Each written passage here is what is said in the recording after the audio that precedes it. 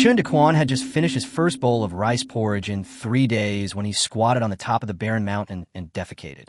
At the foot of the mountain, tens of thousands of starving refugees huddled outside Guyang County like ghosts. If anyone were to discover that he had hidden grain, they might tear him to pieces the next second. 3 days ago, he was a street vendor at the night market, flipping a wok of fried noodles and boasting about his rebirth from the ashes. A gas cylinder exploded, and the flames didn't cook him, but they blasted him into the Great Abyss Kingdom, which was plagued by disasters every year. The original owner of this body was also named Chen Daquan. He was 18 years old. His parents had just starved to death on the road while fleeing famine, and he himself had collapsed by the roadside. There was no one to even collect his body. He had just transmigrated into this world when he was given a body that was about to starve to death. He was at the very back of the refugee caravan and could become another dried-up corpse by the roadside at any moment. But just as he made it through the 3rd day, a muffled thunderclap suddenly echoed in his mind. The welfare system was activated, daily food and water were distributed, and he was also given a machete, a Type 64 pistol, and a set of cotton-padded clothes. While others fight tooth and nail over half a bowl of thin porridge, he has instant noodles, sausages, 5 liters of mineral water, and 5 pounds of millet. Even more outrageous, this system comes with its own storage space. With a thought, the food can disappear into thin air and reappear in his hand. Chen Daquan almost burst into tears on the spot. Dragging his nearly broken body, he avoided the refugees and scrambled up the small hill, afraid the aroma of the porridge would drift down. He had already witnessed far too much along the way. People starved to death, died of thirst, died of exhaustion, were hacked to death by bandits, and some even turned on their own families for a single grain of rice. In those times, food wasn't just food, it was life itself. Chen Daquan drank the hot porridge, but his stomach was churning with hunger. He only ate a few bites before squatting down in the grass to relieve himself.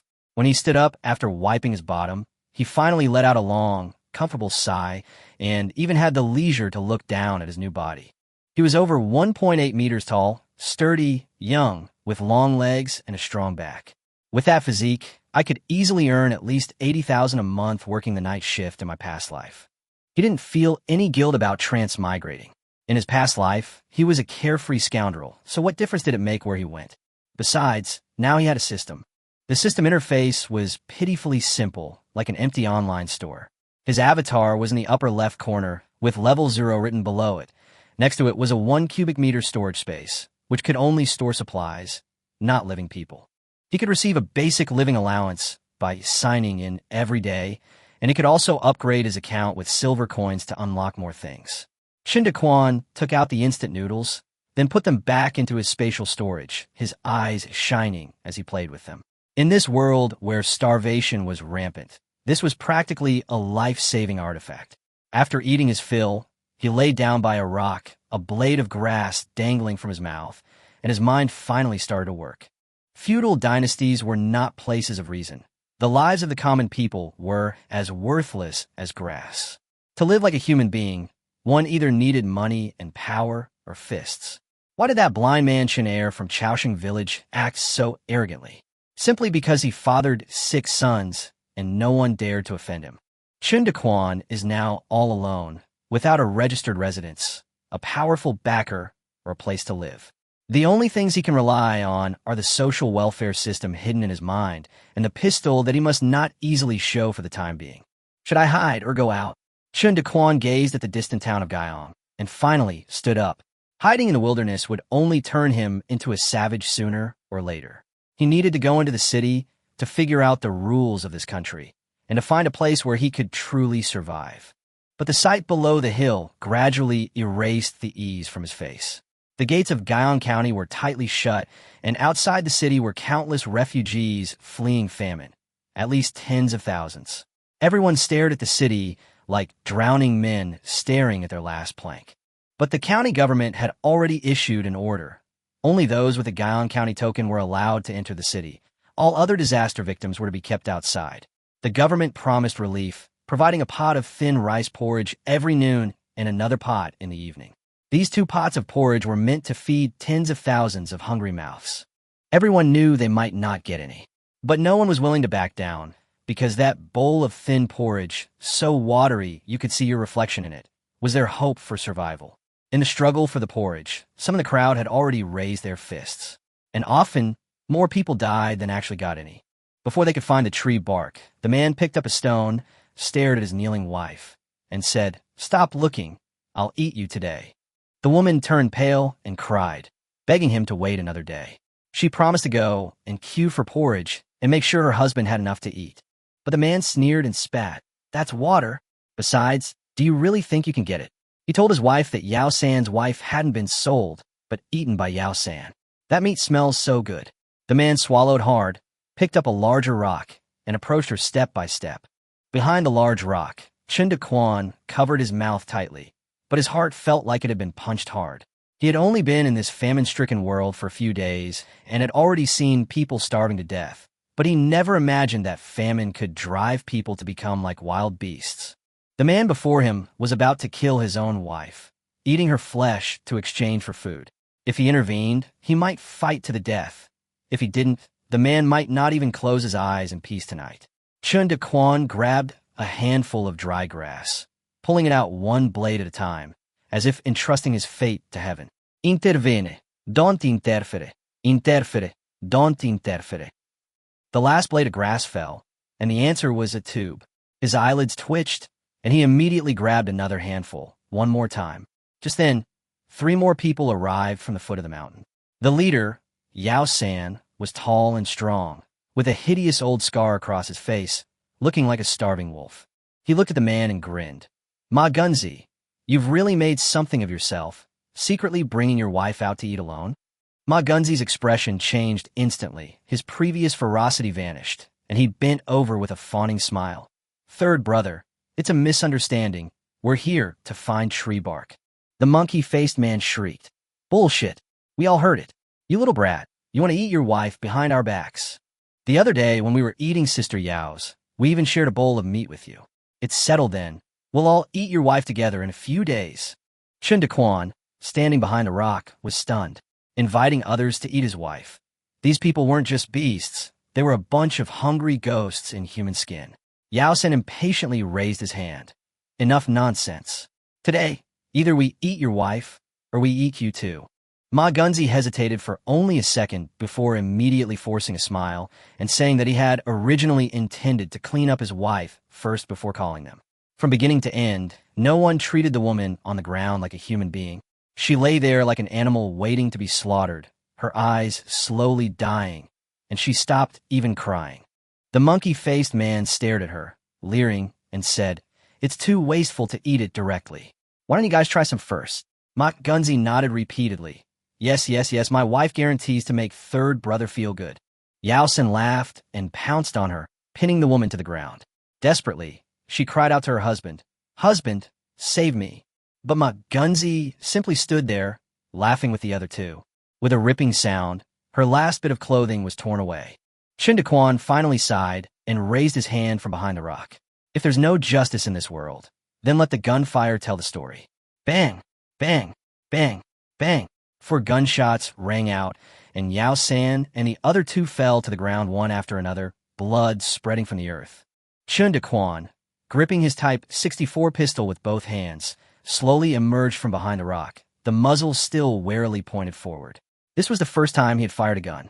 But for him, armed with a pistol, taking on several refugees who had never seen a gun before at close range was a piece of cake. "Ha, a bunch of bastards." Chen Daquan didn't move, keeping his distance from the corpses, his pistol held at hand in a guarded position. He had first aimed at Yao San and hit him with 1 shot, then fired 3 more shots at the other 3. Although all 3 had fallen, he couldn't see if they had been hit in vital areas. If one of them was feigning death, approaching rashly would be suicide. In his previous life, when fighting from behind, he had often played dead, so he knew how ruthless such underhanded tactics could be. This Type 64 pistol was a bonus from the welfare system.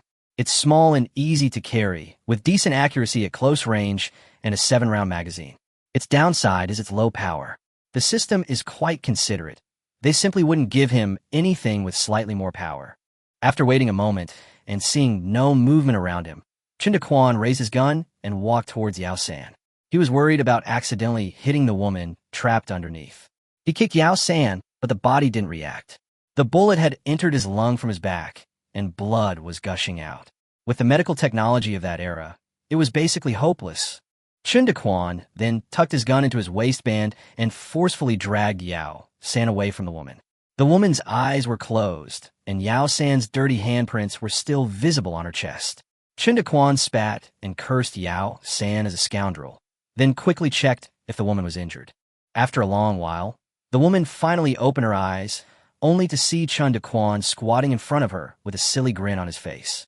Oh no! She looked down and saw that her clothes were disheveled. In fear, she covered her chest and desperately backed away. Seeing that she was all right, Chen Daquan was relieved and turned to put the pistol into his spatial storage. This was his greatest protection in this other world, and he absolutely couldn't let outsiders see it. Beautiful lady, no, young lady, sister-in-law, don't be afraid, I'm a good person. Chen Daquan was about to explain when the woman stared at him with a look of terror on her face, as if there was something even more terrifying behind him. The next second, Chen Daquan's hair stood on end, and his face instantly darkened. He suddenly ducked, did a sideways roll, and a rock flew past, grazing the spot where he had just hit his head. Before he could even regain his footing, a figure pounced on him, and the two tumbled into a heap. Chen Daquan looked closely and saw it was Scarface. This guy was still alive. It turned out that Chen Daquan had fired 3 shots, hitting Ma Gunzi and Monkey Face first, but the last shot had missed. Scarface, who had practiced martial arts, instinctively lay down upon hearing the gunshot and then simply pretended to be dead. He didn't know what kind of hidden weapon Chen Daquan had used, but seeing his companions fall one after another, he was already terrified.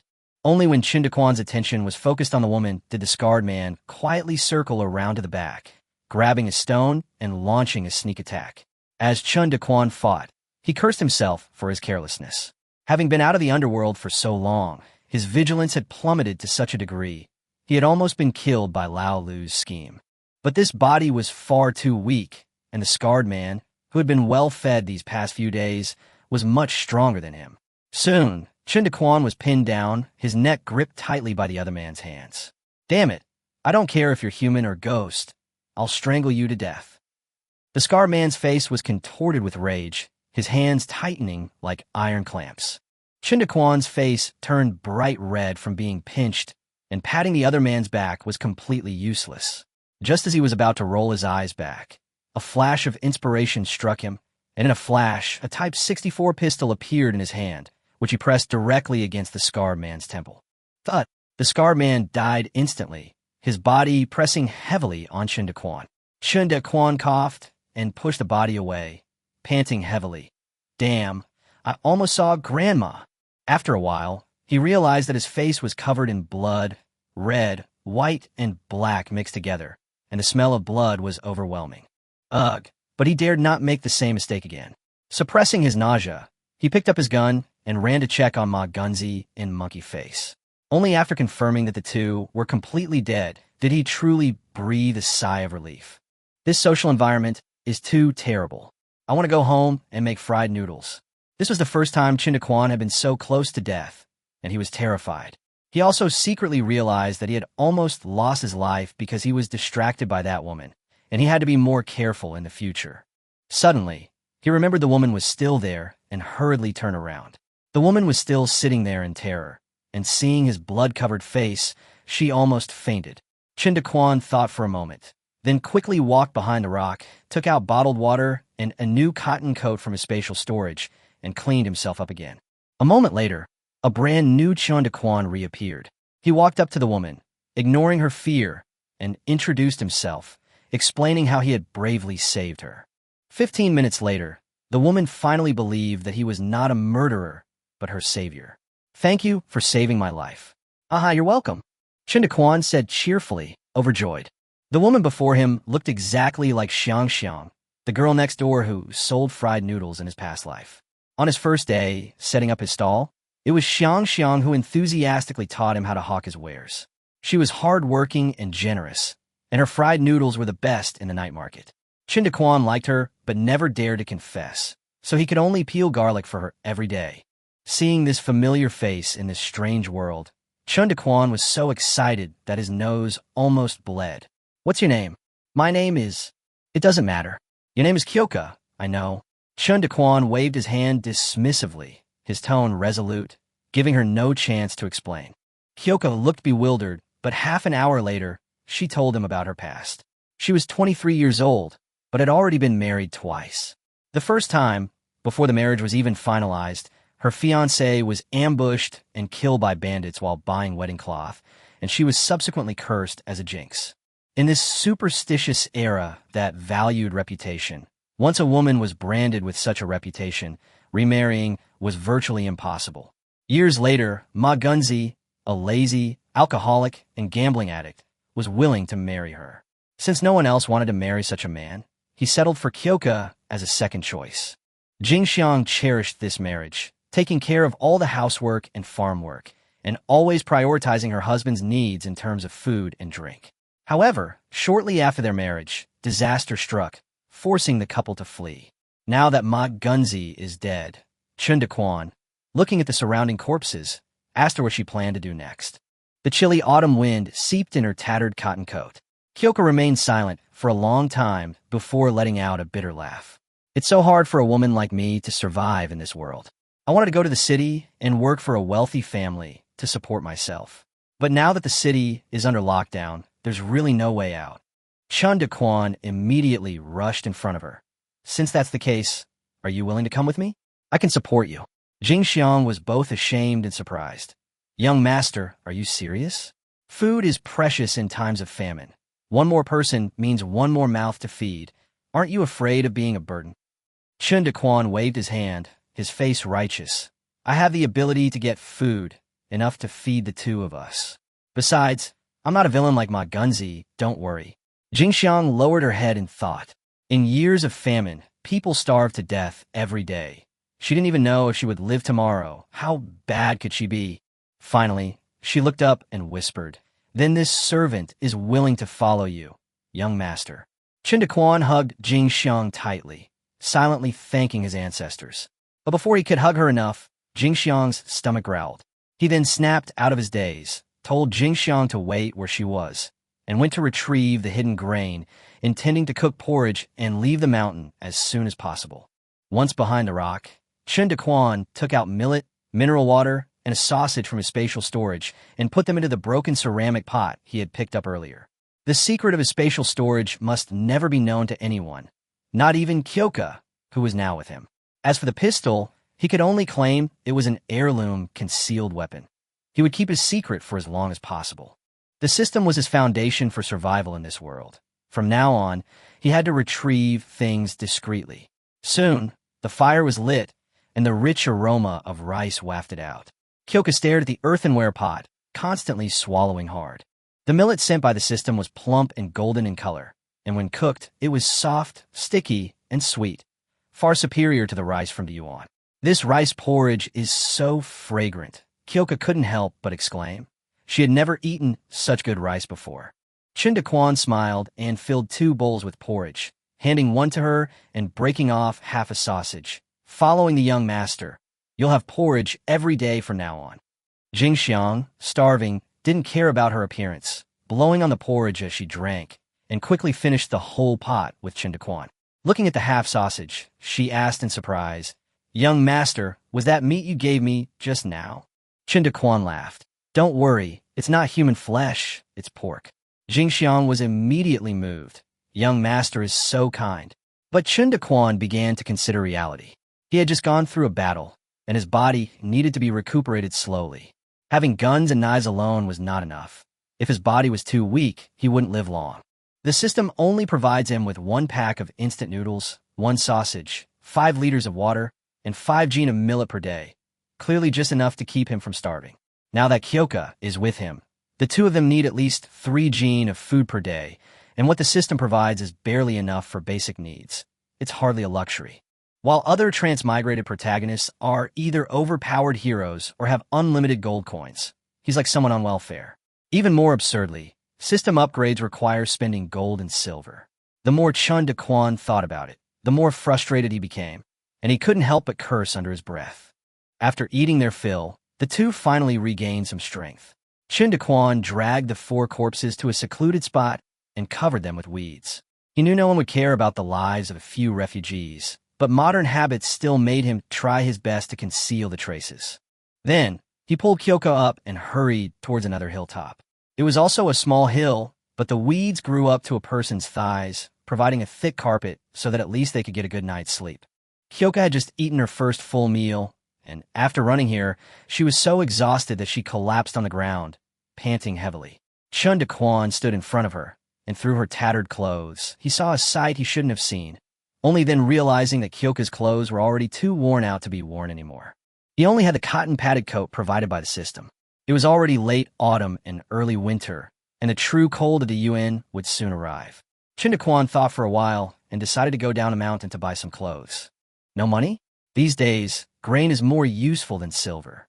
Chen Daquan asked Jingxiang if she had any luggage or valuables left at her previous place. Jingxiang thought for a moment and said she had some luggage, but it wasn't worth much. Chen Daquan immediately told her not to go back, lest she encountered danger again. He planned to go down the mountain to buy some clothes and told Jingxiang to hide in the tall grass and wait patiently, making sure she didn't wander off. Chen Daquan had only taken a dozen steps when Jingxiang's worried reminder came from behind him. With bad guys running rampant these days, he needed to be extremely careful. He smiled and replied, "Don't worry, I have ways to protect myself," before turning and heading down the mountain without looking back. Once at the foot of the mountain, Chen Daquan carefully observed his surroundings to make sure no one was around before taking out a pound of millet from his spatial storage and putting it into a small cloth bag. Bringing food into the refugee settlement was inherently dangerous. Those people were starving, and he was alone. If they swarmed him, the consequences would be unimaginable. Thinking this, Chen Daquan took out his machete and tucked it into his waistband. Then he spat twice on his hands and combed his hair into a slick-back style. A slick-back hairstyle paired with a machete. That was his most iconic look from his past life. As for the pistol, it was small enough to hide easily. If danger arose, he could simply pretend to pull it from his pocket. However, he'd already used 5 of the 7 bullets from his small firecracker, and the daily welfare ration from the system was running low on ammo. Until new bullets are found, every single shot is a life-saving trump card and must not be used lightly. Chen Daquan needs to quickly earn money to recharge and upgrade the system, and develop new functions. He believes that since the system has provided a gun, there must be a channel to buy bullets in the future. It just hasn't been shown yet. Therefore, it would be best to resolve this with love and peace. If that doesn't work, then use a machete, and only if that fails should one resort to firecrackers. Gathering his courage, Chen Daquan, carrying millet, strode quickly towards the refugee settlement.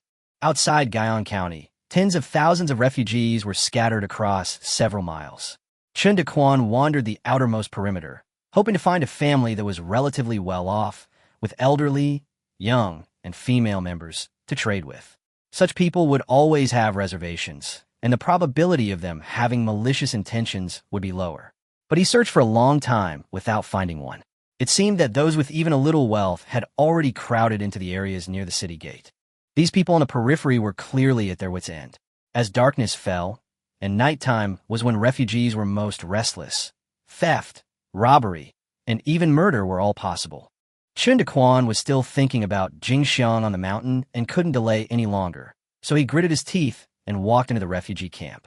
The refugees were already starving and on the verge of death, lying haphazardly, half asleep and half awake, some of them still groaning softly. No one noticed Chen Daquan walking through the camp until a cold, sharp voice suddenly boomed through the crowd. "Who the hell buys millet?" A deathly silence fell. Clearly, no one reacted. Chen Daquan climbed onto a rickety cart and shouted again at the top of his lungs, "Who the hell buys millet?" This time, finally someone heard clearly. Someone asked in a trembling voice if it was millet. Someone exclaimed in surprise that someone was selling grain, and everyone looked towards the cart. The next moment, the disaster victims swarmed around, starving like a group of walking corpses. Even though Chen Daquan was prepared, he was still shocked by the scene. He knew he couldn't show weakness now. The fiercer he was, the more intimidating he would be. If he softened, he'd probably be done for today. "Stop!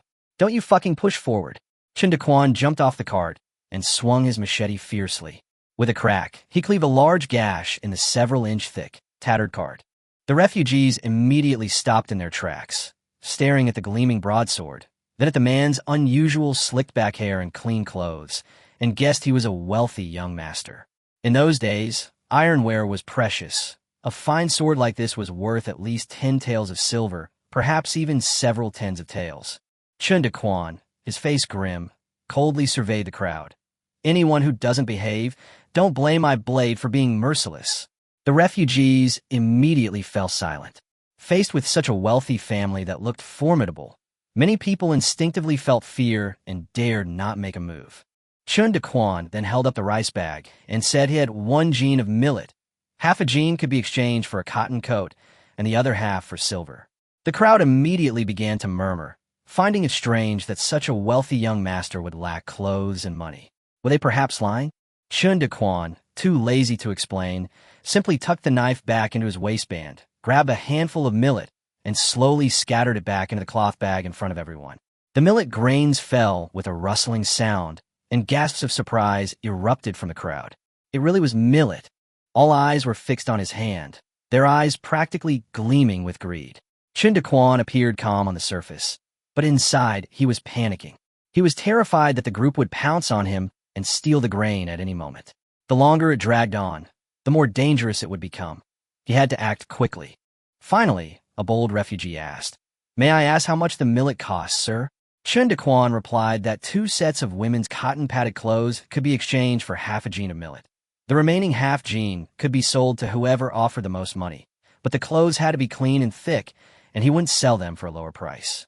When people heard that he wanted women's cotton-padded clothes, they weren't too surprised, assuming the young man was buying them for the women in his family. In normal years, half a pound of millet could buy 2 sets of cotton-padded clothes. It was practically a dream. But now, with famine raging and people starving, what use were clothes? Soon, a young man and a young woman squeezed to the front and asked Chen Daquan nervously, "Young master, do you think these clothes are okay? If you want to change, we'll take them off for you right now. The tent is in the back." The man looked at Chen Daquan with expectant eyes. Chen Daquan didn't respond, only coldly sweeping his gaze over the crowd. The woman's cotton-padded clothes were tattered and dirty, not worth exchanging grain for at all. Soon, several more people came forward with clothes, but most of the refugees' clothes were filthy and tattered, and Chen Daquan didn't even glance at them. Then a young man, whose complexion was still relatively good and whose clothes were neater, took out a bundle. Inside was a set of red cotton clothes. Although the fabric had been washed until it was faded, it was clean, intact, and folded neatly. Clearly, this was something the family cherished greatly. Chen Daquan decisively traded the grain for the cotton-padded clothes and bundle. He was already very satisfied with what he had. The young man received the grain, thanked them repeatedly, and immediately left under the protection of his family. Now that they had the grain, they had to eat it as soon as possible. Every moment they lingered increased the danger. Many people around were eager to try, but they were wary of the men with sticks around Chen Daquan, so no one dared to make a move. Chen Daquan shook the last half jean of millet and deliberately pretended to be impatient. Only half a jean left. Those with money can come and exchange it. I don't have much patience. The crowd exchanged bewildered glances, but no one responded. Chen Daquan was puzzled. In a normal year, a pound of millet only cost 5 copper coins. Could it be that there wasn't even a price quote? He only wanted the money to test the system, not because he urgently needed it. But as time dragged on, he realized these refugees had no money at all. Ordinary people were self-sufficient in their daily lives. During the off-season, they would go to the city to work and earn a few copper coins, most of which they would use to buy salt, cloth, and ironware, so they couldn't save much at all. Just as Chen Daquan was about to leave, a middle-aged man finally spoke up. "I will give 15 copper coins. 15 coins for half a pound of millet, 6 times the usual price." But Chen Daquan didn't react. The man gritted his teeth and added another 5 coins, begging him to sell the grain. Chen Daquan, however, continued to look at the others. Such was the state of the world. He couldn't care less about sympathy. The value of the grain was now up to him. After the first person spoke up, the others followed suit, but they only added a few coins at a time, far below Chen Daquan's desired price. He wanted to test the system's response with 1 tael of silver. 1 tael was equivalent to 1,000 coins. If the price was too low, the system might not react. After his patience wore thin, Chen Daquan turned and walked out of the gathering place. Just then, a shout suddenly came from the back of the crowd. 5 taels. I'll offer 5 taels. Several servants dressed as servants pushed through the crowd, cursing the poor as they went. One of them walked up to Chen Daquan and immediately put on a smiling face. He took out a 5 taels silver ingot and respectfully asked, "Young master, I'll offer 5 taels. Are you satisfied?" Chen Daquan immediately became wary. Even if half a caddy of millet was expensive, it shouldn't be worth 5 taels of silver, especially since these servants were clearly in a much better situation than the refugees. These people are offering such a high price. They definitely have ulterior motives. But he's still too weak to get too involved with powerful figures, and he can't immediately figure out what they're after. But then he thinks, it's a fool not to make money. He'll accept whatever he can understand first. Chen Daquan immediately nodded. Deal. The exchange was a simple cash-for-grain transaction. Chen Daquan politely extended his right hand, his face bearing the signature smile he wore in his previous life as a businessman. After all, he'd received 5 taels of silver. He had to reciprocate with the expected gesture. The servant, however, was bewildered, not understanding the meaning behind Chen's outstretched hand. Chen Daquan simply grabbed the other man's hand, shook it firmly a few times, and laughed. "This is a custom from my hometown. Don't mind it." The servant quickly smiled ingratiatingly, saying that this custom was indeed novel. The surrounding refugees, seeing that the last of their grain had been exchanged, were all disappointed, but no one dared to cause trouble. As dusk fell, Chen Daquan stopped lingering. He jumped onto the cart, spread his arms, spun around twice to indicate he had run out of food, and then left the camp without looking back.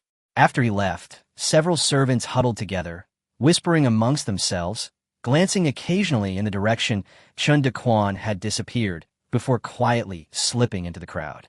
After walking more than 100 meters from the refugee camp, Chen Daquan wiped the cold sweat from his forehead, finally feeling a little relieved. But as darkness fell, he looked back and saw several blurry figures dangling in the distance. A cold smile crept across Chen Daquan's lips. Sure enough, some had guts. He had a knife and a gun, and had taken precautions beforehand, so he wasn't afraid of a few refugees. But he couldn't reveal the hill where he was hiding, nor could he bring danger to Kyoka. The best way was to wait until it got darker, use his strength to shake off these people, and avoid conflict as much as possible.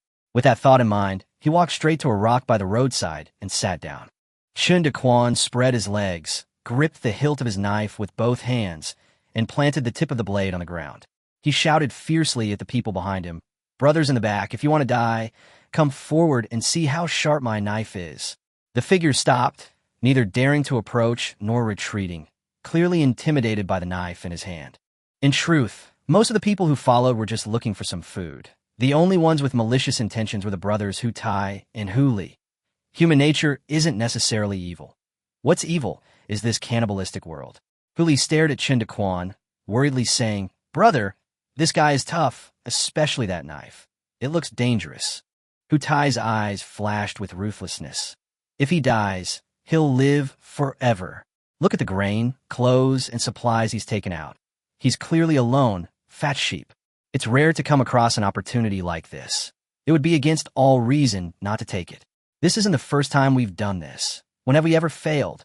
Listen to my instructions in a moment."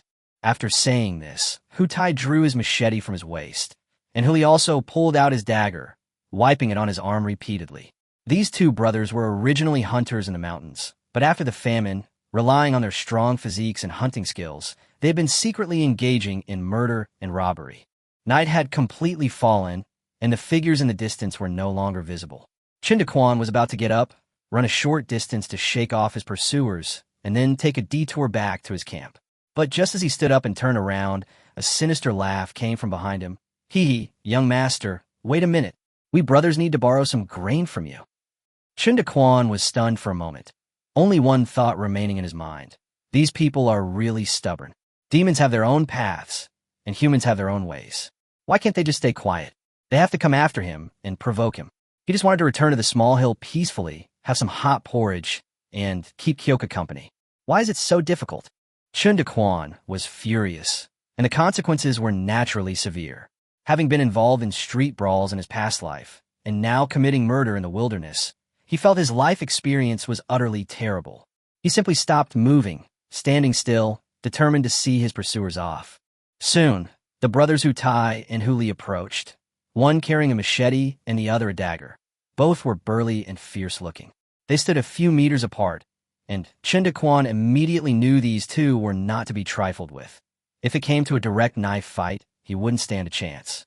Hutai Gang uttered the words, "You'd better know what's good for you," and 2 gunshots suddenly pierced the night. He felt as if he'd been punched in the chest. Looking down, he saw a bloody hole in his chest, cold air rushing in. This man, who had hunted wolves and killed men, couldn't understand how he could lose his life so easily just by being pointed at by that dark metal box. Huli also fell to the ground, shot. Chen Daquan, holding his pistol, calmly blew on the muzzle. "Too much, I have a gun. Do you think I'd fight you to the death just to save a couple of bullets?" Just a few meters away, the pistol moved swiftly and accurately. But Chen Daquan didn't dare to be careless. He cautiously stepped forward and delivered a final blow to each of them, completely severing their lives. After his experience with Scarface, his mental fortitude had improved considerably, and he had begun to adapt to the brutality of this chaotic world. Next came looting the corpse. Upon receiving the 2 bulging money bags, Chen Daquan was overjoyed. "I'm rich." He stored the money bags in his spatial storage and didn't forget the woodcutter's knife and dagger either. Even if they were just iron tools, they were still worth something. His joy was short-lived. He turned and ran into the darkness, muttering to himself, "Shooting is fun, but after 2 shots, I'm completely out of bullets. All I have left is a machete. My fighting ability is severely limited. Next time something like this happens, without a gun, my life will be in danger." From the moment the Hu brothers approached their deaths, only a few breaths passed. The refugees watching from afar couldn't see what was happening, only hearing 2 strange noises before 2 figures fell to the ground. After waiting for a long time without any further movement, 2 bolder refugees went forward together, only to find 2 corpses. The grain seller's son was nowhere to be seen. The 2 men exchanged a glance, neither speaking, and silently dragged away a corpse. Chen Daquan then circled the field extensively, making sure no one was following him, before returning to the small hill where their camp was located. It was completely dark by then, and there was no light on the mountaintop. His heart tightened, and he quickly called out, "Kyoka, I'm back."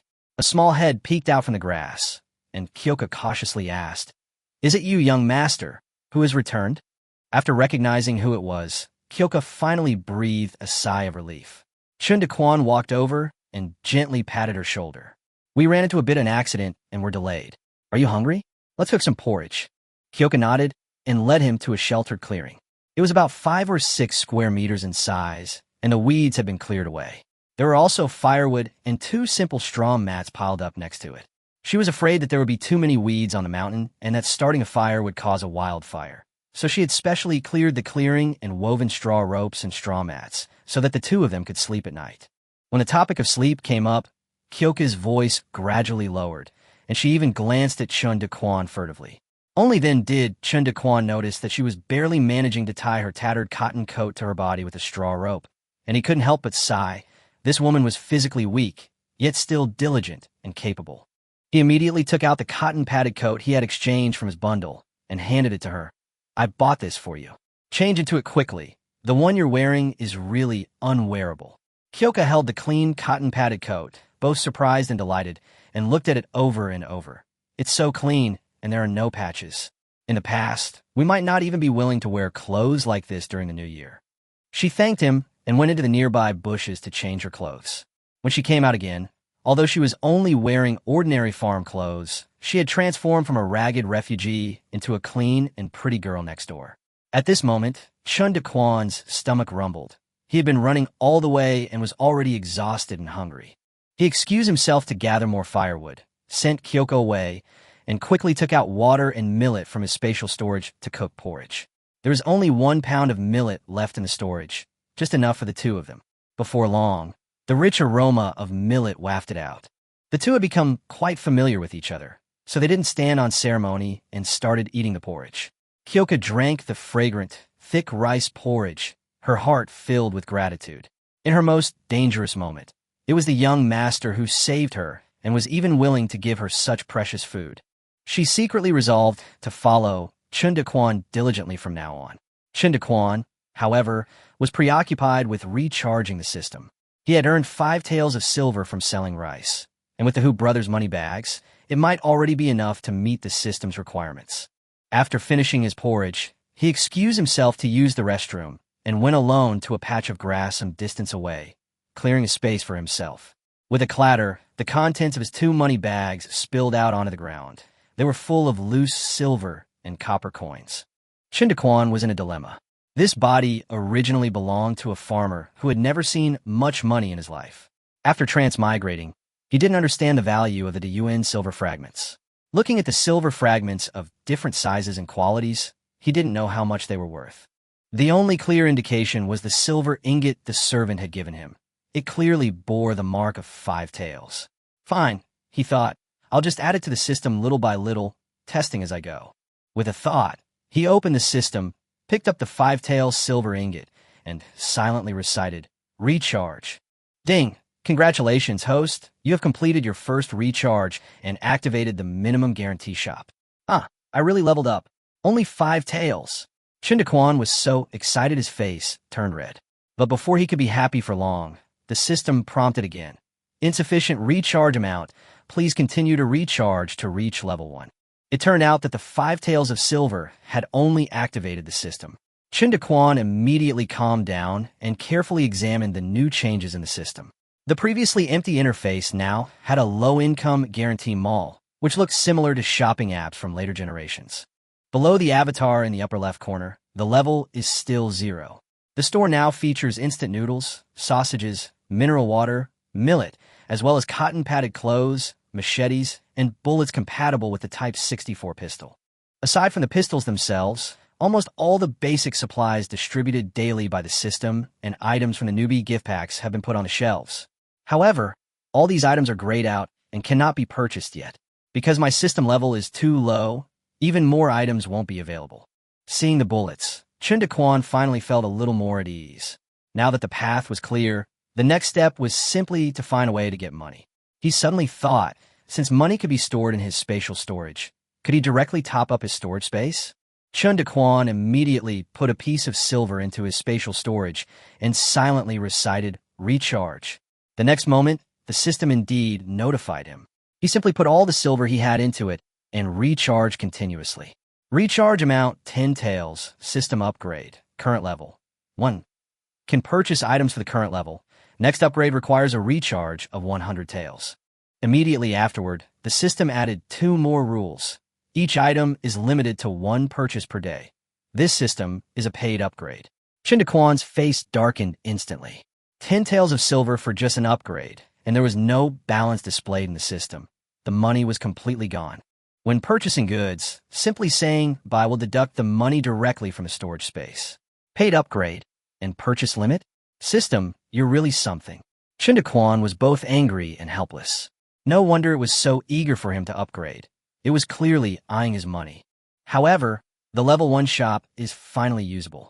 Instant noodles are 2 coins a pack, 5 caddies of millet are 50 coins, a machete is 50 coins, and 7 bullets are only 7 coins. Based on the price of instant noodles, 1 coin into yuan is roughly equivalent to 1 yuan in later times, and 1 tael of silver can be exchanged for 1,000 coins, which means that 1 tael of silver has a purchasing power of nearly 1,000 yuan. The system's prices weren't outrageous. Millet was even more expensive than in a bumper harvest. It was just that with food scarce in this year of famine, the system shop was actually a great bargain. Fortunately, after the system upgrade, the storage space had expanded to 2 cubic meters. Chen Daquan immediately bought all the supplies he could, since there was a daily purchase limit, and he couldn't let anything go to waste. With the daily allowance from the system, they had enough food to eat as much as they wanted. This upgrade also allowed Chen Daquan to fully understand the system's workings. After deducting the 10 taels of silver spent on the upgrade, they still had about 15 taels of silver left from looting corpses, enough to buy supplies and ammunition for the time being. Next, he only needed to stay on the mountain and focus on recovering his and Kyoka's weakened bodies. Just then, Kyoka's worried voice came from outside. "Young master, are you all right?" She had been anxious since Chen Daquan hadn't returned for a while. Chen Daquan responded, filled the magazine with the bullets he had just bought, and got up to return to her side. Jing Xiang was still engrossed in weaving straw ropes when Chen Daquan told her to stop, saying that there was enough straw rope and she shouldn't tire herself out. Jing Xiang cautiously asked, "Young master, do we have enough food? I can eat less. A little rice a day is enough." Seeing that Chen Daquan hadn't brought much belongings, she naturally assumed that food was running low and worried that she might eat too much and become a burden to him. Chen Daquan was quite pleased that she was thinking of saving food for him first, so he patted his chest and told her that he still had a batch of food supplies hidden away, enough for them to eat for a long time. "Just eat as much as you want. But my identity is special, so for now on I won't talk about my affairs, so don't ask. Just follow me and don't worry about it." Kyoka's eyes widened as she listened. Being allowed to eat as much as she wanted was an immense luxury in her eyes. She couldn't help but guess that Chen Daquan might come from a wealthy family in the capital. Otherwise, who would dare say there would be enough food during a year of famine? Seeing her like this, Chen Daquan felt a sense of satisfaction and then arranged, "From now on, I will go down the mountain every day to bring back food. You stay on the mountain and don't wander around. Let's rest here for a while, then figure out a way to get into the city. Winter is coming soon, and we can't survive in the wild." From the original owner's memories, Chen Daquan knew that winters in Diyuan were extremely cold, and the people had to constantly burn firewood for warmth. If there was a severe cold or heavy snow, many people would freeze to death every year. When Shaoxing village suffered the last famine, the village headman managed to get through it by having several households pool their firewood together for warmth. Now, with more and more refugees arriving, the nearby firewood will eventually be stolen, and leaving it in the wild is not a long-term solution. When Jing Xiang heard Chen Daquan say that they were going to the city, she immediately became happy and obediently replied, "This servant will follow your arrangements, young master." The two discussed it for a while and decided to cut some tree branches tomorrow and build a thatched hut with dry grass to shelter them from the wind. As evening fell, Chen Daquan began to yawn. Seeing that he was tired, Jing Xiang brought over a large bundle of dry grass, spread it evenly on the ground, and then covered it with a straw mat. The northwest is dry to begin with, and this year there has been even less rain, so the ground was not very damp. The surrounding withered grass was lush and provided ample shade, so the night was not too cold. Chen Daquan sat down on the straw mat and found it much softer than he had imagined. Seeing Jing Xiang fidgeting nervously beside him, he gently invited her to sit down as well. Jing Xiang slowly walked to his side, and the two smiled at each other. The moon was bright and the stars were few, the withered grass swaying in the wind. The night passed quietly, and the air was filled with a warm and cheerful atmosphere. "Young master, it's dawn. Rest a while." The midday sun shone brightly, the air was fresh, and a gentle breeze rustled through the trees. Chen Daquan, clutching his aching back, cooked porridge by the campfire.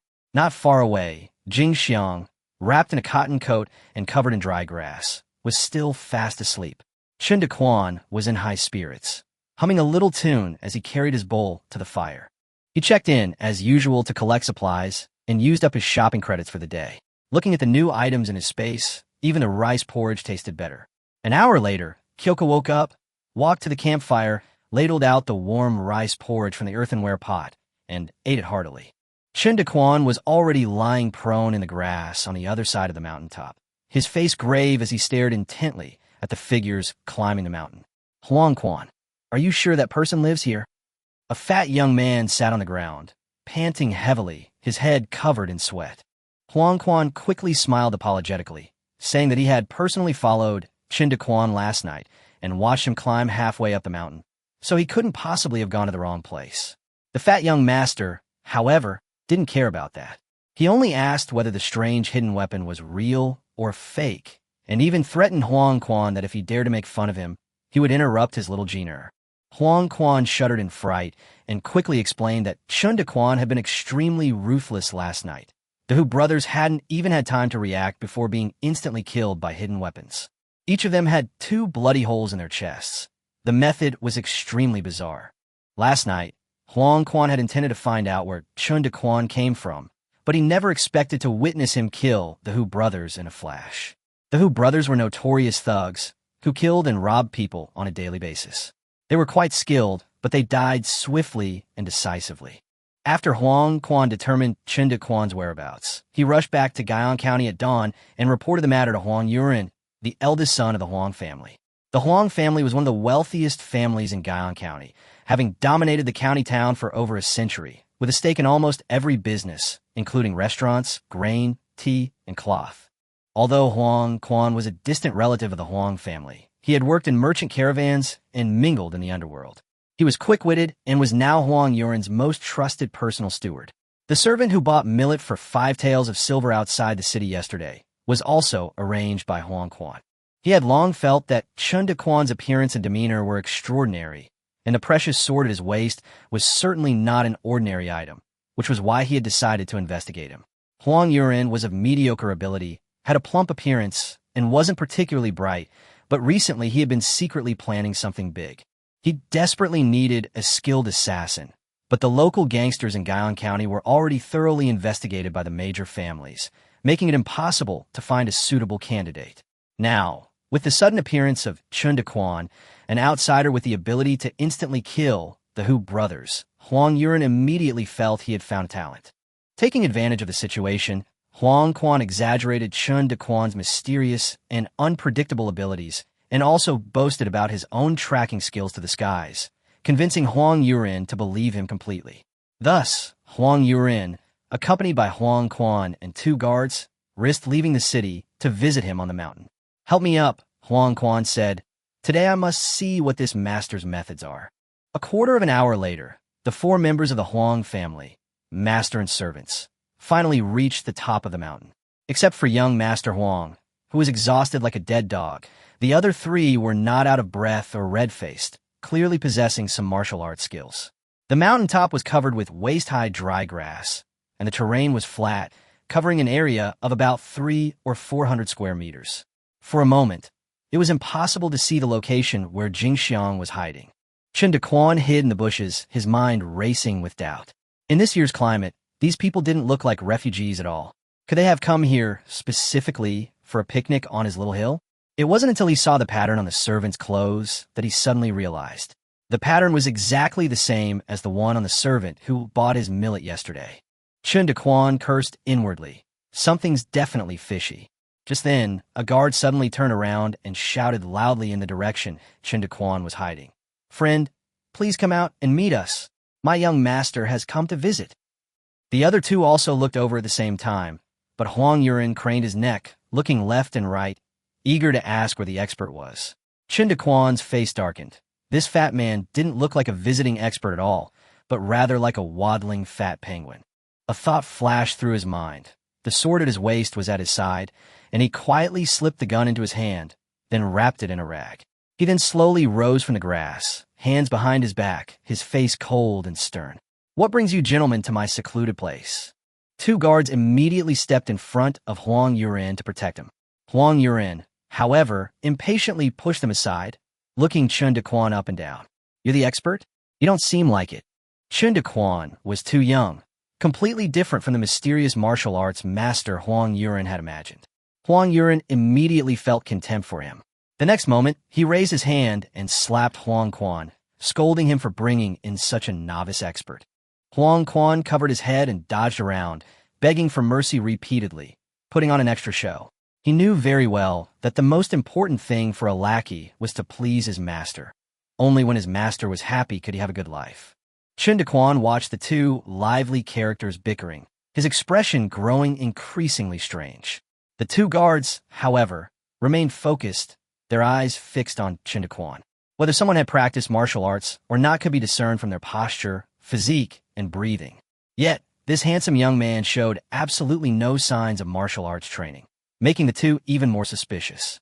Chen Daquan didn't want to cause trouble, so he simply stood there, watching their performance with amusement. Huang Quan, while dodging, hurriedly shouted, "Young master, look at the knife at his waist. That's a precious sword." Young Master Huang was busy when he suddenly stopped, his gaze fixed on Chen Daquan's waist. The machete gleamed coldly, and after just one glance, he couldn't look away. What girl doesn't dream of love? What boy doesn't love a knife? The machete forged with modern techniques was practically unmatched in the Great Abyss Kingdom. Chen Daquan had never seen many fine knives before, only knowing that this one was good. He even wanted to compare it with a military knife to see just how powerful it was. Young Master Huang, though not particularly clever, wasn't stupid either. He knew that someone carrying such a fine knife couldn't be an ordinary person. He coughed twice and adopted a polite posture. "Young man, may I ask your name?" Chen Daquan was immediately displeased. "Who's your little brother?" He was polite, but clearly not much. He slowly drew his machete, his arms hanging down, one hand holding a gun, the other the machete, and squinted at Huang Xiao and his group. Chen Daquan knew absolutely nothing about Kung Fu, but he possessed the truth in his hands, and his stance was intimidating enough to warrant a beating. Young Master Huang, however, clapped his hands excitedly, his fat chest jiggling wildly. "Awesome," Chen Daquan said impatiently. "Spit it out if you have something to say. This place has been exposed, and we obviously can't stay here any longer. Of the several hills nearby, only this place is flat, covered with withered grass, and has few loose rocks, making it perfect for setting up camp." Chen Daquan didn't want to cause trouble. He could always find another place. But if these guys insisted on coming to their deaths, this place could be their graveyard. Young Master Huang composed himself and quickly said seriously, "Master, please don't be angry. I'm here to discuss a business deal with you." "Stop. Who told you I'm an expert?" Chen Daquan immediately became alert. Only Jing Xiang knew about his killing of Yao, San, and the others. He killed 2 followers last night. Could it be that he was being followed by a servant? He thought he had run around in circles and was completely safe, but he didn't expect to still be watched.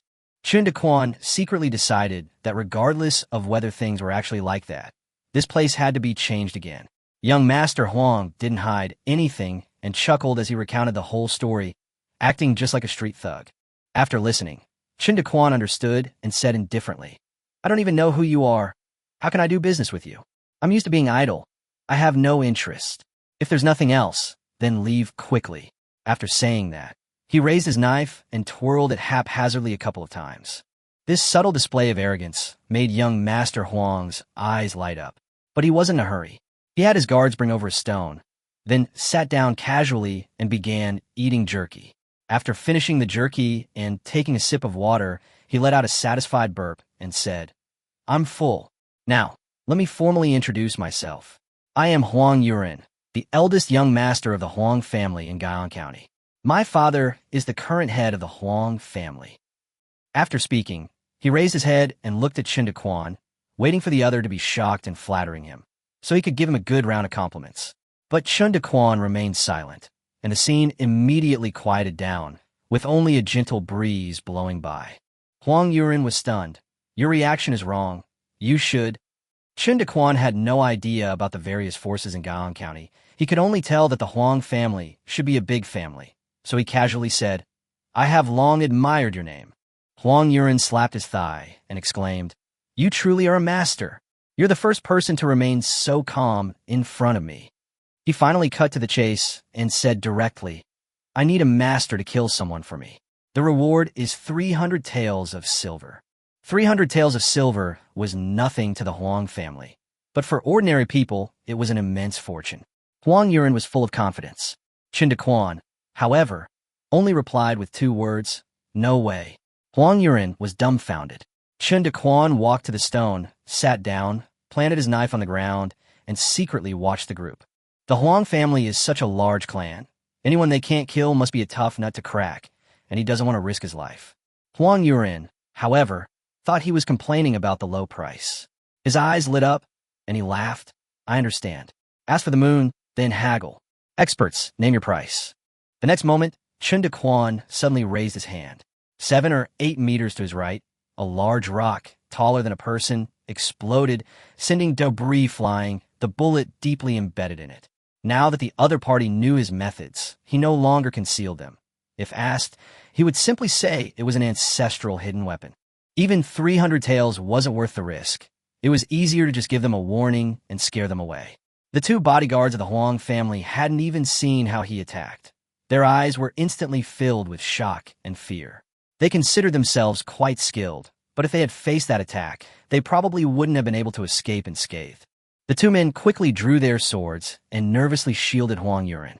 Huang Yuren ran to the rock and carefully examined the copper nail embedded in it.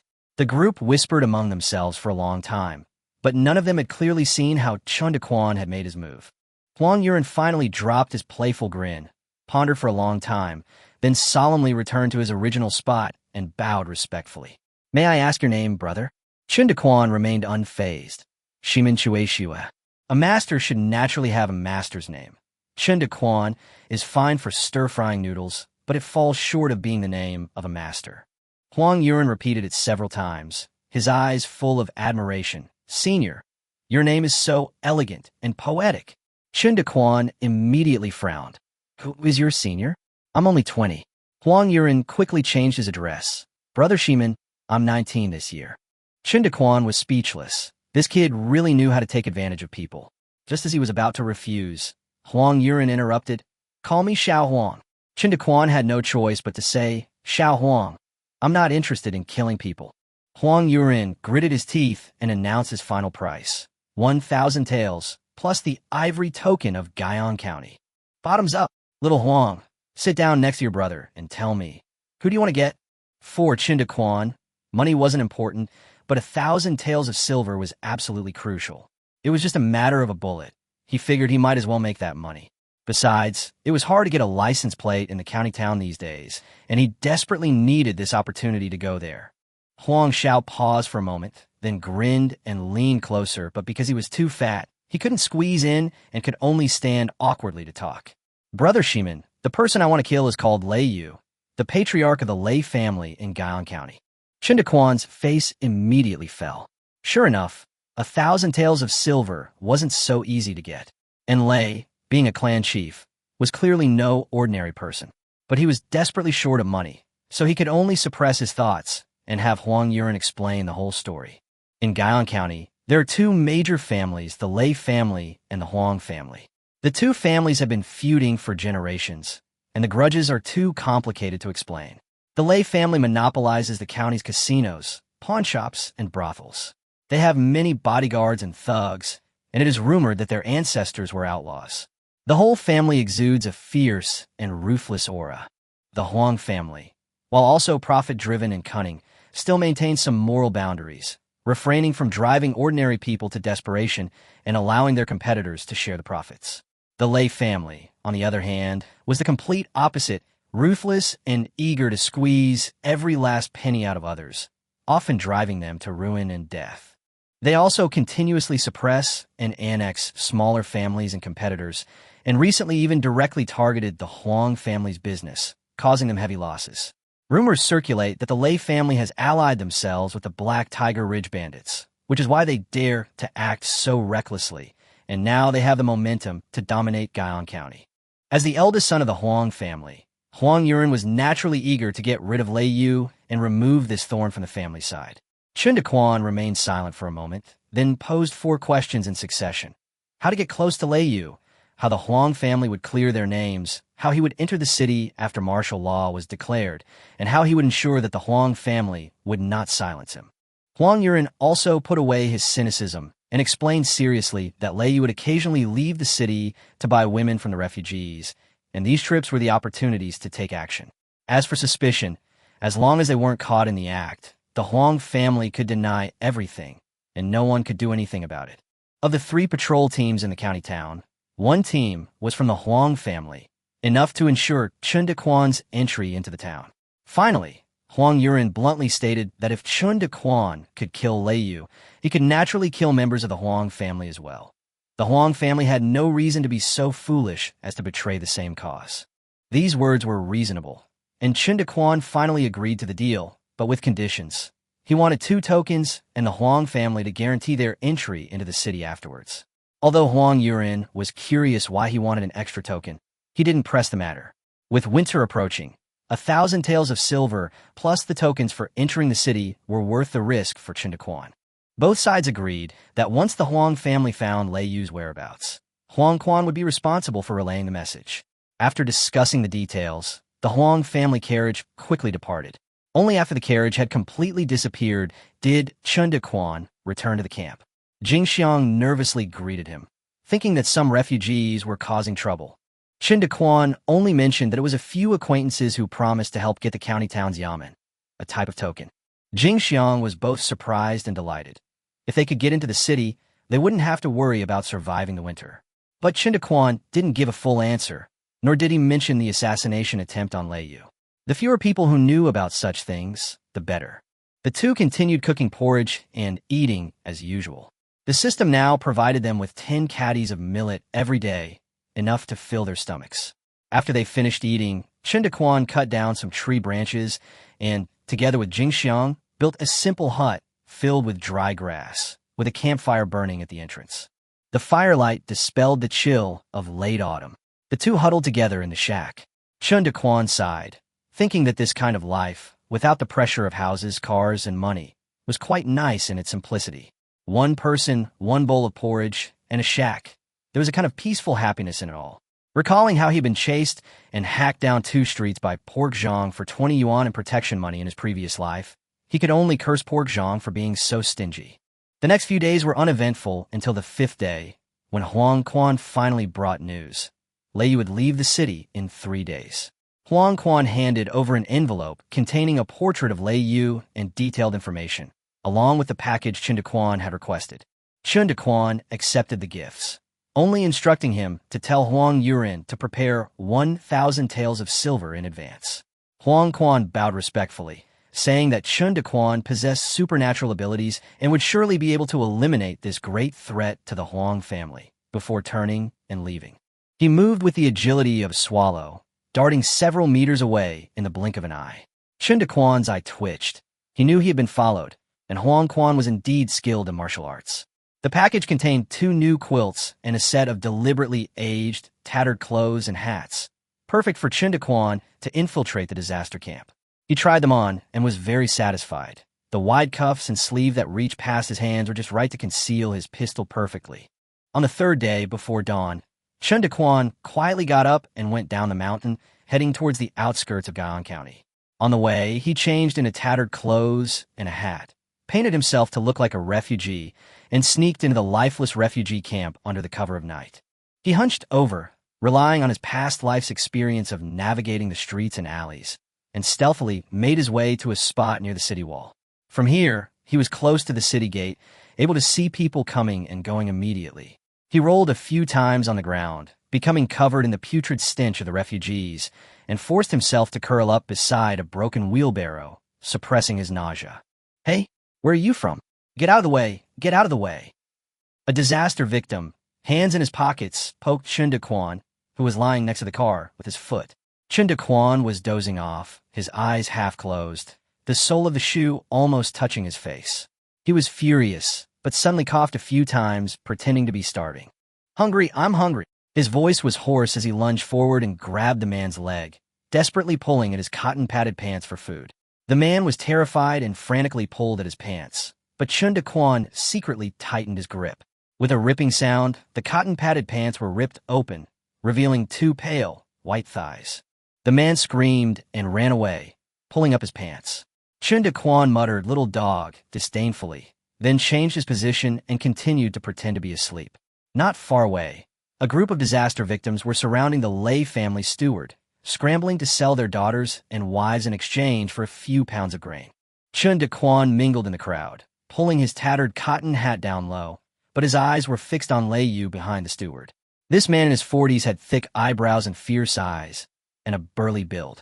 He was sitting in a grand chair, smiling and instructing the steward to choose women, surrounded by more than a dozen guards. Chen Daquan pushed his way forward through the crowd, finally regaining his footing at the 2nd row. He quietly slipped his Type 64 pistol through the gaps in the crowd, aimed at Lei Yu, and decisively pulled the trigger. Bang! Bang! The 2 soft sounds were completely drowned out by the noise of the disaster victims, and no one noticed what had happened. Chen Daquan glanced at Lei Yu, confirming that both shots had hit him in the chest, and immediately turned and disappeared into the back of the crowd. Lei Yu, who had been laughing just moments before, was now gripped by excruciating chest pain. He looked down and saw blood gushing from between his fingers. He froze, completely stunned. The head guard, Lei Biao, was the first to notice something was wrong and hurriedly shouted, "Protect the master! There's an assassin!" The guards rushed to surround Lei Yu, and some of the refugees also screamed. The crowd instantly erupted into chaos, scattering and shoving, creating a scene of utter confusion. Taking advantage of the chaos, Chen Daquan fled, while Lei Biao quickly ordered his steward to escort Lei Yu back to the city, while he and 2 guards stayed behind to capture the assassin. However, the refugee camp was full of ragged victims who all looked like they were about to starve to death, making it impossible to find the murderer. Lei Biao's face turned ashen. He had been a seasoned criminal for years, encountering all sorts of hidden arrows and darts, but he had never witnessed such a silent, stealthy method of killing that even he hadn't noticed. Knowing he was unlikely to catch the culprit, he had no choice but to grit his teeth and continue the search. Otherwise, returning to the Lei family would mean facing even harsher punishment. Meanwhile, Chen Daquan had already left the center of the chaos. He picked up a broken bowl and a stick, bent over, and disguised himself as a beggar, slowly making his way to the edge of the camp. After Lei Biao and his 2 companions had searched the area and found only honest, simple refugees, they could only anxiously rush back to the county town. Lei Yu's life or death was a matter of life and death for them. On a country path, a disheveled beggar trudged along, grabbing some roadside weeds and chewing them a few times. Tui, so bitter, Chen Daquan spat out the weeds, muttering to himself, wondering if he had overacted. He glanced back at the refugee camp, thinking that Lei Yu, with 2 bullets in his chest, was surely dead. That guy was ruthless and had countless lives on his hands. He had done the right thing for the people of Guyang County this time. After patting himself on the back, Chen Daquan immediately dropped the act, took off running, changed back into his hidden clothes halfway, buried the tattered cotton coat in a hole, and then left satisfied. Meanwhile, the Lei family in Guyang County was in complete chaos, with clansmen being urgently summoned back to their residence. Lei Yu lay on the bed, vomiting blood continuously.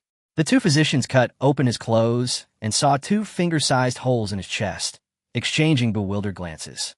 There were no arrows, no darts, and the wounds didn't appear to be caused by swords or knives. They had no idea that 2 bullets were already deeply embedded in Lei Yu's chest. The 2 could only treat it as an external injury, cleaning the wound, applying ointment, and bandaging it tightly to stop the bleeding. But in this world of cold weapons without gunpowder, such treatment was utterly ineffective in saving him. Not long after, Lei Yu's face turned deathly pale, and he was barely breathing. With his last breath, he grabbed his 2 sons and gave them his final instructions. Tiger, leopard, avenge your father, burn that scoundrel to ashes, put them in a chamber pot, and bury them by my grave. After saying this, his tiger-like eyes gradually lost their luster, his head lolled to the side, and he breathed his last. Achoo! Chen Daquan sneezed. Which bastard is talking about me? Young master, where have you been? I woke up this morning and didn't see you. I miss you terribly. Cough, cough, I was so scared. Jing Xiang rushed forward anxiously when she saw Chen Daquan return. Chen Daquan gently patted her back and comforted her. I went down the mountain to get supplies. Something came up and I was delayed for a while. Don't be afraid. He told Kyoka to start a fire first, then went into the shack, checked in with a thought, and used up his purchase privileges for the day. Afterward, he took out 5 caddies of millet from his spatial storage and put into a grain bag. Soon, the 2 were gathered around the campfire, drinking hot porridge, chatting and laughing in a relaxed atmosphere. Thinking of the 1,000 tales of silver the Huang family was about to send, Chen Daquan was filled with anticipation, wondering what new items the mall would refresh next. At the Huang family mansion in the east of the city, Huang Yuren suddenly stood up from his chair, his face flushed with excitement, staring intently at Huang Quan in front of him. Are you sure it's that old scoundrel Lei Yu? Huang Quan nodded repeatedly, saying that he had personally witnessed Lei Yu being carried off the carriage, his chest covered in blood and his clothes soaked through. He also said that stewards from various parts of the Lei family had been returning to the mansion one after another, clearly indicating that something serious had happened to the Lei family. Huang Yuren clapped his hands and laughed. Good. You must have succeeded. Brother Shiman is indeed amazing. But before he could ask any more questions, the door was suddenly kicked open. Standing in the doorway was a middle-aged man who exuded an air of authority, none other than Huang Yixiong, the patriarch of the Huang family. Huang Yuren was startled and almost lost his composure. He had clearly given orders that no one was allowed to come in and disturb him without his permission. But when he saw who it was, his face immediately changed, and he stammered, "Father, what brings you here? You must be tired from inspecting the shops. Your son has prepared a great treasure for you." As he spoke, he took out a paper package from his pocket, carefully opened it, and inside was a large piece of pig's head meat, still warm from his body. Huang Yuren held the pig's head meat in both hands, handing it over with a simple, honest smile. Huang Yixiong looked at the meat, then at his good-for-nothing son, his face turning as black as the bottom of a pot. If he weren't the only son in the Huang family, he would have strangled the boy on the spot. But after thinking it over, the only redeeming quality of his son was probably his filial piety. Huang Yixiong took a deep breath and waved his hand weakly. Your father likes to eat lean meat. Huang Yuren's face immediately fell, and he cursed his father for his lack of taste. Huang Yixiong closed the door, pulled his son aside, and said in a deep voice, something has happened to the Lei family. Lei Yu was assassinated, and his fate is currently unknown. Huang Yuren lowered his head guiltily, his eyes darting around. Huang Yixiong, seeing his expression, immediately understood. His son usually only knew how to eat, drink, and have fun. Though dissolute, he had never caused any real trouble. Who would have thought that this time he would quietly orchestrate such a major assassination attempt on Lei Yu? Seeing he couldn't hide it any longer, Huang Yuren stiffened his neck. I did it, so what? That old dog, Lei, has wolves in sheep's clothing. I'm just doing this to relieve your worries and rid the Huang family of a scourge. His voice trailed off at the end. Father, you can't hit me. Huang Yixiong suddenly raised his hand, startling Huang Yuren. But the hand only landed heavily on his shoulder, and Huang Yixiong grinned, saying, Well done, my son. Huang Yuren was stunned. Huang Yixiong then took his hand affectionately and inquired about what had happened. The father and son had a long and warm talk, displaying a loving and filial relationship. After listening, Huang Yixiong clicked his tongue in amazement. That mysterious expert named Shimon's movements were completely unpredictable, and he wasn't even from Guyang County. Sending such a person to assassinate Lei Yu was indeed the most suitable option. However, Huang Yixiong still had reservations. Could this person truly be trusted? Huang Yuren laughed nonchalantly. Father, you'd better not get any ideas. Brother Shimon is just a carefree wanderer. He has no ambition. But if you want to be like Lei Yu, you can go ahead and try. In that case, I'm afraid I'll have to take over your position much sooner. Huang Yixiong flew into a rage, grabbed a feather duster, and started hitting Huang Yuren. Huang Yuren covered his head and ran away, causing chaos and wailing in the house. After the commotion, Huang Yuren plucked a feather from his head, and with his disheveled hair standing on end, he suddenly began to analyze the situation with a serious expression. With Lei Yu dead, the Lei family will surely descend into chaos. The Lei family has always been a place with a strong rise to power. Lei Hu and Lei Bao lack the seniority, and the other elders will inevitably vie for the position of patriarch. Rather than offending Brother Shimon, it's better to take advantage of the Lei family's internal strife and focus our attention on the Lei family itself. Hearing this, Huang Yixiong was extremely excited, even wondering if his son had suddenly become enlightened. It wasn't until Huang Yuren picked up the pig's head and started gnawing on it again that he helplessly slapped his forehead. However, his son's words this time made sense. Huang Yixiong immediately instructed Huang Yuren to pay the reward according to plan and to be absolutely careful not to offend that mysterious expert. As for himself, he hurriedly sent people to inquire about Lei Yu's fate. On the hilltop, Chen Daquan slowly woke up from his nap, with a warm, soft body still lying in his arms. He quietly got up and walked out of the hut, noticing that the sun was already setting. He stretched comfortably and began to wander around. Reaching the edge of the hillside, he took out his tools, preparing to water the land. Suddenly, a head popped out of the grass below, pointing directly at his crotch. The man coughed violently, gagging, and cried out, "No! Stop it!" Chen Daquan was so shocked that he jumped up on the spot, forcibly put away his tools, and shouted angrily, "Hey! Who is this thief who dares to steal my treasure? You are utterly depraved." Huang Quan, with his head and face soaked and gagging incessantly, called out in a disheveled manner, "Mr. Shimon, it's me, Huang Quan." He was ordered by young Master Huang to leave the city overnight with silver notes to find Chen Daquan. Just as he was about to reach the mountaintop and opened his mouth to catch his breath, a stream of water rushed into his throat, nearly choking him. Chen Daquan recognized him and awkwardly withdrew his knife. Huang Quan inwardly groaned, cursing this guy for both spitting water and threatening with a knife, but his face immediately plastered with a smile. He stepped forward and offered a few words of flattery, then explained his purpose. Lei Yu was dead, and the young master had ordered him to deliver the reward and immediately bring Chen Daquan into the city. The Huang family was worried that things might change if they delayed, and while the Lei family was busy with their internal strife, they needed to bring Chen Daquan into Guyang County as soon as possible. Chen Daquan didn't agree immediately, frowning as he asked, would the Lei family easily announce the death of someone like Lei Yu? And how could the Huang family be so sure? Without a token, how can they enter the city?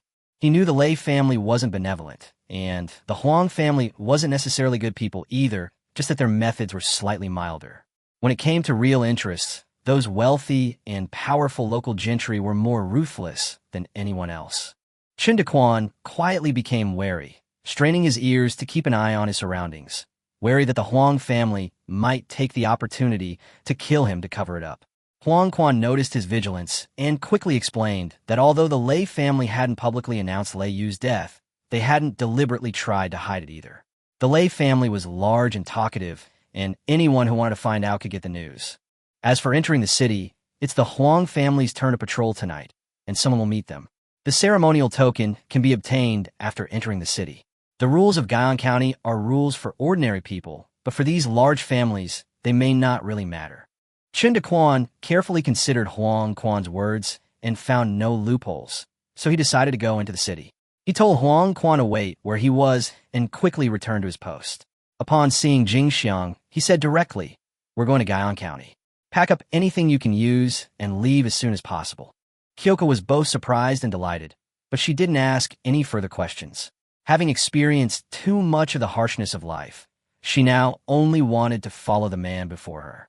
Before long, their belongings were packed. Chen Daquan stood in the center of the camp, looking at the simple shack, and felt a pang of reluctance.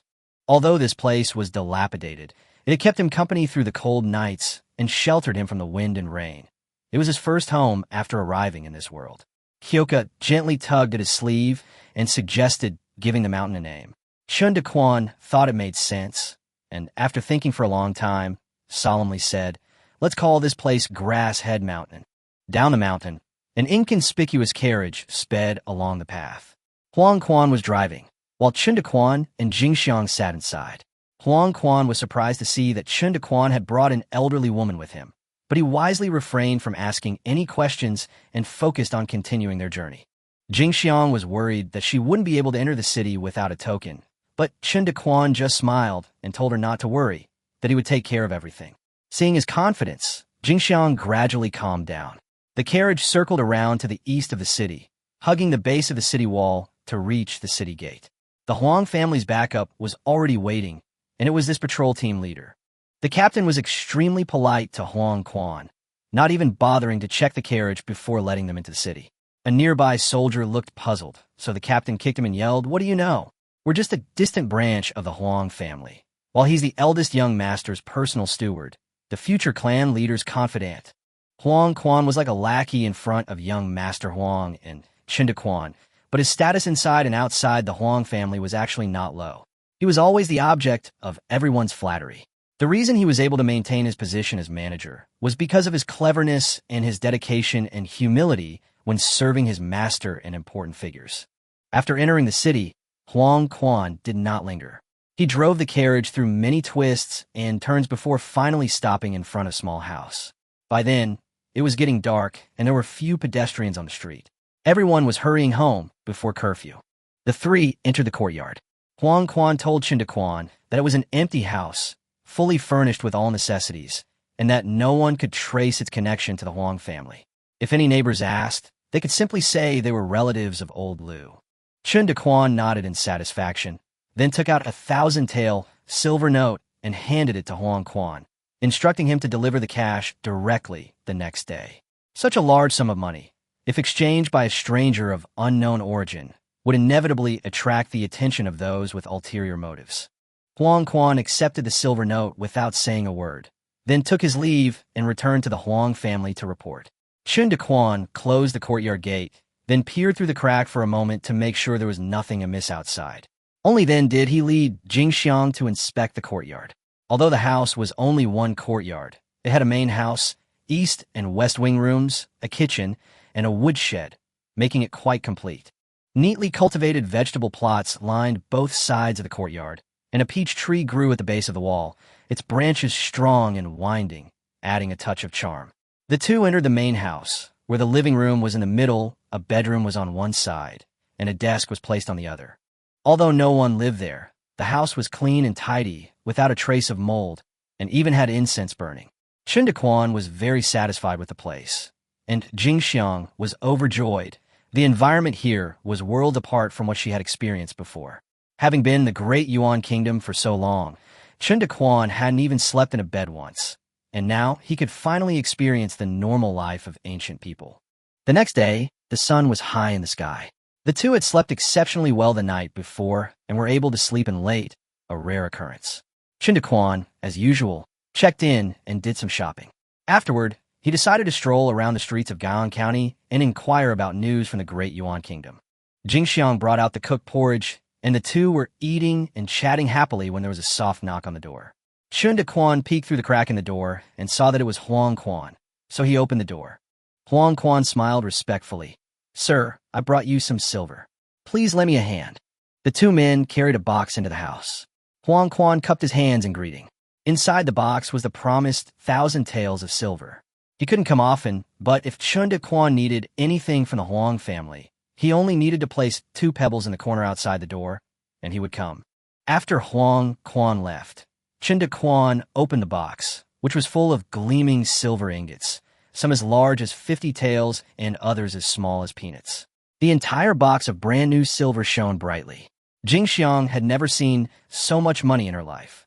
She covered her mouth, her hands trembling with excitement. Chen Daquan was also beaming from ear to ear. Whether in his past or present life, this was a fortune. He had finally become rich. He waved his hand grandly. Jingxiang grabbed the silver.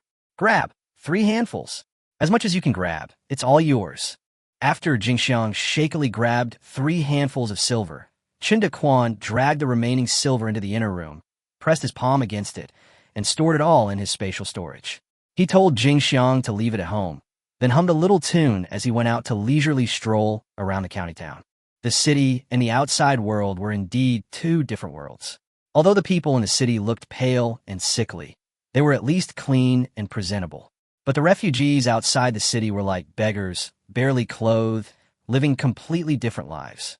The streets were lined with shops, and pedestrians and vendors came and went in an endless stream, their cries of vendors rising and falling. Yet, groups of beggars still gathered by the walls. Some wealthy families even dumped their swill, which was full of the remains of chickens, ducks, and fish, and the beggars immediately scrambled to grab it. Chen Daquan felt uneasy watching this unfold.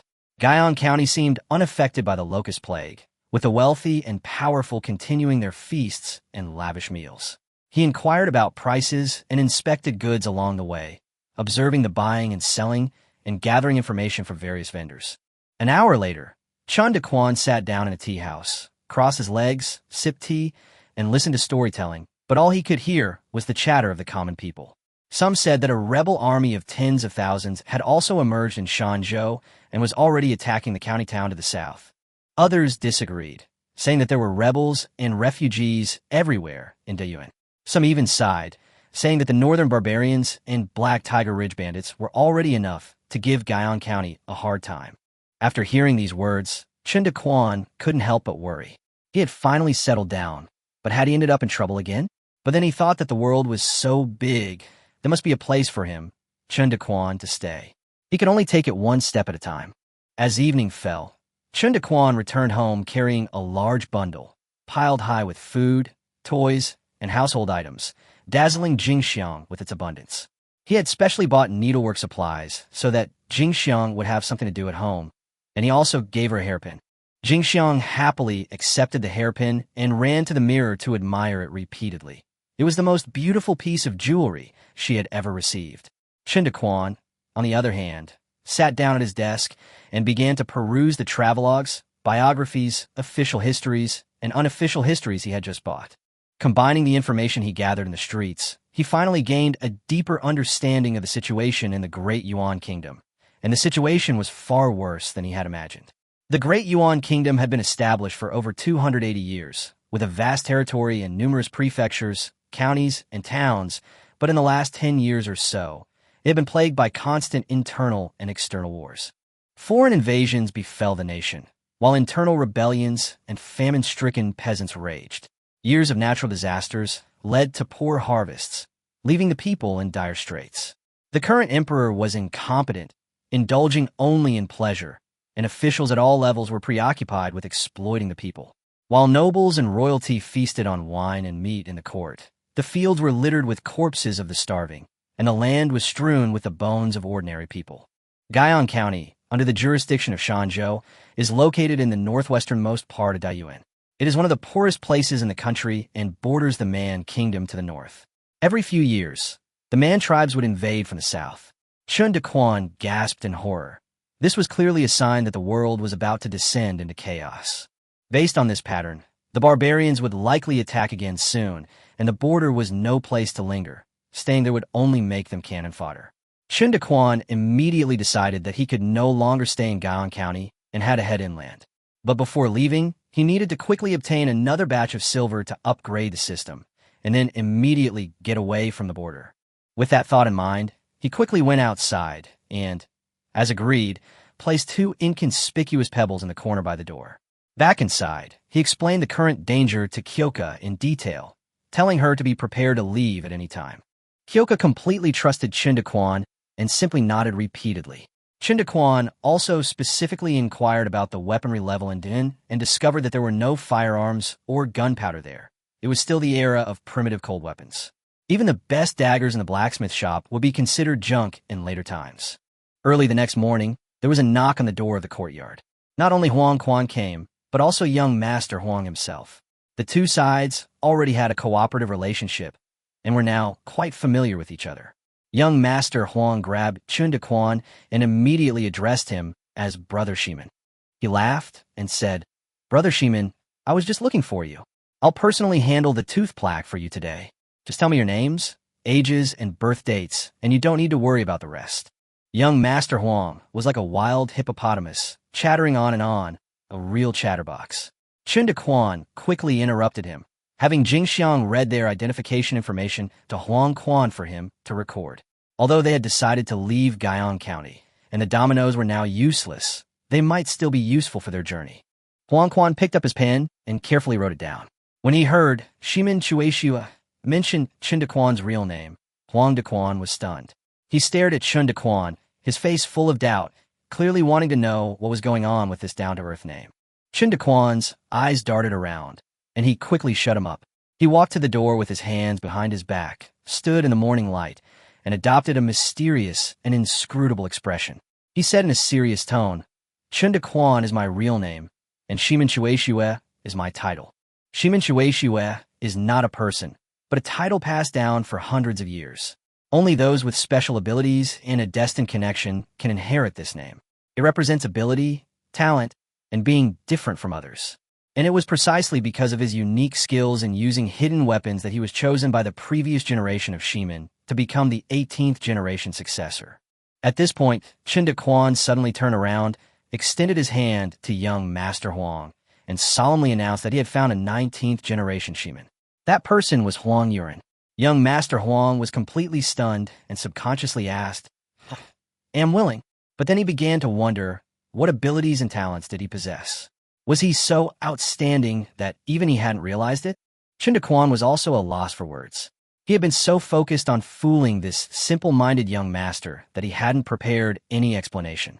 But since things had already come to this point, he could only force himself to praise him, saying that young Master Huang, despite his young age, had acted decisively in the face of the family's crisis, eliminating a major threat, which showed his resolute and decisive character.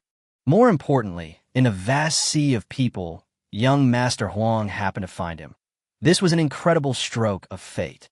Chen Daquan immediately asserted that with young Master Huang's character in this stroke of fate, he would definitely be the next Shimin Chueshua, and in the future, he could even make the Huang family one of the top merchants in the country. Young Master Huang was instantly thrilled, his face flushed red, and he readily agreed, almost crying with emotion. Finally, someone had recognized his talent. This Brother Chen was truly his mentor. Chen Daquan immediately grasped his hand, saying sincerely, Young Master Huang. The naming fee is 1,000 taels.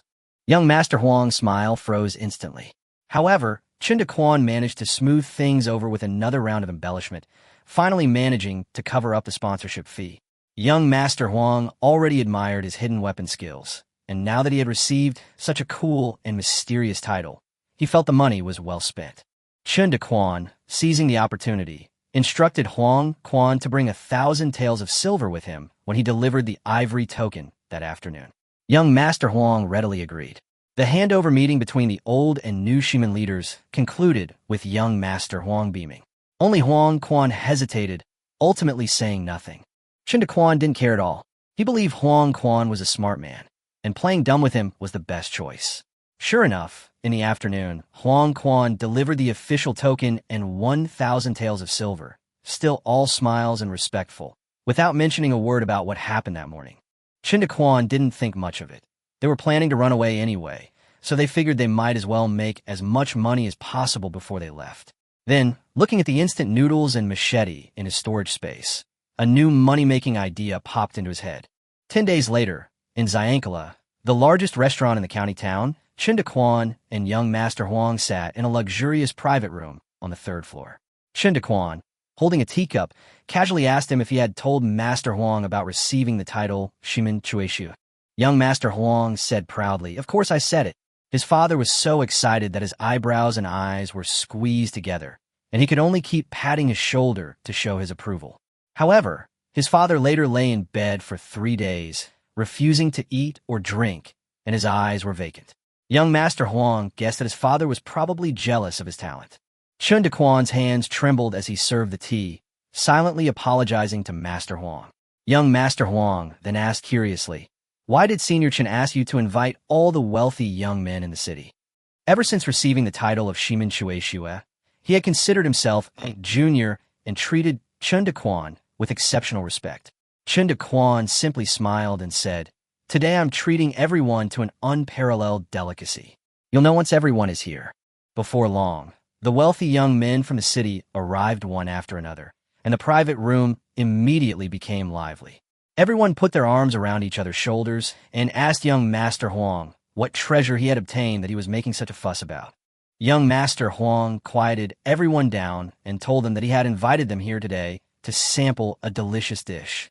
As for what it was, even he didn't know. He then asked Senior Chen beside him to reveal it.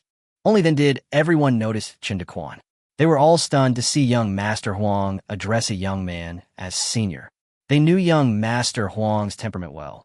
They had never seen him so polite to anyone before. But out of respect for young Master Huang, everyone returned the greeting. Chen Daquan noticed their perfunctory attitude, but wasn't annoyed at all. He smiled, cupped his hands, and said, "I won't keep you in suspense any longer.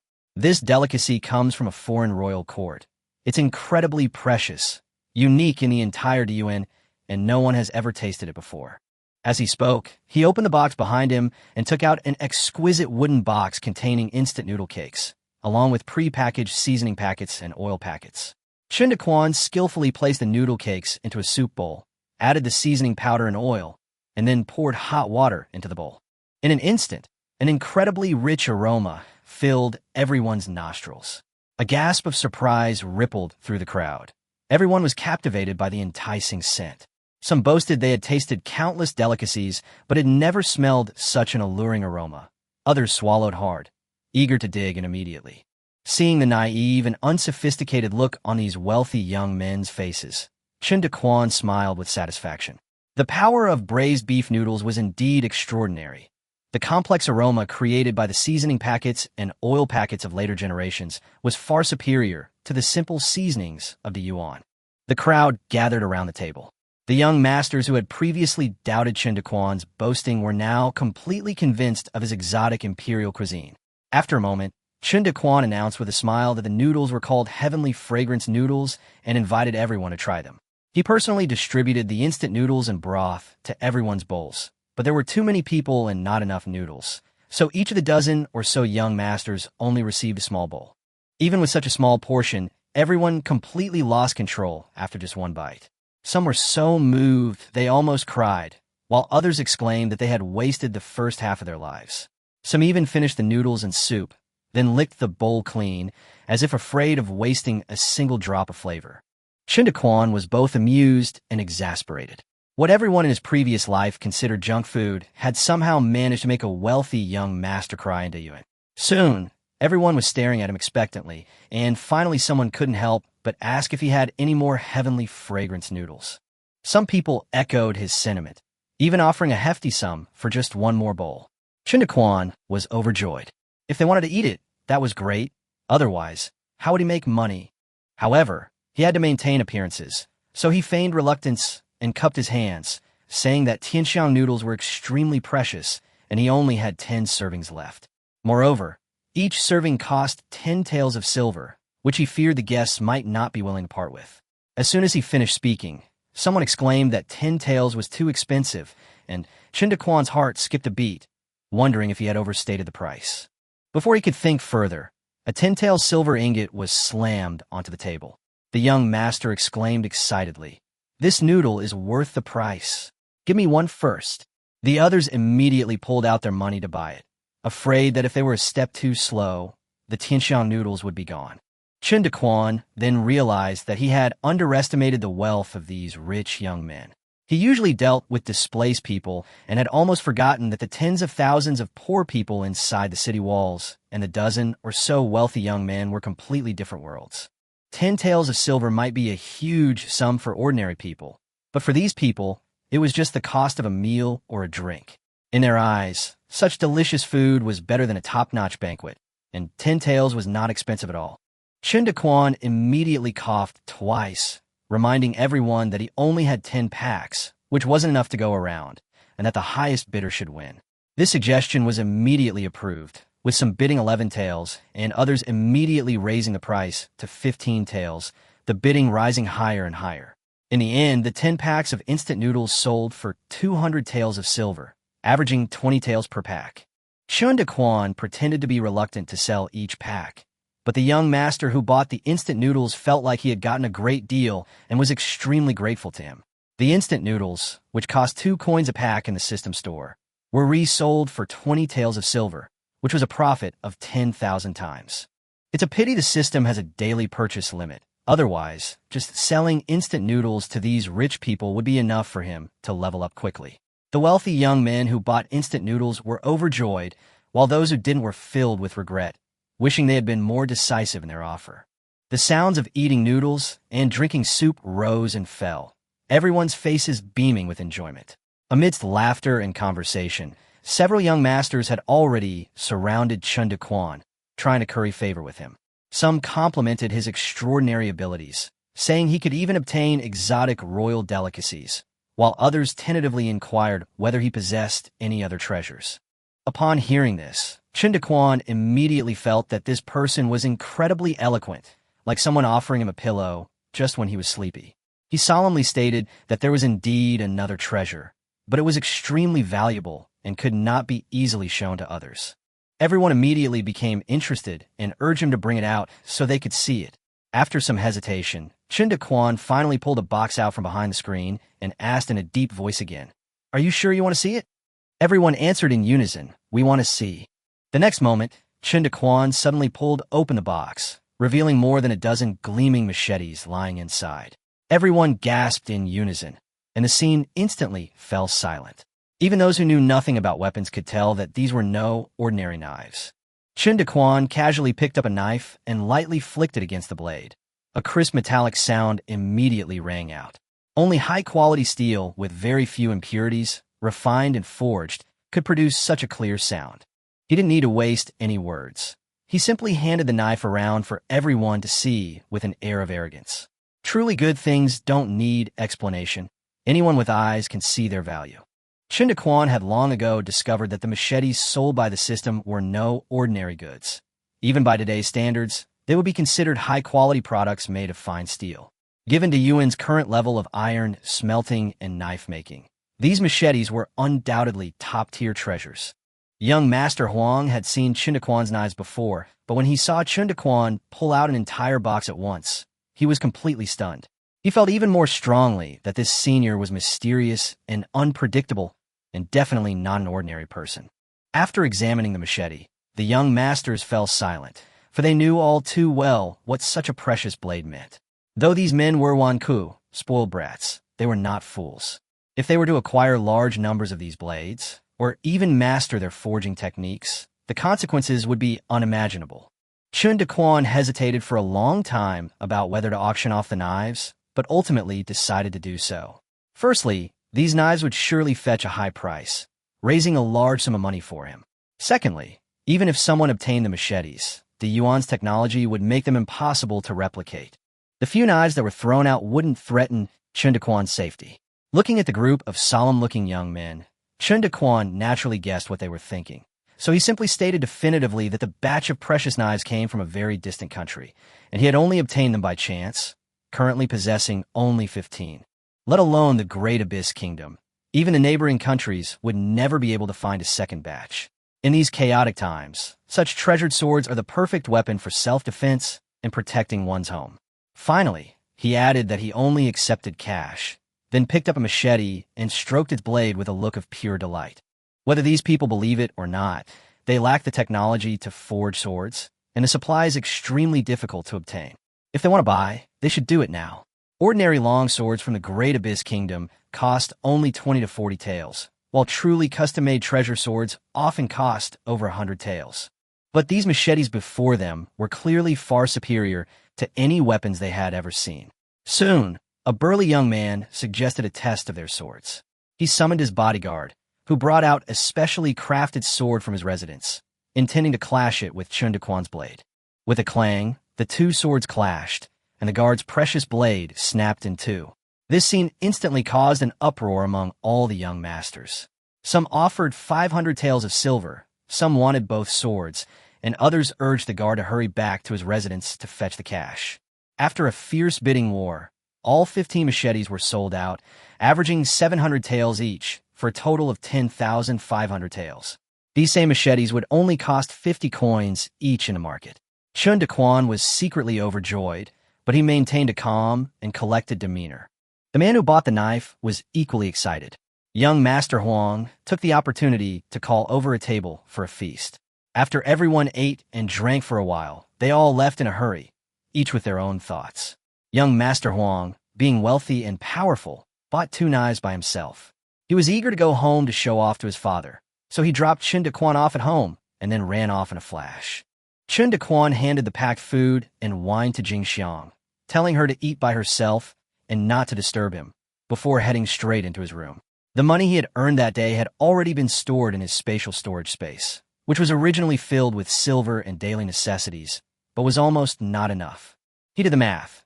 He got 1,000 taels from assassinating Lei Yu, another 1,000 taels from young Master Huang, and 10,700 taels from selling instant noodles and machetes. In total, he had 12,700 taels. After deducting the daily expenses for Kyoka, he could at least have 12,500 taels to upgrade the system. Chen Daquan sat cross-legged on the bed, and with a thought, opened the system. Aside from daily check-ins and purchasing supplies, he hadn't seriously studied it for a long time. Now, suddenly rich and with plenty of silver, he planned to level up several times in one go. The system prompted that reaching level 2 required a recharge of 100 taels. Chen Daquan promptly confirmed that the system had been upgraded to level 2, and the shop now contained pork belly, rice, and an iron pot, all practical basic supplies. Immediately afterward, he spent another 1,000 taels of silver, upgrading the system to level 3. The next upgrade would require 10,000 taels. The items that appeared in the Tier 3 shop surprised Chen Daquan: cotton quilts, timber, and a Type 64 pistol that only cost 3 taels of silver. Just as he was getting excited, the system notified him that he had been upgraded to Tier 3 and was rewarded with a plug-in feature, loyalty detection. This feature can detect the loyalty of subordinates, allowing you to see at any time whether the people around you are reliable, even more directly than a lie detector. Chen Daquan suddenly had even higher expectations for the system and recharged another 10,000 taels to upgrade the system to level 4. The level 4 shop now features refined salt, medkits, and grenades. The appearance of grenades, a powerful weapon in group battles, adds another layer to his survival options. The system then rewards him with another treasure chest draw. Chen Daquan confirms 3 times and wins the packaging replacement function. From now on, all items in the mall can be packaged to fit this world. Rice and millet will be packed in cloth bags, instant noodles and sausages will be wrapped in oil paper, and bottled water will be replaced with wooden buckets. Chen Daquan grinned from ear to ear. This upgrade includes everything from grain and meat to salt, medicine, and weapons. The old welfare system could only guarantee his survival, but now it allows him to live much more comfortably. However, there's still a daily limit of one purchase of each item, and the next upgrade will cost 100,000 taels, still an astronomical sum for him. Fortunately, his storage space has expanded to over 10 cubic meters, which is sufficient for his daily needs.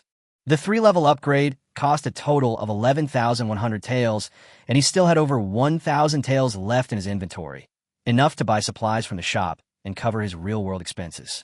Chen Daquan used up all his purchasing privileges for the day, buying one of each item, before getting up and leaving the room. Seeing Kyoka boiling water in the kitchen, he silently recited the loyalty test, and Kyoka's image immediately appeared in his mind. Above her head, it clearly displayed, Kyoka, loyalty value 100. A bright smile immediately spread across Chen Daquan's face. Meanwhile, inside the Lei residence, Lei Hu and Lei Bao looked exhausted. Lei Bao asked his second brother in a deep voice if he had investigated the background of the person selling knives at Shinka Tower.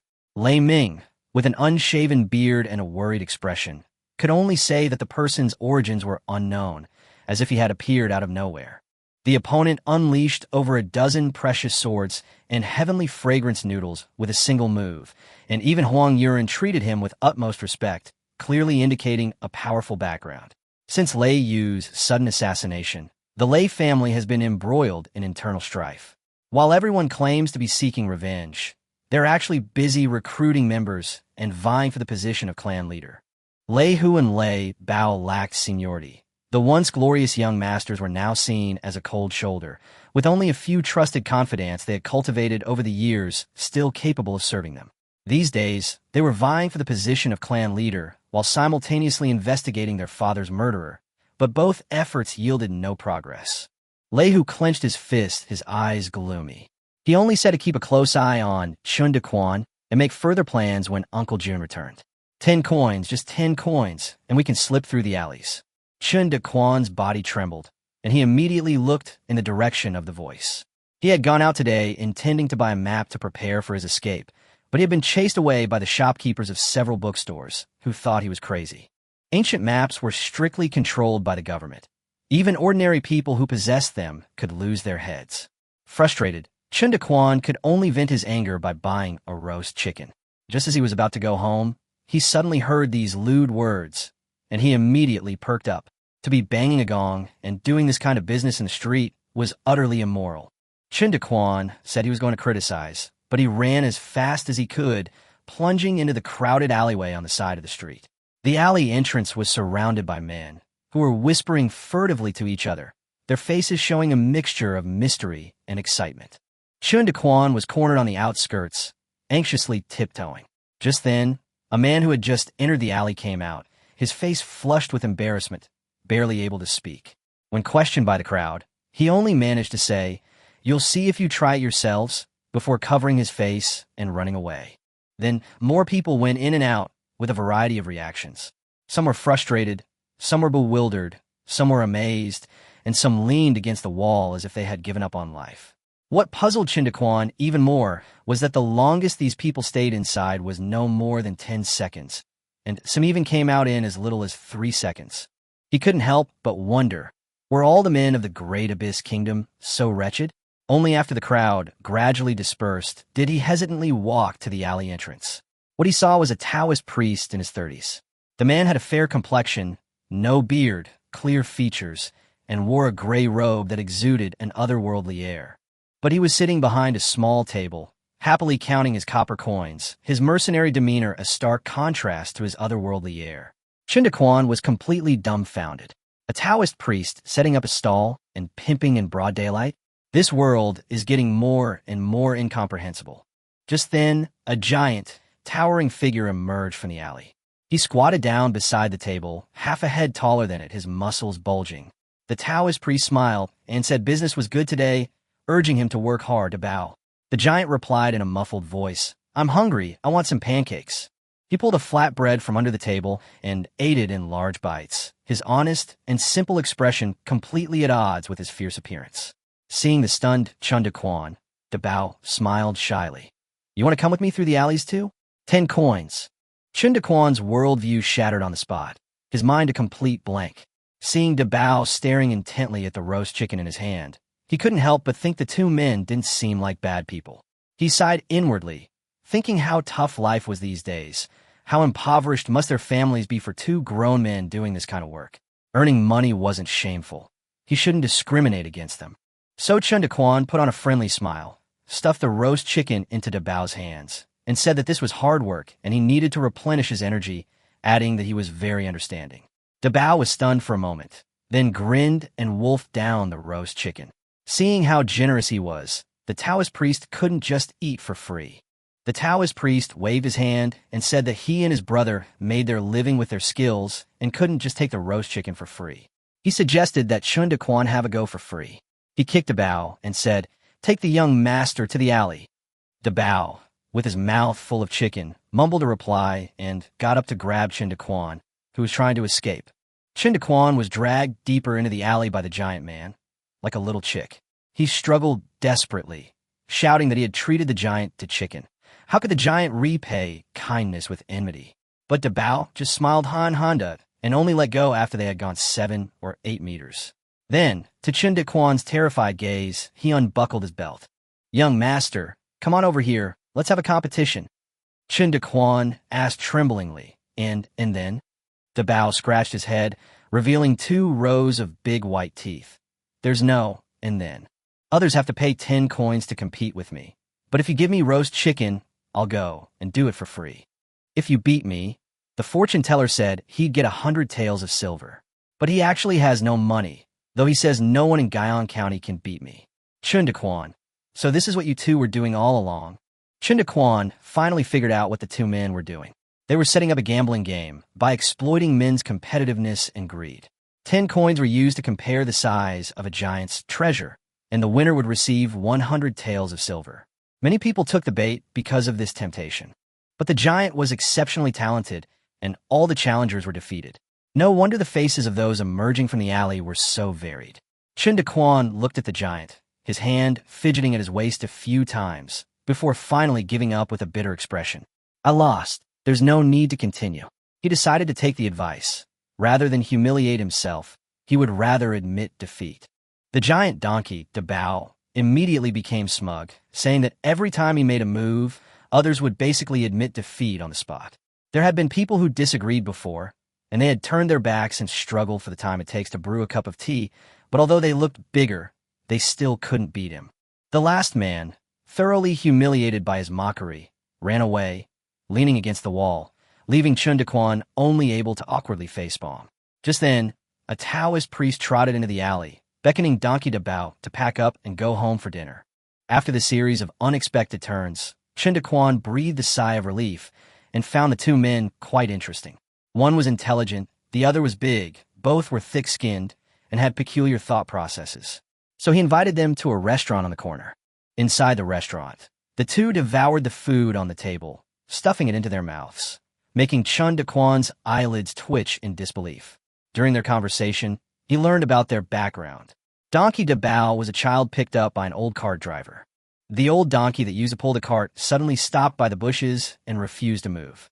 When the old man went over to look, he found a sleeping baby. The old man felt that the child and the old donkey were destined to be together, so he named him Donkey Dabao. However, Dabao only grew in size, but not in brains, and he was also very stubborn.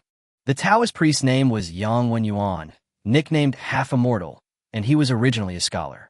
During his youth, he met an old Taoist priest while traveling, and from then on, he devoted himself to Taoist studies. His parents tried to dissuade him for many years to no avail, and finally had to give up. A few years ago, Grandpa Dabao and Half Immortal's parents all died in accidents. The two neighbors depended on each other for survival, but the fortune teller was incompetent, and Dabao, despite his strength, lived a life of poverty. Until a few days ago, the fortune teller discovered Dabao's special talent and immediately turned his fortune-telling stall into a gambling stall, which barely saved them from starvation. After listening, Chen Daquan sighed. One of them had a bright future, but was obsessed with cultivating Taoism, while the other was strong and healthy, but a bit dim-witted. They really were a pair of peculiar brothers, one skilled in literature and the other in martial arts. After eating his fill, Donkey Da Bao patted his round belly and said with a simple smile that this was the first time in his life he had ever eaten his fill.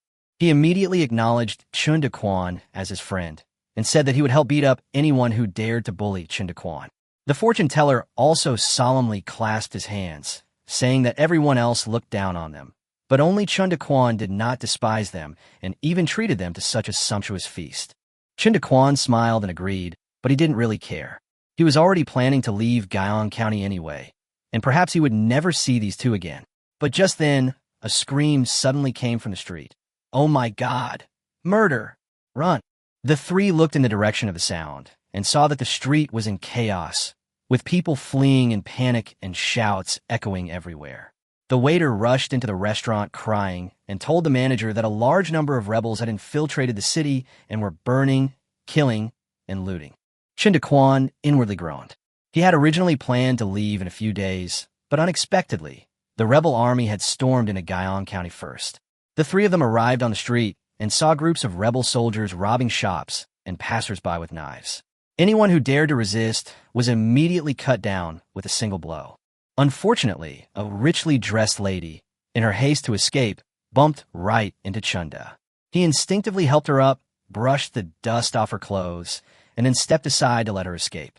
The 7 or 8 pursuing rebels, seeing their prey escape, flew into a rage. The leader swung his knife at Chen Daquan. Chen Daquan was extremely annoyed. These rebels were unruly, resorting to violence at the slightest provocation. A thought flashed through his mind, and he had already concealed the pistol in his wide sleeve. It seemed he had no choice but to expose this hidden weapon if he wanted to escape safely. But just as he was about to raise his hand, a long bench came hurtling towards him, smashing the rebel leader several meters away. Donkey Da Bao, seemingly out of nowhere, hoisted 2 long benches onto his shoulder and shouted arrogantly, "Dare to draw your knife on my friend? I'll kill you." He then grinned at Chen Daquan. "I told you, if anyone bullies you, I'll beat them up too." But then Donkey Da Bao suddenly froze, looking down at his hands. "Huh? How come I'm so much stronger now?" The fortune teller shook his head and smiled bitterly. Da Bao probably hadn't had enough to eat since he was a child. It was already a miracle that he could survive on Uncle Nyo's meager money. He himself didn't even know how strong he truly was. Donkey Da Bao suddenly realized that he had eaten his fill today, which was why he was stronger, and he praised the fortune teller for his cleverness. The rebels, who had been happily waiting to watch the show, were shocked and enraged when Lu Laoda was suddenly sent flying by a long bench. Seeing that Donkey Da Bao was burly, they dared not rush forward. Instead, they ran to help up Lu Laoda, who was lying on the ground screaming in agony. Lu Laoda's face was covered in blood, several front teeth were missing, and blood bubbles were oozing from his mouth. He roared furiously, "All of you get them! Chop them into a pulp!" He wiped away the blood and led a few of his men to charge again. Chen Daquan has been eating and sleeping well these past few days, and his health has recovered. However, he doesn't know martial arts and has never been on a battlefield. His only source of confidence is his pistol. He used to kill people by surprise attacks, but now that he has run into the rebels head-on, he can't help but feel panicked. He was about to tell Ban Xian and LV de Bayo to escape quickly, but LV de Bayo had already darted out, swinging a long bench and charging into the crowd. The long bench swung wildly in his hands, and he immediately engaged in a fierce battle with several rebels. Chen Daquan cursed the fool inwardly. How could he dare to fight back when he was trying to escape? But Donkey Da Bao had stood up for him. It would be disloyal of him to turn around and run away. The fortune teller was equally at a loss, but seeing Donkey Da Bao surrounded, he gritted his teeth, picked up a wooden stick, and rushed forward as well. Chen Daquan gritted his teeth, put away his pistol, pretended to reach into his pocket, and then, on a whim, drew his machete and joined the melee with a strange cry. Before long, the battle ended. Several rebel soldiers were all knocked to the ground, lying there groaning in pain. Most of the credit goes to Donkey Da Bao. He may not know any fighting techniques, but he possesses immense strength, and his wild swings and smashes keep the rebels at bay. The Immortal's fighting ability is limited, and Chen Daquan only knows how to fight in the streets. The one who truly plays a decisive role is Donkey Dabao. Chen Daquan, panting heavily, bowed to the two men and said, "The trouble has escalated. You'd better run for your lives. I have other matters to attend to, so I'll take my leave now." He was extremely anxious about Jingxiang at home and didn't want to stay a moment longer. Donkey Dabao, his face flushed red from the beating, was still excited and not yet satisfied. The half-immortal glanced at the machete in Chen Daquan's hand, but didn't ask any further questions. Seeing that a large group of rebels was being drawn by the commotion in the distance, the immortal quickly returned the greeting. "Young Master Chen, until we meet again." Chen Daquan gave the two of them a look, then turned and ran off in the other direction. The city was already in chaos. Some people were packing up their belongings, some were closing their shops, and many more were desperately trying to escape with their families. Cries, shouts, and curses mingled together, and black smoke rose from all over the town, indicating that the entire county was clearly out of control. But he had only run a few hundred meters when a shrill, angry roar suddenly came from behind him. "Let me go! Don't touch him!" Chen Daquan suddenly stopped in his tracks. He recognized the voice as that of Donkey Dabao. He looked back and saw that the place where the fight had just taken place was now surrounded by rebel soldiers, but he couldn't see what had happened inside. It turned out that just as Ban Xian and Donkey Dabao were about to escape, Donkey Dabao saw the money bag sticking out of the rebels' arms and immediately had an idea. Those men were bulging with valuables, clearly having robbed a great deal. Donkey Dabao thought these should be considered as spoils, and excitedly ran to search for them, completely forgetting about escaping for his life. The fortune teller was frantic, but he couldn't pull him away at all, so he could only help him search. Before the two could escape, they were surrounded by a large contingent of rebel soldiers. The leader was also a burly man, wielding a thick iron rod that reached his eyebrows, but his kung fu was far superior to Donkey Dabao's. Donkey Dabao could take down a few soldiers with brute force, but when he encountered a real master, he was beaten to the ground in just a few rounds. At this moment, the two were held down by the rebels. Lu, who was bruised and battered, was dragged to the leader by his accomplices to complain. The leader spat in Donkey Dabao's face and asked with a sinister smile, "Was this the stool you used to hit my brother just now?" He immediately ordered that the half-immortal be beaten to death with this stool first, and then that Donkey Dabao be made to watch his brother die a horrible death.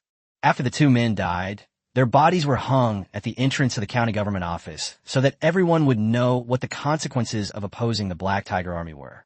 The rebels burst into laughter and mocked Lu Laoda for having his front teeth knocked out by a peasant, saying that he even leaked soup when drinking porridge. Old Lu's face was as black as the bottom of a pot. He picked up a long bench, walked over to the fortune teller, and said through gritted teeth, "I won't let you die a quick death. I'll beat you to death bit by bit in front of that brute." As soon as he finished speaking, the bench slammed down on the fortune teller's back with a thud, and the fortune teller screamed in pain. Donkey Dabao's eyes were bloodshot. He struggled desperately, but could not break free. He could only roar like a madman. Old Lu watched with great pleasure, grinning with his missing teeth, and once again raised the long bench high. Just as the stool was about to fall, suddenly there was a loud crack, and Lu Laoda had a bloody hole in his head and fell straight down. The rebels, who had been laughing just moments before, fell silent instantly. Only their leader's expression changed drastically, and he quickly slipped into the crowd. From the window on the second floor of the shop next door, Chen Daquan slowly appeared, guns raised in both hands. "Hands up, all of you. Disarm, and you will be spared. Hey, you guys, let my brother go. Can't you see that people are practically being spit out by you guys?"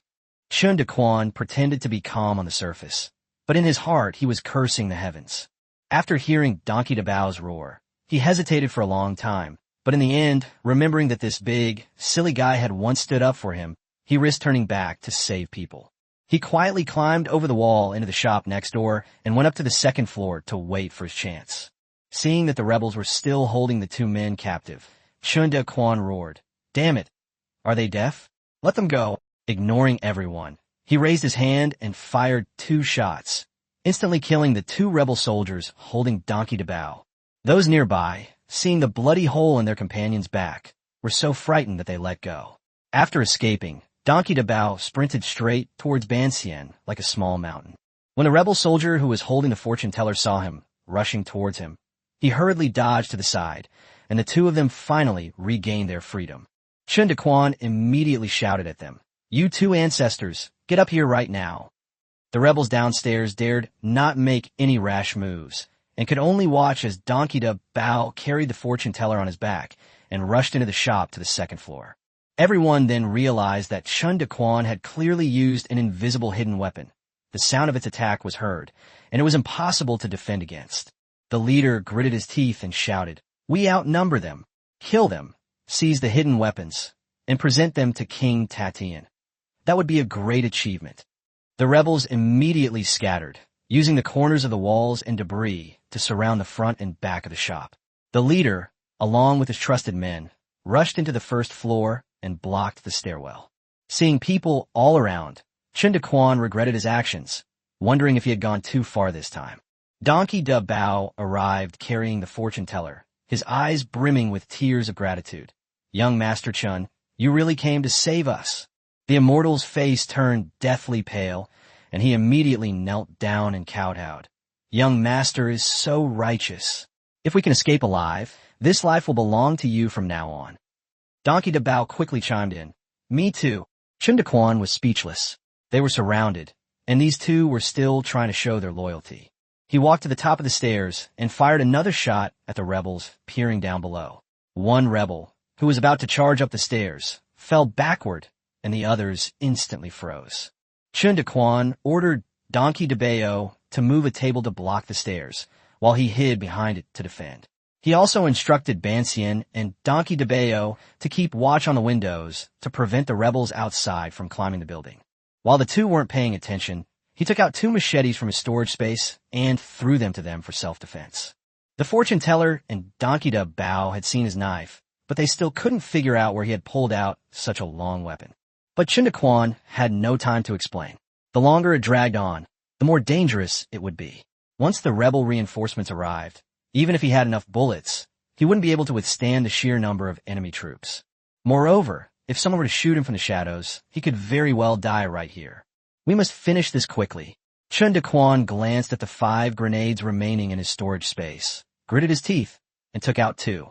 This is what he accumulated by buying things every day after upgrading the system. He didn't want to expose it so early, but now he can't care about that anymore. He called the 2 over and said in a deep voice, "I'm going to unleash 2 palm strikes in a moment. They'll be deafening and very powerful, so don't panic. After the bombing is over, push the tables and chairs down the stairs to make a path down. Then we'll leave immediately."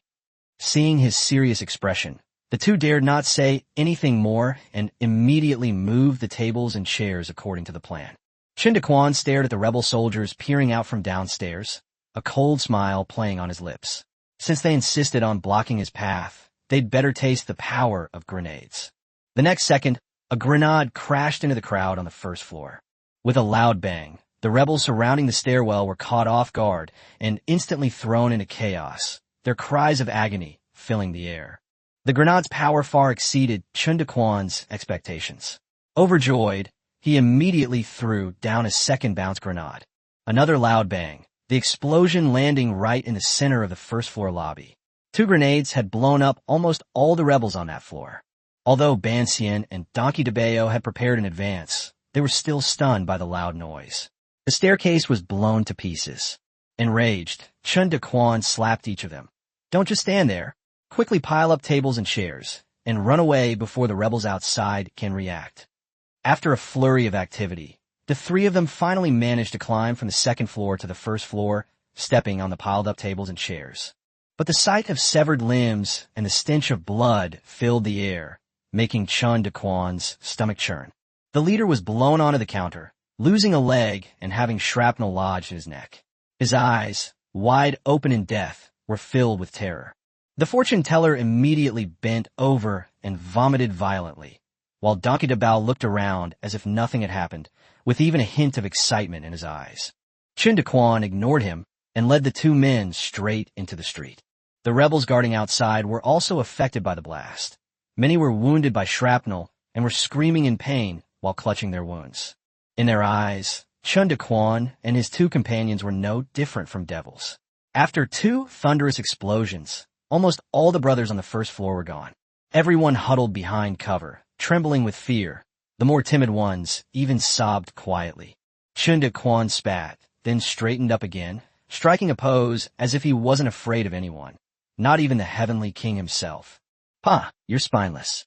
You dare to surround me, Master Chun, with this kind of attitude? Damn it." Seeing Chen Daquan's smug expression, the fortune teller swallowed hard and reminded him in a trembling voice, "Young master, we'd better run. With such a commotion here, other rebels will probably come running after us." Chen Daquan clicked his tongue and immediately nodded. Yes, we need to get out of here as soon as possible. We can't afford to be complacent when things are going well. Follow me. As soon as he finished speaking, he charged forward like a wild horse, with Xian Bao and the other person close behind. The streets were devastated, and the people were hiding everywhere. At this moment, in the Guyang County government office, the Lei brothers were leading a group of rebel soldiers, respectfully following behind a general. Lei Hu handed over the keys and said ingratiatingly, "Uncle Jun, that dog of a magistrate confessed everything before even being tortured. This is the key to the treasury. The private vault is hidden in the garden's artificial hill." This general was Lei Jun, the second uncle of Lei Hu and Lei Bao, and also the second in command of the Black Tiger Army. Lei Jun had a very deep bond with his elder brother Lei Yu. If Lei Yu hadn't risked his life to protect him back then, he would have been pecked in the groin by a rooster. Later, Lei Jun lost interest in business, but preferred to roam the martial world and fight fiercely. He secretly joined the Black Tiger stronghold and rose to become its second in command. Only Lei Yu and his two sons knew about this matter. Over the years, Lei Yu, openly, and Lei Jun, secretly, had joined forces to eliminate many of the Lei family's enemies. With the secret support of Black Tiger stronghold, the Lei family gradually grew stronger and even harbored ambitions to annex families such as the Huang family. But Lei Jun wanted far more than just the business of one family or clan. The chaos in the world presented him with an opportunity to seize power and status. So he persuaded the leader of Black Tiger stronghold to submit to the largest rebel force in Shanzhou, Tatian Wang, and Black Tiger stronghold was transformed into Black Tiger Army. This attack on Guyang County was a long-planned scheme by Lei Jun and Lei Yu. If successful, the Lei family would become the most powerful clan in Guyang County.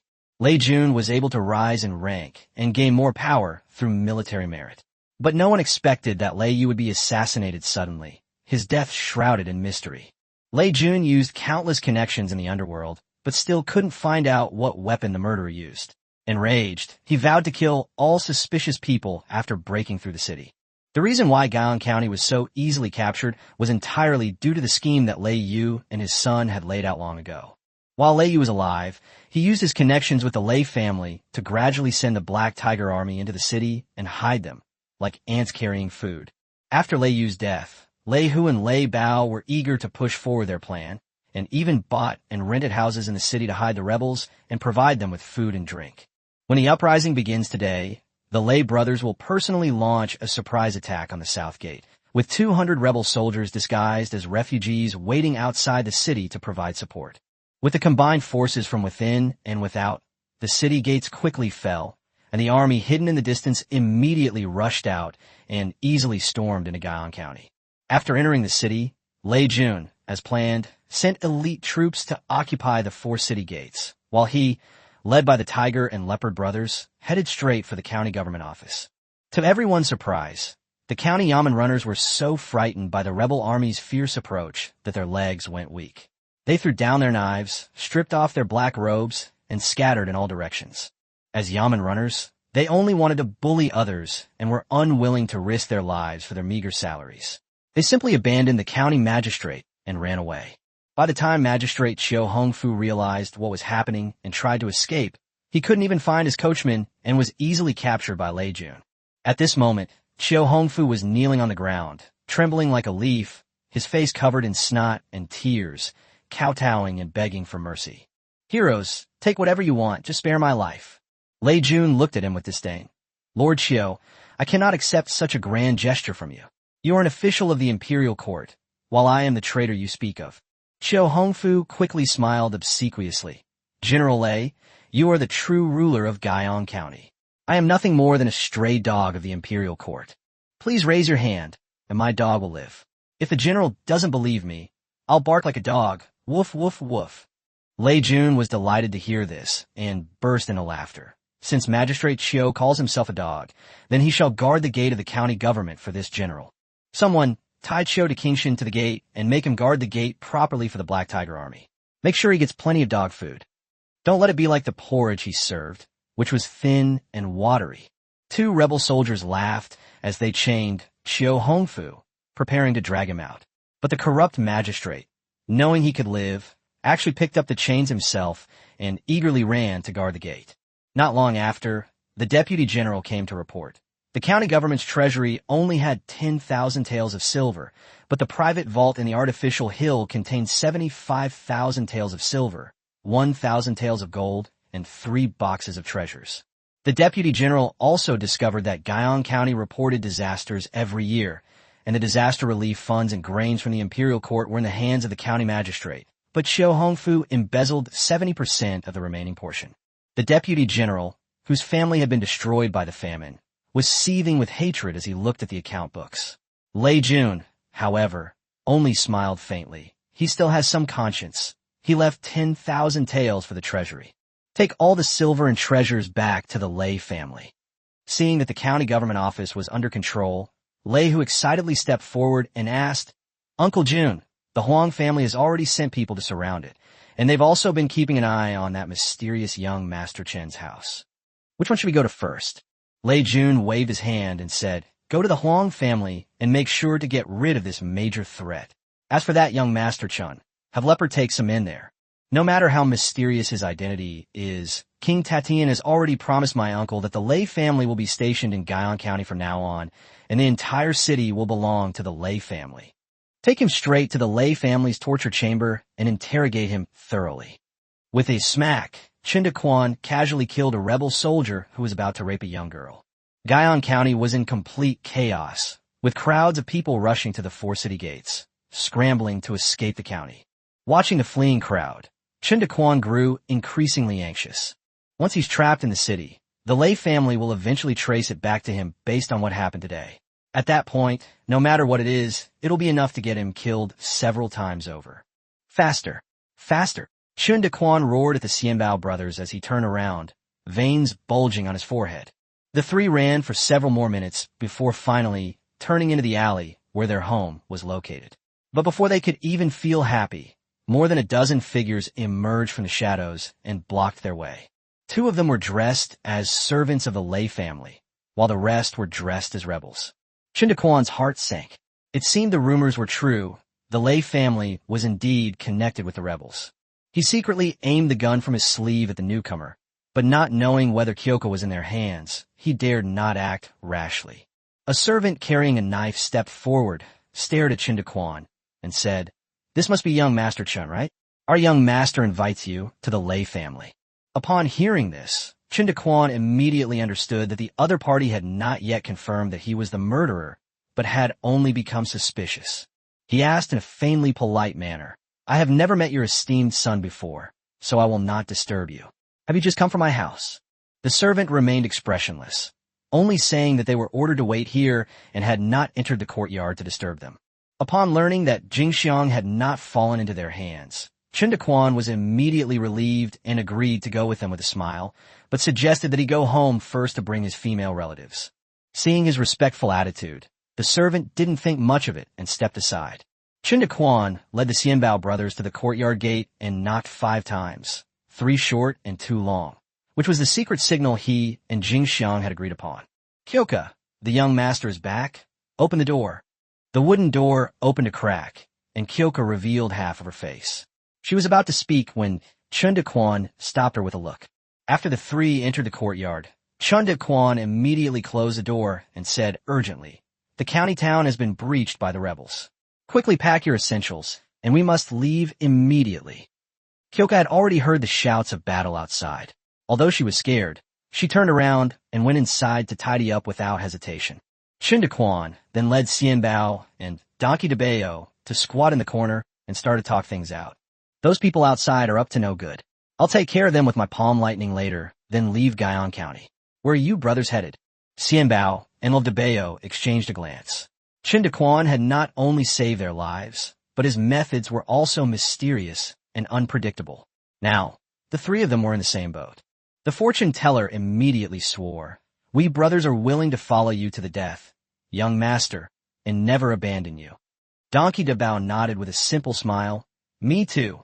Chen Daquan nodded and said, "Okay, let's go together then." Dabao, quietly lift me over the wall and give them a surprise.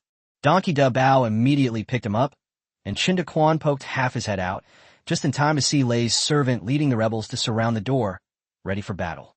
He sneered, took out a strange iron ball, and rolled it over the wall. A rebel soldier picked up the iron ball, and the crowd gathered around curiously, marveling at its exquisite craftsmanship, saying it looked like it was made of fine iron. The next moment, a loud bang rang out. The iron ball exploded with a deafening roar, its fragments scattering everywhere like a shower of flowers. Before the people outside could even scream, they were already dead or wounded.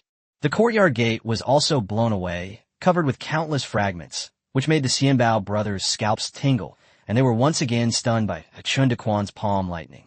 Kyoka happened to be carrying 2 bundles when she saw this scene. She turned pale with fright and stood frozen in place.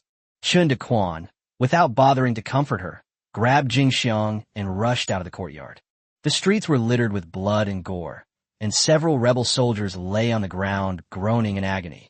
Chen Daquan coldly ordered, regardless of whether they're dead or alive, finish them off. The group quickly dealt with the remaining enemies and headed straight for the East Gate. At this time, the area outside the East Gate was teeming with refugees, including ordinary people with the elderly and children, as well as wealthy families driving horse-drawn carriages, but without exception, they were all stopped by the rebel guards at the gate. The rebels clearly did not want to let anyone escape. If everyone in the city fled, they would only have an empty city to occupy. Chen Daquan and his companions stood on the outskirts of the crowd, looking at the densely packed throng. The fortune teller couldn't help but exclaim, "There are just too many people." Chen Daquan pondered for a moment, then gritted his teeth and said, "Charge out." He looked at Donkey Dabao. "You lead the way. After we get out of the city, I'll roast you 2 caddies of pork belly. As long as we get to the gate, I'll find a way out of the city." Upon hearing that there was meat to eat, Donkey Dabao's eyes widened immediately. "Really? Young master, you must be lying to me." "I'd be a dog if I lied. Mask, get ready." The men immediately tore off strips of cloth to cover their faces, and Chen Daquan found a rope and tied the 4 of them together, front and back, like a string of candied hawthorns. "Dabao, now is the time to risk everything. Don't worry about anything else. Just charge forward." Donkey Dabao grinned and said, "Don't worry, young master. I know what's important." With everything ready, Chen Daquan roared, "Charge!" Donkey Dabao shot out like a cannonball, instantly splitting the crowd in front of him like boiling water poured on snow. Despite the constant cries and curses around them, Chen Daquan and his companions couldn't turn back and could only keep their heads down and follow Donkey Dabao forward. Chen Daquan was secretly amazed. Donkey Dabao's brute strength was truly terrifying, almost like a human-shaped road roller. Before long, Donkey Dabao actually broke through the crowded throng and led a few people to the front. Several rebel soldiers who noticed something amiss turned around and saw a bullish bull carrying several people charging straight toward the city gate. Just as a minor leader was about to step forward to drive them away, Chen Daquan decisively took action. He swung his arm and threw the last 2 grenades into the distant doorway, then grabbed his gun with both hands and fired continuously at the nearest rebels. Gunshots rang out, and several rebels fell to the ground. Donkey Dabao roared and charged forward, flinging away the barricades blocking his path. Before the rebels could react, Chen Daquan shouted urgently, "Dabao, don't go into the doorway. Run to the side wall first." Donkey Dabao's stamina showed no signs of waning, and he dragged the 3 of them at breakneck speed to the base of the wall. Everything was accomplished in the blink of an eye. Immediately afterwards, 2 loud bangs came from the doorway, and the smell of blood, gunpowder, and black smoke mixed with dust rushed out. Everyone was stunned, not knowing what had happened inside, and no one dared to approach. An eerie silence fell over the scene. After waiting for 3 breaths, Chen Daquan said in a low voice, "Let's go through the gate and open the city gate." The 4 men rushed into the gate through the smoke and dust, where the rebels were already mostly dead or wounded. Although the city gate was embedded with shrapnel, it was not damaged. The men immediately removed the heavy bolts, and with a creak, the heavy city gate was opened a crack. The four of them emerged from the city one by one, and Chen Daquan threw his head back and laughed loudly. We've escaped.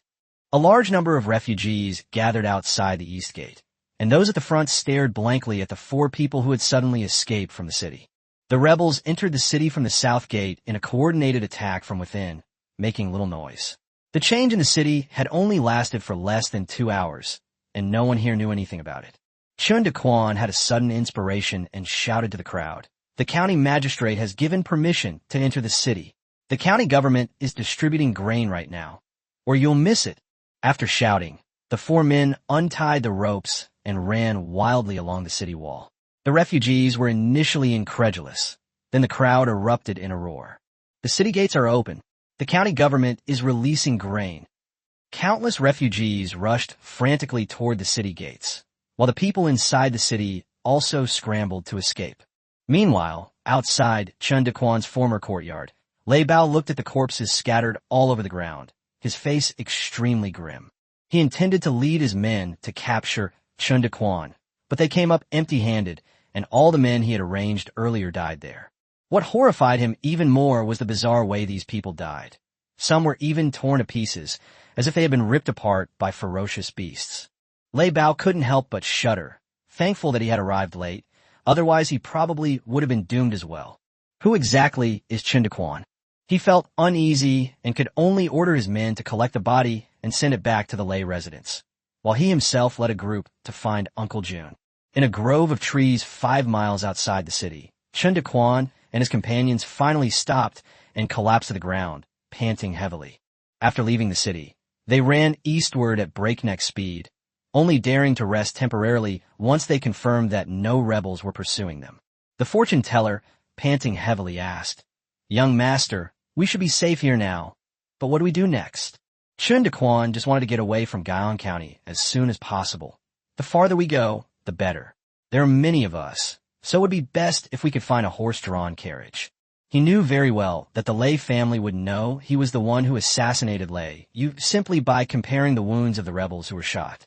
By then, the Lei family will surely retaliate fiercely. Although he still has enough bullets, the system can only buy 1 grenade per day. If the Lei family were to launch a reckless, all-out attack, he might not be able to stop them. As for where to go next, he had no idea for the time being. Chen Daquan gave a bitter smile. After going around in circles, he had become a refugee again and could only continue to flee famine. At this moment, Donkey de Bao scratched his head, somewhat embarrassed, and said, "Young master, I'm hungry too. Didn't you say you'd roast pork belly for me once we left town?" He didn't care where he went. His only relative was gone. As long as he followed Banxian and Chen Daquan, it didn't matter where he went. As soon as Donkey de Bao spoke, the others realized their stomachs had been rumbling for a while. The fighting and fleeing had taken its toll on everyone. Chen Daquan immediately said, "Let's eat first, and then we can continue our journey." Kyoko blushed and lowered her head. "Young master, I didn't bring any food with me. I left in such a hurry that I only packed money, clothes, and small items." She felt ashamed because she hadn't cooked the meal well and had let everyone down. She didn't dare to look up.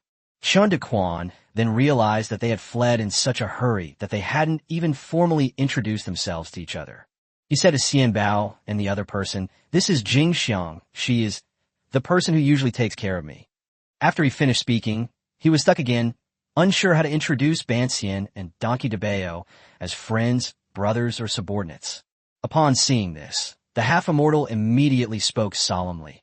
"My brother and I are willing to serve you as our lord, to be your subordinates, to follow you, and never betray you." He was not only grateful to Chen Daquan for saving his life, but he had also witnessed Chen Daquan's terrifying methods and the precious sword, and he was convinced that Chen Daquan could raise an army in the chaotic world. Recalling the old Taoist priest's words, the half-immortal became even more convinced that Chen Daquan was the mysterious person who could save him and lead him to a high position. Thinking of this, he was so excited that he knelt down and kowtowed to Chen Daquan. Startled by this sudden turn of events, Chen Daquan jumped aside and said irritably, "Half-immortal, you really aren't immortal. Are you trying to shorten my lifespan? You're even older than me." The fortune teller, however, said solemnly, Whether you believe it or not, young master, I, Yang Wenyuan, swear to follow you to the death. Donkey Dabao chuckled and said, Me too. Chen Daquan. Chapter 26 Target, Cloud-Broken Mountains. The world is not what it used to be, and people's hearts are treacherous. Chen Daquan wouldn't trust a fortune teller just because of a few words of loyalty or a few kowtows. I and Xianbao have been helping each other out. He saved them first, and only because of Donkey Dabao's human bomb charge was he able to get out of the city smoothly. At worst, we can give them some money and food. That will be enough to repay this friendship. Because I possess the secrets of the system, only those who are absolutely loyal can stay by my side. Alright, I have my own system. The loyalty check function lets you easily solve your loyalty problems with a simple scan. Chen Daquan silently recited to Xianbao and the other person, loyalty check. Then, images of the two people immediately appeared in his mind. Yang Wenyuan, loyalty value 90. Donkey Dabao, loyalty value 100. Wow, the number is so high. Chen Daquan was unaware that the fortune teller had the blessing of the old Taoist priest divination, which was why he was so loyal to him. In feudal society, metaphysics was incredibly alluring. Donkey Dabao, on the other hand, is just naturally a bit dim-witted. From the moment Chen Daquan fed him roast chicken, to the later banquet he was invited to, and then to the rescue and escape he received, one thing after another, he felt that Chen Daquan was good to him and capable, and he had long since trusted Chen Daquan without any ulterior motives. Although he didn't know why the two were so loyal to him, Chen Daquan believed in the system's capabilities. Anyway, if we find that the two of them have any ulterior motives, we should just kill them. Alright, the half-immortal is knowledgeable and can help come up with ideas. Dabao is big and can be a bodyguard. Moreover, with the supplies purchased by the system every day and the minimum living allowance distributed, we can easily support 2 more people. Having thought this through, Chen Daquan made up his mind and said to the two of them, Since you trust me, then follow me. From now on, you can call me young master. But I like sensible people. Do you understand? The fortune teller was overjoyed and quickly replied respectfully, Your subordinate understands. Understand. Having established the subordinate relationship, Chen Daquan felt relieved and said with a smile, You guys stay here, I'll go find some food. After saying that, he turned and disappeared into the depths of the woods. Once he was out of sight of the three, he took out 6 pounds of pork belly from his spatial storage. They then rested under a tree for a while before returning. We just happened to run into a wealthy family on their way back. They bought some meat and came back. Let's eat, Chen Daquan said with a smile. When Donkey Dabao saw that Chen Daquan had indeed brought back meat, he didn't think twice and happily went to start a fire. The immortal's expression changed repeatedly as he tried to suppress his shock. He didn't believe that one could easily buy pork belly by simply going out for a stroll in this kind of year, but he understood Chen Daquan's mysterious nature. He could focus on doing his own thing, so he called out and went to gather firewood. Chen Daquan secretly observed the fortune teller and was very satisfied with his performance. The pork belly sizzled and dripped with oil as it was roasted on tree branches, the aroma making everyone's mouths water. Donkey Dabao didn't mind the heat and wolfed down a full 3 jin, 1.5 kilograms, of food all by himself. After eating and drinking his fill, Chen Daquan asked, Master, you're familiar with Guyang County, so where do we go next? The fortune teller got up and looked around for a while, then said, If you go through this forest and continue east for more than 10 miles, you will reach the Cloud-Break Mountains. The Yunduan Mountains stretch for thousands of miles from west to east, crossing Shanzhou and Bingzhou. They contain countless high mountains and low ridges, making them a good place to hide. We can settle there temporarily to ensure that the rebels can't find us. If they do find us, we can just disappear into the deep mountains, and they won't be able to do anything about it. After listening to the fortune teller's words, Chen Daquan got up and looked into the distance. Sure enough, he could vaguely see a long mountain range. With rebels causing chaos and refugees everywhere, hiding in the mountains is indeed a good option. Anyway, I have enough supplies, so I can survive anywhere. Once things have calmed down, we can set off for the Central Plains. Chen Daquan nodded. All right, half immortal, lead the way. Let's go to the Cloud-Break Mountain Range. The group extinguished the campfire, and the fortune teller led the way, disappearing into the woods without looking back. At the Lei residence, Lei Jun sat in the main seat with a gloomy expression. Several rebel corpses lay on the ground below, some seemingly intact, others missing limbs. These were the rebels that Chen Daquan killed today. Say it again, how exactly did that man kill so many brothers? Lei Jun asked in a deep voice. Reporting to the general, our men have no idea what the enemy's methods are. He was holding a strange hidden weapon, and with a few bang bang bang sounds, his brothers fell down. Then he threw out two strange, round balls with tremendous force, blowing the first floor upside down. The soldier in the hall recounted his battle with Chen Daquan that day in a trembling voice. The other soldiers who had survived from the east gate listened and echoed, repeatedly agreeing. Lei Jun's face grew darker as he listened, convinced that this man was the murderer who had killed his elder brother, Lei Yu. Today's attack on Guyang County went smoothly due to proper planning and did not cause much damage. The few casualties were all related to Chen Daquan. What's especially hateful is that this person actually attacked the east gate. Not only did they escape successfully, but they also caused chaos among the people inside and outside the city. He had to personally lead a large army to suppress the rebellion in order to stabilize the situation. Lei Jun stood up and paced back and forth. He then loudly ordered, "Someone, take these brothers to find the painter. Then post a portrait and issue a citywide warrant for Chen Daquan's arrest, offering a substantial reward for anyone who provides information. Send more men out of the city, even if it means turning the area around Guyang County upside down. We must bring him back." The Lei brothers were so angry they gritted their teeth. Without saying a word, they personally led their men out of the city. Beside the official road, four men crouched furtively behind a small earthen mound, secretly observing the groups of refugees below. "Master, why are there more and more people as we walk? And these people aren't coming from Guyang County either?" Chen Daquan frowned and asked. On the official road, an endless stream of refugees hurriedly made their way. Although most of them were thin and looked flustered, they were well-dressed and clean.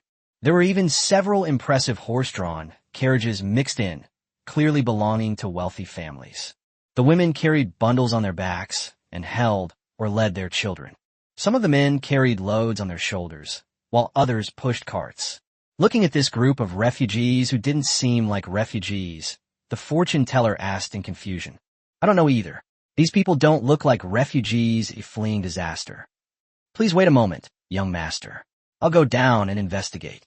After saying that, he took donkey to bow and ran down the slope, stopping a seemingly honest-looking man to talk. A moment later, the two returned in a panic. "It's terrible, young master. Anyuan County has also been captured by the rebels." Fortunately, the magistrate of Anyuan County received the news in advance and abandoned the city and fled. Before leaving, he still had a conscience and notified the people of the city, who were able to escape in time. These people below are from Anyuan City. They are currently fleeing the war in the Yunduan Mountains. Anyuan County is located in the southwest of Guyang County. Its population and area far exceed those of Guyang County, making it a well-known large and wealthy county in the vicinity. Now it has also been captured by the Pajun army. Since ancient times, when people encountered war, they would flee to the mountains for refuge. At this moment, their target was the same as Chen Daquan's group, the Cloud-Broken Mountains. Chapter 27 Camp Barbecue. Intimidating the crowd. Chen Daquan sighed inwardly. Shanzhou is probably going to be in big chaos. The rebels have grand ambitions, and their reach probably extends beyond Guyang County and Anyuan County. Judging from the current trend, it's highly likely that several surrounding counties have already been occupied. Even if it wasn't occupied, it was only a matter of time. Nowadays, there are rebels and refugees everywhere, and it is too dangerous to stay in the wild or travel. When Chen Daquan thought about how the fortune teller had suggested going into the mountains from the very beginning, he couldn't help but think more highly of him. Let's catch up with the group and go into the mountains together. Having determined his destination, Chen Daquan felt much more at ease. The four ran down the hillside and easily blended into the group. Because each of them had a machete at their waist, and the burly Dabao was intimidating. Although some people observed them with curiosity along the way, the journey was safe and smooth. By evening, the team had finally reached the Cloud-Broken Mountains. The group of refugees also stopped to rest at the foot of a sheltered mountain. Because the people had not been looted by the rebels, they still had enough supplies, so they gathered together to light fires and cook. Chen Daquan chose a spot on the edge of the camp, instructed the three men to start a fire, and then left under the pretext of letting the water out. The aroma of porridge was already wafting through the camp. Kyoka smelled the aroma and said worriedly, "It's all my fault. I didn't bring any food with me. Without food, how will we survive?" Seeing that other people around her had already started eating, Kyoka was filled with frustration. I harshly berated myself in my heart again and again. There's still so much food at home. It would be good to bring even a little out. Now, not only have the rebels in the city benefited, but everyone is also going hungry. Seeing Kyoka's worried expression, the fortune teller gently comforted her. "Don't blame yourself, young lady. The situation was critical at the time, and it was impossible to consider everything." Then he paused for a moment and gave a sly smile. "We still have our young master. I believe he can find the food. Hey, just say young master, and he's back." As the two were talking, they saw Chen Daquan walking towards them from a distance, carrying 2 large bundles on his back and 2 wooden buckets in his hands. The group quickly stepped forward, and Bao took both bundles and carried them on his back. Chen Daquan said with a smile, "Luckily, there are a lot of people here, so we can buy things. Let's hurry up and cook, I'm starving." The rolling mountains before him gave him a sense of security, and his tone became lighter. The group returned to the campfire, and Kyoka eagerly opened the package. Looking at the abundant supplies inside, they gaped in astonishment. Chen Daquan brought back several bags of millet, some pork belly, an iron pot, a bag of salt, 3 cotton quilts, and 2 buckets of water. These things would be considered treasures in normal years. Besides, with natural disasters and man-made calamities, and chaos and war, who has the ability to contribute? Even wealthy families who could afford it had to carefully hide it and eat it little by little. "Young master, you must have gone to great lengths and spent a lot of money to acquire these items."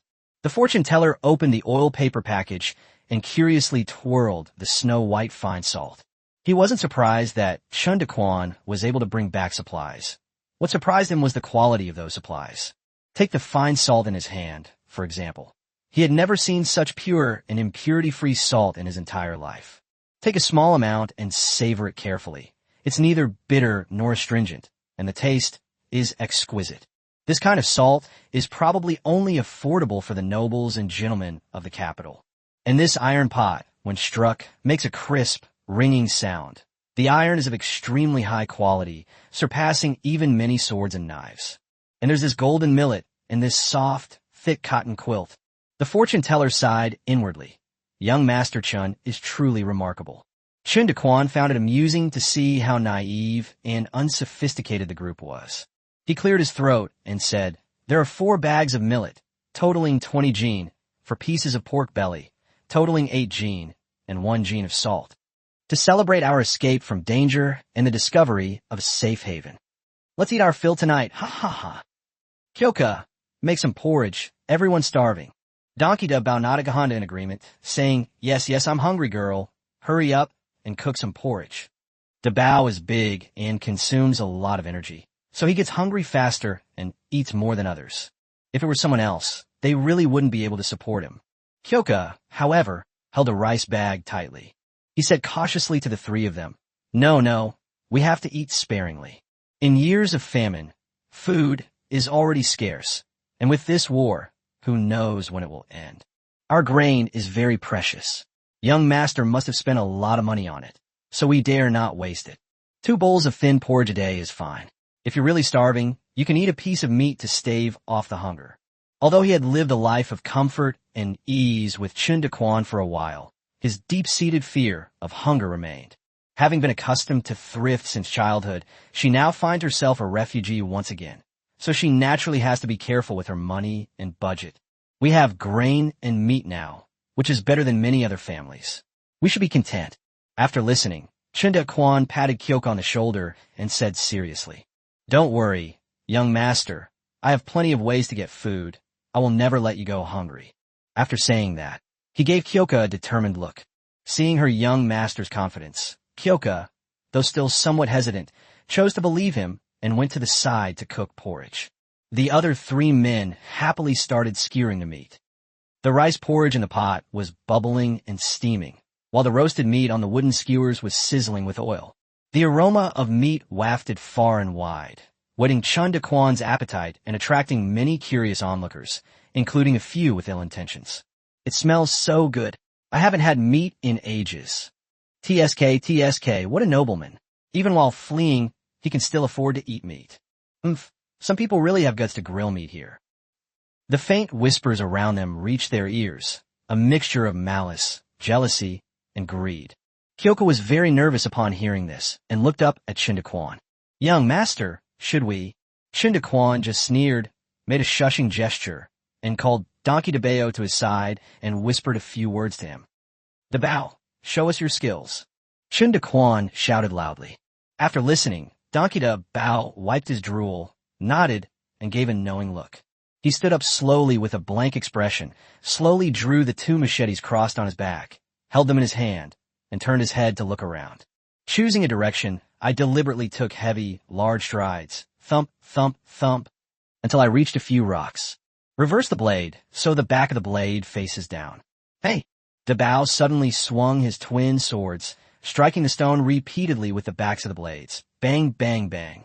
The thick back of the blade struck the rock with a terrifying sound, instantly shattering rocks, filling the air with dust, and sending sparks and fragments flying everywhere.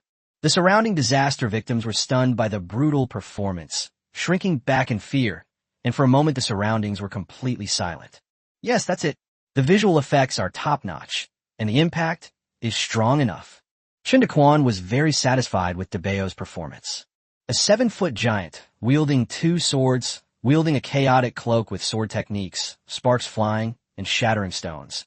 These combined would have been enough to intimidate a gang of thugs in his previous life. Not to mention these ordinary people who have never seen the world.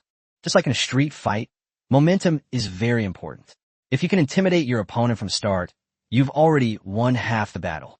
Appropriately displaying strength can extinguish the ambitions of certain individuals and avoid unnecessary trouble later. The disaster victims were terrified and turned their heads away, no longer daring to look in this direction. Some parents even covered their children's mouths. Chapter 28, Seeing Injustice, DeBao goes crazy.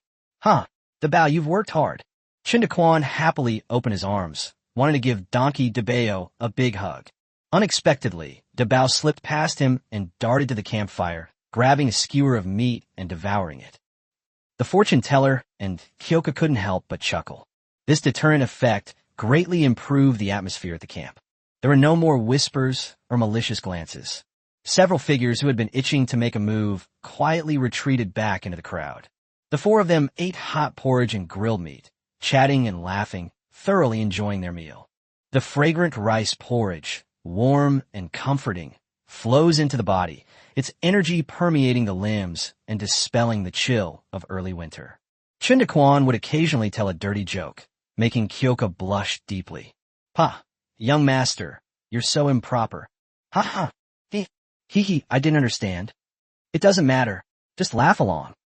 It was late at night. The cold wind of early winter was howling and whistling. Chen Daquan, wrapped in a quilt, leaned against the bundle, while Jingxiang, nestled in his arms, slept soundly. Half Immortal and Donkey DeBao were also fast asleep, huddled under the covers with their knives. Suddenly, a series of roars and fighting sounds came from the distance of the camp, which startled Chen Daquan and made him alert. The fortune teller also got up and looked warily into the distance, where only DeBao was still fast asleep. The sounds of fighting woke up more and more people, but no one dared to make a move. In times of chaos and disaster, there are countless acts of arson, murder, and looting. With the government gone, no one would bother to get involved and risk getting into trouble. People just twisted their bodies, gripped their protective gear tightly, closed their eyes, and pretended to be asleep, acting as if nothing had happened. Half Immortal, you stay here and keep watch. I'll take the bow to check on things. Chen Daquan became curious, woke up Donkey DeBeo, and the 2 of them crept quietly toward the direction of the fight. The 2 turned a corner and came to an open space far from the camp, where they hid behind a large rock. Several large bonfires ahead vaguely illuminated more than a dozen figures, who were surrounding and killing a family. The side being besieged had 3 carriages forming a circle, surrounding the elderly, women, and children in the middle. 8 or 9 men, armed with weapons, fought fiercely against the villains. Unfortunately, They were outnumbered, and the men were clearly not good at fighting. Soon, 2 of them were cut down and fell to the ground, putting them at a disadvantage. Hee, old Master Han, we brothers don't want to fight to the death with you. You hand over half of the money and grain, and we'll leave right away. How about it? Humph. Black gang leader, do you think this old man is a child? Now that you've got me, there's no chance of it ending well. All the old man's belongings are here. Come, and take them if you dare. I'll take someone down with me, even if I die. The speaker was an old man with white hair and beard. But he was tall and straight, with a booming voice. His white hair was neatly combed. He carried a large knife in one hand, and his beard fluttered in the wind. He had the air of a master, and after speaking, he dragged his sword and charged straight at the gang leader. You old codger, if you insist on courting death, this gang leader will grant your wish. Second brother, let's attack together. The 3 immediately engaged in a fierce battle, neither gaining the upper hand for a time. Wow, this old man has kung fu skills. That ghost-head broadsword must weigh over 10 kilograms, yet it's wielded with such power and grace. Chen Daquan was amazed and filled with admiration as he watched the old man fight 2 opponents without being at a disadvantage. The 2 gang leaders were clearly skilled fighters, with considerable martial arts prowess. Unfortunately, old man Han was determined to die and fought with a reckless style that the 2 men couldn't withstand. Fifth brother, Scorpion, hurry up and help. This old man has gone mad. The gang leader barely dodged a knife, beads of sweat forming on his forehead. He yelled, and 2 more men joined the fray. This time, old man Han couldn't hold out any longer. Originally, I planned to launch a sudden attack and take down the black snake in one fell swoop, forcing it to retreat. I didn't expect the black snake to be so troublesome. 1 against 4, no chance of winning. In addition, due to old age, although he mustered all his strength to fight, his physical strength eventually gave out. The old man gradually fell into a disadvantageous position, and a bitter smile appeared on his lips. Is the Han family doomed today? The old man was filled with grief and indignation. Sigh, let's go, Dabao. It's just another ordinary murder and robbery scene. That old man is dying. Chen Daquan didn't want to get involved, sighed, got up, patted Donkey Dabao, and prepared to go back. Having seen enough of the drama, the Han family is beyond saving today and is destined for extermination. Dabao. Chen Daquan's hand clapped at empty air. What the hell? Dabao, come back here. Are you crazy? Dabao, holding 2 machetes, had already charged forward more than 10 steps. Chen Daquan stared blankly at Dabao, who was running wildly, his eyelids twitching, cursing inwardly. What's going on? Has Dabao lost his mind? His unconventional move caught Chen Daquan completely off guard. The fighters in the arena were all focused on each other. Suddenly, a huge figure burst out from the shadows without warning. A flash of cold light. Immediately afterwards, a blade flashed and landed in front of the villain called Scorpion. Scorpion, as expected of a seasoned fighter, instinctively raised his long sword to block above his head. To his surprise, the next moment, his head and half a shoulder flew off. The sudden turn of events took them by surprise. After a few feints, they jumped aside. Black Snake, still shaken, turned pale as he stared at the 2 halves of the Scorpion lying on the ground. With a single slash, he cleaved the man and the sword in 2. That's so brutal. A 7-foot-tall giant stood opposite them, his large sword dripping with blood. At this moment, everyone in the arena stopped fighting and split into 2 opposing sides. Haha, thank you so much for saving my life, brave warrior. Old man Han was both surprised and delighted to have escaped death, and he quickly thanked Dabao. Dabao only turned his head to look at the old man once, then grinned widely. The Black Snake Gang leader was in an uproar. What was going on? Just when things were about to go smoothly, a killing god suddenly appeared out of nowhere. Sir, why did you ruin my plans and kill my brother? Do we have any grudges? Black Snake was unsure of Dabao's background, so he probed him, wanting to know if the other party was simply an ally of the Han family or his enemy. After all, over the years, he had led the Black Snake Gang and had accumulated many grudges and feuds. He himself was unaware of how many enemies he had, both overt and covert. I don't recognize you. Then, the hero stood up for the Han family? The Han family? Which one is the Han family? Donkey Dabao blinked and asked in confusion. Black Snake was dumbfounded. What kind of approach was this? Was it just a simple act of standing up for what was right? Having lived this long, I've only ever seen a few people who stood up for what was right, and they were all hot-blooded fools who have been fooled by novels. The grass on the graves of these righteous men is now enough to feed cattle. Chen Daquan was also dumbfounded. Did Donkey DeBeo eat too much pork belly and get a sore throat? Or was he just being arrogant? Your mother, Black Snake blurted out, then quickly stopped himself. It turns out this big, dark-skinned man was just bored and had nothing better to do than meddle in other people's business. The Black Snake was furious. How dare the heroes of the world underestimate me? Wow, brothers, we've made a blood feud today. Even if it costs us a tooth, we'll take down the Han family and this suicidal brute. Second brother, fifth brother, one-eyed, stick the four of you come with me and deal with this brute. The rest of you hold off the Han family. Black Snake selected 4 skilled fighters, intending to deal with Donkey DeBao first. The 5 people stared intently at DeBao, gradually forming a circle around him. Hey, you guys are bullying me. Suddenly, Donkey DeBao darted out of the encirclement, as agile as a fathead fish. He ran straight toward Chen Daquan. Wah, young master, hurry up and slap them. Chapter Haimuitin Donkey Zabao, Zubatstat. Chen Daquan was stunned. Donkey DeBao, you son of a bitch. This donkey, DeBao's thought process is truly incomprehensible. You're the one who sticks your neck out, and you're also the one who wisely avoids unnecessary trouble. Chen Daquan suddenly realized that DeBao's mind might not be as simple as it seemed. Judging from his decisive escape, this guy is pretty smart. They ran away as soon as the encirclement was starting to take shape and ended up selling themselves out. Well, I can't escape it now.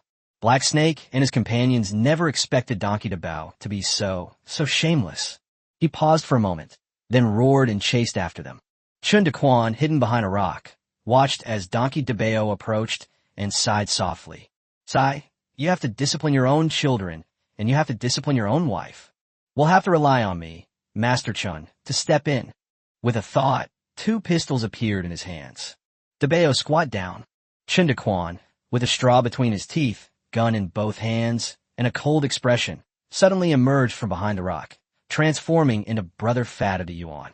Using both hands simultaneously, slap, slap, slap, slap, slap. Black Snake and his companions, who were single-mindedly pursuing the enemy, were caught off guard by the attack. Who can stop a bullet? I'm asking you, who can? The group only saw a figure vaguely appear in the darkness, followed by a burst of light. When I came to my senses, I was already lying on the ground. Ouch, it hurts. Blood. Why am I bleeding? The seasoned gangsters were terrified. They had bitten off more than they could chew. With a single move, they took down all 5 of the brothers. Ow. Despicable to resort to underhanded tactics. Hearing the howls and curses coming from the ground, Chen Daquan lamented that the darkness affected his performance, preventing him from delivering a fatal blow. DeBao, where the hell have you been? Go finish him off. Oh, I'm here.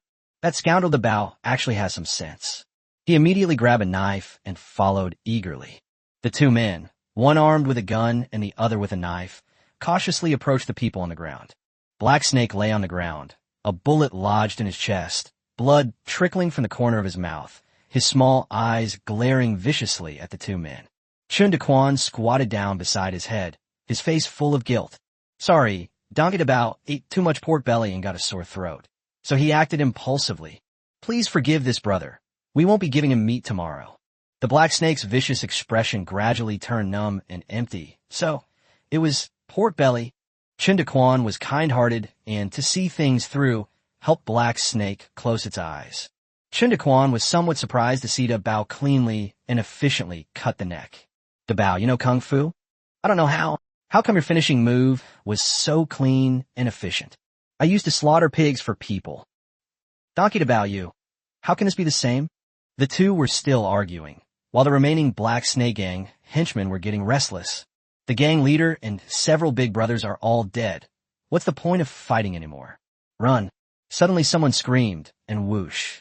Everyone scattered like birds and beasts. The Han family, having survived a calamity, experienced both great joy and sorrow, and wept tears of happiness. The women, in particular, knew what would happen if they fell into the hands of these wicked people. First, they suffered endless humiliation, and then, depending on their age and appearance, They were either sold to brothels or controlled as prostitutes. In short, it's a situation where one can neither live nor die. The women, who had originally planned to commit suicide, were now saved, and their emotions erupted, and they cried uncontrollably. The men of the Han family, who had been holding their breath, collapsed to the ground, utterly exhausted. I, Han Jianshan, thank you, two righteous men, for saving my entire Han family. Old man Han, disregarding the injuries of his own sons, greeted them loudly and rushed toward Chun and Lu in a few quick steps. Dabeo, touch it. Can you feel it? Hey, I found it. How is it? How is it? TCH, smaller than mine. Donkey Dabao, you son of a bitch. I'll teach you to touch silver. The two men were excitedly touching several corpses, and Old Man Han could only hear their intermittent conversation. These words and actions struck Old Han as if he had been struck by lightning. Could it be that these two righteous men share such a refined taste? For a moment, he was at a loss, unable to move forward or backward, and stood awkwardly in place. I can feel it. I can feel it. It's so big. Chen Daquan was so excited that he couldn't contain himself as he clutched the large money bag. I touched it too. It's so small. Donkey Dabao also pulled out a money pouch, much smaller than Chen Daquan's, and was extremely disappointed. Before long, 5 money bags of different sizes were hanging on their waists. Although Chen Daquan still had more than 1,000 taels of silver lying in his space, who would complain about having too much money? The thought of needing 100,000 taels of silver for the next system upgrade made Chen Daquan's liver ache. The road to making money is long and arduous. Old Am Han. Hey, listen up, Grandpa Han. Chen Daquan only then noticed that the old man had been standing next to him the whole time. The campfire crackled and popped as it burned. At the Han family camp, Han Jianshan and Chen Lu were having a pleasant conversation. The Han family had fled from Guyang County. They were well off and considered a small, wealthy family in the city. They had been in the leather business for generations and owned 2 leather shops. Because of their long-term dealings with hunters, the Han family members had all learned some knife and bow skills. In particular, the head of the family, Han Jianshan, loved to practice martial arts when he was young and even went hunting in the mountains himself, so he was very familiar with the forests. Later, he specifically sought out a master and became highly skilled in martial arts. If it weren't for old Master Han holding off the Black Snake Gang's experts, the Han family would have been slaughtered long ago. May I be so bold as to ask why you two have come to my aid? After hesitating for a long time, Han Jianshan finally asked the question. Having lived most of his life and seen all sorts of people, he believed in cause and effect and did not believe in inexplicable kindness. The Black Snake Gang is the most ruthless gang in Guyang County. Although it doesn't have many members, none of them are ordinary hooligans. Everyone knows Kung Fu, especially the gang leader Black Snake, who is skilled in Kung Fu and ruthless. Once you make an enemy, it's a fight to the death, and no one dares to provoke you. He didn't believe that a stranger would offend the Black Snake Gang for the sake of the Han family. Chen Daquan was somewhat embarrassed, and kept complaining to himself. Why? It's all because of that damn Donkey Dabao. Unbeknownst to them, the Black Snake Gang had actually been targeting them from the very beginning. When the Black Snake Gang saw that there were only 4 of them grilling meat, they got the idea to take advantage of it. Seeing that the 3 men carried extraordinary swords, and that Donkey Dabao happened to display the chaotic cloak sword technique, he momentarily intimidated Black Snake. Those figures lurking in the shadows were members of the Black Snake Gang. Later, the Black Snake Gang set its sights on the Han family, who were camped out alone. The Han family faced inconvenience due to both daughters-in-law being pregnant at the same time, especially when squeezed into crowds. Only because Han Jianshan was skilled in martial arts did he dare to stay away from the crowd. Chen Daquan ignored Han Jianshan and only glanced at Donkey Dabao. Han Jianshan, a shrewd and experienced man, also turned to look at Donkey Dabao. I've seen you before. You gave me an egg. Han Yin-san. Chen Daquan, Donkey Dabao, you a whole egg? Han Jianshan was puzzled and pressed for details. It turns out that when Donkey Dabao was a child, he once helped his grandfather pull goods in his donkey cart. The owner at that time was none other than Han Jianshan, who is standing right in front of me. For some reason, Han Jianshan gave Xiaolu Dabao an egg. Whether it was done casually or because the child was cute, Han Jianshan no longer remembers this little incident from many years ago. The Han family is wealthy. An egg is nothing to them. But for Donkey Dabao, who had been in a state of semi-hunger since childhood, an egg was enough for him to remember the good person from back then. Chapter 30, An Unexpected Joy. Clouds break through the map. I see. Han Jianshan was filled with emotion, never expecting that the egg he had casually given away years ago would be so easily forgotten. Years later, he saved the entire Han family. Chen Daquan felt increasingly uneasy, thinking, so you too got the fruit of this karma, and I'm the one who did all the hard work. I feel like I'm being used as a tool by Donkey Dabao. Zabao yes, Julie det began. Han Jianshan felt much better after his doubts were resolved. He called his son Han Li over and whispered a few words in his ear. A hint of surprise flashed across Han Li's face. He nodded, stepped into a carriage, and carried back a long wooden box. Here they come. This old man Han really has a good eye. Chen Daquan tried his best to maintain a calm and composed expression. My two righteous men, we have done the Han family a great favor today, and I would like to present this item to you. This item will be of great use if you want to settle down in the Cloudfall Mountains. Han Jianshan smiled and handed the wooden box to Chen Daquan. The wooden box felt light and flimsy, which disappointed Chen Daquan. I thought it was gold or silver treasure, but the weight is clearly wrong. This is a map. The first thing you see is a huge piece of animal hide. The surface is densely covered with drawings of mountains, valleys, and paths. Each mountain ridge is also labeled with its name, characteristics, and even details about the animals, trees, and medicinal herbs that grow on it. It's practically an encyclopedia of the cloud-broken mountains. Having this map is like having an extra eye. Surviving in the mountains on your own can save you a lot of trouble. Although Chen Daquan was overjoyed, he thought for a moment and cautiously asked, "Maps are invaluable. How did Elder Han obtain them?" Maps were strictly controlled by the government and were not allowed to be possessed by the public. Private ownership was punishable by severe penalties. How could a fur trader possess such a detailed map? Could this fellow also be planning a rebellion? Han Jianshan, a shrewd and experienced man, knew Chen Daquan's doubts and quickly explained. This picture is not an official picture, but a private picture drawn by the people. It was completed by generations of hunters in these mountains through their paintings. I am a close friend of an old hunter, and this painting was a gift from him.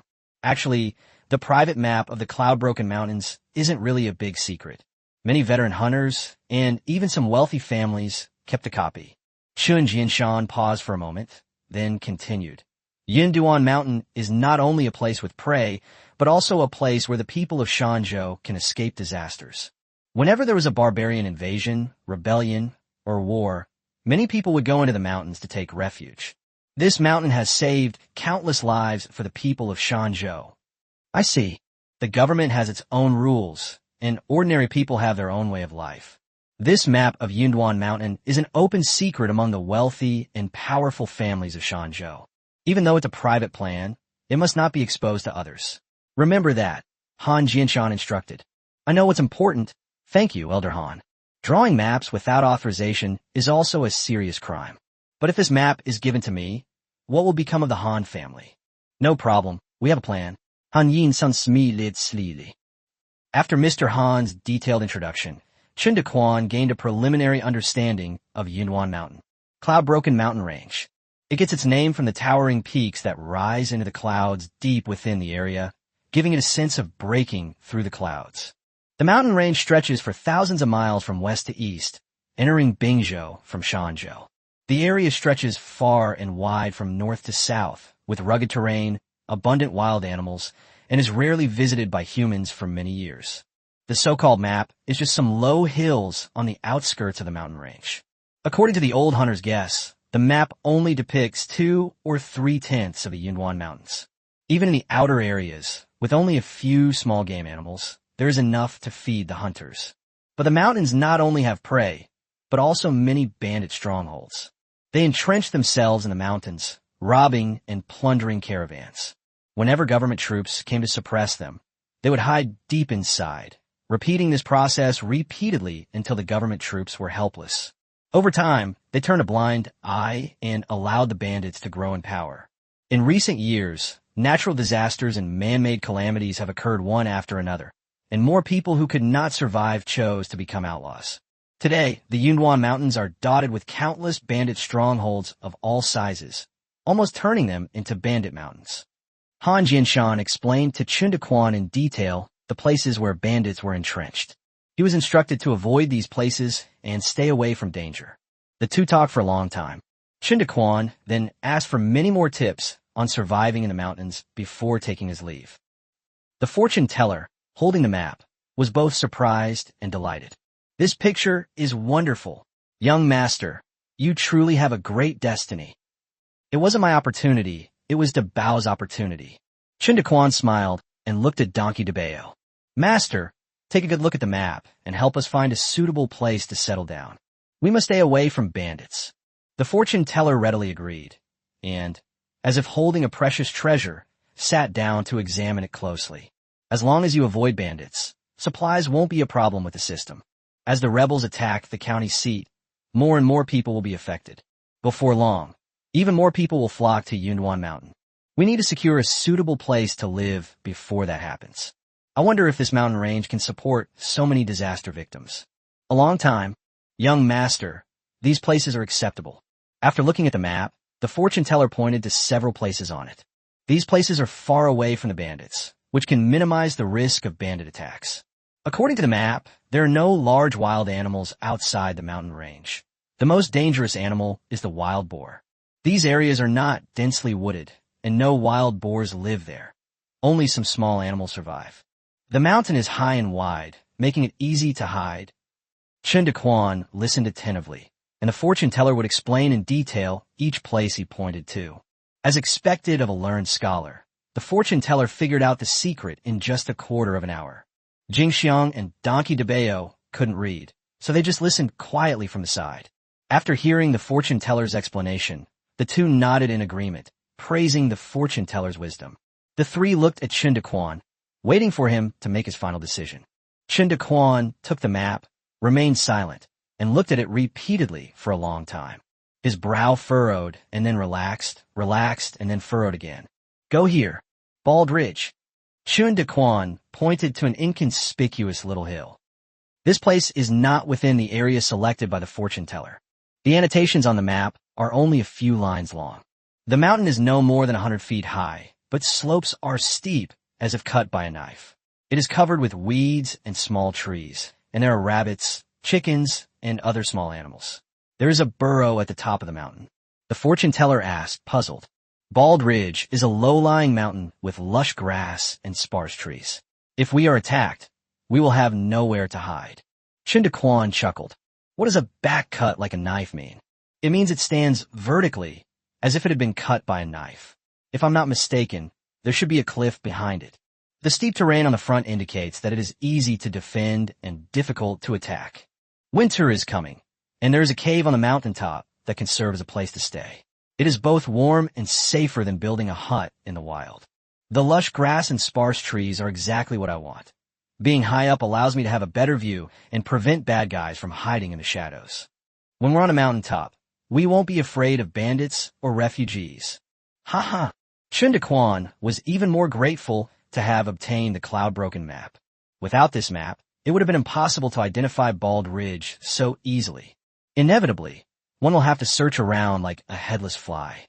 With so many people and such a complex situation and the weather getting colder, there's not much time to waste.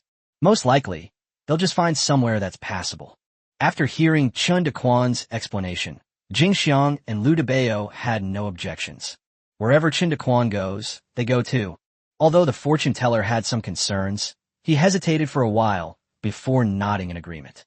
Chapter 31 Running Slow Will Kill You. Early morning. The north wind howled.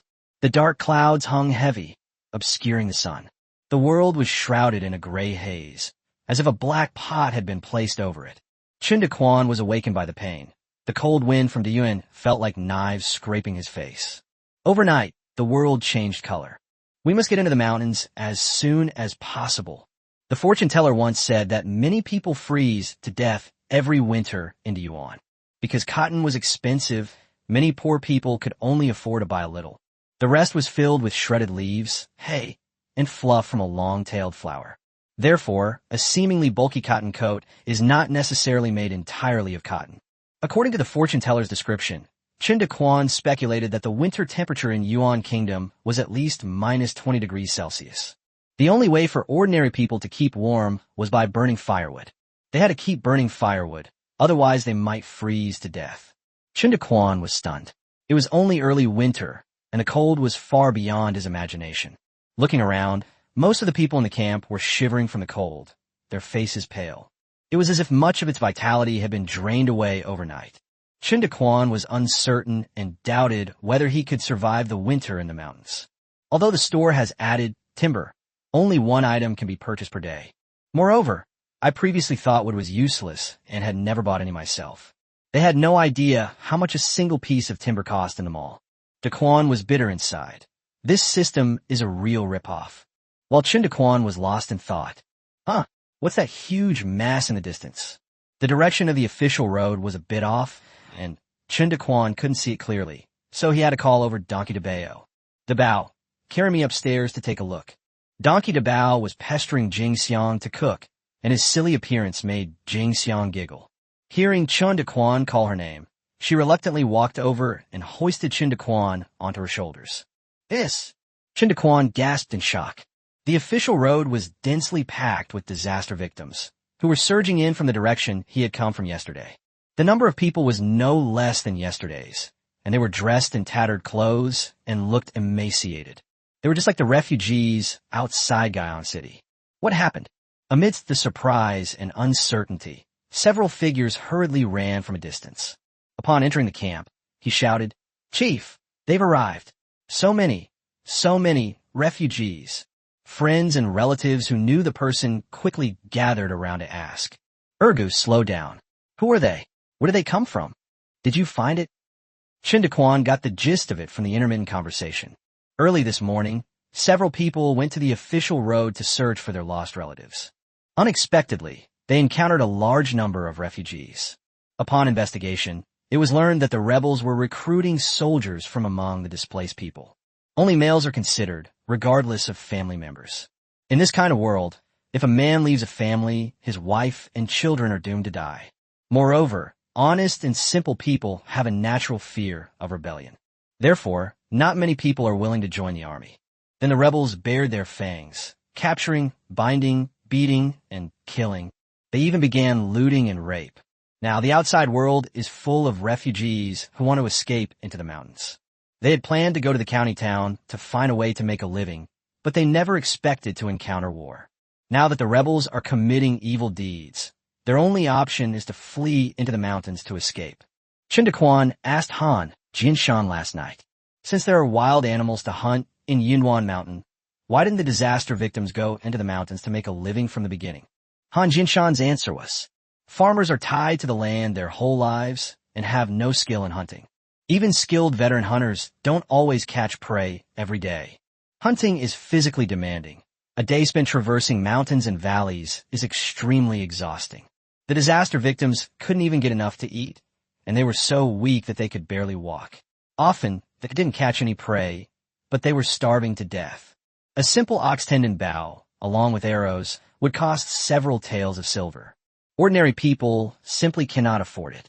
Moreover, the terrain in the mountains is complex, making it easy to get lost. Therefore, the disaster victims could hardly hunt any prey. If you're unlucky enough to encounter a large beast or bandits, you're almost certain to die. They only go into the mountains when there is war or when there is absolutely no other way to survive. As expected, the rebels have driven the refugees into the mountains. The last straw has broken the camel's back. Kyoka, stop cooking. Let's go into the mountains right now. These refugees were at their wits' end, their eyes practically glowing with hunger. With no hope of entering the city and no more false promises from the county government, the hope of getting into the city was gone. The difference between refugees and mobs lies in a single thought. It is foreseeable that there will only be more people and more chaos in the future. Chen Daquan dared not think too much about it. We need to get a bald ridge as soon as possible. With the help of pistols, grenades, and the advantage of terrain, they could hold the pass single-handedly. Kyoka was originally focused on cooking. Hearing Chen Daquan's anxious tone, he didn't dare to delay and immediately began packing his luggage. The fortune teller has examined the map and determined the route to Bald Ridge. Dabeo, stay alert. Kyoka and I will pack our luggage together. Quick! Chen Daquan, with a stern face, made arrangements in rapid succession. Fortunately, they were different from others. They brought their families, the elderly, and children, carrying large and small bags. The three of them quickly packed up their bedding, iron pot, and food. In the blink of an eye, 2 large bundles were on Dabao's back. Run! The fortune teller led the way with a map in hand. The 4 of them ran like mad. At this time, the people of Guyang County in the camp split into 2 groups. Some people, like Chen Daquan and his group, were frantically running into the mountains. Another group of naive people didn't care at all and leisurely packed their luggage. Even more interestingly, some people were still cooking over a fire, while others stood around watching curiously. Every era has its big idiots. Damn it, the wolf is coming, run. The group outside are genuine refugees who have nowhere else to turn, completely different from the city dwellers who just escaped from Guyang County. Chen Daquan thought to himself, I'm not happy about this. 15 minutes later, the 4 of them had moved away from the campsite and arrived at a small slope on the mountainside. Oh, what are you doing? Wow, mommy, you dare steal my grain? I'll fight you to the death. The refugees have flooded into the camp and are burning, killing, and looting. To them, this group of glamorous refugees was their granary. They were starving to death, yet there were people cooking here. The camp was in complete chaos, resembling a living hell. The newly arrived refugees had blank expressions and vacant eyes, looking exactly like a group of walking corpses. They didn't say a word and grabbed whatever they saw. Some people grabbed raw rice and stuffed it into their mouths, while others used their hands to scoop up the hot porridge. Several refugees worked together to cut down a wealthy family's horse and frantically pounced on it, tearing at the raw flesh. Several of them even tackled a person to the ground. Anyone who tries to stop them will be met with a fight. There was no room for maneuver, no holding back. The sounds of fighting, roaring, crying, wailing, and cursing. The chaotic sounds filled the mountains and fields, piercing Chen Daquan's ears. This is truly a chaotic world. That's fucking terrifying. Chen Daquan felt a little heavy-hearted. He really wanted to write something expressing his concern for the country and its people, but unfortunately, he lacked the cultural knowledge to do so, so he had to give up. It's also possible that he never felt a sense of belonging to the Great Yuan Kingdom. Although he was a scoundrel in his previous life, he was a failed successor to socialism. But he's also a true man, a tough guy, who endured 9 years of compulsory education. There's nothing to worry about regarding the way these feudal dynasty rulers govern the country. I wonder if the store will be able to add a remote big spray or something like that in the future. If so, Chen Daquan didn't mind asking Emperor Yuan to see why the flowers were so radiant. The 3 immortals were clearly frightened, their faces turning pale. Kyoka even turned her back, unable to look any longer. Sigh, let's go into the mountains. Chapter 32, Half Immortal. You've led me astray. You damn fortune teller, you've led the wrong way. The 4 of them squatted in a circle, scratching their heads and looking worried as they stared at the map on the ground. The fortune teller was sweating profusely and looked extremely embarrassed. That's right. If you follow this mountain stream, Bald Ridge is right next to it. There's an ear ridge nearby. No wonder the fortune teller couldn't find him. Once you get into the mountains, you realize just how abstract the concept is. A picture is a picture, and a mountain is a mountain. It's difficult for inexperienced people to distinguish the specific object being compared to. The 4 of them wandered around, but still couldn't find Bald Ridge. Oh well, let's just pick any hilltop. Donkey Dabao is a complete idiot who's given up on himself. Kyoka had no idea what to do, and could only offer quiet words of comfort. Don't worry, Dabao, don't worry. This place is not far from the edge of the mountains, so it's not a place to stay for long. Seeing the group looking dejected, Chen Daquan thought to himself, this is not a good sign. We need to boost morale. This Bald Ridge is crucial to whether we can survive the winter safely, so we can't just pick any hill. So Chen Daquan gave the group a knowing look, patted his behind, and stood up. He reached into his robes and, with a thought, took out 3 copper coins from his spatial storage. With a whoosh sound, he tossed the copper coin into the air. He started randomly making hand gestures. To find the dragon vein and divide the gold, look at the winding mountains. Each mountain is a fortress. Closing the door poses 8 dangers. The mountain road here has 18 bends. Half immortal Donkey to Bao and Kyoka. Go this way, Chen Daquan said firmly, waving his hand to point in a direction. Quiet. TSK, young master, you're really amazing. Tossing coins without looking at them. This divination skill is far superior to that of a fortune teller. Donkey Da Bao inadvertently discovered Chen Daquan's flaw. A hint of embarrassment flashed across Chen Daquan's eyes, but he could only force himself to remain calm. But seeing the simpleton clapping excitedly, Chen Daquan didn't bother with him. Although Kyoka couldn't understand, she looked at Chen Daquan with admiration. The fortune teller's lips twitched, secretly marveling. I don't understand at all. It's incredible skill, young master. Chen Daquan caught a glimpse of the fortune teller's expression and, thinking he had shown his fear, hurriedly urged everyone to set off. Found it! The fortune teller shouted excitedly. Just when everyone was losing faith in Master Chen, they suddenly found Bald Ridge. Young master, you are amazing. Kyoka clapped her hands happily. Young master is amazing. He doesn't even care about money when he divines. Donkey Da Bao genuinely believed that it was Chen Daquan who had calculated it. Chen Daquan, who had been feeling guilty, immediately straightened up. Subtle pretentiousness is deadly. Chen Daquan's prestige in their hearts increased even further. Chen Daquan smugly waved his hand and said casually, "It's nothing." The 4 of them did not rush up the mountain. Instead, they first surveyed the terrain at the foot of the mountain. At Chen Daquan's insistence, he had Donkey Da Bao carry him around the hill. Especially upon observing the back mountain, it was indeed exactly as described on the map. Its back is as sharp as if cut by a knife. It stands straight up and down, vertically, and impossible to climb. The steepness of the front mountain is relative to other mountains. It wasn't as steep as Chen Daquan had imagined. There were no paths leading up the mountain in any direction. The hillside was covered with long, withered grass and some small trees as thick as an arm. The mountain was indeed no more than 100 feet high. Chen Daquan estimated that this barren ridge was less than 300 meters high. Chen Daquan waved his hand and shouted, "Elbow up the mountain!" Da Bao, don't pee in front of the house. Donkey Da Bao started relieving himself as soon as he reached the top of the mountain. Chen Daquan had no problem with him defecating anywhere, but he had a big problem with him urinating anywhere. If Kyoka were to see his enormous gold, it would definitely damage his tall and imposing image. As Newton said, the cracks in the human heart are the hardest to mend. We must nip any potential dangers in the bud. Oh, okay, I see. The 4 rested on the mountaintop for 15 minutes before taking a closer look. Chen Daquan looked around. The mountaintop area was not large. The first thing you see is an open space about the size of a room. The ground was covered with stones of all sizes, with some wild grass growing sparsely in the gaps. Behind the open space lies the cave, and behind the cave is a vertical cliff. The cave faces south and is backed by the north, perfectly shielding it from the north wind. The opening was different from what I had imagined.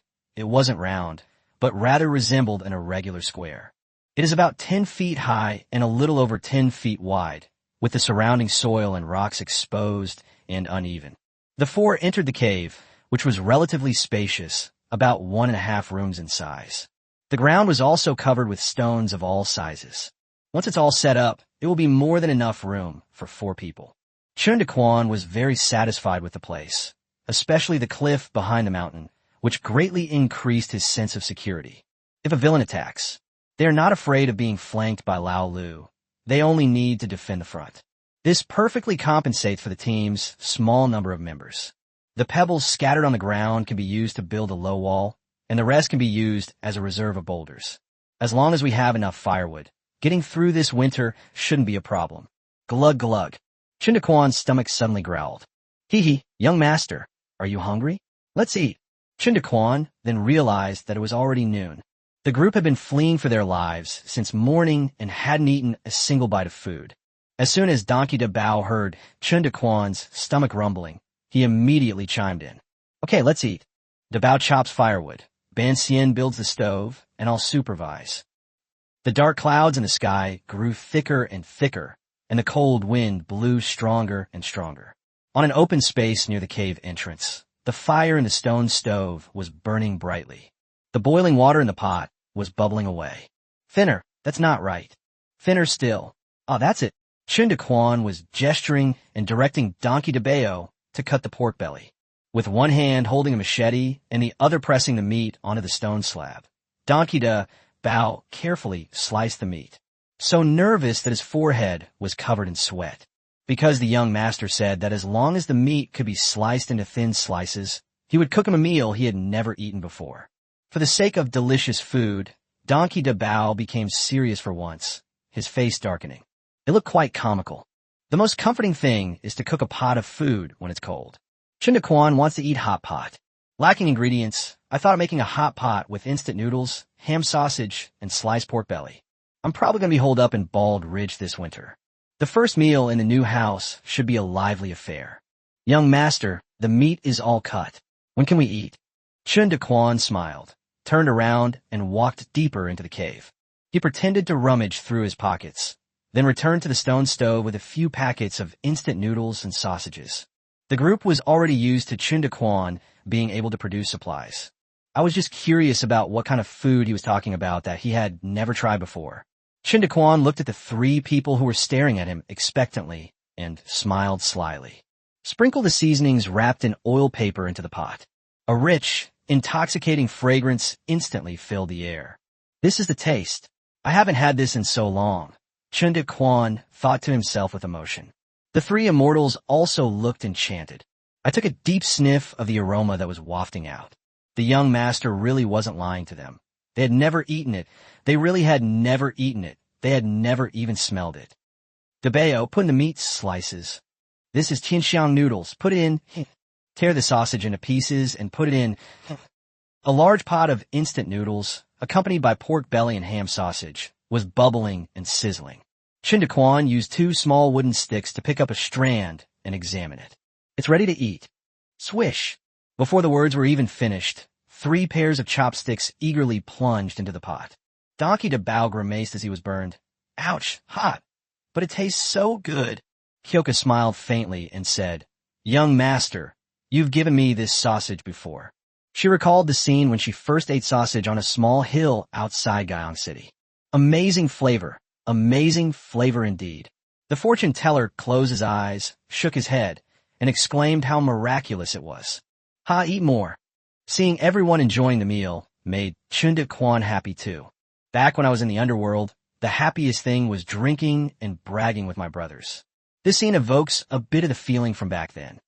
A biting wind howled outside the cave. Inside the cave, the group ate heartily, chatting and laughing, and suddenly felt that their days of fleeing weren't so bad after all. A gust of wind swept away the clouds. Hey DeBeo, don't use the pot to drink the soup. Chapter 33, Construction of Bald Ridge. Giggle. Donkey DeBeo removed the pot from his face. He let out a long, satisfied burp. It tastes so good, Before the soup had even cooled down, this fellow couldn't wait and gulped it down. Kyoka's face turned bright red at the sight of his comical manner. She wanted to laugh, but dared not. Drink slowly. Don't burn yourself. Chen Daquan was speechless. This guy's appetite was just too big. I wonder if he can handle this pot of soup mixed with noodles. All I can do is laugh and curse. You idiot. The fortune teller smacked his lips, still wanting more, and complained, DeBeo, how could you drink all the soup by yourself? You didn't even leave me any. A hot pot meal that would be considered undignified in later generations. This allowed several people to find contentment in this chaotic world. It was just past 1 to 3 p.m., but the sky was already as dark as dusk. Thick, dark clouds seemed to press down overhead. The cold air also tried its best to penetrate into people's bodies. However, Chen Daquan had just had a hearty meal, and with hot food in his stomach, his body was full of energy. They were not afraid of the oppressive cold at all. It will get colder and colder in the future, so we need to clean up Bald Ridge as soon as possible. At least clean up the stones in the cave first, and cut some of the withered grass. As Chen Daquan thought about it, he arranged for several people to take action. The immortal went to cut the withered grass, starting from around the top of the mountain and cutting downwards little by little. The cut grass was given to Kyoka, who then wove some straw mats. These straw mats are used to lay on the ground at night. Mats woven from withered grass can effectively insulate against cold and dampness. Unlike the small hill outside Guyang City, the weather back then, though cold, was not bitter. So a simple straw mat is enough for one night. It's cold now, so straw mats alone aren't enough. Fortunately, the system store now sells cotton quilts, so I can buy a few to use as mattresses. By laying several layers of cotton quilts on top of the straw mat, the sleeping problem is basically solved. Chen Daquan led Donkey DeBeo to clear the rubble from the cave. Fortunately, although there were many pebbles, none of them were very large. The largest one is only about the size of a watermelon. The two worked diligently and cleared the cave in just half an hour. The two then leveled the ground and cleared away all the withered grass growing around the cave entrance. This makes the cave look less haphazard. Kyoko was diligently weaving a straw mat, with only a small pile of dry grass beside her. Not enough, the more withered grass the better. If you're unlucky and it snows, the dry grass will get damp and you won't be able to lay it down. Just to be on the safe side, we should cut off more and store them in the hole. So Chen Daquan and DeBeo joined the lawn mowing operation. The fortune teller's actions may seem fast, but they are actually not very efficient. No wonder, since the fortune teller was a scholar before and had never done much farm work. The machete wasn't handy for cutting grass, so he cut very slowly. Donkey DeBao is different. He's a real expert at mowing lawns. Even with a machete, he could still tame the withered grass in his path. Their movements were astonishingly fast. After all, compared to the half-immortal, DeBao came from a humble background. In the past, besides helping his grandfather drive the cart, he also took care of almost all the farm work at home. Even if he wasn't full, DeBao's strength was more than enough for working. Now I've become quite skilled through practice. The three of them worked hard for an hour, and Chen Daquan was so tired that he couldn't straighten his back. Even the fortune teller was exhausted and covered in sweat. Only Donkey DeBao was still enjoying himself, which made Chen Daquan look at him with new respect. DeBao seems to really enjoy working. Not bad. It wasn't a waste to eat Master Chen's instant noodle pot. Seeing that half of the hillside had been cleared of withered grass, Chen Daquan ordered the work to stop. The three carried the cut dry grass back into the cave. The four sat together, and Kyoko taught three of them to weave straw mats. Fortunately, it was just simple weaving, and the two quickly got the hang of it. Besai Donkey Zabao. Kyoko wasn't annoyed. She just smiled and explained it again and again. Unfortunately, DeBao's large, fan-like hands were simply not suited for such delicate work. Finally, Chen Daquan promised to cook him another packet of tianxiang noodles for dinner. They went off to chop wood, all smiles. Besides straw mats and cotton quilts, firewood is also an essential winter supply. This is also what Chen Daquan is worried about. Although the group had been on the mountain, they were unaware of the current situation down below. But what one can foresee is that with so many people flocking into the cloud-broken mountains, the firewood on the outskirts will soon be exhausted. If you want to chop firewood, you have to go to the deeper mountains. The remote mountain roads are dangerous and cold, making it impossible to guarantee a stable supply. At that time, not only will heating be a problem, but even starting a fire to cook will be a challenge. Right now, all we can do is cut down those small trees on Bald Ridge as soon as possible. For the rest, we can only take it one step at a time. Seeing the worry on Chun Da's face, the fortune teller tentatively said, "Young master, our Bald Ridge is easy to defend and difficult to attack, and it has natural caves. We also have enough straw mats now, but most of the trees on the mountain are small trees, which may not be enough for us to get through the winter." The fortune teller, being a scholar, immediately grasped the problem. At this moment, he shared the same concerns as Chen Daquan. In retrospect, the only drawback of Bald Ridge is the lack of firewood. There is also the issue of water source. However, the kingdom of Dayun never lacks heavy snow every winter. People boil snow water to drink in winter, so they don't have to worry about water shortages. Chen Daquan gave the fortune teller an approving look. "I've thought of what you're saying. A lack of firewood is indeed a threat, but..." Chen Daquan hesitated for a moment, then continued. "I have a way to get firewood, I'm afraid it won't be much, but it'll be enough for cooking. As for more, we'll either steal or buy it later. It'll be up to fate. A man with eggs can't possibly die from holding his pee." Chen Daquan didn't know how much timber the mall had, so he couldn't speak definitively. Hearing Chen Daquan's reply, the fortune teller felt reassured. If you can make sure you have firewood for cooking, you're halfway to survival. The cotton-padded clothes and quilts given by the young master are thick and warm. Even if there isn't enough firewood, as long as we're well-fed and clothed, we can manage. Chen Daquan suddenly remembered that the last time he tested Bonqian's loyalty, it was 90. I wonder if the fortune teller has made any progress after all this time. Thinking of this, Chen Daquan had a sudden inspiration: loyalty detection. Yang Wenyuan, loyalty feliu seratus. The stats of the half-immortal flashed in my mind. Good thing our Master Chen's instant noodle pot didn't feed the ungrateful wretch. Listening to the two discussing firewood, Kyoka also said with concern, "I know you are capable, young master, but we can never have too much firewood." The winter before last was bitterly cold, and because of a lack of firewood, more than a dozen people in our village froze to death. He died, and no one knew, until spring arrived, and he was nowhere to be found. As Kyoka spoke, her eyes reddened. She recalled the winter before last. She gritted her teeth and worked desperately to collect and chop firewood before winter arrived, finally managing to save enough for the winter. Her husband, Mak Gunzi, secretly sold several bundles of them to gamble with the village ruffians. When he lost, he would take his anger out on her when he got home. If we hadn't later dismantled all the tables and chairs to burn, I probably would have frozen to death that winter. Thinking of this, Jingxiang burst into tears and threw herself into Chen Daquan's arms. "What's going on?" Chen Daquan stared with innocent-looking eyes. He dared not move and could only let Kyoka cry in his arms, her sobs rising and falling. "You know what you really shouldn't say? It's quite comfortable, hee. Oh, Xiang, you don't have to cry if you don't want to weave a straw mat." Chapter 34, The Woodcutter's Tale, Complete Guide to Breaking Defense.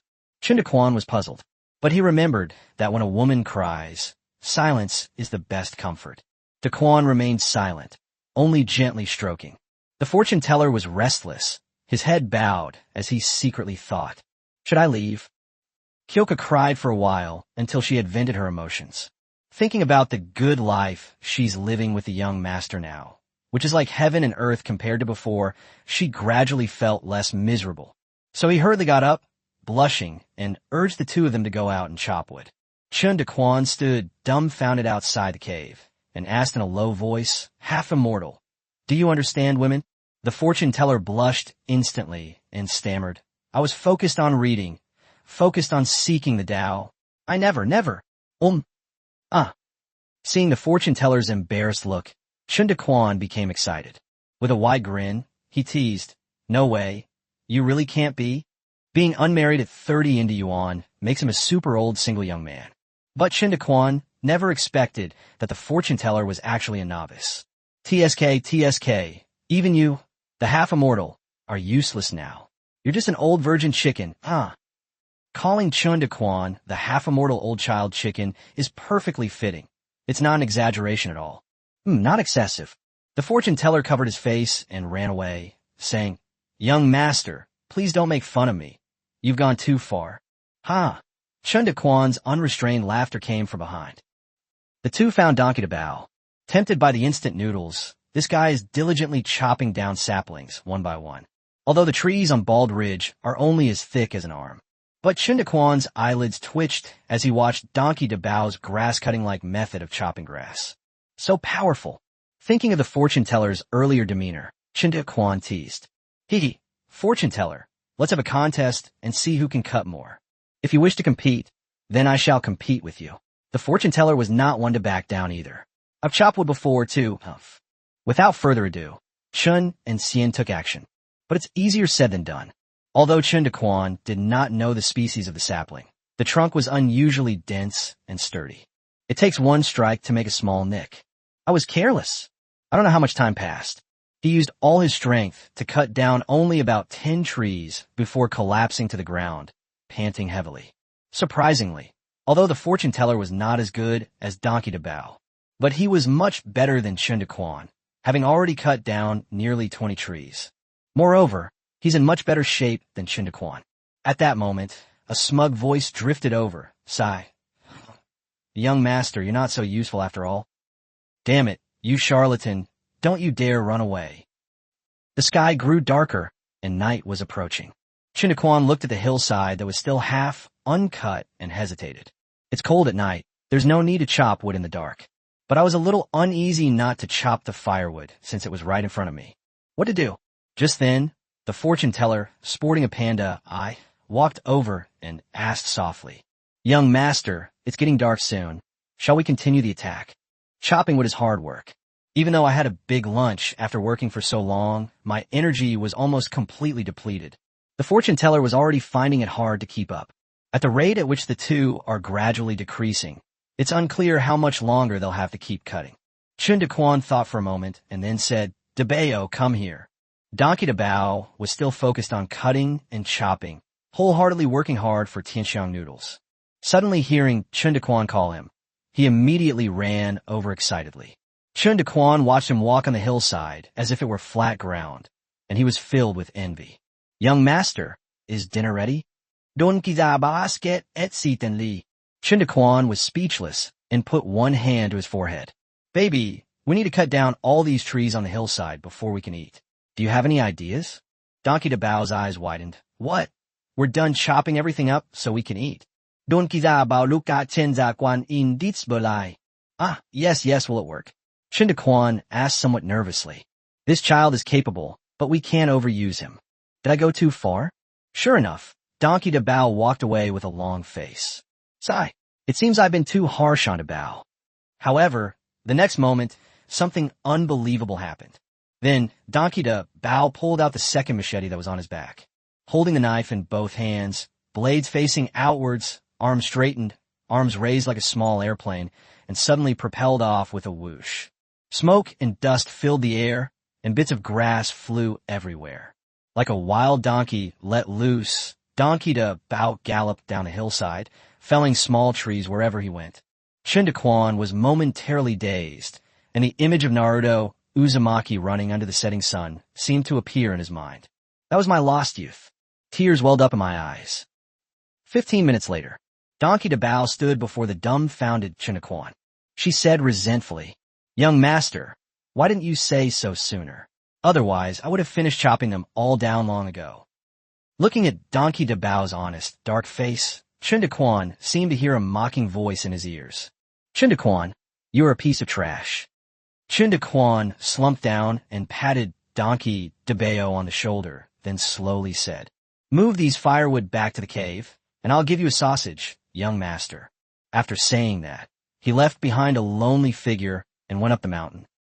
It got completely dark. The cold wind outside the cave was blowing even more fiercely. The whimpering sound was like the roar of a wild beast. Oh, it smells so good. Donkey Dabao inside the cave laughed heartily. Chen Daquan watched with jealousy as Jingxiang cooked noodles for Donkey Dabao, his face as black as the bottom of a pot. As evening fell, Donkey Dabao lived up to expectations and carried all the firewood back into the cave. Under Kyoka's direction, they were neatly stacked on one side of the cave wall. Kyoka was overjoyed. Grateful for Dabao's contributions, she set up a separate kitchen for him and cooked noodles herself, unaware that she was inadvertently neglecting Chen Daquan. That bastard Dabao is truly despicable. Chen Daquan was indignant. The fortune teller, shamelessly fawning, leaned in. "Absolutely, absolutely. Cough 'em, young master. I'd also like to try Tianxiang noodles." Chen Daquan was amused by the fortune teller's antics. It's one thing for Donkey Dabao to eat, but with his move chicken wings that swept across Bald Ridge, he's got some skills. "You're about my level, and you still have the nerve to ask for noodles? Why should I? Is it because you have a bigger face, or because you've cut down more trees than me? Or is it because you helped Donkey Dabao carry a lot of firewood? Huh? Tell me." The fortune teller nodded repeatedly, like a chick pecking at rice. Yes, young master is wise. What you said is spot on. In that case, I deserve a packet of heavenly fragrance noodles, don't I? 3 black lines appeared on Chen Daquan's forehead. "Chow, so it seems like I'm a most useless one. Tired, let's destroy it. In my past life, my brother Daquan was a powerful boss with more than a dozen underlings. In this life, he is a refugee with a golden touch.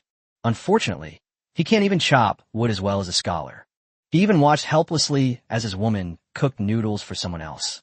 Chen Daquan got up and slowly walked to the cave entrance. He reached into his pocket and took out a packet of instant noodles from his spatial storage. He tossed it to the fortune teller without looking back. Chapter 35, Bald Ridge, my home. The night is deep, and it's getting colder. Chen Daquan looked at the luxurious double straw mat, and his mood instantly brightened. This mat is clearly of much better quality than the other two. Kyoka is so thoughtful. Ban Xian and Donkey de Bao enjoyed their tianxiang noodles and patted their bellies contentedly. Of course, a few bowls of rice porridge are indispensable to fill the gaps. However, Chen Daquan still has an important matter to resolve. Although the cave is sheltered from the wind, it can't withstand such a large opening. If it's not sealed off, even if a campfire is lit inside the cave, it won't retain much heat. Or should we take a few more quilts out of the space to use as a door curtain? Inappropriate. I can't show off my abilities too openly in front of these people, at least not now. Moreover, the hole was about 10 feet high, which is more than 3 meters high, and the quilt was not long enough. What should I do? Jingxiang saw Chen Daquan staring at the cave entrance with a bitter face. Knowing what he was worried about, I chuckled.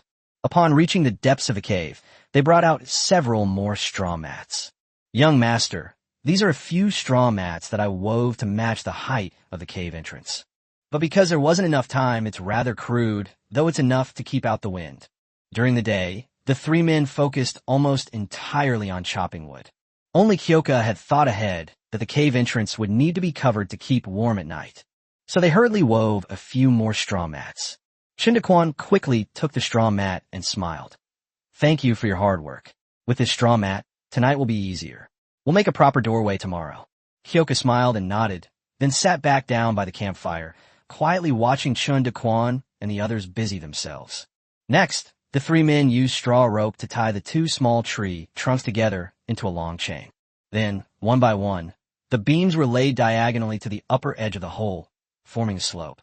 Cover it with a straw mat, and then press a layer of branches on top of the straw mat. This creates a sloping doorway.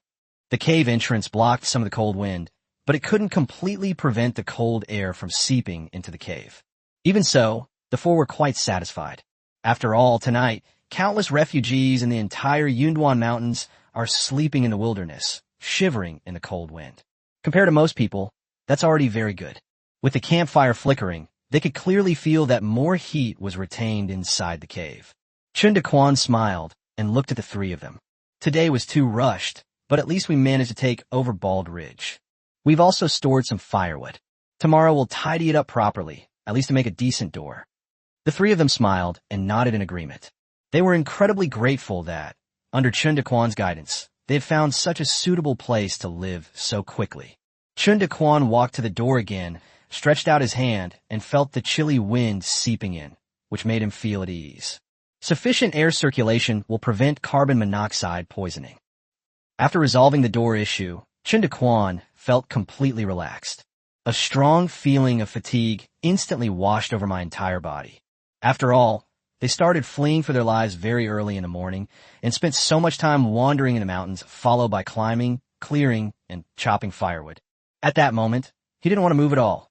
All he wanted to do was lie down and sleep. The thought came to mind, and I yawned repeatedly. The fortune teller sensed Chen Daquan's exhaustion and offered to take turns keeping watch with Donkey de Bao. Let Chen Daquan get some rest. Kyoka also felt sorry for Dai-sun and quickly pulled him to the makeshift bed that had been laid out beforehand. You've had a long day, young master. Please rest well. We can deal with even the most important matters tomorrow. Chen Daquan didn't mince words and gave a tired smile. With a thud, he collapsed onto the bed and fell asleep. I slept very soundly. Chen Daquan was awakened the next morning by the tickling sensation from the straw stuck in his nostrils. I opened my eyes groggily. Donkey de Bao, you son of a bitch. Young master, I'm hungry. A wonderful day begins with chasing and beating up Donkey de Bao. Donkey de Bao held his bowl, looking rather unhappy. Because there is no tianxiang noodles today, he sipped his rice porridge intermittently, occasionally casting innocent glances at Chen Daquan. Chen Daquan was too lazy to pay attention to him. He was grumpy when he woke up. Chen Daquan tilted his head back and drank the porridge in one gulp, then said to the three of them, Today we also cleared the open space outside the cave, and the rubble we cleared out will be used in two ways. One is to build a stone wall around the edge of the mountaintop, so that it can also serve as a defensive barrier in case of an attack by villains. Second, build up the entrance, leaving just enough space for one person to pass through. Weeds should also be pulled out completely, and the ground should be leveled as much as possible. The most important thing is to go down the mountain and check out the situation down there. The three nodded and quickened their pace of eating the porridge. They knew that, in addition to food and heating, safety was of paramount importance. The horrific scene of yesterday's attack on the camp by refugees is still vivid in my mind. The four of them got right to it. The open space was not large, but it contained a lot of pebbles. The four of them worked diligently for 3 hours, cleaning, building walls, and constructing doors. At this time, a simple wall about half a person's height had been erected at the edge of the open space on the mountaintop, forming a semicircle that protected the mountaintop.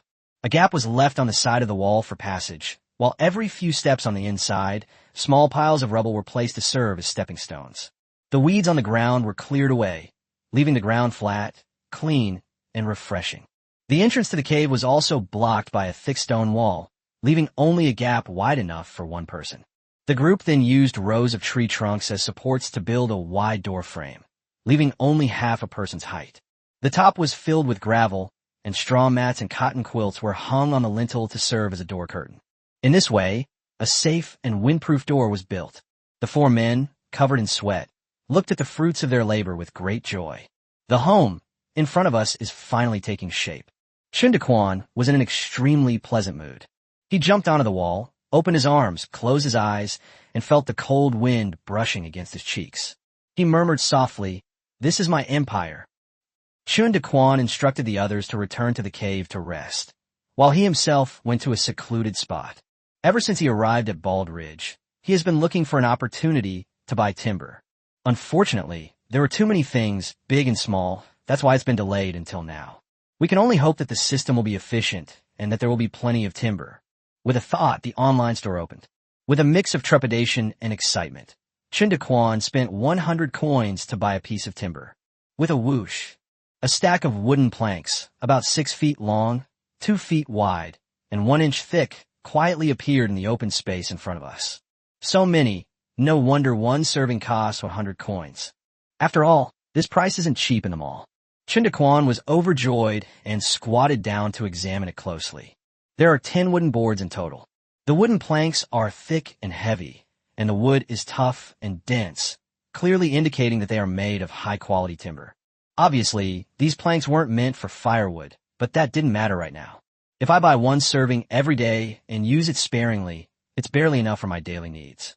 Chen Daquan clapped his hands, stood up, and quietly returned to the cave. The wood can be left where it is, and Kyoka and the others can find it themselves. Inside the cave, the half-immortal and his companions looked relaxed as they discussed something. Chapter 36, Going Down the Mountain to Investigate. "Young master, shall we go down the mountain to investigate the situation?" the half-immortal asked respectfully.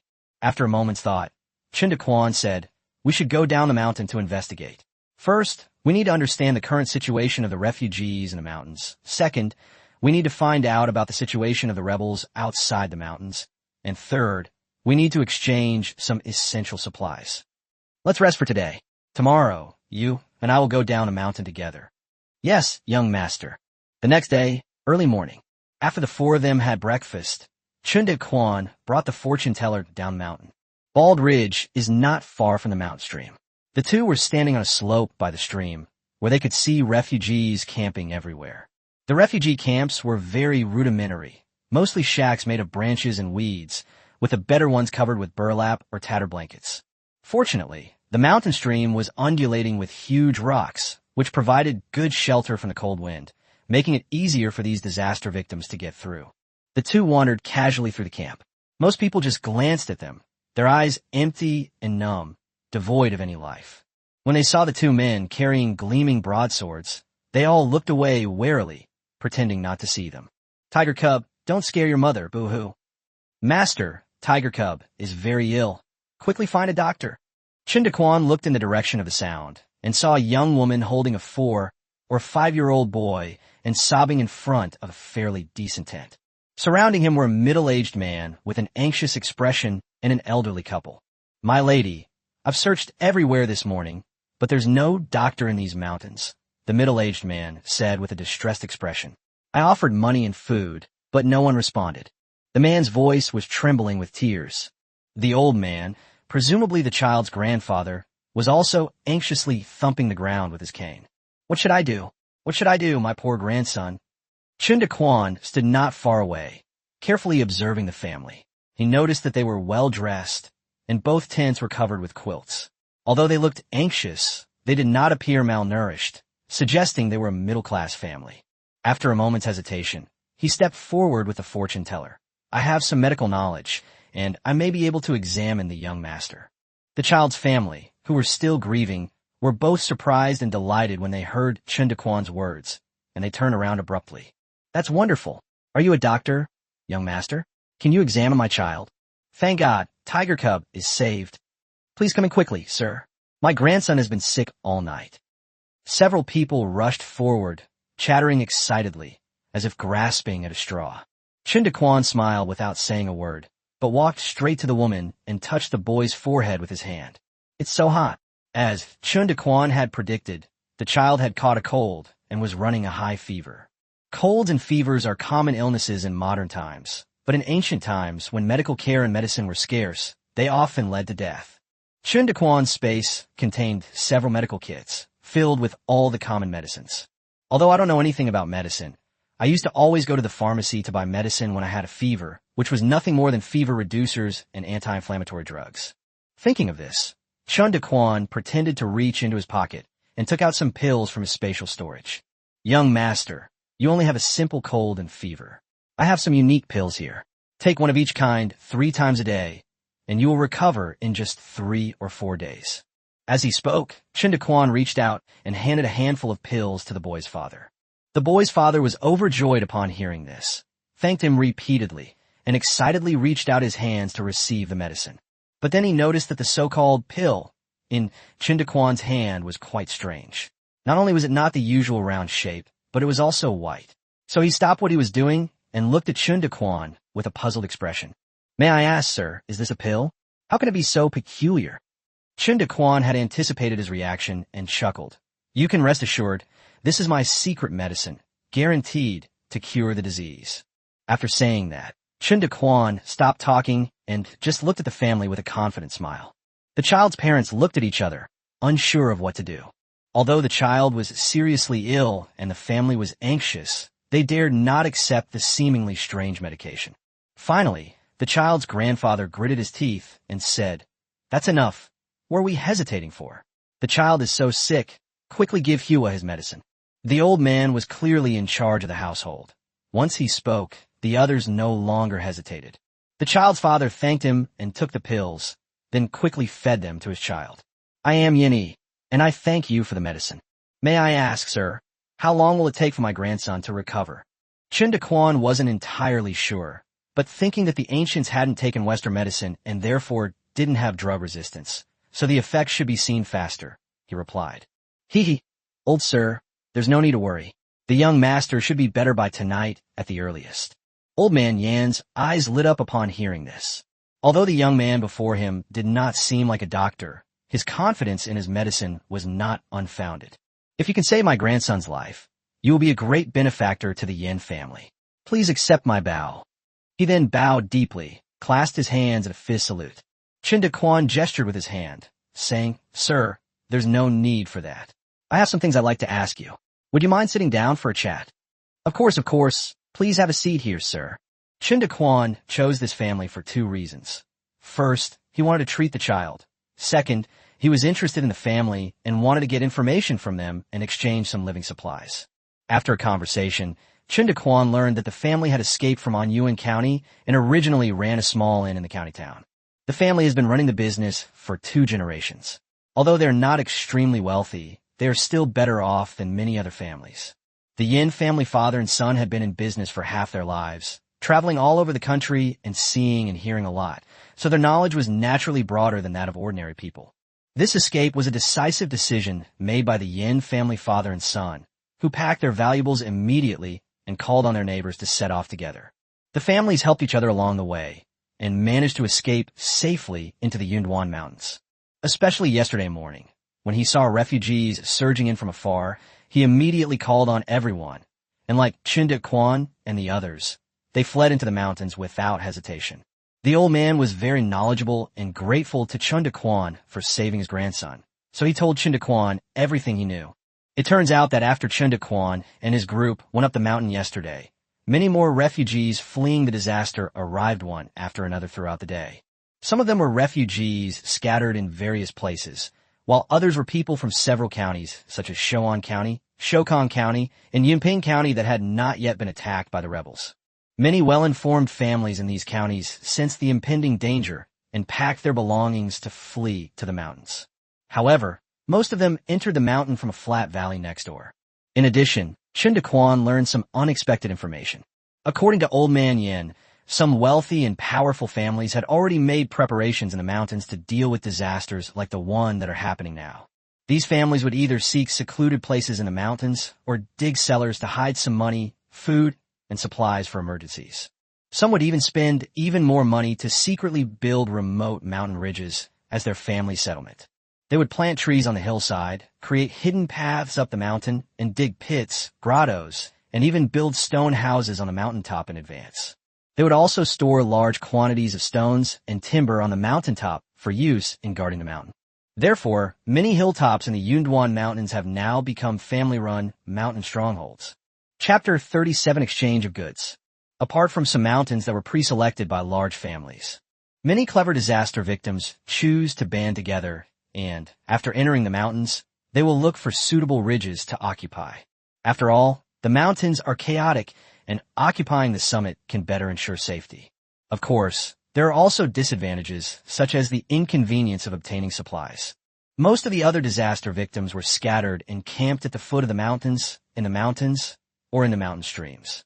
Old Man Yin described the situation in the mountains in great detail. Chen Daquan changed the subject and asked, "Does Elder Yin know about the situation of the rebels?" Upon hearing this, Old Man Yin frowned and sighed. "Sir, you've come to the right person. Mine is frequented by all sorts of people, and I've heard many of them talk about the rebels.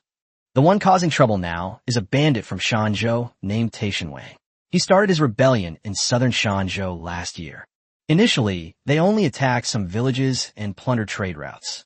Because they had money and food, they gradually gathered many refugees and other bandits, and thus gradually grew in power. Especially after subduing Black Tiger Stronghold, the largest bandit stronghold in Guyang County. They claimed to have an army of 30,000 and began to attack the county seat. Chen Daquan couldn't help but gasp in astonishment. In just 1 year, a former bandit was able to raise a force of 30,000 men. That's truly remarkable. In his previous life, he had been in the underworld for over 10 years and only had 15 underlings, 3 of whom were still high school students. Chen Daquan had long heard from the fortune teller that the Black Tiger Stronghold was closely associated with the Lei family of Guyang County, and that the second in command of the Black Tiger Stronghold was even surnamed Lei. However, no one could confirm whether they were members of the Lei family. Thinking of this, another shadow fell over Chen Daquan's heart. This so-called Tower King doesn't sound like a good guy either. He was just a bandit leader who took advantage of a natural disaster to make money. He was not a righteous army for the country and the people at all. Moreover, Black Tiger Stronghold is an important force of theirs, and I'm afraid I've already become a target of the rebels' pursuit. Seeing the worried look on Chun Da's face, Old Man Yin assumed he was concerned that the rebels would attack Yunduan Mountain, and quickly comforted him. "Sir, do not worry. I have lived for so long and have experienced several rebellions and wars. Those rebels mostly attack villages and towns. They don't come into the mountains. These mountains are easy to hide in, but not easy to use for warfare. The rebels are unwilling to do such thankless tasks." Chen Daquan felt somewhat relieved and bowed, saying, "Thank you for informing me, Elder Yin." The two then exchanged questions and answers, and Chen Daquan learned more about the Yunwan Mountains and Shanzhou. Old Man Yin, having run in his whole life, was able to answer almost every question based solely on information he gathered from his guests. Before we knew it, it was noon. A woman's exclamation came from the tent behind them. "Tiger Cub's fever is starting to break. Father, husband, Tiger Cub's illness has improved, sob sob." Old Man Yan's son was named Yin Cheng. He had been guarding the camp around the perimeter, and only 2 women were taking care of the child in the tent. Hearing the woman's shouts, the father and son outside the tent were overjoyed and quickly crawled into the tent to check on Tiger Cub. Chen Daquan also got up, and only then did he realize that so much time had passed. At the same time, he was secretly amazed not expecting the medicine to work so quickly. He stood at the doorway and did not enter the tent without permission. It wasn't until Old Man Yin invited him that he wanted to check on Hua's condition. The child's forehead temperature had dropped significantly. His breathing was steady, and his face was relaxed, no longer showing the pain he had shown before. Chen Daquan nodded and smiled. The child is fine now. He will recover completely after taking the medicine for another 2 or 3 days. After saying that, he walked out of the tent. The Yin family was overjoyed and deeply grateful to Chen Daquan. In the dead of winter in the mountains, with no medical care or medicine available, the group was at a loss and almost despaired. Unexpectedly, this young, miraculous doctor saved the child in half a day. Old Man Yin stepped out of the tent and excitedly grasped Chen Daquan's hand. "Sir, you are truly a miracle doctor. Thank you so much for your miraculous medicine. I am deeply grateful." After saying this, Old Man Yin took out a bulging money bag from his pocket, took out a 5-tael silver ingot, and handed it to Chen Daquan without hesitation. "Please accept the consultation fee, sir." Chen Daquan knew that 5 taels of silver was a lot for an ordinary family, enough to pay for the consultation fee. Seeing Old Man Yin's sincerity, Chen Daquan didn't stand on ceremony and gladly accepted the gift. Then he said to Old Man Yin, "I was in a hurry when I went into the mountains and only brought simple luggage. Would you mind if I exchanged some food for some supplies?" After saying this, he gave the immortal a wink, and the immortal understood and took out 15 caddies of millet from his bundle. Looking at the golden, plump grains of rice, Old Man Yin exclaimed in surprise, "This is truly excellent rice." At the same time, he felt even greater respect for his savior. He prided himself on knowing countless people, and his intuition told him that this young man must be an extraordinary person. In these difficult times, if you can find a powerful patron, your chances of surviving in peace will be much greater. So he hurriedly replied, "Young master, please take whatever you fancy. If I were to take your grain, wouldn't I be an ungrateful person?" "No need for that. You've already paid for the consultation, so we can simply exchange services." Chen Daquan wanted to exchange for as many living supplies as possible that he currently lacked. Remembering the old man's earlier words, and recalling that his family had fled with several neighboring households, he asked the old man to introduce him. Old Man Yin didn't refuse. He got up and called out to the surrounding area, and people from several nearby camps came over. Chen Daquan then noticed that the families were camping next to each other and looking out for one another. Even in a nearby open space, several families' donkeys were gathered together and guarded by a designated person. Old Man Yin warmly introduced Chen Daquan to his neighbors. Upon hearing that Chen Daquan was a doctor and was willing to exchange grain for supplies, the group all felt compelled to curry favor with him. With food so precious these days, everyone is eager to exchange for more. They were reluctant to throw away many things, not that they were unwilling to exchange them. Now that they could exchange them for food, they were naturally eager to do so. So they all rushed to lead Chen Daquan to various houses to select items. Chen Daquan handed the task over to the fortune teller, and then walked to the side to look at the surrounding mountains. Before long, the fortune teller had finished changing the paperwork. He walked up to Chen Daquan, carrying a huge bundle on his back and several small wooden stools in his hands. He said to Chen Daquan with an excited look on his face, "Young master, it's all changed, and there are all kinds of things here." "Huh? 15 caddies of grain can be exchanged for so many things." Chen Daquan was somewhat surprised. That's for sure. Nowadays, apart from grain, everything else is good-looking but useless. The fortune teller chuckled. "You only use half a pound of millet to get a brand new kitchen knife, so Dabao doesn't need to use a long knife to cut meat anymore." Chen Daquan took the stool without asking any further questions. After saying goodbye to Old Man Yin, the two embarked on their journey home. When they parted, he took the initiative to tell the old man his name and pointed out the location of Bald Ridge. Chen Daquan observed that Old Man Yin was well-informed and quite honest, making him a good source of information, so he intended to befriend him. Splash! Chen Daquan opened the bundle, scattering various supplies all over the ground. They have all sorts of items, including kitchen knives, cutting boards, chopsticks, bowls, plates, teacups, scissors, needles and thread, winnowing baskets, and more. There was even a painting, a cowherd herding cattle, which made Chen Daquan both laugh and cry. "What are you doing changing this painting, master?" The fortune teller was gesturing as he hung the painting on the cave wall. "Young master, This painting was done by a famous old scholar from Guyang County. It's not commonly seen. Anyway, it's just an extra piece. Hanging it in the cave will add some interest. Kyoko was happily unpacking her things one by one, arranging them neatly as if she were setting up a new home. Dabao then built a small stone platform, placed the cutting board on it, and started cutting the pork belly with a cleaver, muttering to himself. It's more handy than a long sword, hee. Chen Daquan sat on a sturdy little wooden stool, watching the others work with a smile. He'd had enough of sitting on those rocks. They were hurting his buttocks. Now, with more and more everyday items added to the cave, it has a more lively and welcoming atmosphere. Meanwhile, several furtive figures were quietly lurking at the foot of Bald Ridge. Chapter 38 Villains, Spying, Inventorying Supplies. Did you see it clearly? Look closely, boss. It's this mountain. I saw those two fat sheep go up there with my own eyes. Ah, what a small world. The leader who spoke was nicknamed Tail. He was originally a minor leader in the Black Snake Gang and was Scorpion's younger brother. That night, after the gang leader and several of the gang's top members were killed, many people had wicked thoughts. They looted the gang's valuables and then went on to save their own lives. This man also received some wealth, but he was a bandit by nature, so he gathered a few brothers and recruited some refugees to form a force of about 20 people. They adopted the name Evil Wolf Gang, made a few business deals in the mountains, and gradually gained some fame. Today, when Chen Daquan and Banxian were walking back after exchanging supplies down the mountain, they were spotted by Wei Tu.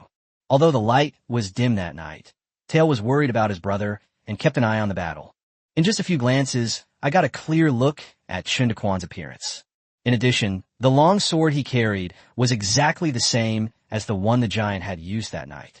Tail confirmed that Chen Daquan was one of the mysterious people who suddenly appeared that night. The two already had a grudge, and Chen Xian and his companion were dressed smartly, with rosy complexions, and casually carrying a large bag of supplies.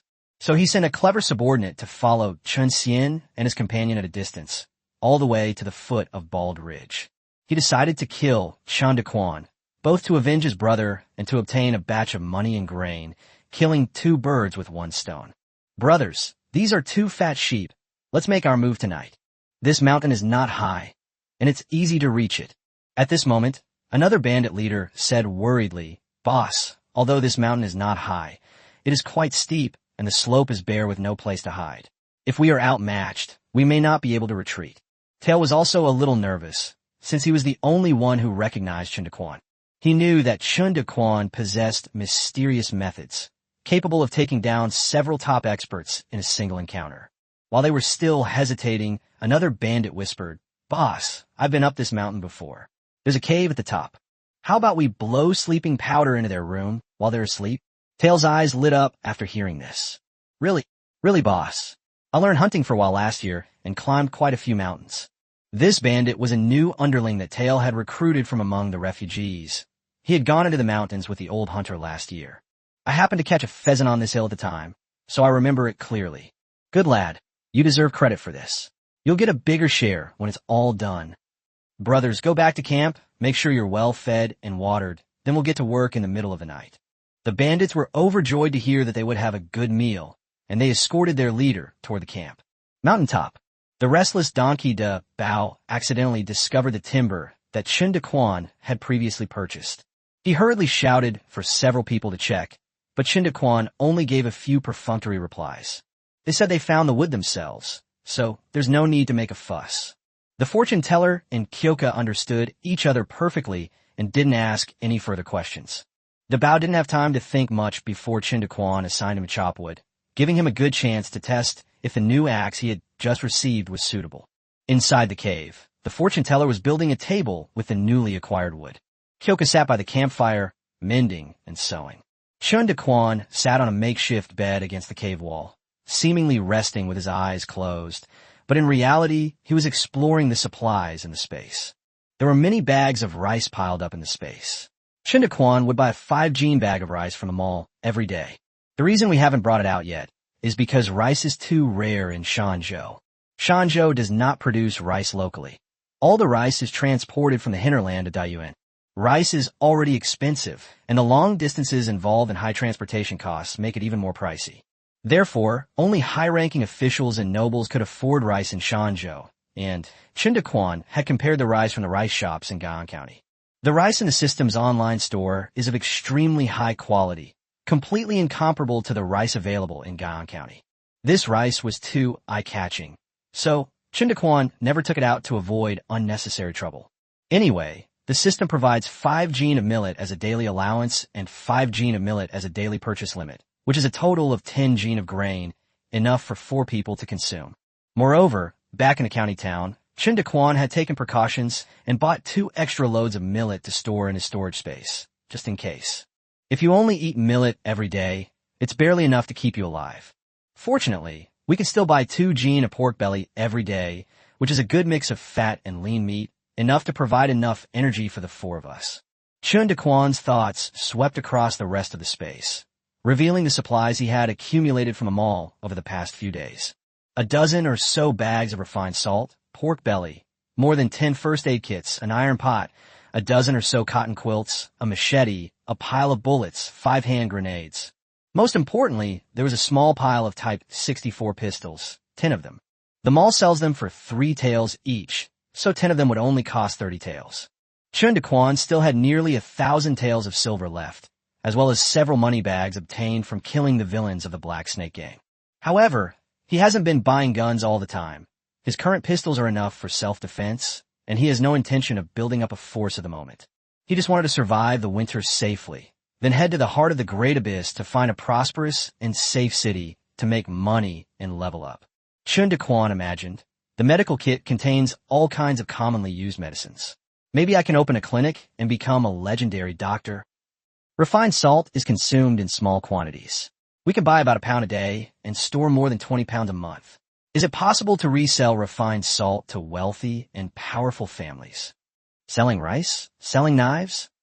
Chen Daquan was thinking wildly, imagining how he would become a wealthy man, marry several concubines, buy several courtyards and shops in cash, and spend his days lying in a rocking chair with Xiao Hong serving him tea and Xiao Lu massaging his shoulders. One of them. He. Chen Daquan leaned against the wall with his eyes closed, an involuntary lewd smile creeping across his face. The immortal and Kyoka looked at each other in bewilderment upon hearing this. What's wrong with you, young master? Why are you laughing like this? Kyoka stammered. I don't know either. Perhaps you're dreaming. The fortune teller said awkwardly. Swish. The bow lifted the curtain and crawled in, carrying a bundle of firewood in his other hand. Huh? Why is your smile so strange, young master? Looking at Chen Daquan, who kept chattering away, Donkey Da Bao asked curiously. The fortune teller and Kyoka shook their heads at him. Oh no, young master is having a nightmare. Donkey Da Bao exclaimed after a moment's thought. He ran up to Chen Daquan in 2 strides and raised his large palm without hesitation. Slap, slap. Use both hands. Young master, please wake up. Wake up. Slap, slap. Donkey Da Bao gripped Chen Daquan's shoulders with both hands and shook him anxiously. Puffed. Chen Daquan was having a sweet dream. He had just led Xiao Hong and Xiao Lu to the bedside when suddenly his head was hit by a huge force and spun 90 degrees to the left and right twice. A sweet, fishy taste welled up in my mouth and I spat it out. Slowly opening my eyes, I saw a large, anxious, dark face looming over me. Well, what's wrong with me? Young master is awake. Damn it. Donkey Da Bao, you son of a bitch. Chen Daquan, ignoring the blood at the corner of his mouth, flipped over and pinned Lu Da Bao down. Many years later, Donkey Da Bao still feels lingering fear whenever he thinks about this day. If it weren't for the fortune teller and Kyoka desperately pulling the young master away, I'm afraid I would have. Chapter 39 Bandits attack the mountain, defending against the enemy under the moonlight. At night, a cold wind howled through the Yunwan Mountains. Inside the cave, Donkey Da Bao squatted against the wall like a wronged little wife. Hiss. Chen Daquan, with his cheeks swollen like 2 steamed buns, struggled to sip the thin porridge. His mouth was squeezed into a small slit, and rice porridge occasionally dripped from the corner of his mouth. Like a demented person with hemiplegia. Kyoka felt both sorry for him and wanted to laugh. Her pretty face was all scrunched up, but she still thoughtfully wiped away the spilled porridge for Chen Daquan. The half-immortal was covering his face with the bowl with both hands, so his expression was not visible. He was trembling, as if he was trying his best to suppress himself. Feeling guilty, Donkey Dabao kept stealing glances at Chen Daquan. "Young master, should I make the porridge a little thicker?" Jingxiang asked softly, wiping Chen Daquan's mouth clean. "No, no need. Any thicker and I can't suck it up anymore, ugh." Chen Daquan sat upright on a small stool with a dark face, still feeling lingering fear. "I never imagined that after traversing the great abyss for so long, I would almost die at the hands of that dangerous element, Donkey Dabao." In his daze, he seemed to see a kind old lady waving to him. "Young master, I—" "Shut up, grandpa." Donkey Dabao tried to explain, but Chen Daquan cut him off. "Ahem, well, how about we punish Dabao by making him keep watch tonight?" The fortune teller cleared his throat and began to find a way out for Dabao. Dabao meant well, but ended up doing something wrong. "Don't you think, Hyoka?" Banxian winked at Jingxiang quietly. Yes, I also think that punishing Dabao to keep watch at night is the right thing to do. He's only doing it for the young master's own good." Chen Daquan watched them wink and exchange glances, knowing full well what they were doing, but saying nothing. He snorted, walked to the floor mat, and lay down sullenly. He naturally wouldn't hold a grudge against that silly Donkey Dabao, but he regretted the little red and little green in his dream. "But since I'm the boss, whether it was intentional or unintentional, I have to show some attitude after being hurt. This is also to teach Donkey Dabao a lesson." Jingxiang watched as Chen Daquan lay down, then gently ladled out a large bowl of porridge and smiled as she brought it to Donkey Dabao. "Dabao, eat quickly. Young master's anger will subside by tomorrow. You keep watch well tonight," Hyoka whispered. Donkey Dabao hesitated whether to take the bowl or not, since Chen Daquan hadn't allowed him to eat earlier. "Eat up, young master was just saying that out of anger." Donkey Dabao grinned as he watched Jingxiang nod slightly to him. "Hey, I'll eat it then, you're so kind, girl." At this moment, Donkey Dabao's intelligence kicked in. He took the bowl, turned around, faced the wall, and quietly began to drink. Suddenly, Donkey Dabao turned his head and asked doubtfully, "Young master, will you really be able to calm down tomorrow?" Hyoka paused for a moment, then blushed and replied, I have my own way of calming you down, young master." "What method?" "You shouldn't ask anymore." Hyoka was both embarrassed and annoyed, and hurriedly got up and walked away. Donkey Dabao, puzzled, scratched his head and went back to drinking his porridge. Hearing their conversation, the fortune teller, not far away, shook his head and smiled slyly, then quietly dragged his bedding far away to a corner. Nothing was said in the middle of the night, and the campfire had gone out. The fortune teller was lying on his side, facing the wall, fast asleep with his head covered. The mountains were completely silent. A series of undulating, rustling sounds emanated from the depths of the cave. Donkey Dabao sat on the ground at the entrance of the cave, fully clothed, feeling utterly bored. Before going to sleep, the fortune teller instructed him to keep watch at the cave entrance tonight and not to go deeper into the cave. Donkey Dabao looked at the half-immortal's meaningful smile, not understanding why, but dared not slack off. The latter half of the night, before dawn, the cave was completely silent. Donkey Dabao suddenly felt the urge to urinate. He quietly lifted the curtain and came outside the cave. After taking a few quick steps, he jumped up the low wall and took out his treasures, scattering them recklessly. Tonight, the moon is bright and the stars are few, and the earth is bathed in a soft white light. Donkey Dabao watched with satisfaction as the glistening water jets shot down the hillside. "Oh, damn it!"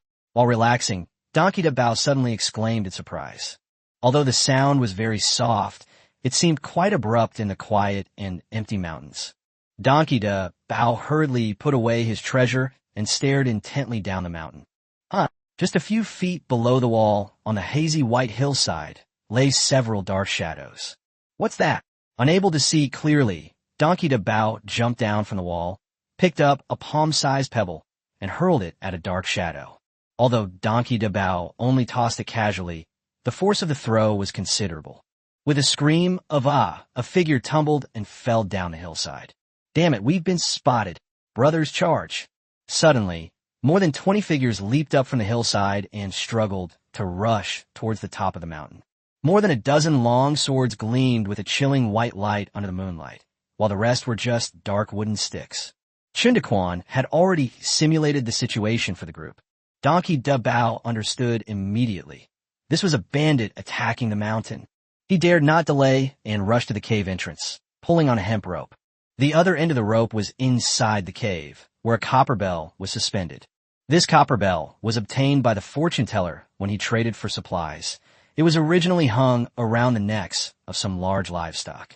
The fortune teller used it to make an alarm device. The group had agreed that if they encountered danger, they would ring the bell. Inside the cave, the half-immortal, already feeling restless in the heat of the night, had not yet fallen asleep. Suddenly, he heard the bell ring and jumped up. For safety reasons, Chen Daquan has been sleeping with one ear propped up all day long, without ever letting his guard down. I was so tired in the first half of the night that I slept so soundly that I couldn't wake up for a while. Just as the fortune teller was about to shout, the curtain was suddenly ripped down. Donkey Dabao suddenly leaned half his body in and roared. Thieves are attacking the mountain. The shockwave caused dust to fall from the cave in a flurry. His sleeping mat was right next to the cave entrance, and 2 large machetes were lying beside the bedding. After shouting this, Donkey Dabao grabbed 2 machetes and shrank back outside.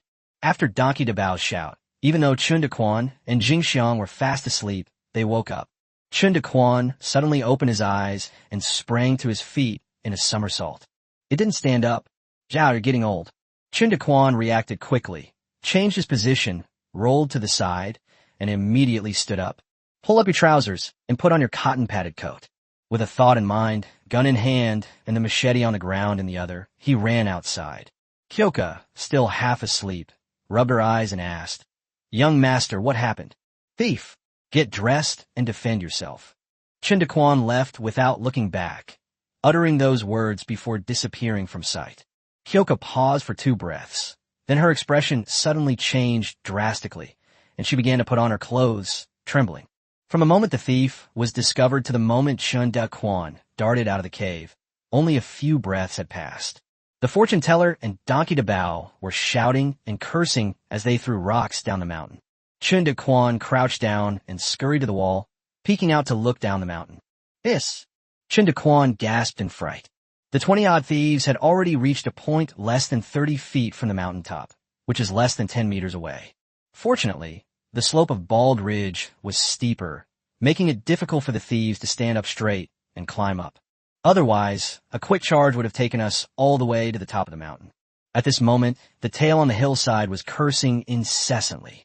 Normally, this is the middle of the night when people are sound asleep, but unfortunately, I ran into someone who was getting up in the middle of the night. Damn it, don't crowd together, spread out, and surround them.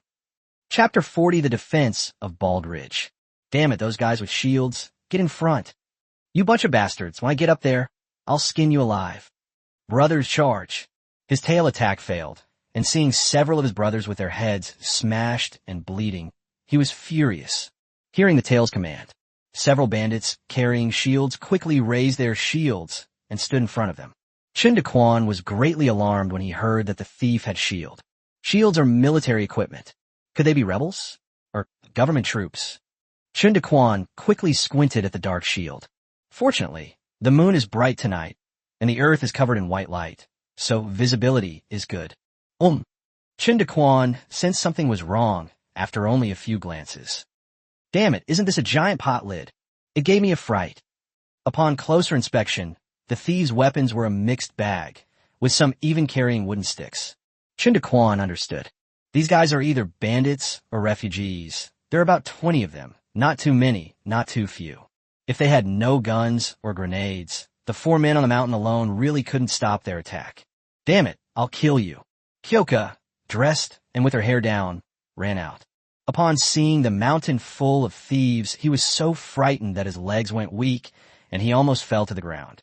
She was an ordinary peasant woman, and her fear of officials and bandits was ingrained in her bones.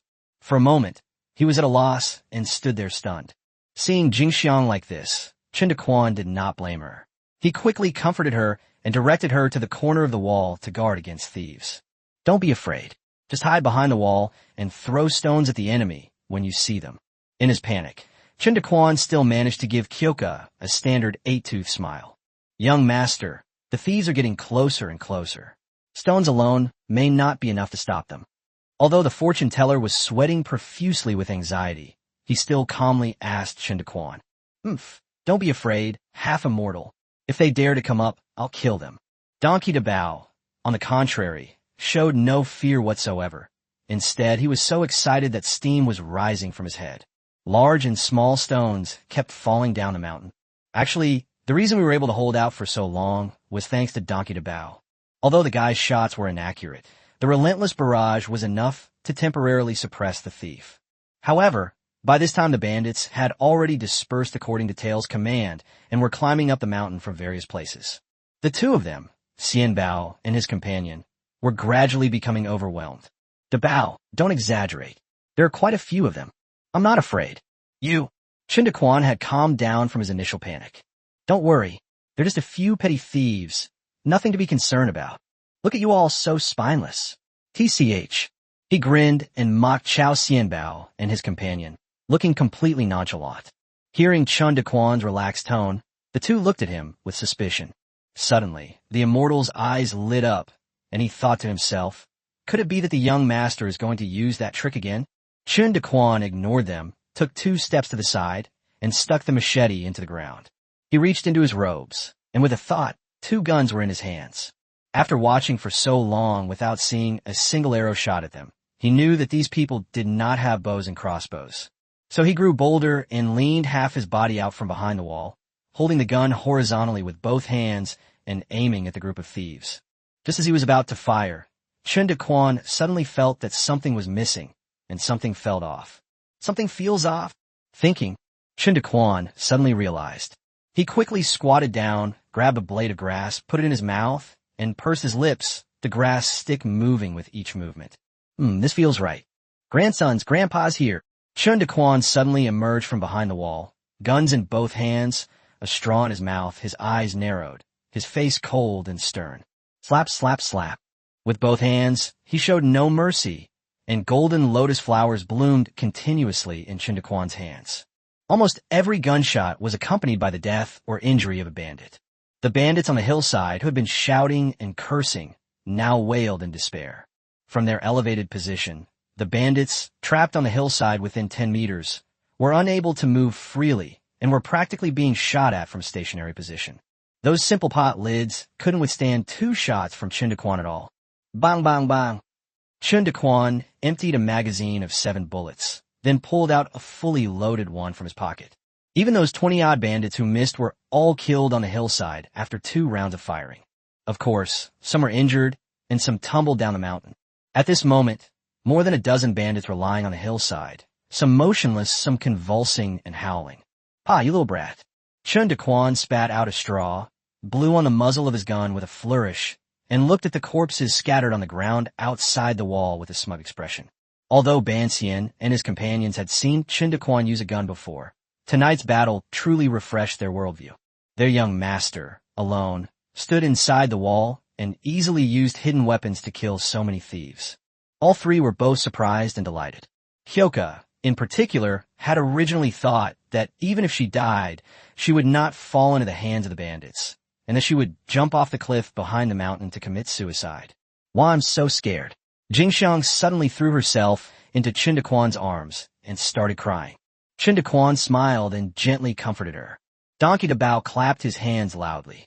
"Young master is really amazing. He beat the thief to death again with a bang." The fortune teller also breathed a sigh of relief, threw away the stone in his hand, and said with a relaxed smile, "Yes, we were able to survive thanks to you, young master." Ha ha, ha ha. The 3 were first startled by the sneak attack, then went through a fierce battle, and now, having narrowly escaped death, they all burst into laughter. "Young master, it's dawn." The fortune teller shaded his eyes with his hand as he looked eastward, and before he knew it, the sun had already begun to peek out. Perfect timing. Wait a little longer, Dabao. Come down with me to finish off the enemy. Ban Xian, you and Jingxiang stay here to keep watch. Yes, young master. Young master, I'll go and start a fire. Girl, let me get you some firewood. Pa, lackey. The 4 of them seemed to have returned to the days when they were busy and chatting. The group did not return to the cave. Instead, they stood by the wall, warming themselves by the fire while observing the bandits on the slope. After waiting for more than half an hour, the wails gradually subsided, and no thief got up to run away. Chen Daquan guessed that it was highly likely that the sixth brother was no longer pretending to be dead. Only then did he get up and with the bow, climb over the wall and slowly approach the corpse on the ground. Just like last time, Chen Daquan held a gun and DeBao held a knife. DeBao, time to finish him off? Young master, this one is dead. He's not breathing anymore. It still needs to be repaired. A quick cut to the neck. Okay, all right. Chen Daquan is beyond question. Whether dead or alive, they all have to be stabbed.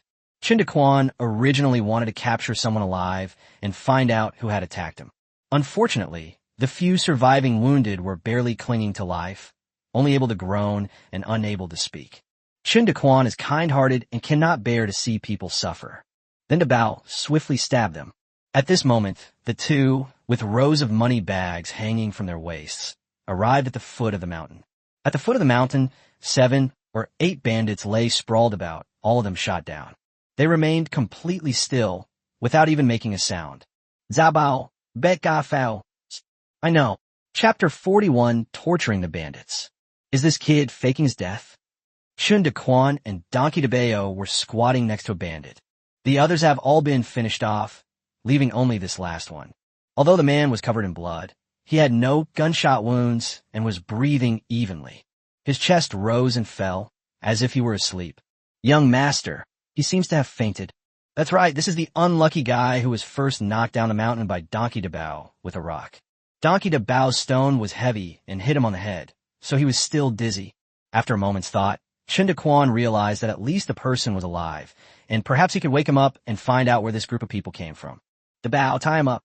Tie it tighter. Sizzle, sizzle. Chen Daquan urinated right on the bandit's head.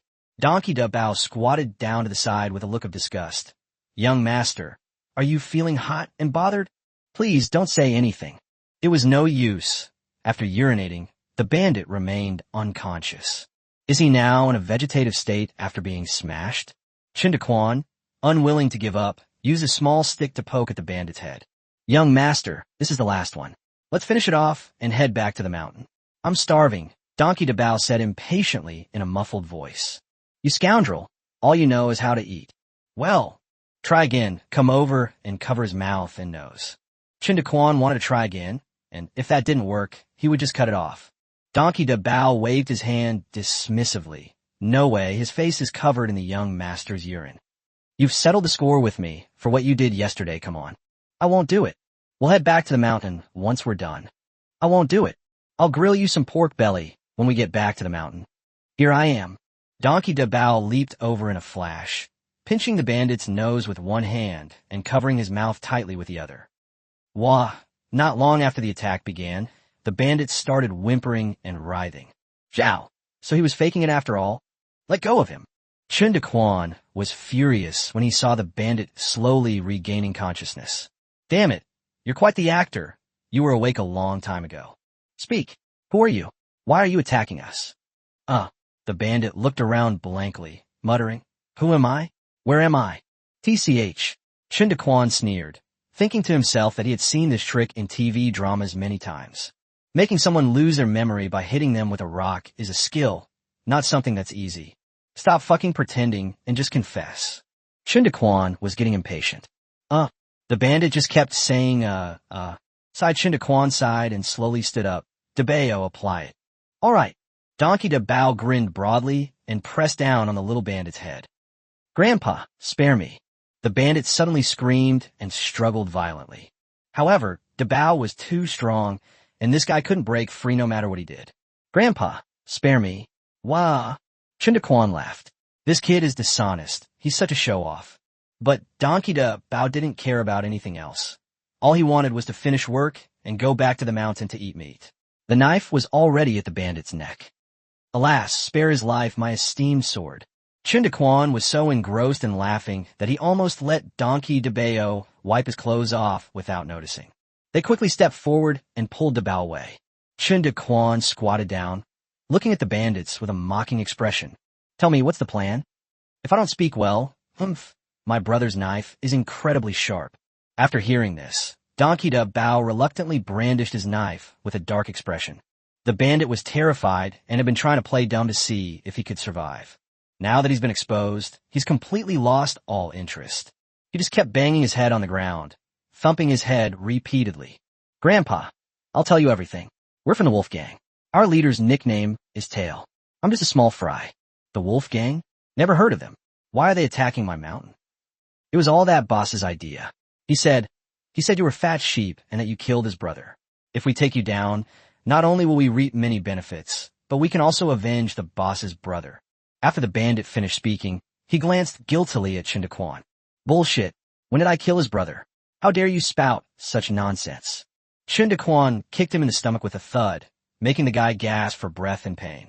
No, Grandpa, his brother is a leader in the Black Snake Gang, nicknamed Scorpion. Our gang split off from the Black Snake Gang. Scorpion? Black Snake Gang. Oh, I remember now, the Black Snake Gang, Han Jinshan that night. Damn it, I was just doing a good deed, and you bastards actually want revenge on me. Where's your conscience? Where's your morality? Where's your bottom line? Bang, bang, bang. Chen Daquan kicked 3 more times. The bandit was kicked so hard he cried out for his parents. Go on. Wah. We were planning to sneak up the mountain before dawn and use sleeping powder to knock out the grandpas, but we never expected to be discovered before we even got to the top. Wah. Hiss. Chen Daquan was so frightened that a layer of cold sweat broke out on his forehead. If they had really succeeded, he would probably be a corpse by now. The fortune teller and Donkey Da Bao naturally wouldn't survive either. And as for Kyoka, Chen Daquan dared not think any further. He could not imagine what would happen to Jingxiang if she fell into the hands of these bandits. Thinking of this, Chen Daquan glanced gratefully at Donkey Da Bao. Luckily, this guy discovered early. At this moment, Da Bao was pleasing to the eye in Chen Daquan's eyes no matter how he looked at him. He was handsome and had clear features, as good-looking as Panin. Hee, young master, why are you looking at me like that? Donkey Da Bao scratched his head sheepishly when he saw Chen Daquan staring at him for no apparent reason. Brother Bao, I'll grill some meat for you when we get back to the mountain. Oh, for Jean. Chen Daquan's face was still not completely swollen, but he tried his best to give Donkey Da Bao a loving smile. Da Bao couldn't quite figure out Chen Daquan's intentions, but seeing his completely different attitude compared to when he covered him up last night, he was still very happy. Chen Daquan put away his carefree attitude. How many of you are left? What's the situation with the Wolf Gang and the Black Snake Gang? He was afraid. He was afraid that remnants of the bandits were still watching him in the shadows. The Wolf Gang is gone. They're all dead here, except for the veterans that tailed boss brought out from the Black Snake Gang. The rest were just ordinary refugees. Well, I was just pulled in too. Grandpa, this is my first time working. Let's continue with the Black Snake Gang. Yes, as for the Black Snake Gang, it disbanded a long time ago. The former gang leader and several other leaders are all dead. No one could control the situation, and they scattered in all directions. I've told you everything I know. Grandpa, please spare my life. They disbanded? Chen Daquan stroked his chin, pondering whether it was true or not. He couldn't make up his mind. The bandit saw that Chen Daquan's brows were furrowed and assumed that he did not believe him. So he quickly said, I can take Grandpa to our camp. There are only 2 people left to guard our camp. And Grandpa even took our supplies. I beg you, Grandpa, spare my life. Oh, lead the way. Chapter 42, Bandit Relics. We need to get as clear as possible about the bandits. Otherwise, Chen Daquan would have gone back to the mountains long ago. At this moment, he and Donkey Da Bao were being led by the bandit towards the Wolf Gang's camp. Perhaps because it was just dawn, we hadn't encountered anyone else along the way. After walking around for about 45 minutes, we finally stopped behind a large rock. Grandpa, our camp is just ahead. If they see me like this, I'm afraid. Chen Daquan looked in the direction the bandit had indicated and saw a clearing shaped like a valley behind a small, sheltered earthen slope. On both sides of the open space, low piles of stones and stone walls were simply built, which provided both wind protection and warmth to the entire camp, as well as a certain degree of defensive capability. It seems this tale isn't entirely a good-for-nothing after all. Chen Daquan sighed. Yes, Grandpa, he can read. Learning to read, that's a rare thing. Grandpa, he read storybooks to us, and I heard that he took all the scraps of paper that no one wanted from the Black Snake Gang. How skilled are the 2 who stay behind? One is a veteran of the Black Snake Gang. I've heard he's quite skilled. The other, like me, is a newly joined refugee. Chen Daquan looked around. Everyone in the mountains was asleep in the early morning, and there were no other campsites nearby. So he whispered a few words to Donkey Dabao, and then said to the bandit, "Right here, lure those two out. You can figure out how to do it yourself." After saying that, the three of them hid behind the rocks. Without much thought, the bandit shouted towards the camp, "Brothers, come help me move the valuables." "My two brothers." After only a few shouts, two people emerged from the camp. One of them had a fierce face and a knife at his waist. The other looked timid and cowering, like a vagrant. "Brothers, the work is done. The boss sent me to deliver some goods back first. Come and lend a hand quickly." The refugees and bandits, unsuspecting, ran up to greet him with delighted expressions. The vicious bandit was stunned for a moment upon hearing this, and took 2 steps forward hesitantly.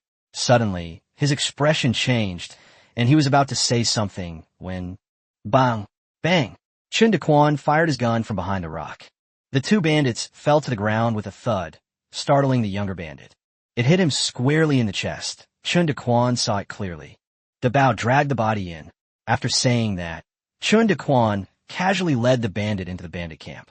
There were 7 or 8 shacks of various sizes in the camp. Chen and his companion carefully checked them all and, after confirming that there were no more living people, went into the most luxurious one. "Is this where your boss lives?" "Grandpa, this is the Shack of Tail, the leader of the Hungry Wolf Gang," the bandit said ingratiatingly. Chen Daquan looked around. The shack wasn't small, but it only had 1 bed on the floor, which meant that only 1 person lived there. There's a simple fire pit in the middle and several stone benches around the fire pit. A stone platform was set up on one side, with a few bowls and plates scattered around it, and 2 burlap sacks standing beside the platform.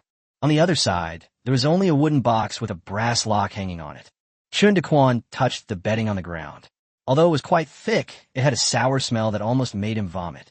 "Tsk tisk, he's supposed to be the leader of a gang. This is too shabby." "Yeah, it's nowhere near as good as where we live." Donkey Dabao looked at a dry biscuit on the stone table with disdain and refrained from taking a bite. In the past, Donkey Dabao would have swallowed whole. But now, following Chen Daquan, he drinks hot rice porridge every day, eats roasted pork belly, and has even tried tinxiang noodles.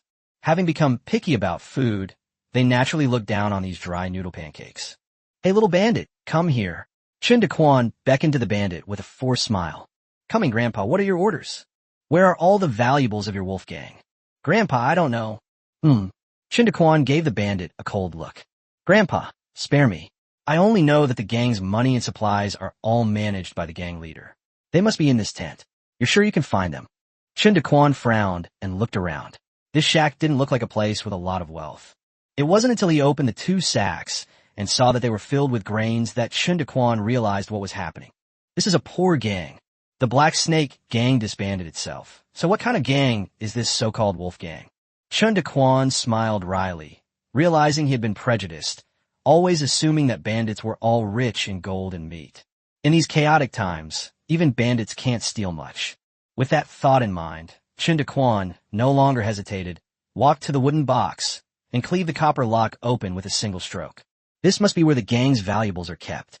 Upon opening the box, several packages of various sizes came into view. Chen Daquan opened them one by one. The first one contained an animal pelt. Chen Daquan didn't recognize it, but he knew it wasn't dog fur. The fur was smooth to the touch and felt incredibly warm when wrapped around his hands. "Dabao, do you recognize what kind of wild animal this is made of?" Donkey Dabao glanced at it and said nonchalantly, "A wolf skin. My grandpa used to haul goods for people. I've seen it before." Wow. Chen Daquan was seeing wolf skin for the first time and was captivated by it. "Take this back and make a padded jacket for Kyoka." The second package wasn't large, but contained silver, money, and valuables. Silver ingots, broken silver, copper coins, and various jewelry, but very little gold. There was only 1 gold ring and 1 thin gold bracelet.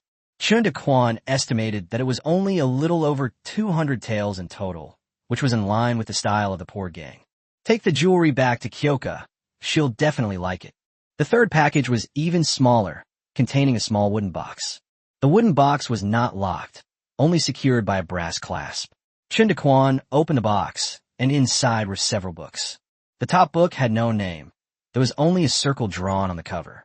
Chen Daquan flipped through it and found that it was the wolf gang's ledger. This wasn't the time to examine it closely. Chen Daquan only glanced at it a few times before setting it aside. The second volume also had no title, and there were 2 circles drawn on the cover. Chen Daquan gave a wry smile. No wonder it's for bandits. Even the titles are so unique.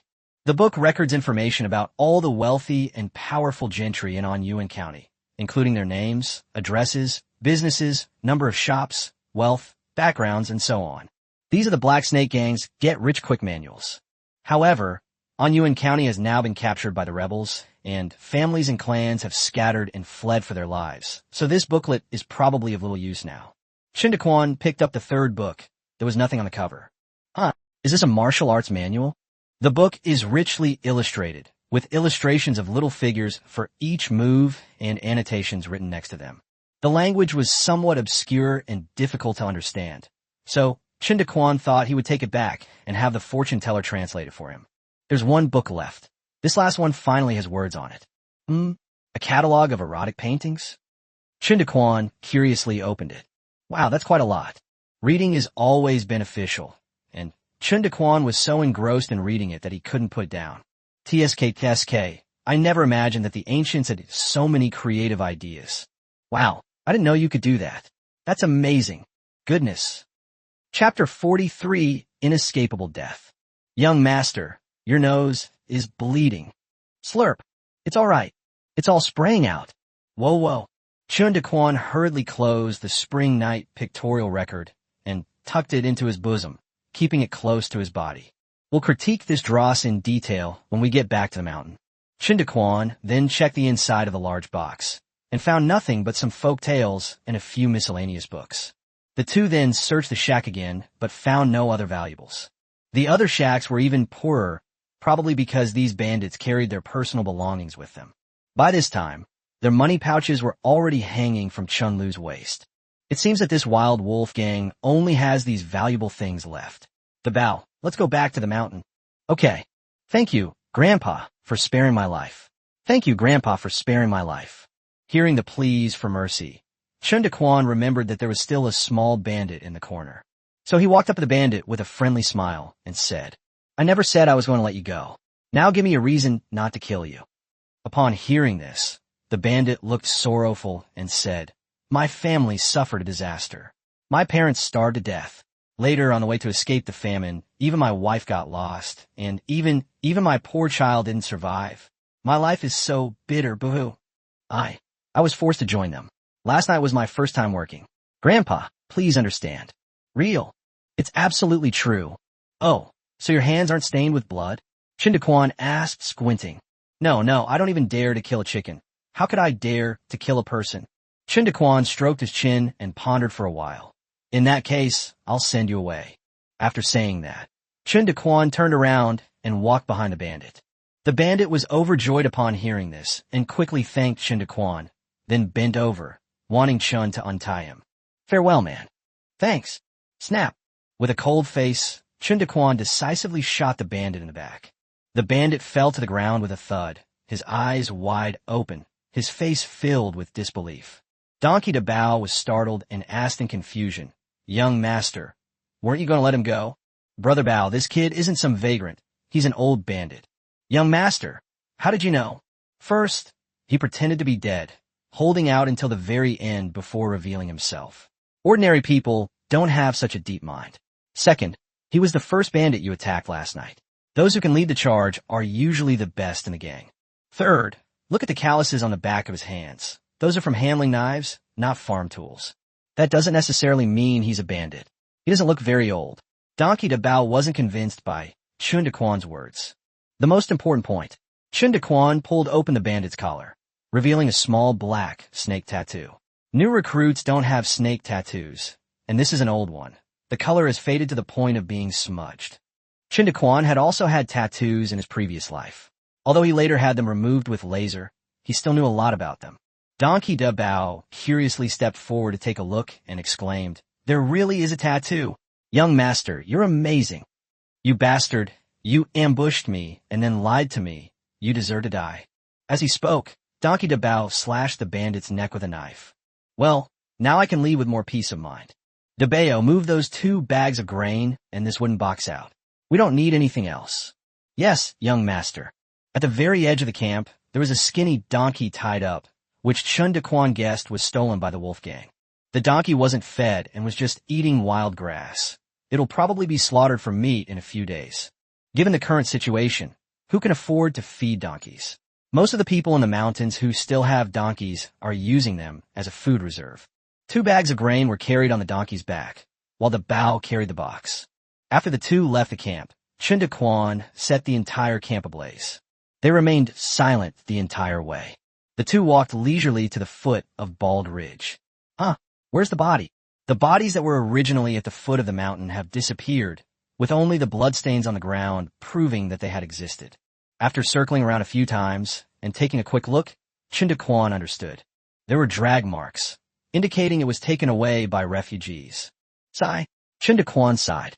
Dabao, let's go up the mountain. Donkey Dabao was incredibly strong. He carried 2 bags of grain all the way to the top of the mountain by himself. They carried the wooden crate up again. After climbing the mountain twice, he wasn't even out of breath or red in the face, which made Chen Daquan extremely envious. At this moment, Chen, Xian, and Bao were standing at the foot of the mountain, circling the donkey, not knowing what to do. Master, what should we do with this donkey? Young master, this donkey can't go up the mountain, and we don't have the ingredients to feed it, so we can only... The fortune teller made a throat-slitting gesture. Dabao, what do you think? Donkey Dabao chuckled, then went up and slaughtered the donkey with a single stroke. Donkey Dabao, you bastard. This simpleton becomes completely disorganized and undisciplined when it comes to food, which infuriates Chen Daquan. The fortune teller quickly stopped Chen Daquan. Young master, please calm down. There's nothing we can do about it. This donkey has to be killed sooner or later. You damn fortune teller, stop spouting nonsense. It seems you weren't the one getting splattered with blood. Inside the cave, the group happily ate donkey meat hot pot. The base material was that packet of bouillon powder. It was as if the fighting last night had nothing to do with them. A donkey hide fluttered in the wind outside the cave. Ha, Dabao, you've worked hard. Be good, give it to me. That's a donkey penis. You're still too young. After Chen Daquan promised to use Tianxiang noodles seasoning to cook the hot pot, Donkey Dabao was like a bull on steroids, slaughtering and butchering the donkey in one go, and carrying it up the mountain in just a few trips. Young master, this stuff can cause internal heat if you eat too much of it, Kyoka reminded him, her face flushed. Don't be afraid. The fortune teller quietly picked out a large bowl of donkey kidney slices and presented it to Chen Daquan. Young master, this is the pork kidney you mentioned. I picked it out for you. Sensible. TSK, young master, why do you always choose to eat offal? Donkey Dabao didn't seem to mind the heat. He grabbed a bone in one hand and a large piece of meat in the other, gnawing on it. Chen Daquan couldn't help but burst into laughter at his comical appearance. Then he thought of how it was Dabao's timely discovery of the bandits last night that saved everyone from disaster, and he was filled with gratitude. I didn't save this kid for nothing. He deserves a big reward. Thinking of this, Chen Daquan pointed to the 4 caddies of pork belly that he had already taken out and said to Donkey Dabao, Honey, as long as you can eat it, we'll grill and eat those 4 pounds of pork belly too. It's all yours alone. Donkey Dabao looked at Chen Daquan with disbelief. It's only 4 pounds. How could you not be able to finish it? Slapped the 3 of them side and face-bombed in silence. The donkey meat hot pot meal was enjoyed in a lively and cheerful manner. The group chatted and laughed, genuinely happy, and before they knew it, nearly 2 hours had passed. Because of the rationing of pork belly, the family of us usually eats meat sparingly. Having survived a great ordeal and with plenty of meat, the group indulged in a lavish feast. They ate until their bellies were completely round, so full they could only sit back and burp. As evening approaches, the sun is about to set. Donkey Dabao was the first to recover. So Chen Daquan instructed him to throw all the bandit corpses on the hillside down the mountain. In less than a day, these corpses will vanish without a trace. Chapter 44, The Treasure Map in Erotic Paintings. At night, the flickering campfire illuminated the cave with a beautiful glow. With cotton stuffed in his nostrils, Chen Daquan sat upright in front of the fire, earnestly reading the Spring Night picture record. After reading for only a short while, he ordered the fortune teller to keep watch at night. He hurriedly took Kyoka to rest. The second night, with cotton stuffed in his nostrils, he sat upright and read aloud, ordering Dabao to keep watch at night. He quickly pulled Kyoka to rest. The third night, the fourth night. On the sixth night, all three of them simultaneously lodged a protest. With dark circles under his eyes, Bansian protested that Chen Daquan was seriously affecting his sleep. Donkey Dabao protested why it was always him and a half-immortal keeping watch at night. Kyoka protested that she couldn't take it anymore. Chen Daquan was extremely embarrassed and felt bad about it, so he offered to keep watch for the night. Everyone breathed a sigh of relief.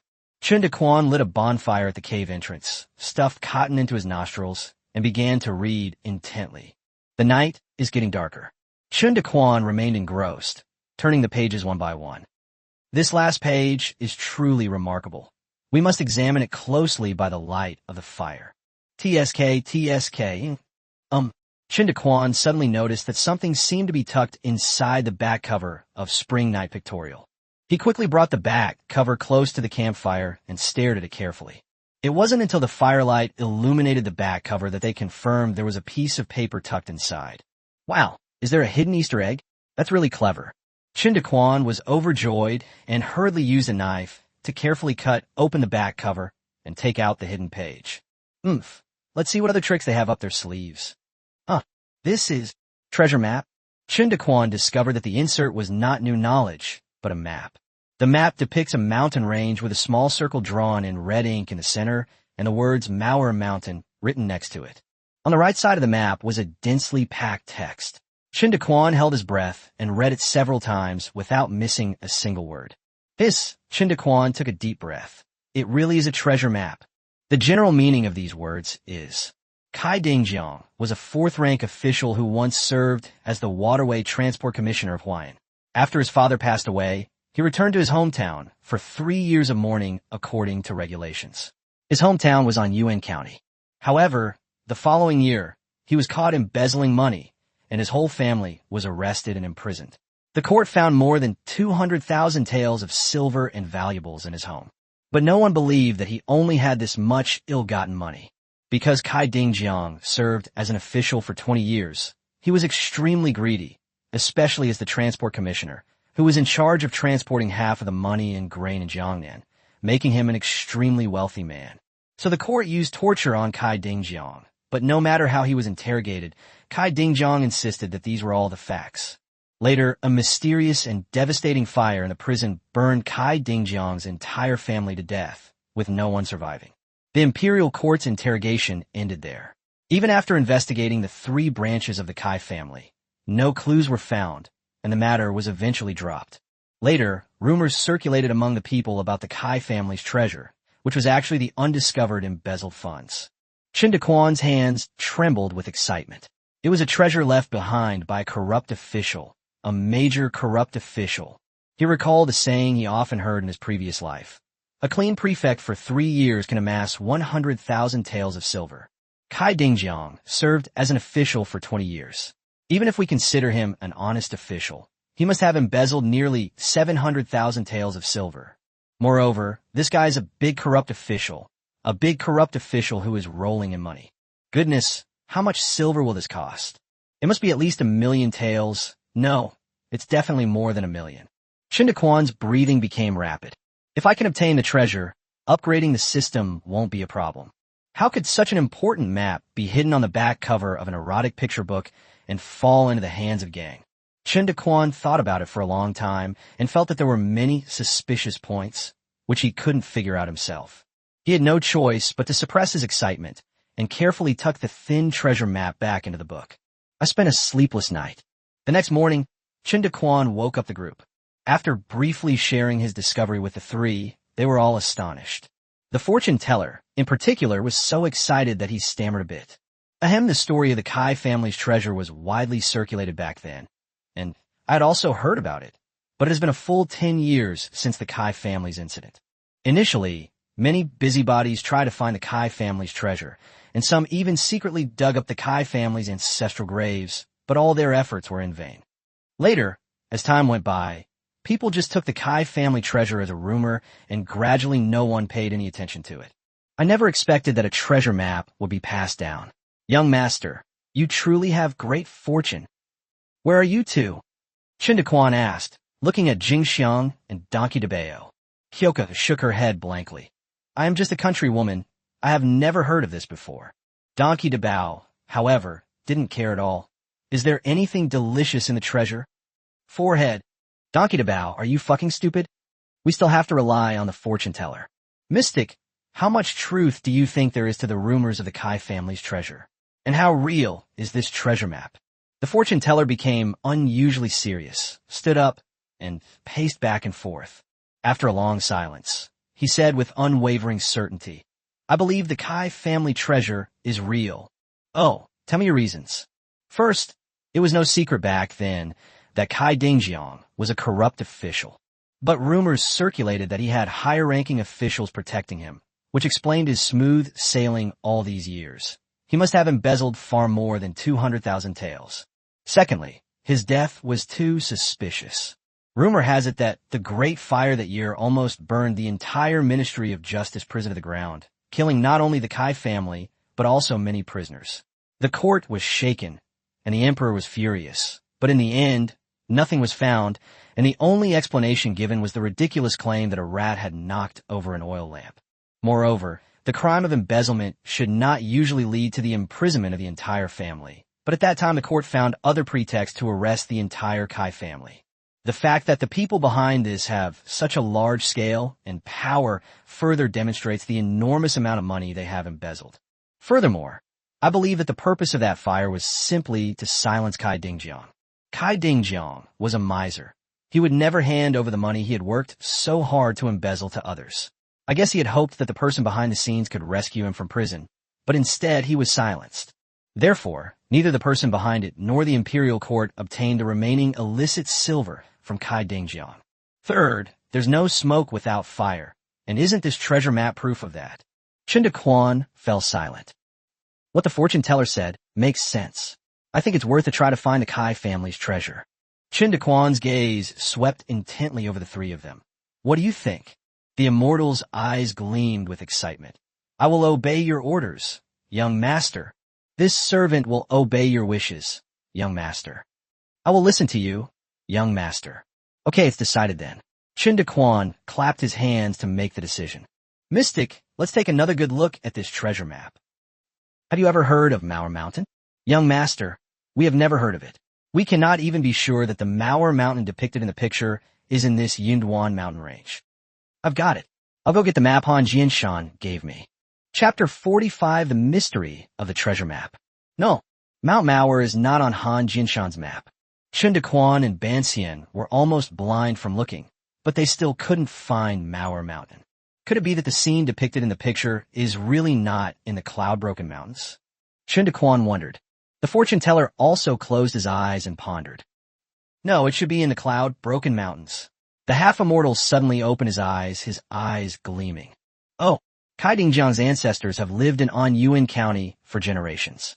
Since ancient times, officials have always valued returning home in glory and hiding their wealth in their homes. Moreover, the Yunduan Mountains stretch for thousands of miles, are vast and deep, and are rarely visited by people. Tell me, where can you find a more suitable place to hide your treasures than right at your doorstep? I'm certain that Kai Dingjiang must have hidden the stolen silver in the Yunduan Mountains, the half-immortal said firmly. So Mauer Mountain should be deep within the Yunduan Mountains, not on the outer edge as depicted on the Yunduan map? Young master is wise. That is indeed the case. Oh, then what the hell are you looking for? Chen Daquan drawled out his anger. Yunduan Mountain is so big, and we're only looking at this small part of the treasure map. It'll take forever to find it. Made grass. What you say is true, young master. It is indeed difficult to find a treasure with just this one map. The fortune teller continued. I suspect that this treasure map might have some corresponding incantation, or there might be more than one map. After all, the map is for people to use. Even a descendant of the Kai family would likely have difficulty locating the location based solely on it. Chow, the entire Kai family is wiped out. Where are we going to find an incantation for the ball? Chen Daquan was extremely frustrated. Seeing something you can't have and not being able to have it was torture. What you say is true, young master. There are countless mountains and ridges in the Yunduan Mountains. Apart from a few towering peaks deep in the mountains that have a recognized name, the rest are considered nameless mountains in the local folklore.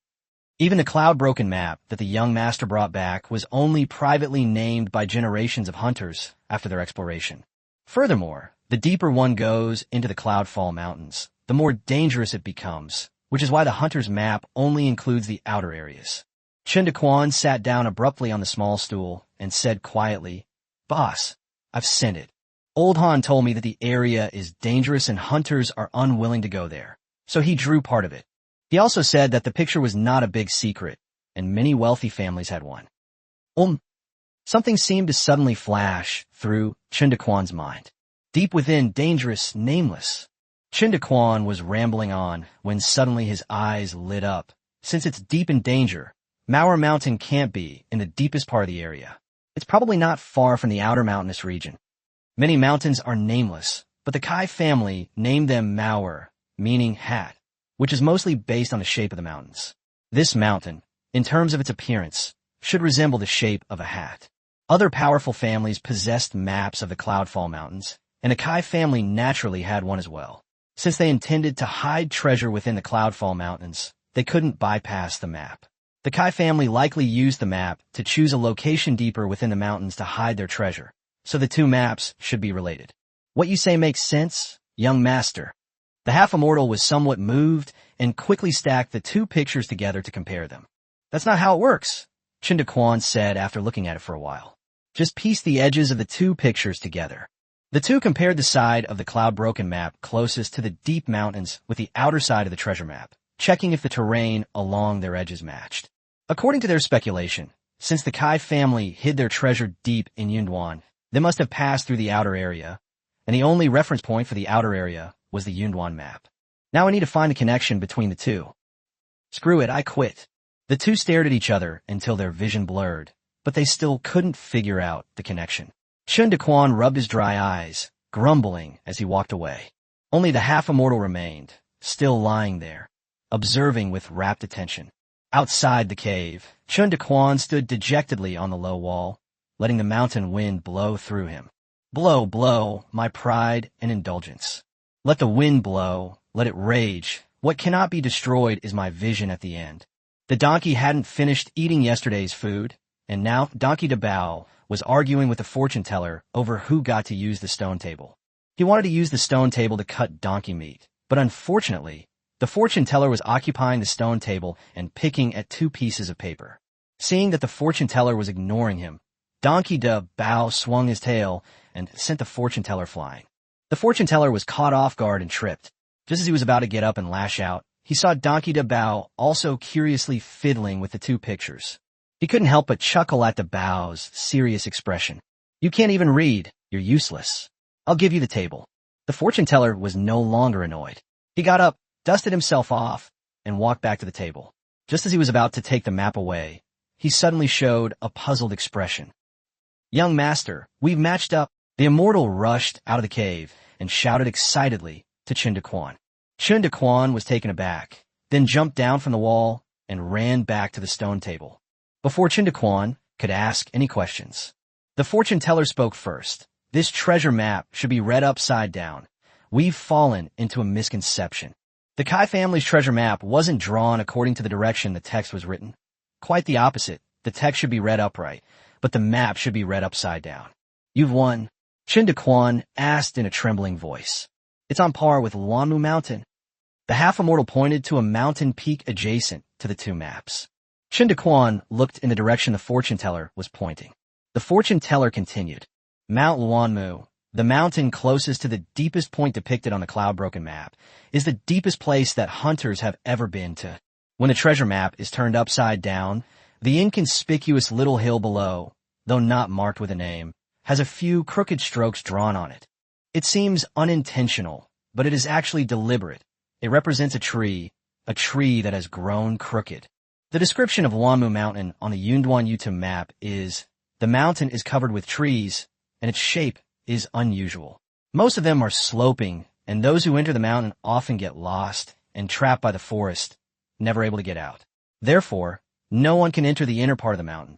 Simply put, the trees on this mountain are strange, growing at an angle, making it easy for people to get lost and trapped when they go in a mountain, so no one has ever been to the area behind this mountain. In addition, the Kai family's treasure map clearly hides some landmarks, but the stream, the mountain path, and this open space are all similar to the Yin Duan map. After listening to the fortune teller's words, Chen Daquan calmed himself down and began to examine the two pictures. Chen Daquan was unusually serious, and even Donkey Dabao felt a little nervous, waiting quietly to the side. Chen Daquan carefully and repeatedly compared every point the fortune teller had mentioned. Until 15 minutes later, Chen Daquan suddenly stood up, cupped the immortal's head, and kissed him all over. "Brother Bao, eat more." Chen Daquan diligently ladled out a large bowl of donkey meat soup noodles and personally served it to Donkey Dabao. Although Donkey Dabao was drooling with envy, he forced himself to withdraw his hands and stammered, Even if you give me face, I still won't let you kiss me." Upon hearing this, Kyoka covered her mouth and giggled. This time, Chen Daquan didn't get angry. He said seriously, "Donkey Dabao, I will never kiss you." Seeing Chen Daquan's sincere expression, Donkey Dabao was still unconvinced and tentatively asked, "Really?" "Real." Having received Chen Daquan's promise, Donkey Dabao happily grabbed the bowl and began to slurp the noodles. Chen Daquan felt that Donkey Dabao might be his lucky charm. Because he couldn't read and just randomly spelled things out, the fortune teller was able to solve the mystery of the Kai family's treasure map. Chapter 46: Preparations before the treasure hunt. It has been confirmed that Maor Mountain is located behind Luanmu Mountain. As previously predicted, the Kai family's silver hoard would not be too deep into the Yunduan Mountains. The Kai family has the ability to amass wealth, but not the ability to conquer the mountains. Their greatest ability was to enter Luanmu Mountain, the chaotic, tree-lined mountain where people easily get lost and trapped, serves as the best barrier to the treasure. As for who drew the treasure map, why it was hidden in an erotic painting, and how it ended up in the hands of the Black Snake Gang, all of this is now impossible to ascertain. Chen Daquan didn't care about any of that. Right now, he was full of ambition and anticipation for the Kai family's treasure. To go into the mountains, you need to make a lot of preparations, such as determining the route, preparing food, studying how to deal with wild animals, and avoiding dangerous terrain. Chen Daquan decided to go down the mountain to find Han Jianshan, learn some mountain walking skills from him, and also find out some information about Luanmu Mountain. But the mountains are vast, and there are many disaster victims. Chen Daquan searched for 10 days in a row, but still couldn't find Han Jianshan. On this day, the fortune teller suddenly remembered the old man, Yin, who had exchanged goods with him. He quickly reminded Chen Daquan, "Young master, the Yin family that day, like the Han family, were doing business in Guyang County. Old man, Yin even runs an inn. Perhaps we could try to find out from him." "The Yin family?" "It was the Yin family who exchanged goods with us. You even treated their grandson." "Hey, how could I forget about him?" "You're right, I'll go find him today." Based on his memory, Chen Daquan located the camp where the Yin family was located. From afar, you could see old man Yin holding his grandson, sitting in front of the fire warming himself. "Hee, it seems the young master has fully recovered," Chen Daquan said with a cupped hands gesture and a smile. When old man Yin heard the voice, he looked up and saw that it was the doctor who had treated his grandson that day. They hurriedly got up to greet him. It turns out it was Mr. Chun who came to visit. "I am very grateful to Mr. Chun for the medicine he gave me that day, which is why my little grandson was able to get through the ordeal." "Ha!" After a few brief pleasantries, Chen Daquan got straight to the point. "Old Yin is from Guyang County. Does he know the Han family, who are in the leather business?" "The Han family? Is the patriarch Han Jianshan?" "That's right. Does Elder Yin know where the Han family is now?" Chen Daquan's eyes lit up. "The Han family is quite well known in Guyang County, which I am aware of, but we have no connection and I do not know the location of their camp." Chen Daquan's glimmer of hope was dashed once again. Seeing Chen Daquan's dejected expression, old man Yin tentatively asked, "May I ask why you are looking for the Han family, sir?" "Oh, we've met once before. I'd like to catch up." Old man Yin stroked his beard and pondered for a while. "Please wait a moment, sir. I'll be right back." After saying this, old man Yin got up and walked into the surrounding camp. After a cup of tea, old man Yin brought back a middle-aged man. "Sir, he might know where the Han family is." "Oh, and who is this gentleman?" "My name is Zhao, a distant relative of the Han family." "What brings you, young master, to the Han family?"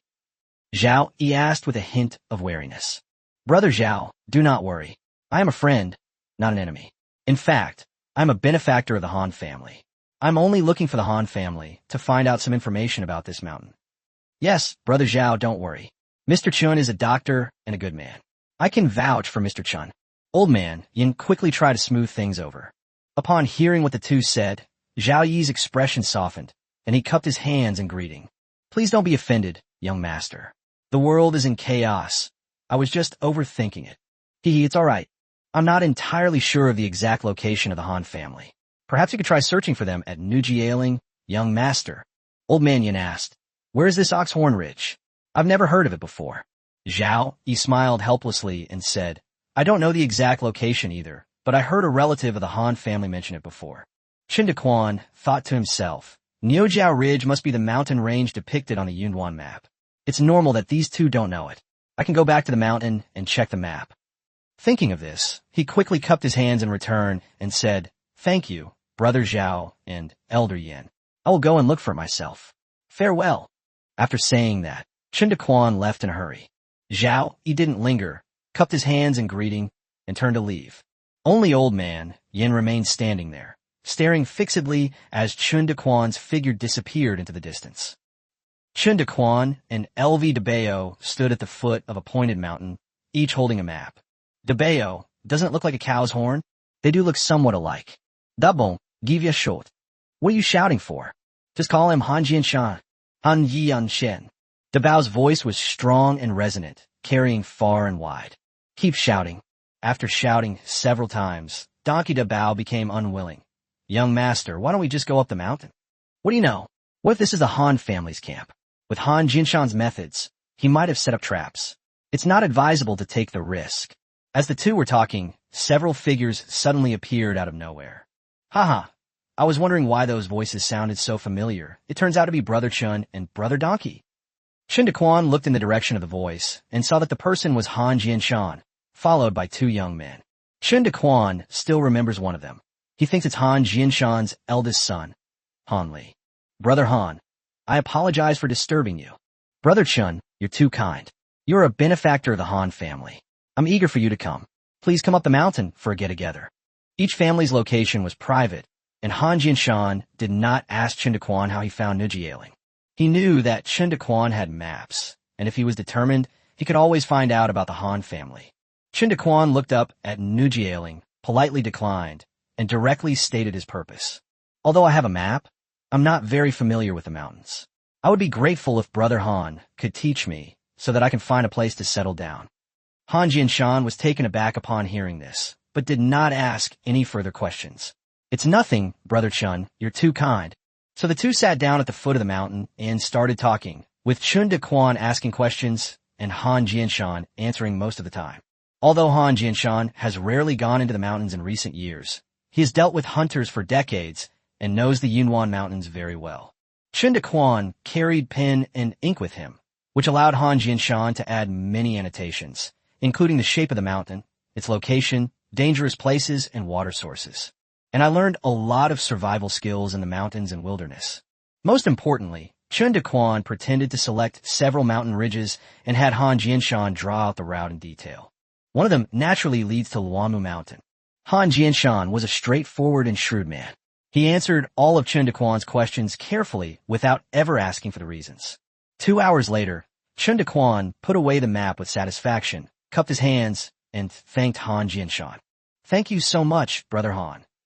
Thank you for being so polite. Since you're already here, Brother Chun, please come up the mountain and have a seat. Let me, your older brother, show you some hospitality. Han Jianshan invited Chen Daquan up the mountain again, and the two young men from the Han family behind him echoed his invitation. Chen Daquan had achieved his goal and naturally didn't want to stay any longer. I'll definitely do it next time. Right now, I'm in a hurry to find a place to stay, so I won't bother you any longer. Han Jianshan didn't mince words and laughed loudly. In that case, brother, I wish you all the best and hope you find this treasure land soon. After Chun and his companion had walked away, Han Li asked in confusion, Father, what's going on with Brother Chen? Don't ask. Let's go back to the mountain. That evening, the Yunduan Mountains welcomed their first heavy snowfall of the winter. Chapter 47, Braving the Elements and Searching for Treasure in the Deep Mountains. 3 days later, in the evening, Chen Daquan sent the fortune teller and donkey Dabeo away. Deep inside the cave, Chen Daquan was explaining something to Jingxiang. "Young master, are you really going to give me something so precious?" Kyoka asked nervously, holding two Type 64 pistols. Chen Daquan held Jingxiang's shoulder and gently comforted her. "I trust you. Tomorrow I'm going out to search for treasure with the bow. I'm worried about leaving you and Banxian at home. It's chaotic in the mountains. I'll leave these things for you to keep your lives. If you don't need it, return it to me when I get back. Do not let the half-immortal know about this item, and do not use it lightly unless absolutely necessary." The same applies to these three-palm thunderbolts. You have seen their power before. Most importantly, you must memorize how to use them, especially the palm grenade. Although Jingxiang was reluctant to part with Chen Daquan, she still said with red eyes, "I will remember this. I will definitely protect the house for you, young master." Since she started following Chen Daquan, the two have never been apart. Now that Chen Daquan is going to search for the Kai family's treasure, he can't take her along as a woman. She felt both reluctant and afraid, but she knew she couldn't hold Chen Daquan back. All she could do was guard Bald Ridge for him, while praying in her heart that Chen Daquan would return safely soon. With Chen Daquan gone from the mountain, Banxian and Jingxiang, who remained behind, were unable to obtain daily supplies. Based on the distance, this treasure hunt will take about half a month. So Chen Daquan took out a load of stored grain from his spatial storage and placed it in the cave. "In the past few days, I've spent dozens of kilograms of grain in exchange for a large pile of firewood. As for water, there is no shortage now. The snow covering the mountains and plains can be used to boil water. These supplies are enough to sustain the two of them for half a month." During dinner, Chen Daquan gave the fortune teller some more instructions. "Dabao and I are not home. You and Jingxiang stay on the mountain. The supplies in the cave are enough for you. Do not go down the mountain unless absolutely necessary.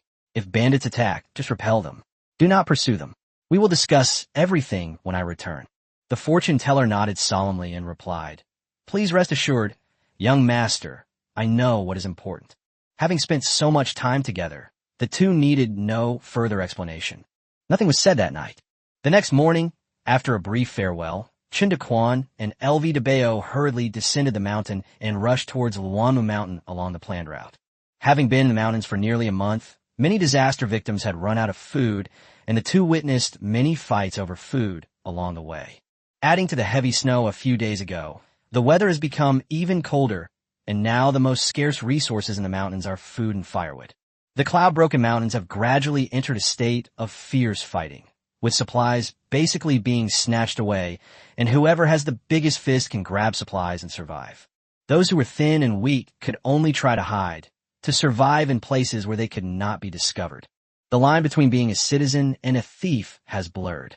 One moment, they were refugees in the camp. The next, they were bandits robbing people on the road.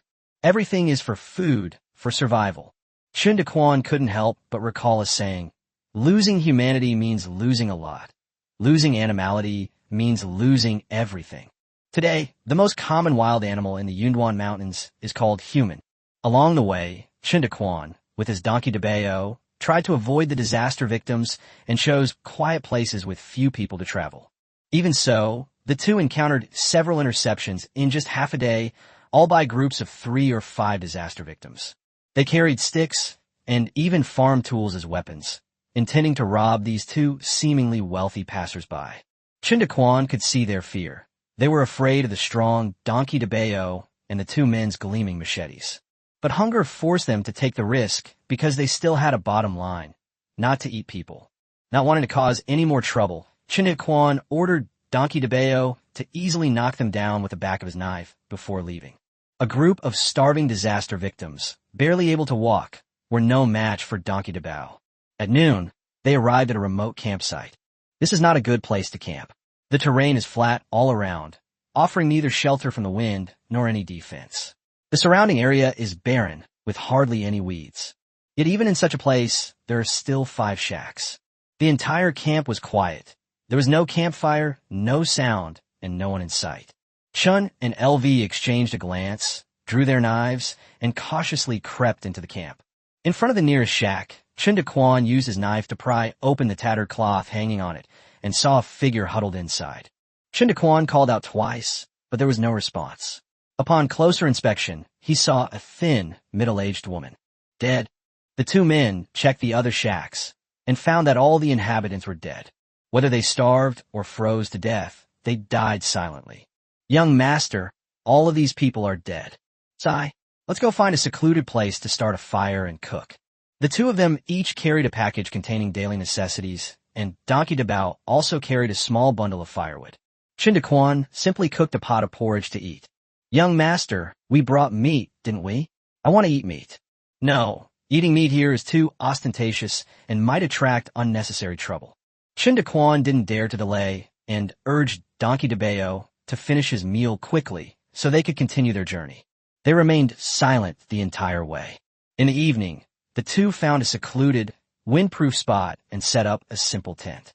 The mountain road was difficult to travel, and the two were exhausted after a day's journey. Especially since they had only eaten rice porridge for lunch, their stomachs were growling with hunger. Before Chen Daquan could even start, Donkey Dabao took the initiative and began cooking the porridge. This fellow thought the fire was burning too slowly, so he bent over, knelt on the ground, and started blowing on the fire by himself. Chen Daquan stared at the big buttocks that kept swaying, and 3 black lines slowly appeared on his forehead. The porridge was ready in no time. A rich, intoxicating aroma wafted through the air, whetting the appetites of both of them. The two were starving and, not caring that it was hot, hurriedly slurped up the porridge while blowing on it. Chen Daquan quickly finished one bowl and was about to pour himself a second when he suddenly caught sight of several figures standing in the darkness. Blanche! Chen Daquan was startled. Dabao, grab your weapons. Upon hearing this, Donkey Dabao was only taken aback for a moment, but then he sprang up from the ground and stood guard beside Chunda with his knife in both hands. Before setting off, Chen Daquan repeatedly warned Donkey Dabao that living in the wilderness was not as good as staying on the mountain. You must always remain vigilant and never be careless or irresponsible.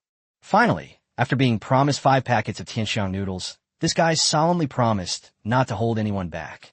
Chen Daquan was very satisfied with Dabao's performance just now. At this moment, the shadowy figure gradually approached, and Chen Daquan could see who it was. The man leading the group was a kind-looking, honest-looking fellow. They had no swords or knives, but they carried clubs. His body was emaciated, and his hair and face were filthy. He looked like a disaster victim, not a bandit. 1, 2, 3, at least a dozen people, and there are 2 women in front of them. The visitor didn't speak, but just stared intently at the rice porridge in the pot. Chen Daquan held a knife in his left hand and a gun hidden in his sleeve in his right. Seeing that the visitors remained silent, he put on a stern face and asked in a cold voice, "What brings you here?" The man leading the group trembled slightly upon hearing this, and slowly raised his head. "Brother, you are kind-hearted. Could you lend me some grain?" After speaking, he glanced casually at the large swords in the hands of the 2 men. Chapter 48, The Human Heart, is unpredictable. Roll! Chen Daquan suddenly shouted. Several people in the crowd were so frightened that they took 2 steps back. Borrowing grain? What kind of good person would silently borrow grain with a stick in the middle of the night? Brothers, please don't misunderstand. We have no ill intentions. These sticks are just for self-defense. We are really starving. Please, brothers, have some mercy. The leading man, perhaps guessing Chen Daquan's concerns, quickly explained. Chen Daquan, adhering to the principle of the less trouble, the better, also wanted to avoid conflict as much as possible. But not wanting to give away food for nothing, he said, "We don't have much grain either. Seeing how pitiful you are, we can spare 2 jin, but you need to pay for it with money." The man hesitated upon hearing this, then said with difficulty, We have no money. Then there's nothing we can do. Please leave." Chen Daquan casually hoisted the knife he was carrying onto his shoulder. A hint of apprehension flashed in the man's eyes, but after glancing at the steaming rice porridge in the pot, he smiled ingratiatingly.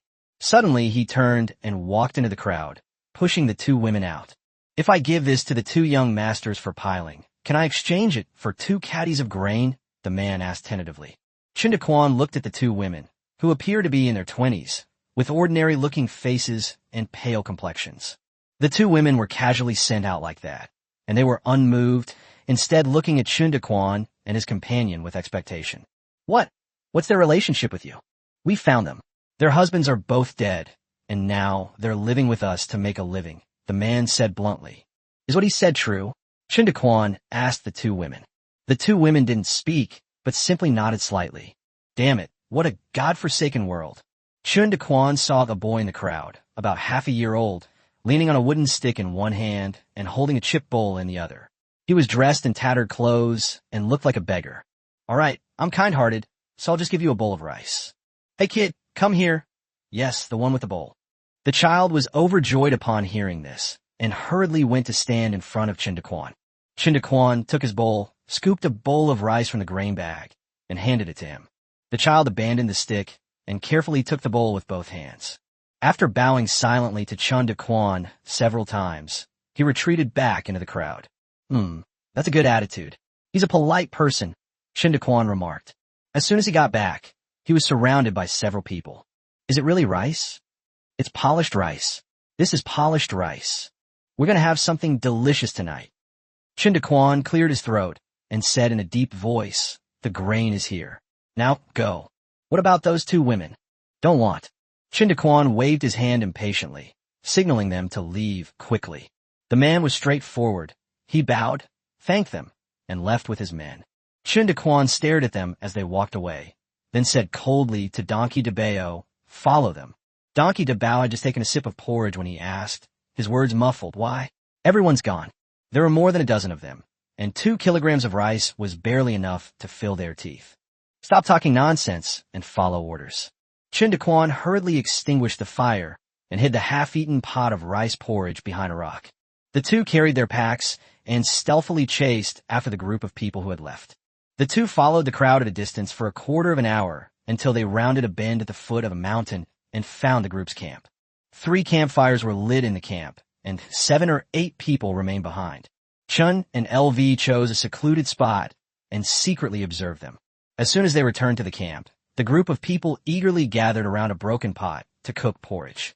Besides the bowl of rice Chen Daquan gave them, someone else scooped some mixed grains out of a grain bag. Before long, everyone received a bowl of thin porridge. Chen Daquan noticed that the two women were at the very end of the line. Like hungry wolves, everyone quickly finished the porridge in their bowls, and without exception, they all licked the bowls clean. This rice smells so good. Uncle Eru, when shall we start? Chen Daquan looked at the person who spoke, a hint of coldness flashing in his eyes. The one speaking was the boy who had delivered the rice to Chen Daquan.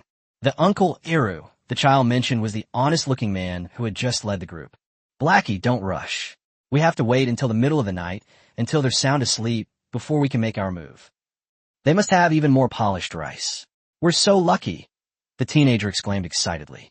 Eru, no longer behaving timidly, lazily said, these two are eating and using the best things, like the young master and guard of a wealthy family. They might even have meat and money. After saying that, he even curled his lip, as if he had Chen Daquan completely under his thumb. However, their knives are formidable, and that big guy doesn't look easy to deal with either. Let's burn the tents first, then smash the rocks, and finally use our knives and clubs. We'll all listen to Brother Tiger. Yes, we'll do whatever Tiger orders us. The people around him excitedly echoed Eru's plan. Eru seemed to enjoy the adulation from the crowd, and smugly gestured for everyone to be quiet. Drink your porridge and go to sleep quickly, so you can be well rested and work hard in the second half of the night. Those who stay on night watch, the rest of you go to sleep. Upon hearing this, everyone stood up, greeted each other, and then dispersed into their respective shacks. You two come here. Eru beckoned to the two women. I was thinking of having you drug those two, but you guys are useless. Upon hearing this, the two women looked terrified and knelt down on the ground with a thud. Don't blame me for killing you men. Blame the world. If you hadn't met me, you would have starved to death long ago. Is that so? Eru deliberately drew out his question. Yes. Yes. The two women's voices were barely audible, trembling slightly. Come in, Eru said, turning and walking into the largest shack. The two women exchanged a glance, then quickly got up and followed him inside. Before long, the sounds of fierce fighting could be heard from inside the shack. Donkey de Bao stared in disbelief, then sullenly cursed. Huh, A bunch of ingrates. Are they bandits? Chen Daquan shook his head and said, they are bandits, but not bandits. They were originally just ordinary disaster victims, but now they are doing the things of bandits. Now you know why I followed you here. Okay, you understand. Don kizabao not det fati sali. Young master wants that bowl of rice back. Chen Daquan, sigh. I shouldn't have asked you. Chen Daquan explained. If we had shown any weakness earlier, they would most likely have attacked us directly. The bowl of rice they brought back was clearly not enough for such a large group, but they left quickly and decisively. I guess they must have some other tricks up their sleeves to use against us. Therefore, instead of passively waiting for the enemy to come to us, it is better to strike first. Donkey Dabao suddenly realized and grinned, revealing 2 rows of big white teeth. Young master is truly clever. I'll go and kill them right now. Don't do that. Chen Daquan quickly pulled Donkey Dabao back. Once they're sound asleep, we'll give them a taste of their own medicine. What does an eye for an eye mean? It means setting them on fire. Oh, I get it. Chapter 49, The Secret of Luanmu Mountain. In the camp, 2 watchmen were dozing off. Chun and LV quietly sneaked in and approached the 2 men. The act of covering his mouth and slitting his throat was performed in one swift motion, leaving the night watchman no time to utter a sound. Chun and the donkey each chose one side and quickly set all the shacks on fire. After setting the fire, the 2 quickly ran out of the camp and stood in the shadows watching the fire grow bigger and bigger. Fire! Fire! Wake up! You have a fever. Help! Chaos reigned in the camp, with cries and screams filling the air. Some people rushed out in a panic, heading right towards Chen Daquan. Snap, snap! Chen Daquan shot and killed without hesitation. The chaos lasted only half an hour. Chinda ignored those who had managed to escape and instead returned to his own camp with Donkey Dabao to collect supplies and move them to another location. The next day, the 2 took turns resting until noon before setting off again. For the rest of the journey, the 2 men carried machetes in their hands, delivering a blatant show of intimidation. This tactic indeed saved them a lot of trouble. By the 4th day, they had encountered very few disaster victims, and their tense mood gradually eased. In the evening, Donkey Dabao cheered with joy, for Chen Daquan had finally decided to eat meat. Grilled pork belly on wooden skewers, a true delicacy. After several days of traveling through mountainous terrain, both of them were exhausted. Chen Daquan also urgently needed to supplement his diet with meat to increase his physical strength.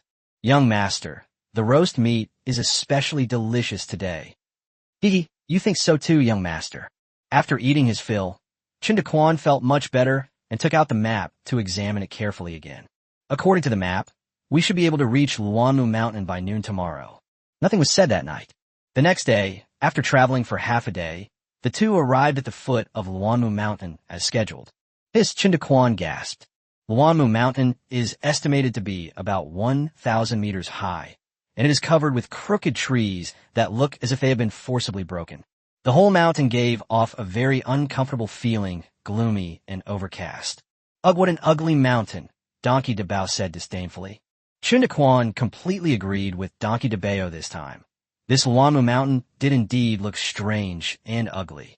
Chen Daquan frowned, his intuition telling him that something strange was amiss with this mountain. Dabao, start a fire and cook. Let's rest for a while. Chen Daquan took out the Kai family treasure map. According to the map, after passing Luanmu Mountain, you will reach Mauer Mountain, and the treasure is located on Mauer Mountain. However, the terrain around Luanmu Mountain is uneven and full of rocks, making it impossible for the Kai family to transport a large amount of treasure. The most likely explanation is that they found a way across the Luanmu Mountain. Thinking of this, Chen Daquan took out 2 items he had prepared in advance from his money bag and buried them separately under a severely crooked tree. Young master, how long are we going to have to wait? Wait another hour. 2 hours later, Chen Daquan dug out the buried object. Donkey Dabao squatted down beside him and asked curiously, Hey, young master, why are you burying nails? Chen Daquan did not respond, but picked up one nail and touched another. Just as I thought, the 2 nails generated a slight attraction, suggesting that there might be some mineral beneath this chaotic mountain that created a unique magnetic field. That's why it's easy to get lost on this mountain, and even the trees on it can't grow straight. Perhaps the Kai family discovered the special nature of this mountain back then, which is why they hid the stolen silver in Mauer Mountain behind it. As long as we find the path that the Kai family took back then, we can pass through Luanmu Mountain smoothly. Where there is a road, there must be a road sign. Since the Kai family did not mark the route on Bauta Mountain, there must have been a mnemonic rhyme, just as the fortune teller guessed. Otherwise, how would the descendants of the Kai family retrieve the treasure? But now that the Kai family has been wiped out, the incantation will probably never be known again. Dabao, look for anything strange. Search around the foot of the mountain. Chen Daquan instructed. What are strange things? It's just weird rocks, trees, terrain, basically things that don't look right. Could my guess be wrong? Chen Daquan muttered breathlessly as he sat under a tree. He searched carefully for a long time at the foot of the mountain, but found nothing except a human skeleton. Judging from the clothes and tools, it belonged to a hunter, nothing special. Where's Donkey Dabao? Chen Daquan then realized he hadn't seen Dabao for a while. Oh no, it would be dangerous if the guy got lost. Dabao, Donkey Dabao, Chen Daquan shouted anxiously at the top of his lungs. Donkey Dabao. The shouts carried far through the empty mountains. Chen Daquan panicked, cold sweat pouring down his forehead. He could give up the treasure, but he absolutely could not lose Dabao. Young master, I'm here. Suddenly, Chen Daquan heard Donkey Dabao's voice again and breathed a sigh of relief. Looking in the direction of the sound, LV Dabao was standing on a hillside waving at Chen Daquan. Chen Daquan was furious. Donkey Dabao, you son of a bitch, didn't I tell you not to go up the mountain? How did you end up there? The two weren't far apart. Chen Daquan was at the foot of the mountain, while Donkey Dabao had only walked about 10 meters uphill. Oh, there's something strange here. Chen Daquan, no longer able to continue cursing Donkey Dabao, hurriedly came to his side. Young master, look, there's a big rock. It's so comfortable to lean against and sleep. Chen Daquan's face darkened. Was this guy sleeping here? Seeing that Chen Daquan was about to explode, Donkey Dabao quickly said, there's something up there. Chen Daquan abruptly stopped his raised hand and shoved Donkey Dabao aside. What came into view was a thick, heavy stone, several people thick, with the part above ground reaching the height of a thigh, and the extent of the part buried in the soil unknown. Chen Daquan practically pressed his face against the stone, examining it inch by inch. What's strange about it? Chen Daquan asked, puzzled, as he couldn't figure out what was wrong. Donkey Dabao blinked his intelligent eyes and smiled slyly, on the back. Chen Daquan, damn it, why didn't you say so earlier? Chen Daquan couldn't take it anymore and suddenly beat up Donkey Dabao severely. Donkey Dabao wiped the blood from his nose, pointed to a spot, and said seriously, there are several lines here. Chen Daquan squatted down and looked at the spot that Donkey Dabao was pointing to.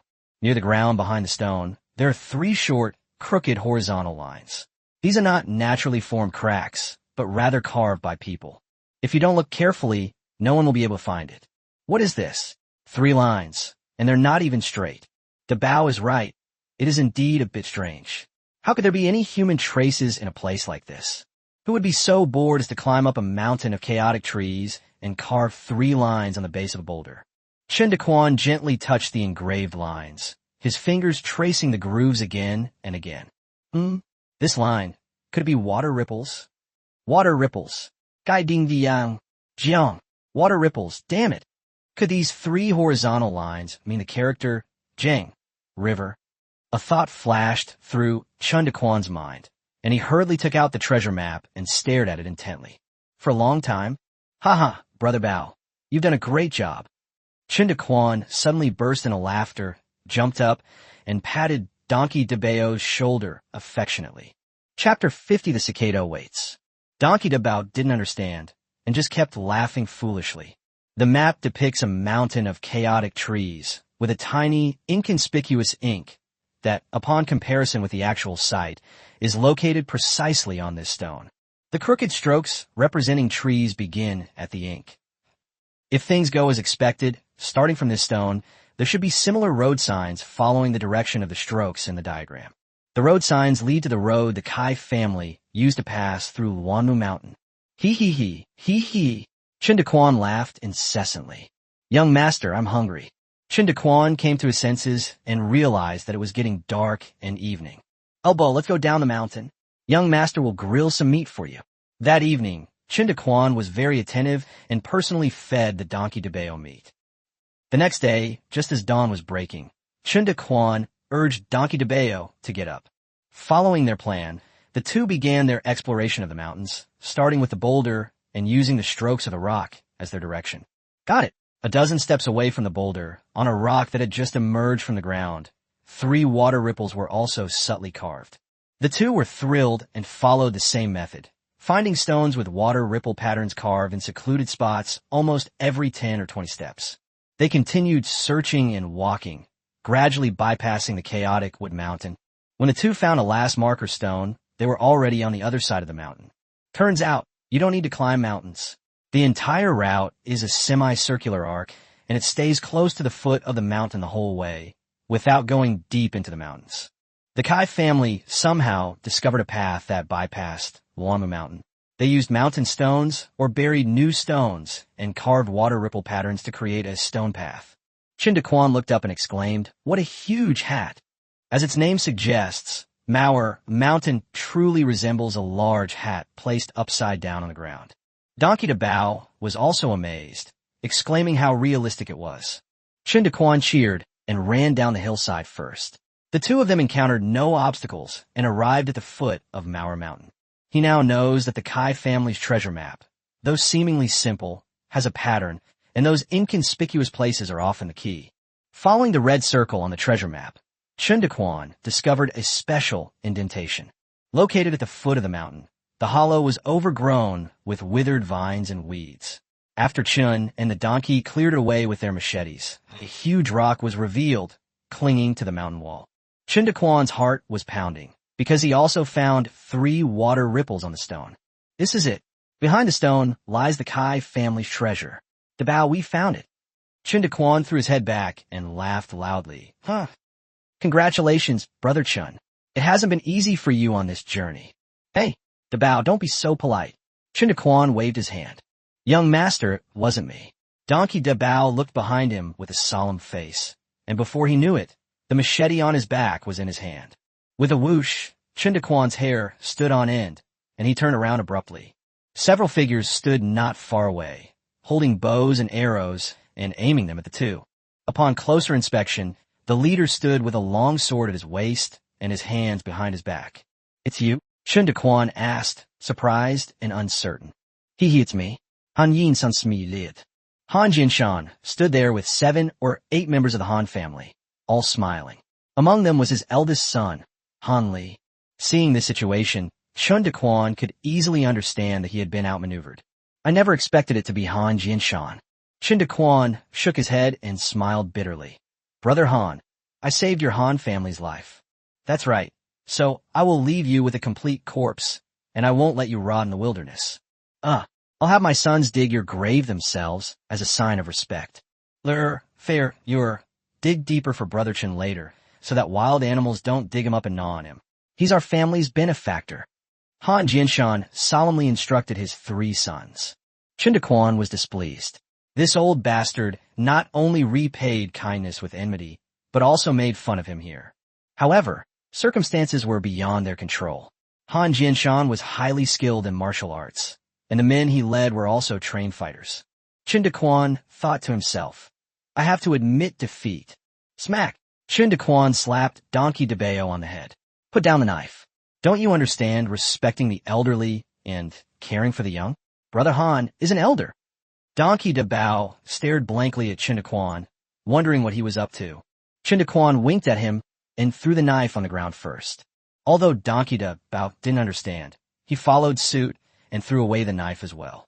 Han Jinshan was taken aback for a moment upon seeing this, then burst into laughter. Brother Chen is indeed a man of principle. I was right about you. Chen Daquan laughed awkwardly. Please let me be the one who knows the truth. How did Brother Han know I was looking for the Kai family's treasure?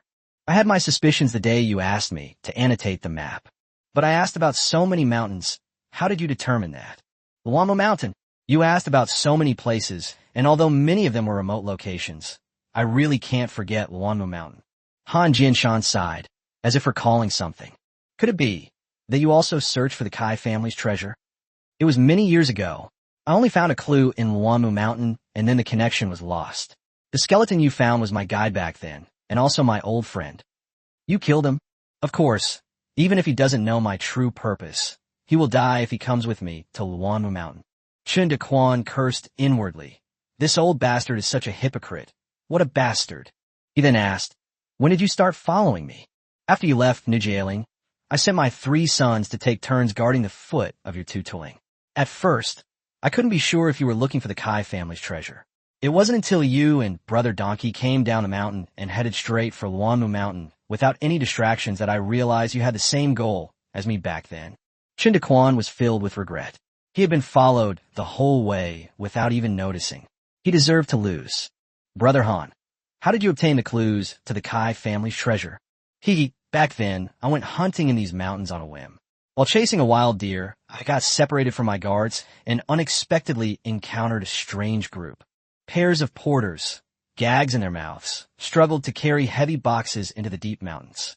Out of curiosity, I followed them for a while, but later, finding the escort expert in the group overly vigilant and uninteresting, I left halfway.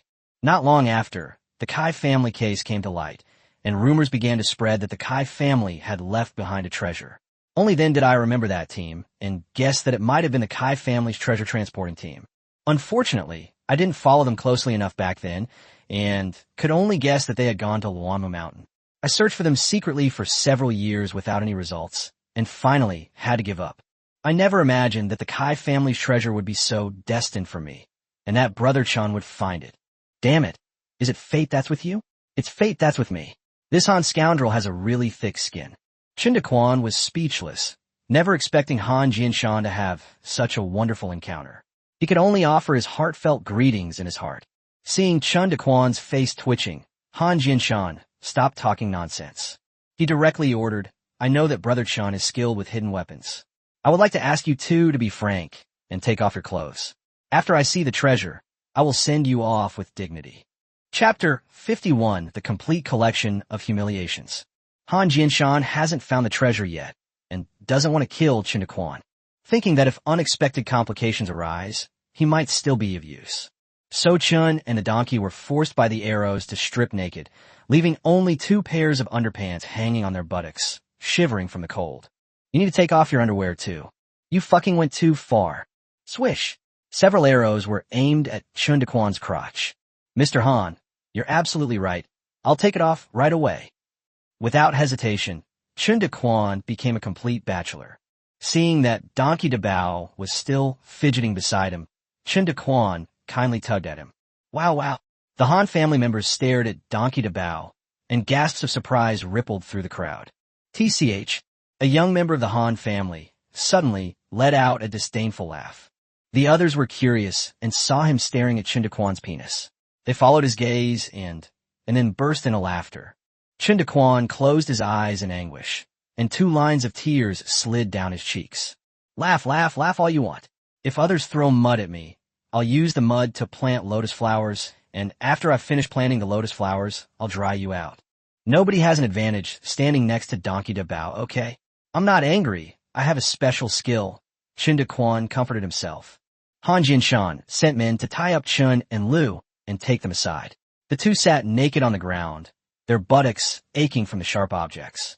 It took 1 round to tie up Chen Daquan, and 3 rounds to tie up Lu Dabao. That's really cunning. Then the Han family took out various tools to deal with the boulder. All sorts of tools were on display, including rope hooks, chains, crowbars, hammers, and chisels.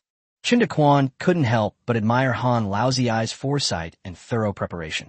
It has everything, both useful and useless. Young master, you're so fair-skinned. Donkey Dabao looked Chen Daquan up and down and praised him without a care in the world. Chen Daquan didn't have the courage to look at Donkey Dabao and just mumbled a reply. Zabao, na shao waika. Your brain is black too. The Han family worked hard, making a lot of noise, but to little avail. At first they were looking for mechanisms or something, but after failing to find them, they began to use violence. As it turned out, the stone was made of some unknown material, and it was heavy and hard. Since they couldn't move it, they started smashing it. Unfortunately, hitting it with a hammer only peels off a layer of skin. To completely open it up would take forever. Chen Daquan watched with schadenfreude, but dared not show it, To act arrogantly at a time like this would be suicidal. He adopted a complex expression of disappointment, frustration, and regret, trying to minimize his presence.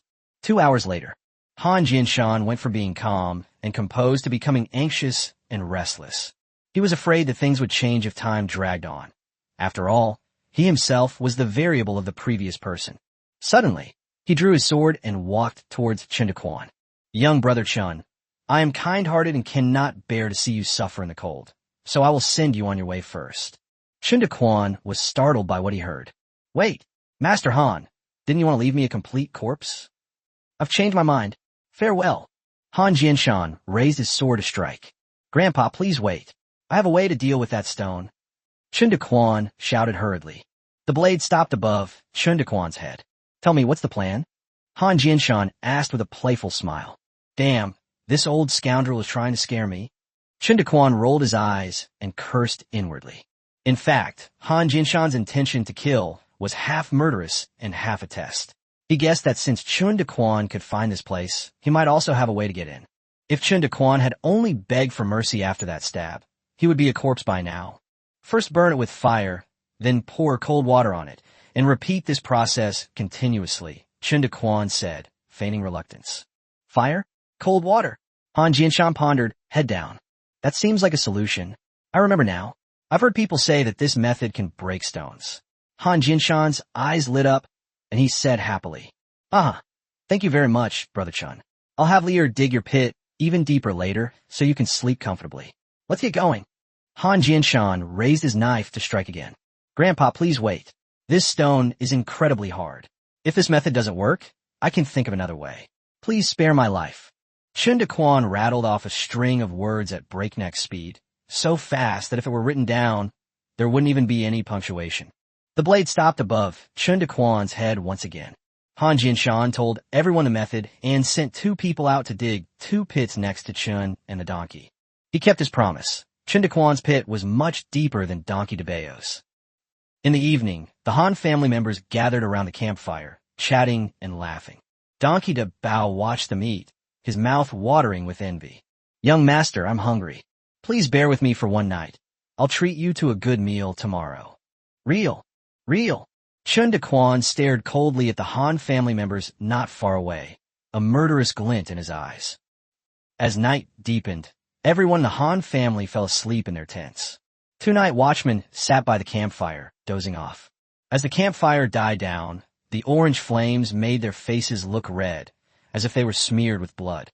Chen Daquan was shivering from the cold, but his anger only intensified. The last flame went out, and the camp was plunged into darkness. "It's time." With a thought, Chen Daquan took out a forgotten dagger from a pile of miscellaneous items in his spatial storage. The spoils from killing the Hu brothers in Chapter 7. He was so tightly bound that he couldn't move his wrist to use the machete, which was small enough to cut the ropes. Puff, puff, puff. The night watchman was awakened by 3 soft sounds, like pebbles falling on the ground. Something was thrown into the camp. One watchman was still rubbing his eyes when he heard another shout anxiously, "Oh no, the prisoner is missing." Quickly, before the words were finished, 3 loud bangs rang out, accompanied by 3 beautiful golden lotuses blooming in the camp. The camp was immediately filled with smoke and dust, with dirt and stones flying everywhere, and several tents were torn to shreds. Chen Daquan and Donkey DeBeo lay in the pit, laughing heartily. Before the dust had settled, several faint groans could be heard from the camp. Without hesitation, Chen Daquan threw 2 more grenades. After waiting a while, Chen Daquan climbed out of the pit, took a few steps into the darkness, took out 2 sets of cotton clothes and 2 machetes from his spatial storage, and then returned to the pit. The 2 men dressed, grabbed their machetes, and ran off in a random direction. "Young master, it's dawn." Chen Daquan opened his slightly narrowed eyes. "Let's go back." The 2 men fled to this secluded place last night. Chen Daquan was afraid that some of the people might not be dead and that something might happen in the dark, so he hid here for half the night. After searching for quite some time, the 2 quietly made their way back to the place they had been in the day before. Chen Daquan hid not far away, looking toward the camp. "TSK, how pathetic, how happy." Chen Daquan spat. Limbs, severed arms, heads, and other debris were scattered all over the ground. In such a small area, 5 grenades should be enough, right? Chen Daquan calculated. After waiting a while longer and seeing that nothing was amiss, they returned to the camp. The camp was in disarray, and it took the two of them a great deal of effort to count all 9 corpses. The entire Han family was there. Not a single one had run away. Thanks to Chen Daquan's special attention, Han Jianshan was now reduced to only half a body. Chapter 52 Treasure in Hand, Instant Wealth. Han Jianshan passed away peacefully in his sleep with his eyes closed. Pa! Chen Daquan spat at him. At your age, you still don't learn good things. You didn't know your grandpa had such powerful methods. This is what happens to ungrateful people. I kindly saved your whole family, and you fucking want to kill me? I'll go back and raise your Oxhorn Ridge to the ground and send your whole family down there to join you. Then Chen Daquan found the Han family member who had led the mockery of him yesterday and kicked him twice. He who insults others will be insulted in return. After settling their score, the two dragged the Han family members into a pit and hastily buried them. The supplies in the camp were scattered by the bomb, and the two of them spent a lot of effort collecting some of them, some of their own and some of the Han families. They then left the camp, found a clean spot, and had a delicious meal. Chen Daquan kept his promise and, in addition to rice porridge and roasted meat, also cooked 2 packs of instant noodles for Donkey DeBao. With the help of instant noodles, Donkey DeBao worked extra hard. He was in charge of chopping firewood, while Chen Daquan was in charge of collecting snow water and roasting stones. Once the stone became brittle, the 2 men used tools to chip off a layer, repeating this process for 3 days. The exposed part had shrunk by half. Seeing that it was almost done, Chen Daquan used 3 grenades in succession to blast the stone open. As the smoke and dust cleared, a dark hole was revealed. The 2 lit torches and carefully entered the cave. After walking only 10 meters or so, the cave suddenly opened up into a bright and spacious area. The mound inside is hollow, and large wooden boxes are placed on the ground, some even stacked on top of each other. We've finally found it. The Kai family's treasure. Chen Daquan opened a box with trembling hands. Whoosh! The silvery light, illuminated by the torch, pierced Chen Daquan's eyes. A whole box full of 50-tael silver ingots. Chen Daquan picked up one, which was about the size of his palm. It was heavy and had a smooth, frosty texture and a snowy sheen. It was clearly a top-quality ingot. One by one, the large boxes were opened, each containing neatly arranged silver ingots of various sizes. The smallest was a 5-tael ingot, followed by 10-tael and 20-tael ingots. The ingots had no year or merchant designation. They were all unmarked and contained no broken pieces. It seemed that the Kai family had recast them back then. The small boxes contained gold ingots, which were not large, each weighing 10 taels and were unnumbered. The remaining boxes contained a dazzling array of treasures, various gold and silver artifacts, jade items, gemstones. A box containing dozens of pearls the size of pigeon eggs, a white jade guanyin statue, several feet tall, a green jade guanyin statue, several blood-red coral trees, over 20 pairs of emerald green jade bracelets, a box of rubies and sapphires sparkling together, and various other jade, ornaments, and porcelain items in varying quantities. Good heavens! Chen Daquan's knees buckled, and he knelt down, kowtowing twice in quick succession. It's not shameful to kowtow for money. Chen Daquan calmed himself down and checked the size of the space. He realized it probably wouldn't be able to hold all the treasures, so he would have to upgrade here. He had Chen Daquan take the bundle and picked out some gold and silver ingots of various sizes, as well as some small treasures. DeBao, take the bundle and guard the cave entrance. Don't come in without my permission. Yes, young master. Donkey DeBao nodded, picked up his bundle, and walked straight out of the cave. Chen Daquan withdrew his gaze and began to count the amount of gold and silver. Fortunately, there was no loose silver. He counted out a whole box, which he could then compare with. Excluding other treasures, there are 1.3 million taels of silver and 30,000 taels of gold. People were right. The imperial court only took a small fraction of what the Kai family had seized.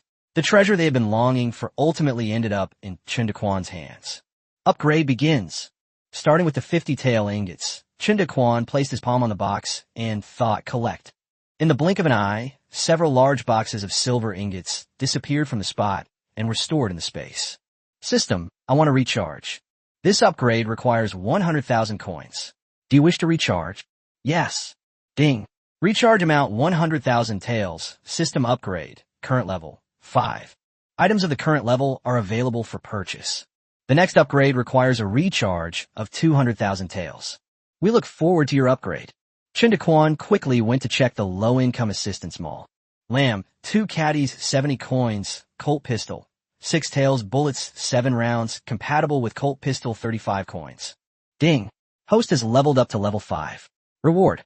1 chance to draw a treasure chest. Would you like to draw a prize? Yes. Ding. Congratulations, host. You have won the right to purchase a lighter. Made grass. Divider. System, I want to recharge. Ding. Recharge amount 200,000 taels. System upgrade. Current level 6. The next upgrade requires a recharge of 300,000 taels. White sugar. 1 Gene 71. Mixed flavor fruit wine. Case 61. Pressure activated landmine. 1 Liang. Ding. Host has leveled up to level 6. Reward. 1 chance to draw a treasure chest. Would you like to draw a prize? Yes. Ding. Congratulations, host. You have won the right to purchase a shampoo and conditioner set. A shampoo and conditioner set. Chen Daquan returned to the online store to check. Shampoo, shower gel, toothpaste, soap, toothbrush. Each set is priced at 150 coins. Sai lottery is a scam. Divider line. System, I want to recharge. Ding. Recharge amount 300,000 taels. System upgrade. Current level 7. The next upgrade requires a recharge of 400,000 taels. Baijio, bottle 201, K98 sniper rifle, 10 Liang, bullets 5 rounds, compatible with K98 sniper rifle 101. Ding. Host has leveled up to level 7. Reward. 1 chance to draw a treasure chest. Would you like to draw a prize? Yes.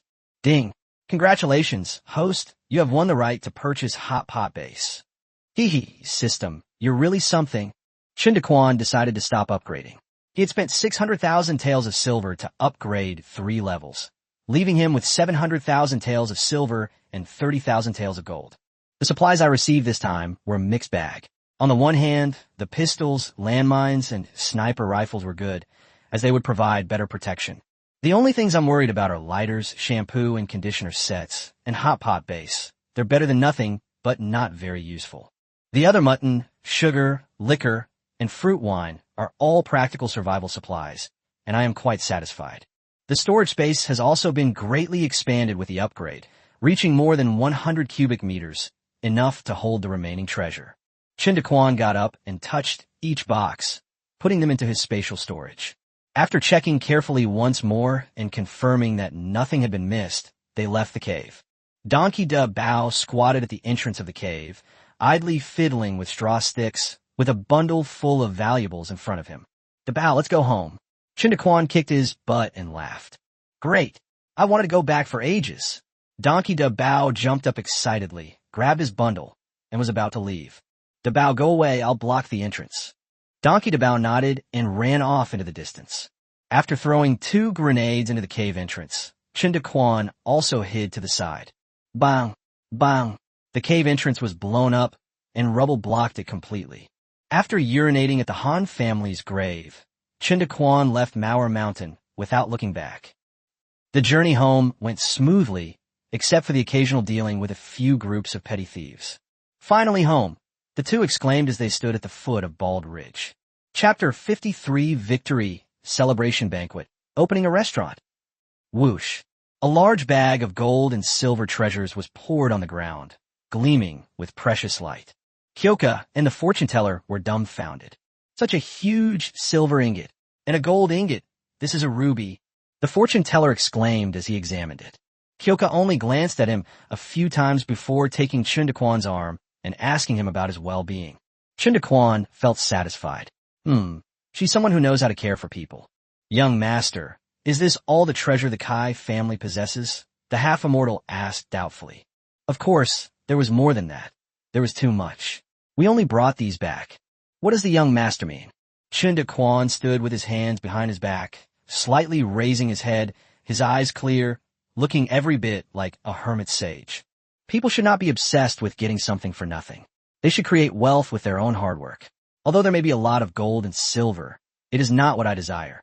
My journey to find the Kai family's treasure is merely a test for myself, a journey to refine my mind. The result is not important. What matters is the process. Life is a long journey with many important sights. I hope you will not let money blind you, but walk the path before you steadily and practically. Do you understand?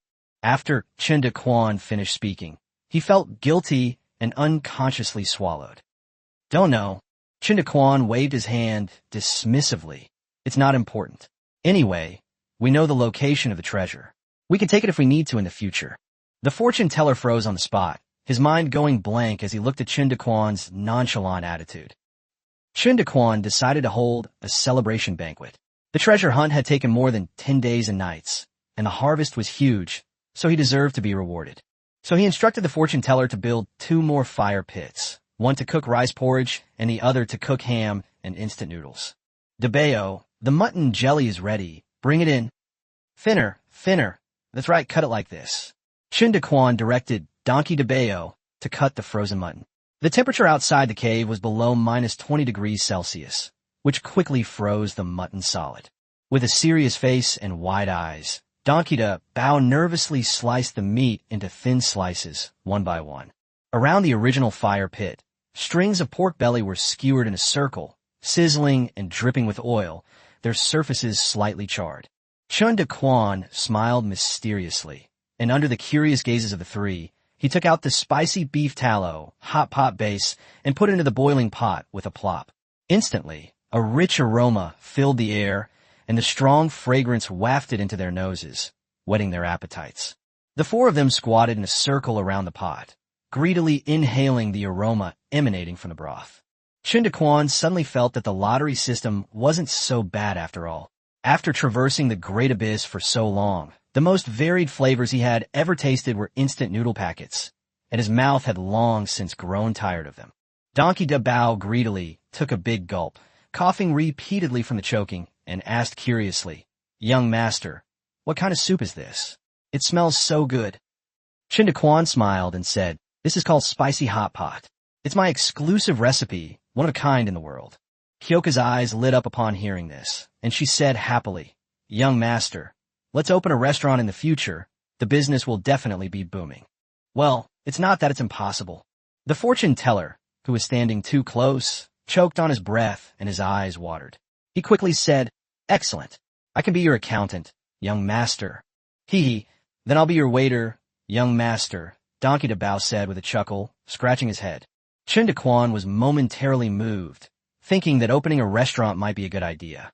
Imagining the 4 of them bustling about, laughing and joking, he couldn't help but smile and say, "Great. Once we find a stable place, let's open a restaurant. DeBeo, let's get the mutton." The bright red, glistening broth simmered and coated the slices of meat, releasing the aroma of mutton. Chen Daquan hurriedly picked up a slice and put it in his mouth. This is the taste." Chen Daquan looked satisfied and moved to tears. 3 faces stared expectantly at Chen Daquan. "It's ready to eat." "Ouch, so hot, so fragrant." Donkey DeBeo grimaced from the heat, but still kept putting pieces into his mouth. The immortal squinted, chewing slowly, and murmured, "So spicy and fragrant, unlike the taste of dogwood, truly a delicacy." Kyoka's face was flushed red from the spiciness, but a smile lingered on her lips. Chen Daquan suddenly remembered something, reached into his pocket and took out a porcelain bottle, uncorked it and took a sip. Peach-flavored fruit wine, about 8 degrees. Then he took out 2 more bottles, one mulberry-flavored and the other plum-flavored. "It's the mixed-flavor fruit wine that was upgraded last time, with 6 bottles in a case, 2 bottles of each flavor. Here it comes again. The young master is doing something strange again, casually taking things out of his pocket." The 3 of them were slightly taken aback, but then acted as if nothing had happened. Everyone have a taste. This is my exclusive treasure. Pink peach wine, purple mulberry wine, and green plum wine. The wine broth is clear and bright, like amber or flowing clouds, with a fragrant and refreshing taste. Golden nectar and jade wine, more fragrant than orchids, fine wine. The half-immortal was indeed educated. His arrogant words were beyond even Chen Daquan's comprehension. Chen Daquan curled his lip, secretly laughing at the half-immortal's lack of knowledge. He still had 52-degree liquor in his store that he hadn't taken out yet. To Chen Daquan, this kind of low-alcohol liquor was at most a beverage. He had drunk Dayuan's wine when he was in Guyang County. It was expensive and tasted terrible. The low-end cloudy wine had a bad taste and impurities, and it hurt his throat when he drank it. Sake varies in alcohol content and quality, with better quality sake being more expensive and unaffordable for ordinary people. The highest alcohol content is only around 30 degrees.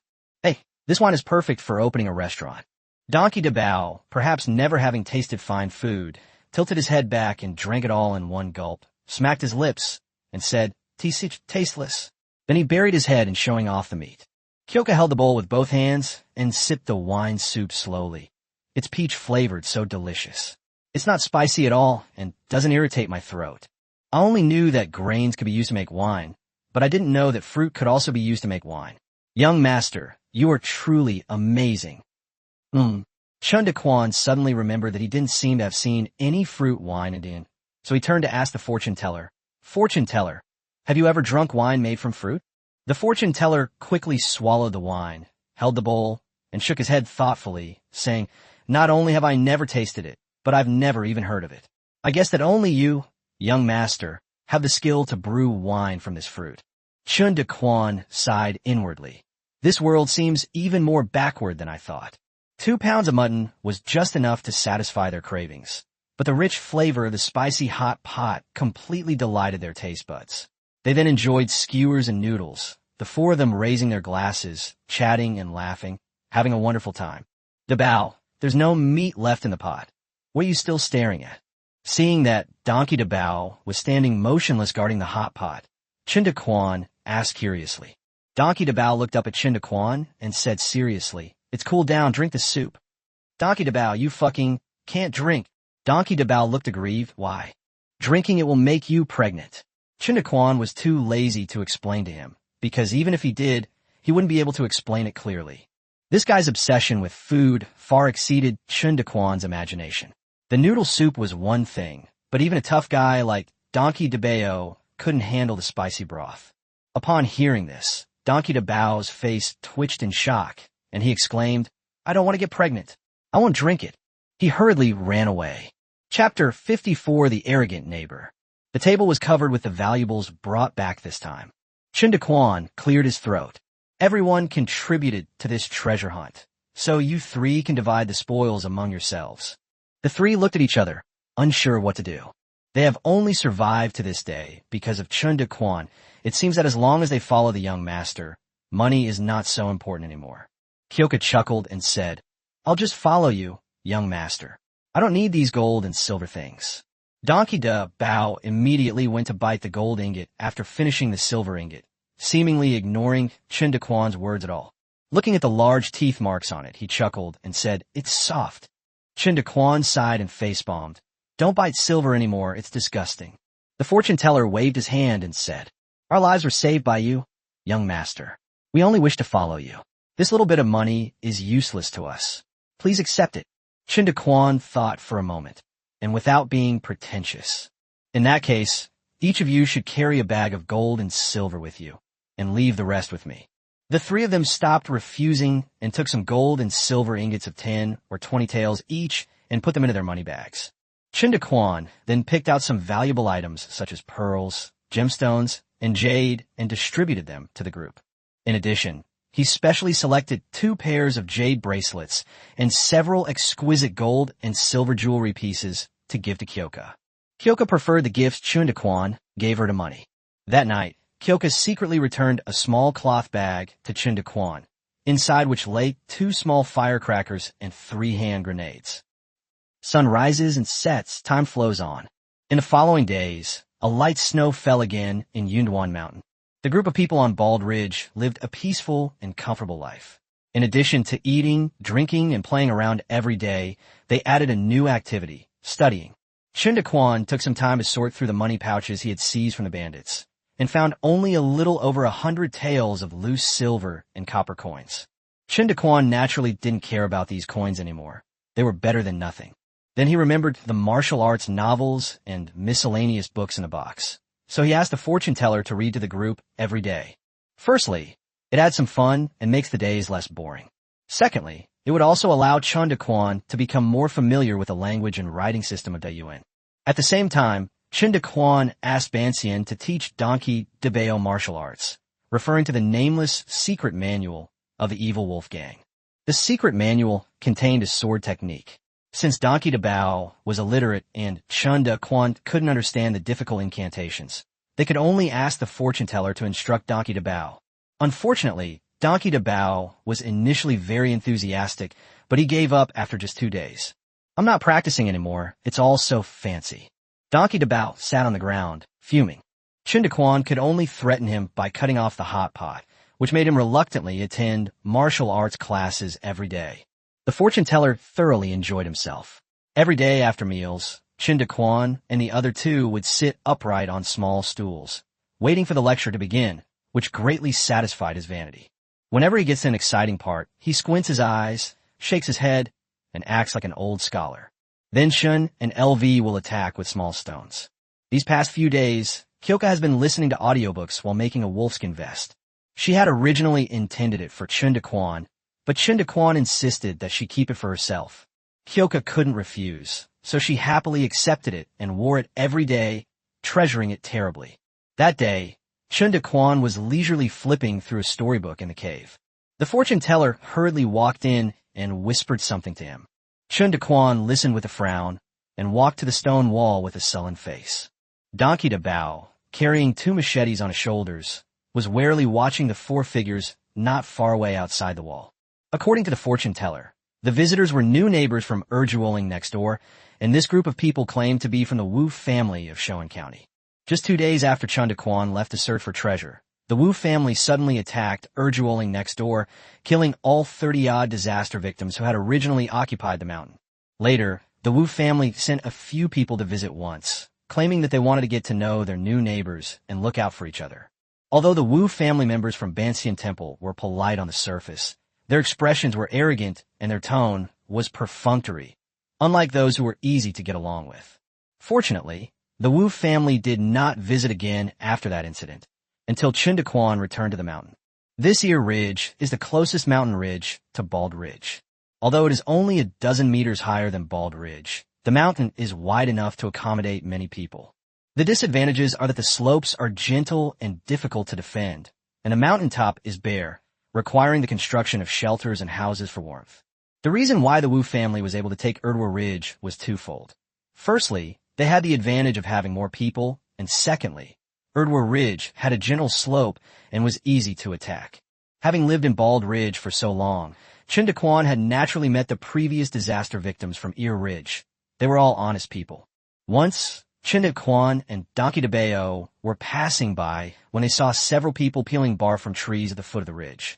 When they saw Chen and Donkey carrying knives, the men looked away, clearly terrified. An elderly man, who appeared to be an elder, bowed respectfully to Chen Daquan and his companion. Seeing that the old man's little granddaughter was adorable, Chen Daquan impulsively gave the old man a pound of millet. The old man was very grateful, and Chen Daquan also wanted to find out more about his neighbor, so the two chatted for a while. Therefore, Chen Daquan had some understanding of the people on Erjuoling. They all came from the same village. There were men and women, old and young. They discovered that Erjuoling was deserted, so on the advice of the village elders, they settled there. Aside from occasionally sending a few able-bodied men down the mountain to chop firewood and find food, they were almost entirely at peace with the world. Second young master, Bald Ridge is not easy to conquer. On the hillside, a guard whispered in a boy's ear, "Hee, what's there to be afraid of?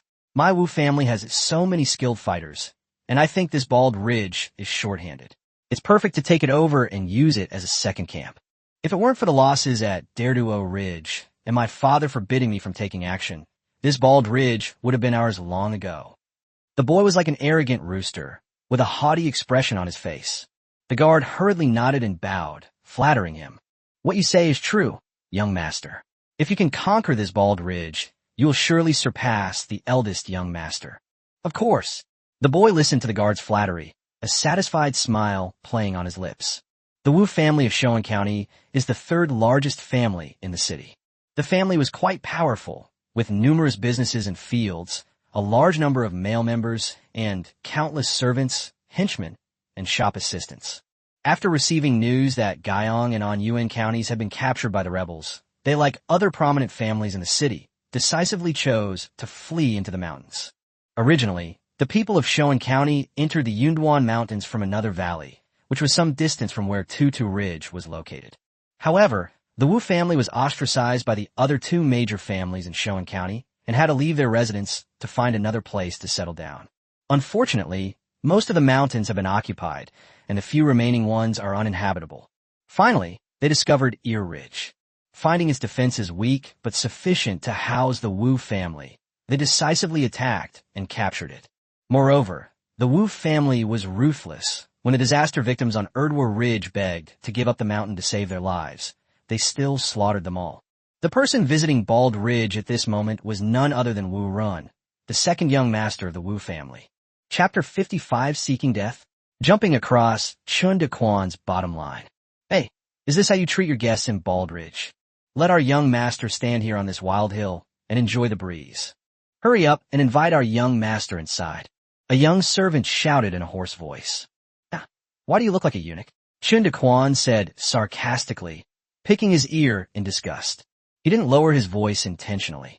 He spoke deliberately so the other person could hear. With a whoosh, Wu Ren's sinister smile vanished, replaced by a dark expression. The servant was also taken aback.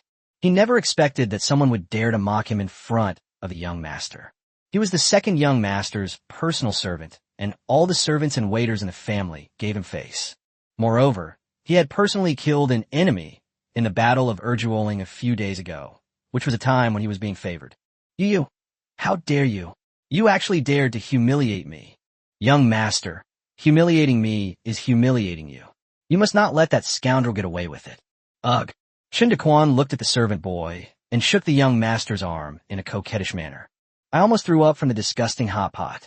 Is the Wu family member suffering from some serious illness? Did they send people here specifically to disgust us so they could take over Bald Ridge? However, this servant was quite cunning. He knew how to shift the blame and transfer the conflict onto his own young master. Chen Daquan, with a straw in his mouth, looked at the group with amusement. You little scoundrel, call your master out here, Wu Ren said coldly. Chen Daquan was completely dumbfounded, standing there in a daze, unable to react for a moment. You little scoundrel? Who? Are you talking about me?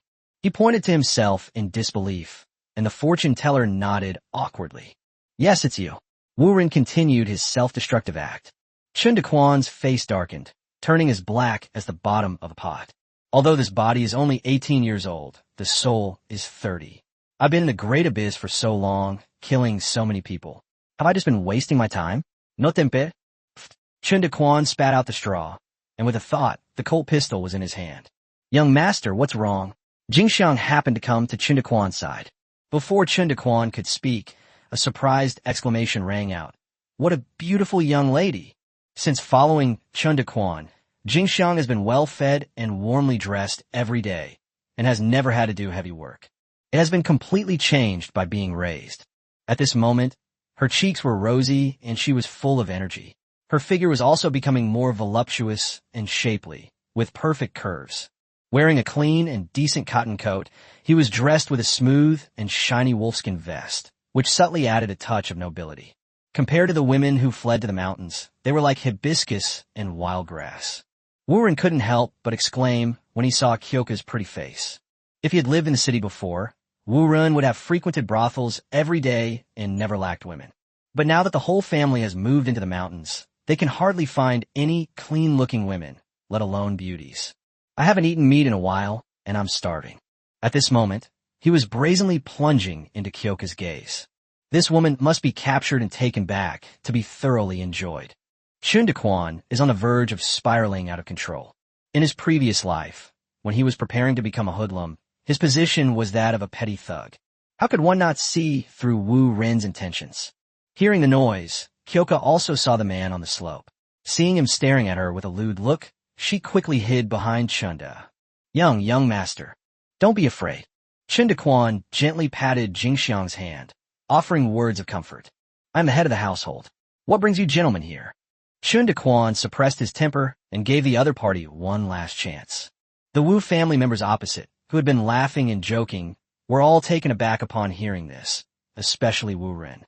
He saw that the boy on the mountaintop was about the same age as himself, and thought he was just a nobody. Unexpectedly, the other party turned out to be the head of this Bald Ridge. The last visit to Bald Ridge was arranged by his father, Wu Qianli. After all, the Wu family was new to the area and made such a big fuss. You should always try to find out about your neighbors and show them some goodwill, to avoid a situation where a powerful dragon cannot suppress a local snake. Therefore, Wu Qianli personally led a group of people and brought gifts to visit several neighboring mountain ridges. Seeing that the Bald Ridge was small and there were no large numbers of people, he became contemptuous of it and only arranged for his second son, Wu Ren, to visit. Wu Ren received his father's order and dared not slack off, especially since he was unaware of the details of Bald Ridge. Therefore, starting from the foot of the mountain, he instructed his servant to loudly explain his purpose, and they climbed up the mountainside in a polite manner. To avoid revealing that there were only 2 people on the mountain, the immortal descended to the mountainside himself to receive Wu Ren. The fortune teller was dressed and looked quite distinguished, and he would occasionally throw in some profound cultural terms. He successfully tricked Wu Ren by posing as the strategist of Bald Ridge. They also received 30 jin of mixed grains as a gift from the Wu family for the mountain worship ceremony. Unfortunately, Wu Ren was not a peaceful person to begin with, and he was also openly and secretly fighting with his elder brother Wu and for control of the family. So they always think about doing something for the family to increase their own importance. After much deliberation, they chose the easy target, Bald Ridge. He thought that this Bald Ridge was adjacent to Ear Ridge, and it didn't seem to have a large number of people or horses. If I can take down Bald Ridge, I can use it as a second camp for the Wu family. Not only can they complement each other and increase defense, but they can also solve the problem of too many people in Urduoling. This must be a meritorious achievement. So, without telling his family, he took 3 personal guards and servants and made a second visit to Bald Ridge. They wanted to investigate the details of Bald Ridge further. This is to prepare for the subsequent assault on the mountain. Now that Chen Daquan and Donkey de Bayo have returned to the mountain, the half-immortal has no more fear. Because of Wu Ren's previous act of kindness, they treated him as a guest and led him to a spot not far from the wall before informing Chen Daquan. At this moment, the immortal was also furious. If he knew Wu Ren's nature, he would have had Donkey de Bao coax him down the mountain long ago. What's the meaning of that? Wu Ren realized what was happening and, seeing that Chen Daquan was young, felt even more contemptuous of him. Your strategist has probably already told you who I am. I've come here to visit Bald Ridge. Why is Master Chen so rude? Why aren't you inviting me up the mountain yet? Chen Daquan was so angry that he laughed instead. Little master, this guy actually calls himself young. Get lost, Chen Daquan roared. The sudden shout startled Wu Ren, making him tremble. You lowly peasant, how dare you insult me? I am Wu Ren, the second young master of the Wu family in Guyang County. Throughout his life, Wu Ren had always been arrogant and disrespectful to everyone, and no one dared to disrespect him. Today I was verbally abused by a country bumpkin. How could I tolerate that? Just as he was about to lash out, the hoarse-voiced servant beside him quickly tugged at his sleeve and whispered, Young master, please don't overstep your bounds. This is their territory, and if... The man with the hoarse voice gave a knowing look. He then said, I'm afraid we can't get to the top of the mountain now. Let me first check out their strength. Upon hearing this, Wu Ren realized that he was on someone else's turf. So she snorted and turned to the side. As you wish. The man with the hoarse voice put on a smiling face and cupped his hands in greeting. I am Wu Fu, brothers. Please forgive me.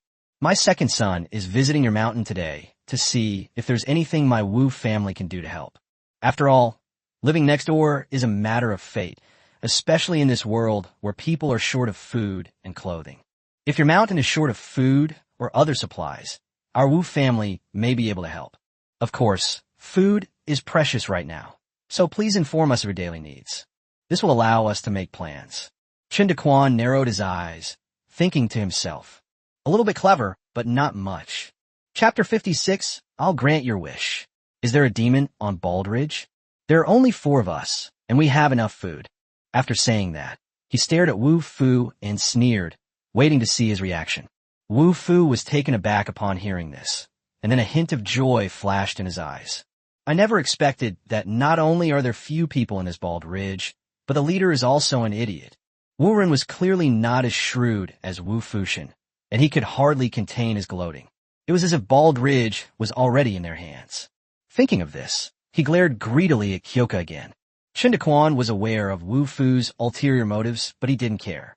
The fortune teller was a bit anxious, and before he could stop him, Chen Daquan's words were already out.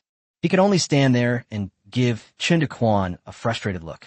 Chen Daquan casually waved his hand, indicating that it was nothing to worry about. Now that he has acquired landmines and a sniper rifle, his strength has increased to another level. He felt that he could only describe himself in 4 words, terrifyingly so. Wu Fu felt that there was no need to linger any longer on a mountain peak with only 4 people. So he cupped his hands and smiled, saying, "In that case, we won't disturb you any longer, Master Chun, farewell." After saying that, she smiled and turned to Wu Ren's side. "Wait, although Master Chun doesn't welcome me, I am still a polite person. I would like to invite that young lady to visit my Urjuoling for a few days. Master Chun wouldn't disagree, would he?" Wu Ren dropped all pretense, his expression smug and his tone contemptuous. But in Chen Daquan's eyes, he was already a dead man. Chen Daquan just wanted to tease this guy and let Wu Ren provide some entertainment before he died.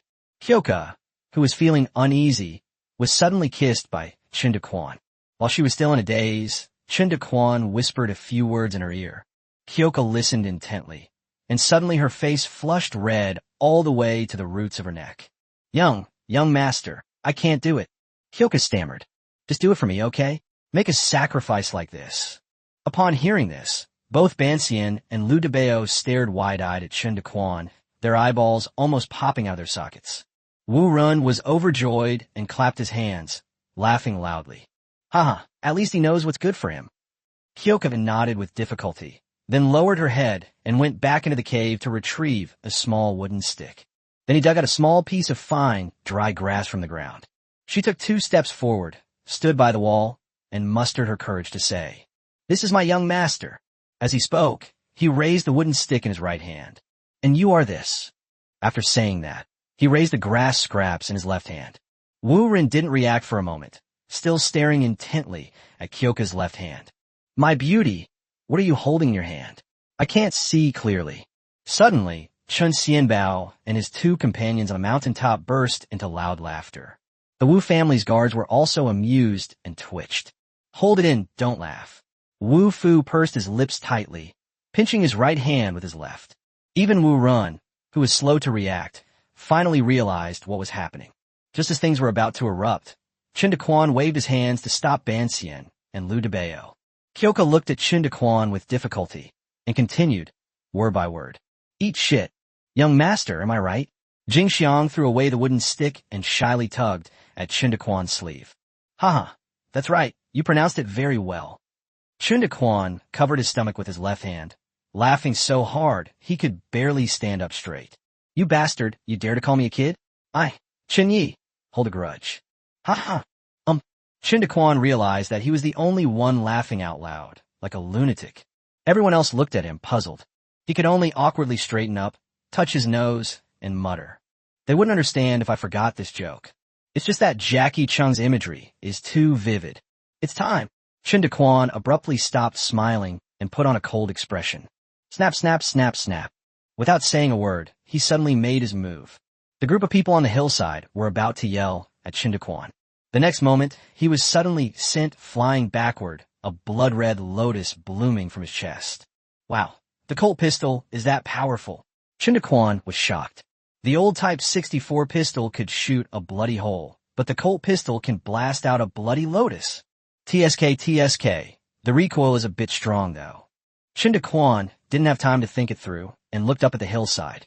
On the slope lay Wu Fu and a young servant of the Wu family.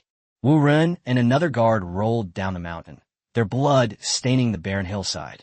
Ugh, that's really undignified. It has dirted my bald ridge. Chen Daquan curled his lip in disdain. "Since you're so determined to die, I'll have no choice but to mercifully grant your wish." Even though the 3 fortune tellers had seen Chen Daquan draw his gun many times, they were still frightened by the sight before them. The immortal said in a trembling voice, Young master, your skill with hidden weapons has improved again. Of course, I'm always working hard behind the scenes where you can't see me. Chen Daquan patted the fortune teller on the shoulder with a serious expression. So you were so diligent, young master. Your usual unrestrained behavior was all an act. I am ashamed. The immortal lowered his head in shame. At the foot of the mountain, for corpses lay on the ground, Chen Daquan was instructing Donkey de Bayo to urinate on Wu Ren. That feels so good, it's so satisfying. Chen Daquan shook the treasure away and put it away. Young master, what should we do with the body? Chen Daquan scratched his head, intending to leave it there, but then suddenly smiled slyly. Dabao, strip Wu Ren naked, and that Wu. What was it again? Blessing. All right, let's strip Wu Fu naked too. Seeing Chen Daquan's excited, flushed face, Donkey Dabao was dumbfounded. The young master was acting more and more strangely. Young master, you should go up the mountain to find Miss Kyoka. I'll handle things here. This was the first time Donkey Dabao had ever stammered out of fear.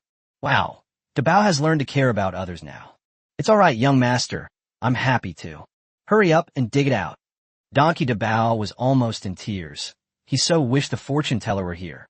Young master, they're covered in urine. Chen Daquan chuckled. It's all right.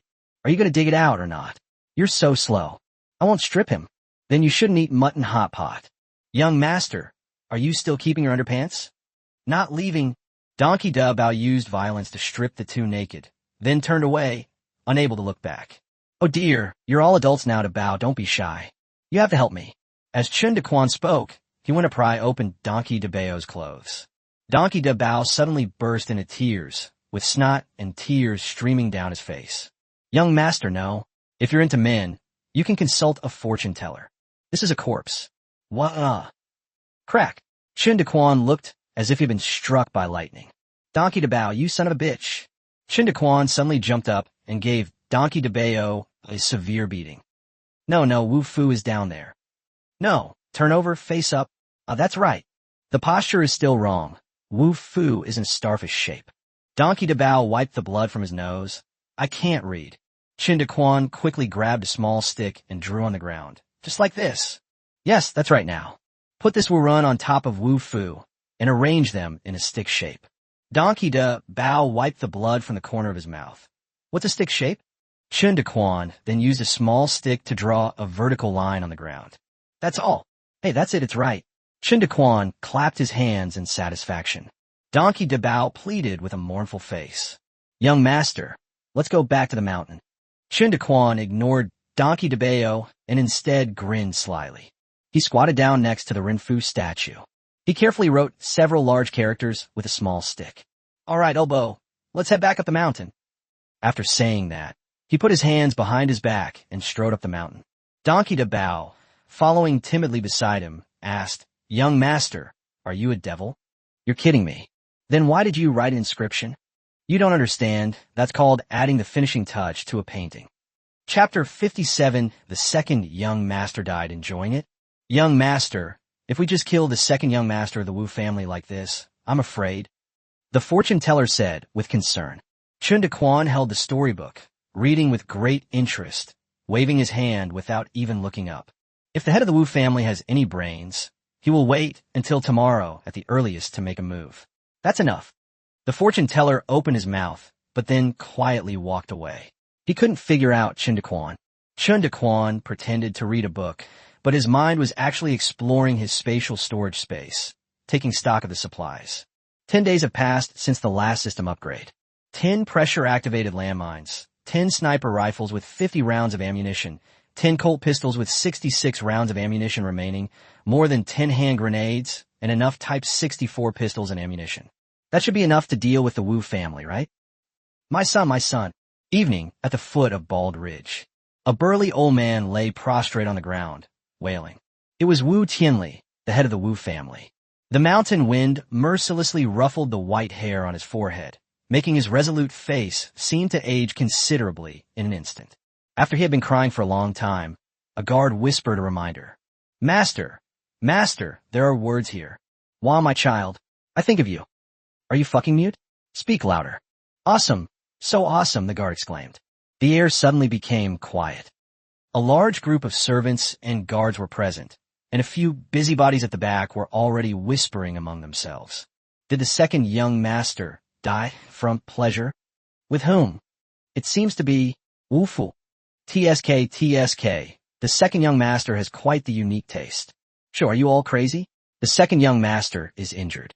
He was killed by bad guys. What if the second young master is to have his fun first and then die? Shut up. Wu Tianli roared, his veins bulging. The Wu family of Guyang County was a wealthy and powerful clan. Wu Tianli inherited the family business and had everything he wanted from a young age.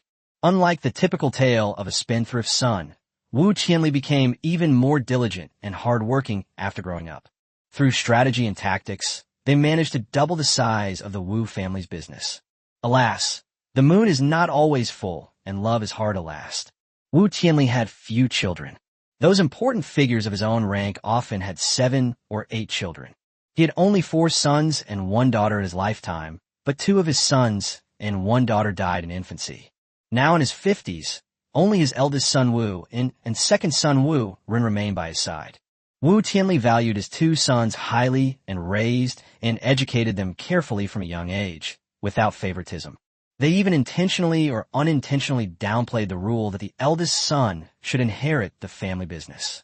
He wanted to provide his 2 sons with a fair competitive environment, hoping that both of them would become successful. But now his youngest son, Wu Run, has inexplicably died in this desolate wilderness. How could he not be heartbroken and filled with tears of blood? What's even more hateful is that the villain even desecrated his son's corpse, and he even wrote an inscription on it. If I don't avenge this, I'll be unworthy to be a father. Wu Tianli truly deserves to be called a man who has spent half his life struggling in the sea of people. After weeping, he quickly regained his composure, stood up, and shouted, "Someone, have you found anything?" Reporting to Master, there are no signs of a struggle around here. Blood flowed from a mountain to the foot of the mountain. I believe that the young master was killed on the mountain. Wu Tianli raised his head and stared intently at Bald Ridge. What is this mountain? Since the Wu family occupied Urjuoling, he has been visiting the nearby mountains without stopping and presenting gifts according to their respective strengths. I had no recollection of this mountain, though. Reporting to Your Excellency, this mountain is called Bald Ridge. Bald Ridge, Wu Tianli muttered to himself. This is the place Runner visited. He remembered that because he looked down on Bald Ridge, he sent Wu Ren to pay homage to the mountain. Now that Runner has died at the foot of this mountain, his blood staining the hillside, it must be the work of the villains on this barren ridge. Master, we'll storm the mountain right now and avenge the second young master. Yes, to avenge the second young master. Let's storm the mountain. Wu Tianli stood quietly in place, finally releasing his clenched fist that had been bleeding. Let's return to the mountain and discuss this further. He picked up his son's body and walked towards Urjuoling without looking back. Wow, he's quite a character. Hidden atop the mountain, Chen Daquan watched the entire event clearly through the 8x scope of his sniper rifle. Unfortunately, the father is a hero and the son is a good-for-nothing. This deadly feud is now set in stone. Bald Ridge and Ear Ridge are locked in a life-or-death struggle. Chen Daquan remained motionless and observed for another 15 minutes before returning to the cave. Starting tonight, we will have 2 people on night watch. Half-Immortal and Bao will keep watch for the first half of the night, while Kyoka and I will keep watch for the second half. Several people were gathered around the fire pit, eating a spicy mutton hot pot. Chen Daquan suddenly said casually. The fortune teller had already explained the current situation to Donkey Bao and Jing Xiang. Kyoka was not surprised at all and simply nodded slightly. As for Donkey Bao, he still shamelessly flaunts his mutton. Smack! Chen Daquan slapped away the slice of meat that Donkey Bao had just picked up. Donkey Bao looked up blankly, then suddenly realized. I know the Wu family from Urjuoling wants to attack us, so we have to be careful. Damn it, Chen Daquan couldn't help but swear. Bao, are you really that stupid or just pretending? I suspect you're actually quite clever. Yes, my grandpa also says I'm smart. Chen Daquan was speechless. The fortune teller quickly smiled and said, Young master, please rest assured, Bao will not hold you back. In the latter half of the night, the moonlight was dazzling. Chen Daquan and Jing Xiang are keeping watch. Not bad, it even has night vision. Chen Daquan was pleasantly surprised to discover that the sniper rifle scope had night vision capabilities, allowing him to see objects almost clearly in the dark. Furthermore, this gun is equipped with a silencer, making it a deadly weapon for killing in the dark. Although Brother Tong is stingy, the quality of the items he puts on the shelves is really high. Chen Daquan's sense of security suddenly increased significantly. Kyoka, you stay here. I'm going down the mountain to do some work. Chen Daquan chuckled. Young master. Kyoka nervously grabbed Chen Daquan's arm. I'm at the foot of the mountain. I'll be back soon. Chen Daquan climbed over the wall from a secluded spot and moved down the edge of the bald ridge. He walked around, looking around with his scope, and only after confirming that no one was around did he hurry up to the hillside near the foot of the mountain. One here. Here. Chen Daquan laid a minefield consisting of 10 landmines on the hillside at the foot of the nearby mountain. Then they went down the mountain and put up a sign where Wu Run had originally laid dead. There are demons in the mountains. Those who enter will die. Chen Daquan looked at the wooden sign by the bright moonlight, quite satisfied. Although your handwriting isn't great, your skull drawing is really good. Indeed, Chen Daquan's calligraphy is at best ugly, but his painting is even worse. Little did they know that by sheer luck, this lousy skull would actually have a better effect. Hee. Beneath the barren ridge in the dead of night, it seemed as if demons were whispering. The next morning, the sky was overcast, with dark clouds pressing down on the mountains. Chen Daquan was dozing off on a bench. The fortune teller suddenly poked his head into the cave entrance and shouted, "They're here." Chen Daquan shuddered, patted his cheeks, and perked up before going outside. Chapter 58, The Battle of Shuangling erupts. Wow, what a grand display. They're even waving flags. Even though Chen Daquan considered himself to be worldly wise, he was still taken aback. A large crowd of at least 200 people had gathered at the foot of the mountain. The man riding a tall donkey directly in front of us is the same old man we saw yesterday when he was hiding on a mountaintop. Without a doubt, it was Wu Qianli, the head of the Wu family, and the young man riding the skinny donkey beside him was his eldest son, Wen. Behind Wu Tianli stood a large white banner with blood-red characters that read, "Revenge," in a flamboyant style. The others were also dressed in white mourning clothes, half of them carrying swords and knives, half carrying clubs, and a dozen or so hunting bows. Chen Daquan fell silent, his brows furrowed as he muttered to himself. Even the fortune teller was terrified by the scene. Seeing Chen Daquan frowning and whispering, he assumed that Chen was thinking of a way to repel the enemy. He hurriedly and tremblingly approached Chen Daquan, about to ask a question, when he heard Chen Daquan muttering, TSK, where did the Wu family get so much white cloth? No wonder they're a wealthy family."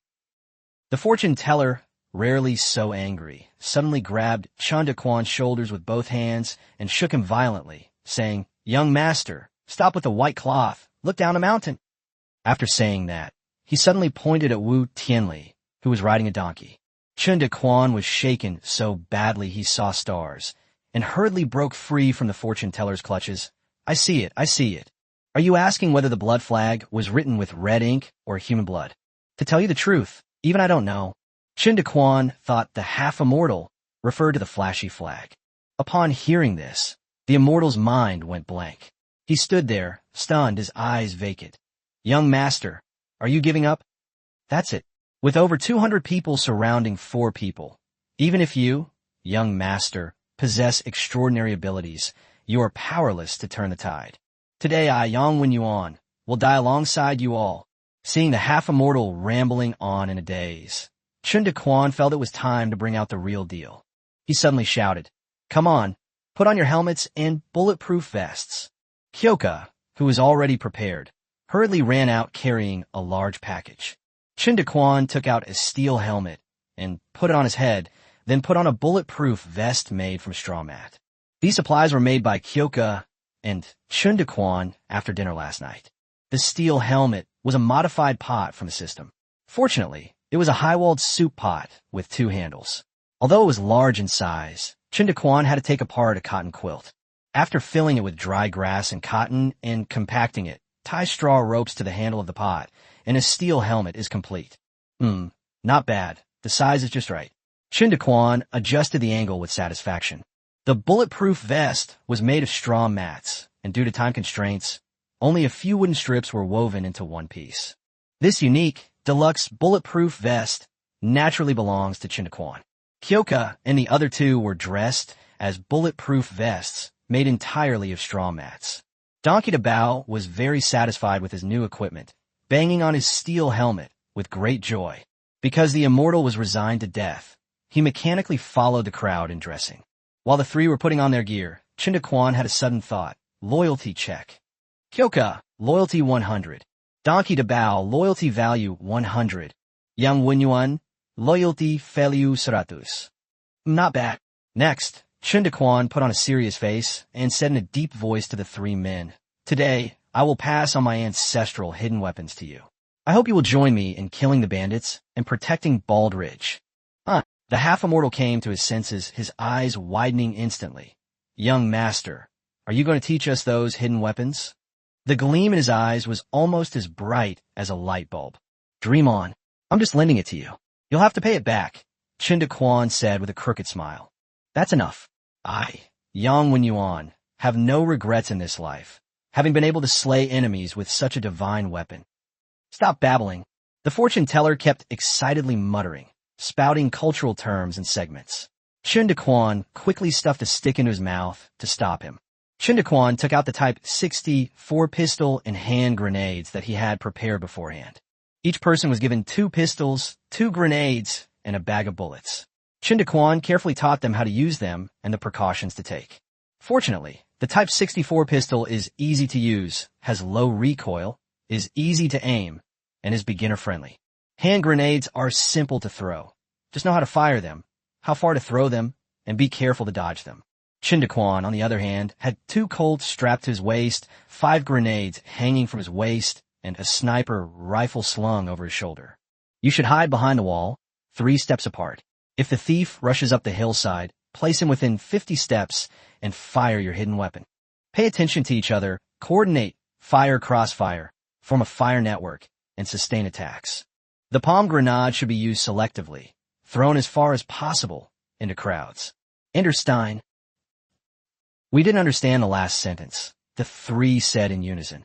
It's not important, just remember the first few sentences. At the foot of the mountain, Wu Qianli looked coldly at the wooden sign that read, "There are demons in the mountain. Those who enter will die," and sneered. "A cowardly rat, pretending to be a ghost. Men, smash this lousy sign to pieces." What are you all standing there for? A lousy sign is enough to scare the Wu family sons. None of the servants and guards wanted to be the first to stick their necks out, since it wasn't their own son who was going to die. Some members of the Wu family were eager to try, but when they saw the bizarrely drawn skull, they suppressed their thoughts. Some people had already gathered in 2s and 3s, whispering to each other. "This painting is too eerie. Could there really be a demon?" It might be true. I heard that the clan examined the second young master's injuries last night, and they were quite strange. What's so strange about it? I heard that the second young master's chest was smashed open, and the wound is patterned with a skull. Hearing the chattering, Wu Qianli flew into a rage. Smash that sign for your father." "Yes, father." Wu obeyed the order and spurred the donkey forward. After hesitating for a moment in front of the sign, he suddenly cleaved it in 2 with a single stroke. "My son is mighty." Wu Qianli raised his knife with one hand, raised his arm and shouted, instantly boosting the morale of the Wu family members. "Young master is mighty. Young master is mighty. Young master is mighty." Chen Daquan, who was on the mountain, watched the performance of the Wu father and son and was so embarrassed that he kept digging his toes into the ground. "All that fancy stuff. Are we going to fight or not?" Wu enjoyed the cheers of the crowd. He felt a surge of excitement and pride, as if he were a great general charging ahead of thousands of troops. "Father, I am willing to be the vanguard to avenge my second brother." Good. Wu Qianli exclaimed 3 times in a row. Flatten Bald Ridge. Wu Qianli, riding on a donkey, brandished his sword and pointed it at the mountaintop, issuing the order to attack to Wuan. "Guards, follow me and charge in a battle. Kill!" Wuan jumped off the donkey, shouted, and led more than 10 of his trusted men towards the hillside. The other Wu family soldiers also surged forward. "Young master, they've made a move." The half-immortal seemed like a completely different person now, excitedly eager to fight. "Young master, let's fight." "Screw you. Send you to heaven lightning down there." Let's talk about it. When they managed to get to the halfway point of the mountain alive, Chen Daquan, looking rather nonchalant, was slurping down a bottle of peach-flavored fruit wine. I'm a kind-hearted person, and I even reminded them that there are demons in the mountains. In case there are those who cannot read, I've thoughtfully drawn a diagram. TSK, TSK. Those who don't listen to good advice will suffer the consequences. Before he could finish speaking, a loud bang suddenly came from down the mountain. Chapter 59, The Young Master has ascended to heaven. Wu has ascended to heaven. It really went up into the sky, but only half of its body was visible. Black smoke and yellow dust, broken stones and limbs, heads and entrails, all spread and scattered, like a picture of evil spirits. Wu In, the lucky young master who was at the forefront, stepped on the first pressure-activated landmine in the Great Yuan Kingdom. Landmines are incredibly powerful, covering an area of several meters in all directions, combining the destructive force of an explosion with the lethality of shrapnel. Almost none of the vanguard who charged with Wu survived. The sudden explosion stunned everyone. The Wu family soldiers, unaware of what had happened, suddenly stopped and looked in horror at the source of the explosion. Wu Tianli's donkey was startled and jumped around wildly, throwing him to the ground and leaving him covered in dust. The smoke and dust gradually dissipated. The soldiers stood frozen in place, trembling. They couldn't help but look to their comrades on either side, seeking comfort. However, they were met with equally terrified faces, and the timid ones even fell to the ground in fright. They saw limbs and broken bones scattered all over the ground. Young Master Wu, and half collapsed, fell down the hillside and landed on the ground with a dull thud. The remaining half of the cavity was entangled with an unknown object, gurgling blood, and its starry eyes were wide open, maintaining the fervent excitement before the charge. Young Master Wu died too suddenly. There wasn't time to change his expression. With a thud, a small piece of broken wood suddenly fell from the sky, landing right on young Master Wu's face. Everyone looked closely and saw that it was a skull. Ghosts, devil. There really are demons. The servants closest to young Master Wu's body were terrified by what they saw, their voices trembling as they murmured. Wu Qianli and the rest of the Wu family, who were huddled at the back, had only been frightened by the explosion and were unaware of the outcome for the assault team. Just as Wu Tianli was about to question them, a shrill, tearful wail erupted from ahead. Run! There's a devil! Oh my God! The young master is dead. One stone stirs up 1,000 waves. The collapse begins, and the soldiers at the forefront howl and start to flee. Chaos, trampling, dust everywhere. Don't panic. Anyone who retreats will be severely punished. What? Say it again. Wu Tianli suddenly grabbed a fleeing guard and roared. Master, master, the eldest young master. He's flying so high. They're all dead, the guard replied, his voice trembling with sobs. Boom! Wu Tianli stood frozen in place as if struck by lightning, his expression shifting from anger to numbness, and then gradually to bewilderment. The guards didn't care anymore. They hurriedly pried Wu Tianli's fingers off and stumbled away to escape. Dead? Anur is dead. Wu Tianli muttered. No, impossible. How can Minor be dead? Liar, big liar. Wu Tianli's tiger-like eyes began to swell and turn blood red. He shook his head, snapped out of his shock, and ran forward frantically. He didn't believe it. He wanted to find Wu. Clang! Chen Daquan ripped off his helmet and threw it far away. Go to hell. It's suffocating. Did I overestimate the Wu family or underestimate the landmine? Is this all they're doing? Are they trying to play me? Looking down at the chaotic Wu family army below the mountain, Chen Daquan cursed and wiped his sweat. He hadn't expected that a single landmine would scare away more than 200 people. He turned to the fortune teller and asked, Fortune teller, does the Yuan kingdom have fireworks? Chen Daquan knew that there were no firearms in this world, but he wasn't sure if there were things like gunpowder or fireworks. Chen Daquan did not see the skull-shaped piece of wood that happened to land on Wu-In's face.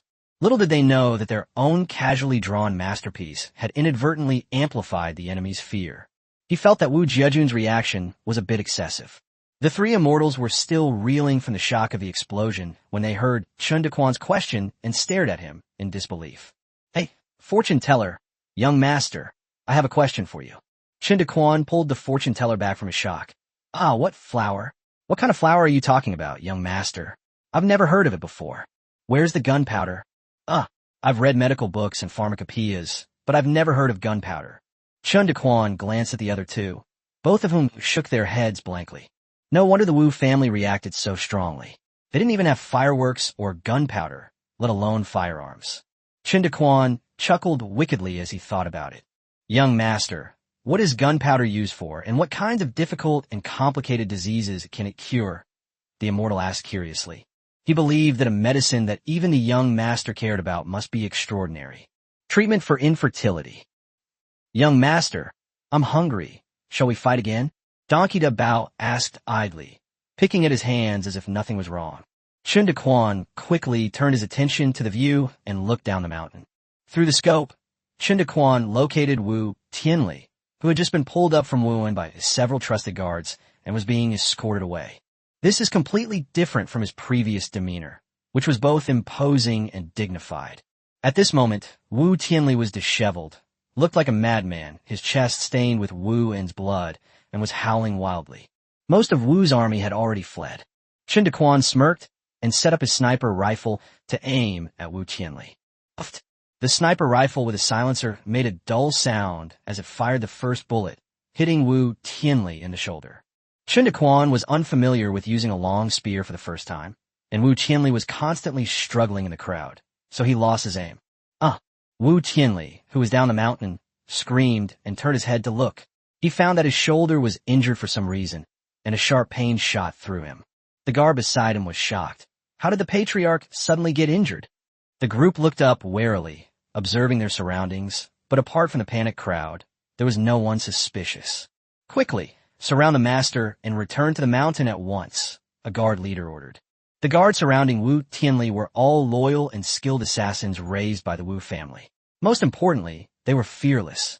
From the day they were recruited, they knew that since they were enjoying the generous offerings from the Wu family, their lives no longer belonged to them. Their sole mission is to protect the head of the household. Although they were also afraid, they did not run away and did their best to protect Wu Tianli. One of the guards suddenly collapsed, his back covered in blood. The head guard was shocked. He had been in the martial world for more than 10 years and was quite knowledgeable. I have never seen such a method before. It is silent and stealthy, and its location is unknown. I can't even see what kind of weapon it is. No arrows, no darts, and the man just died. Quick, defend against the hidden weapon for the master. Chen Daquan fired 3 more shots, but unfortunately only killed 3 assassins. These suicide soldiers ran incredibly fast, risking their lives to shield Wu Tianli from the bullets. With an effective range of 800 meters, Chen Daquan watched Wu Tianli disappear into the distance and sighed, "What a pity." He didn't continue shooting at the smaller snipers still within range. Sniper bullets were precious and couldn't be wasted. 15 minutes later, only a scene of devastation remained at the foot of the mountain. "Young master, did we win?" Hyoka asked incredulously. Chen Daquan spread his hands and said smugly, "Aren't you surprised?" Chapter 60, taking the initiative to target and eliminate the Wu family. The 3 men raised their arms and cheered. "Young master, what is this sending you to heaven with thunder? How can it be so powerful?" The half-immortal asked, still shaken. The young master's methods are truly unbelievable. He not only has strange iron box hidden weapons, but also palm-sized grenades. Now, to be able to kill someone from 100 feet away with a single long hidden weapon that send you to heaven with thunder is even more terrifying. Chen Daquan also felt that he was now terrifyingly strong, but he didn't want to reveal too much about the weapon, and just waved his hand dismissively. "Just a little trick, he." Seeing that Chen Daquan didn't want to say more, the fortune teller didn't press the matter, but his heart was churning with turmoil. With such a divine artifact, could the young master conquer the world? Thinking of this, the immortal felt a surge of energy, as if he could see a bright future ahead. Donkey Da Bao played with the helmet with great affection, and said with a grin, "Young master, can I have this? It's so warm." Chen Daquan slapped his forehead, nodded, and smiled. "Here you go." Donkey Da Bao's hobbies are always so peculiar. Then Chen Daquan came to the wall, pointed to a place at the foot of the mountain, and said seriously, "I'll say it again, do not go near that area. There's lightning that will send you to heaven there. We've been staying on the mountain these days and haven't gone anywhere." Since he had plenty of supplies, staying on a mountain was the safest option. Wu Tianli would probably have to think twice before seeking revenge. The longer the time, the greater one's advantage becomes, allowing one to accumulate more resources. After much deliberation, Chen Daquan felt a strong urge to recite the line, "How lonely it is to be invincible." Upon hearing this, the three nodded hastily. In Urjuoling, a gloomy and desolate atmosphere permeated a simple wooden house. More than a dozen important figures from the Wu family gathered here. The eldest and second young masters are both dead, and the patriarch is also injured. What should we do? A direct descendant of the Wu family spoke first. The crowd looked at each other, and for a moment no one answered. They never imagined that a victory they were certain to win would end in a crushing defeat. Importantly, not only did they not see the enemy, but they also had no idea what methods the enemy was using. If there's no way to learn from past failures, what else can we do? The Wu family had been quite powerful and influential over the years, and had never suffered such a setback. They usually relied on Wu Tianli to maintain the family stability. Now that the pillar of the family has fallen, there is no one to step forward and take charge. Since no one is saying anything, I'll say a few words. Suddenly, an old voice came from behind. Everyone looked in the direction of the voice and saw that it was Wu Yulian, the third uncle, who was also the most senior member of the Wu family. His words carried weight. Apart from the patriarch Wu Tianli, third uncle was the only one who could keep the Wu family in check. Third uncle, we will listen to you. Third uncle, what do you mean? Third uncle Wu Yulian stood up and walked to the middle of the crowd. All right, the most urgent task is to treat Tianli. Before Tianli recovers, the family should not act rashly. Secondly, we need to reassure morale. Although the casualties were not high, morale has been affected. At this point, the third uncle glanced at everyone and continued. Increase everyone's daily food ration by 10 to 20%, and strictly prohibit the spread of talk about ghosts and gods. Everyone nodded in agreement. Third, increase the number of guards on a mountain, double the number of sentries, both visible and invisible, and add 3 shifts to the patrol team. Finally, no one is allowed to leave the mountain at will. We will wait until Tianli recovers before making any further plans. After speaking, third uncle gave everyone a questioning look. Everyone stood up and bowed, saying, "We accept the order from third uncle. Everyone please disperse. I'm going to check on Tianli." Color. Chen Daquan clapped his hands. After defeating Wu's army, the group from Bald Ridge had nothing to do, so they gathered outside the cave to watch Dabao practice his swordsmanship. Donkey Dabao wielded his broadsword with great skill and power, and his series of moves earned him cheers from the crowd. Unexpectedly, in a short period of time, Donkey Dabao had mastered the nameless sword technique and was now wielding it quite skillfully. Donkey Dabao's face turned bright red with excitement. Amidst the cheers of the crowd, he gradually lost himself and whoosh pulled out his second machete. "Watch my improved swordsmanship, turning a single sword into 2 hee." After saying that, the dance became even more dazzling. The swordplay became even more fierce, and the shadows of the swords flashed all around, leaving no room for error. Chen Daquan watched with envy, wondering if he should try practicing too. He thought that becoming a kung fu master would not only ensure his safety, but also allow him to show off, killing 2 birds with 1 stone. Immortal, is this skill easy to learn? Chen Daquan asked expectantly.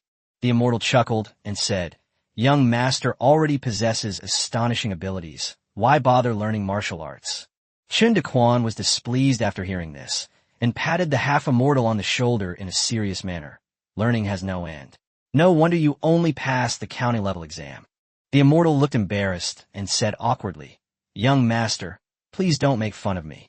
I only recently started practicing Taoism." "All right, I understand." Chen Daquan looked at him with an "I understand you" expression, but then suddenly remembered his own record of scoring 18 points on a 5th-grade math test and felt that he had no right to laugh at the fortune-teller. "Ahem, Scholar Xian, you still haven't told me about this sword technique." "Young master, you can go and ask about yourself." Humph. The half-immortal flicked his sleeves and walked away. "Oh dear, you're so petty." Chen Daquan deliberately dragged out his sarcastic tone. Kyoko watched the two bickering and giggled nonstop. "Dabao, does the young master want to learn swordsmanship from you?" "What? Young master wants to learn swordsmanship from you." Upon hearing this, Donkey Dabao became excited, recalling how Chen Daquan often spurred him on when he first started practicing swordsmanship. This time, he was finally able to turn the tables. Then he suddenly plunged his twin swords in the ground, stretched out his hand, and beckoned to Chen Daquan with his finger. Come on, call me master, and I'll teach you. Donkey Dabao, you son of a bitch, take this move, fishing the moon from the bottom of the sea. Life is all about fighting, eating, and drinking. Chen Daquan couldn't hold back any longer. He waited for 10 days straight, even eating hot pot until he was sick of it. But the Wu family still didn't come to beat him. It was just approaching dusk, and the sky was beginning to darken. While urinating on the wall, Chen Daquan probed his mind into the space. In these 10 days, I've accumulated 10 more landmines and 10 more hand grenades, and my back is getting stronger. I can even shoot water jets further now. If the mountain does not come to me, then I will go to the mountain. Let's get started tonight. That night, Chen Daquan gave some instructions to the others, put on the bandit hood that Jing Xiang had specially made for him, and quietly sneaked down the mountain. 1, 2, 3, or 4. TSK. The Wu family has quite a few hidden sentries. Chen Daquan crept furtively behind a rock, observing the defenses of Urjuoling through his scope. Let's hit the one with the biggest head first. Thud shot right in the head. The sentry died silently. Fixed targets are so easy to hit, Chen Daquan exclaimed. Today's 5-head training plan was successfully completed. Time to go back to the mountain and sleep. The next day, Urjuoling exploded. Third uncle, something terrible has happened. 5 of the 10 sentries from last night are dead. And they all died silently. The visitor reported in a trembling voice, his face filled with fear. What? Even the old man, who had seen much of the world, was taken aback. Have you caught the murderer? No. What's even stranger is that all 5 sentries are unharmed. This was done intentionally by Chen Daquan. This is a provocation from the enemy. By openly attacking in secret, they're showing us that they have the ability to kill all the sentries. What methods did they use? I don't know, but the wounds are all on the head, a bloody hole. It seems to be the same as the patriarch's wound. Damn it! Third uncle exclaimed in shock and anger, his face twitching with wrinkles. It must be those villains from Bald Ridge. They've gone too far. Third uncle, leaning on his cane, rose shakily. The patriarch's injuries have improved. We must not let him be troubled by this matter. Tonight, set up sentries at the foot of the mountain. If any disturbance is detected, shoot them immediately. Yes, third uncle. Chapter 61, Singing on Bald Ridge. That night, Chen Daquan came again.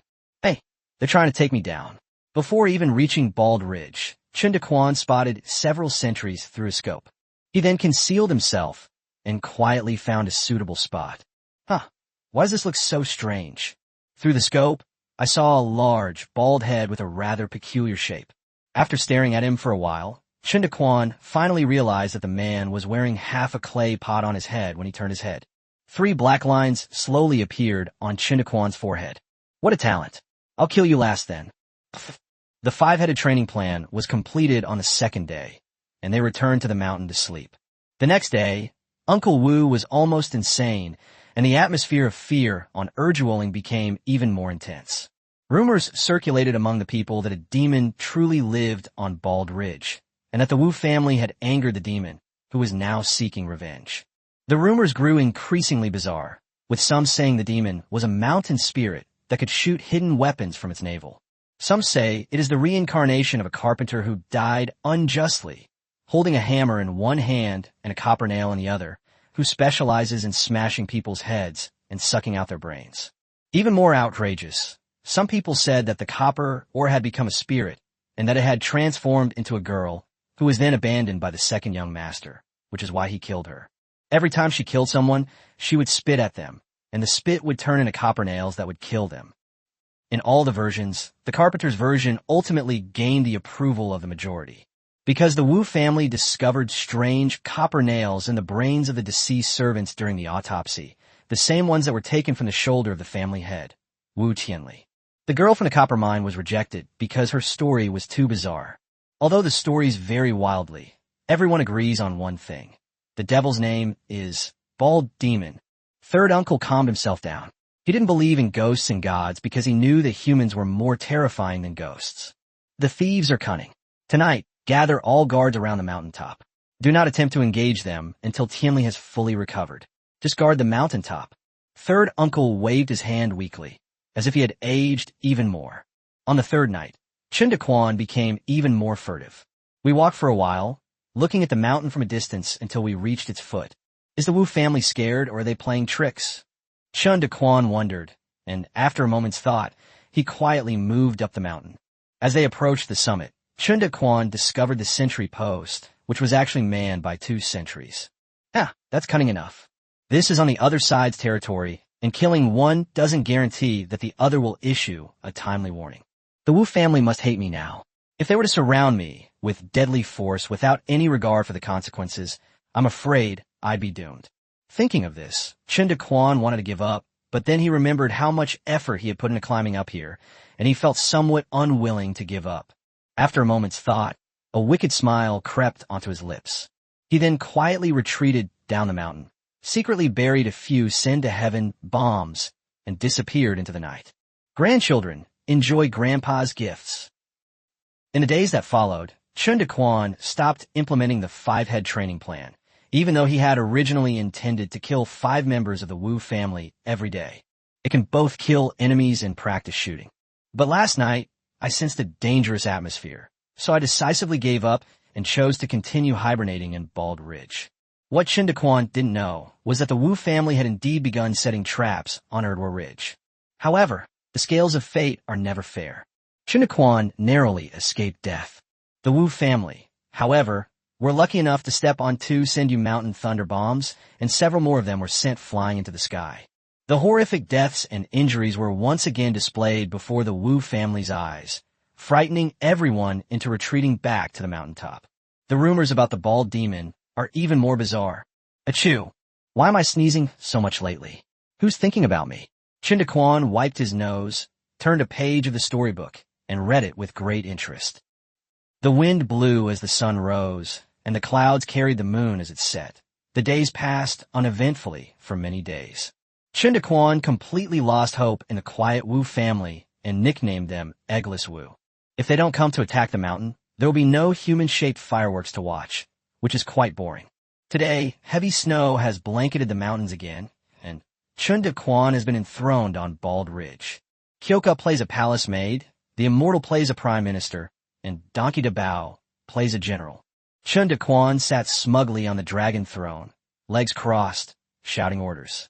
Later, because Donkey Da Bao disregarded court etiquette, not only spitting everywhere, but also repeatedly contradicting the emperor, so he was demoted to a eunuch and forced to guard the entrance of the cave. Donkey Da Bao stood outside the cave, looking at the heavy snowfall, and said angrily, "You tyrant." Feeling bored after standing there for a while, he drew his twin swords from his back and began to wield them in the snow. After playing for a while, Chen Daquan lost interest and muttered, "What's so good about being an emperor? This dragon throne is so uncomfortable. To sit comfortably and securely above 10,000 people, you need a good chair." He then announced his abdication and went outside the cave to see the snow.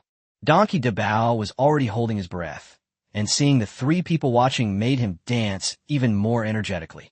Chen Daquan secretly marveled. This guy's swordsmanship has improved again. I can't just slap Donkey Da Bao's head like that anymore.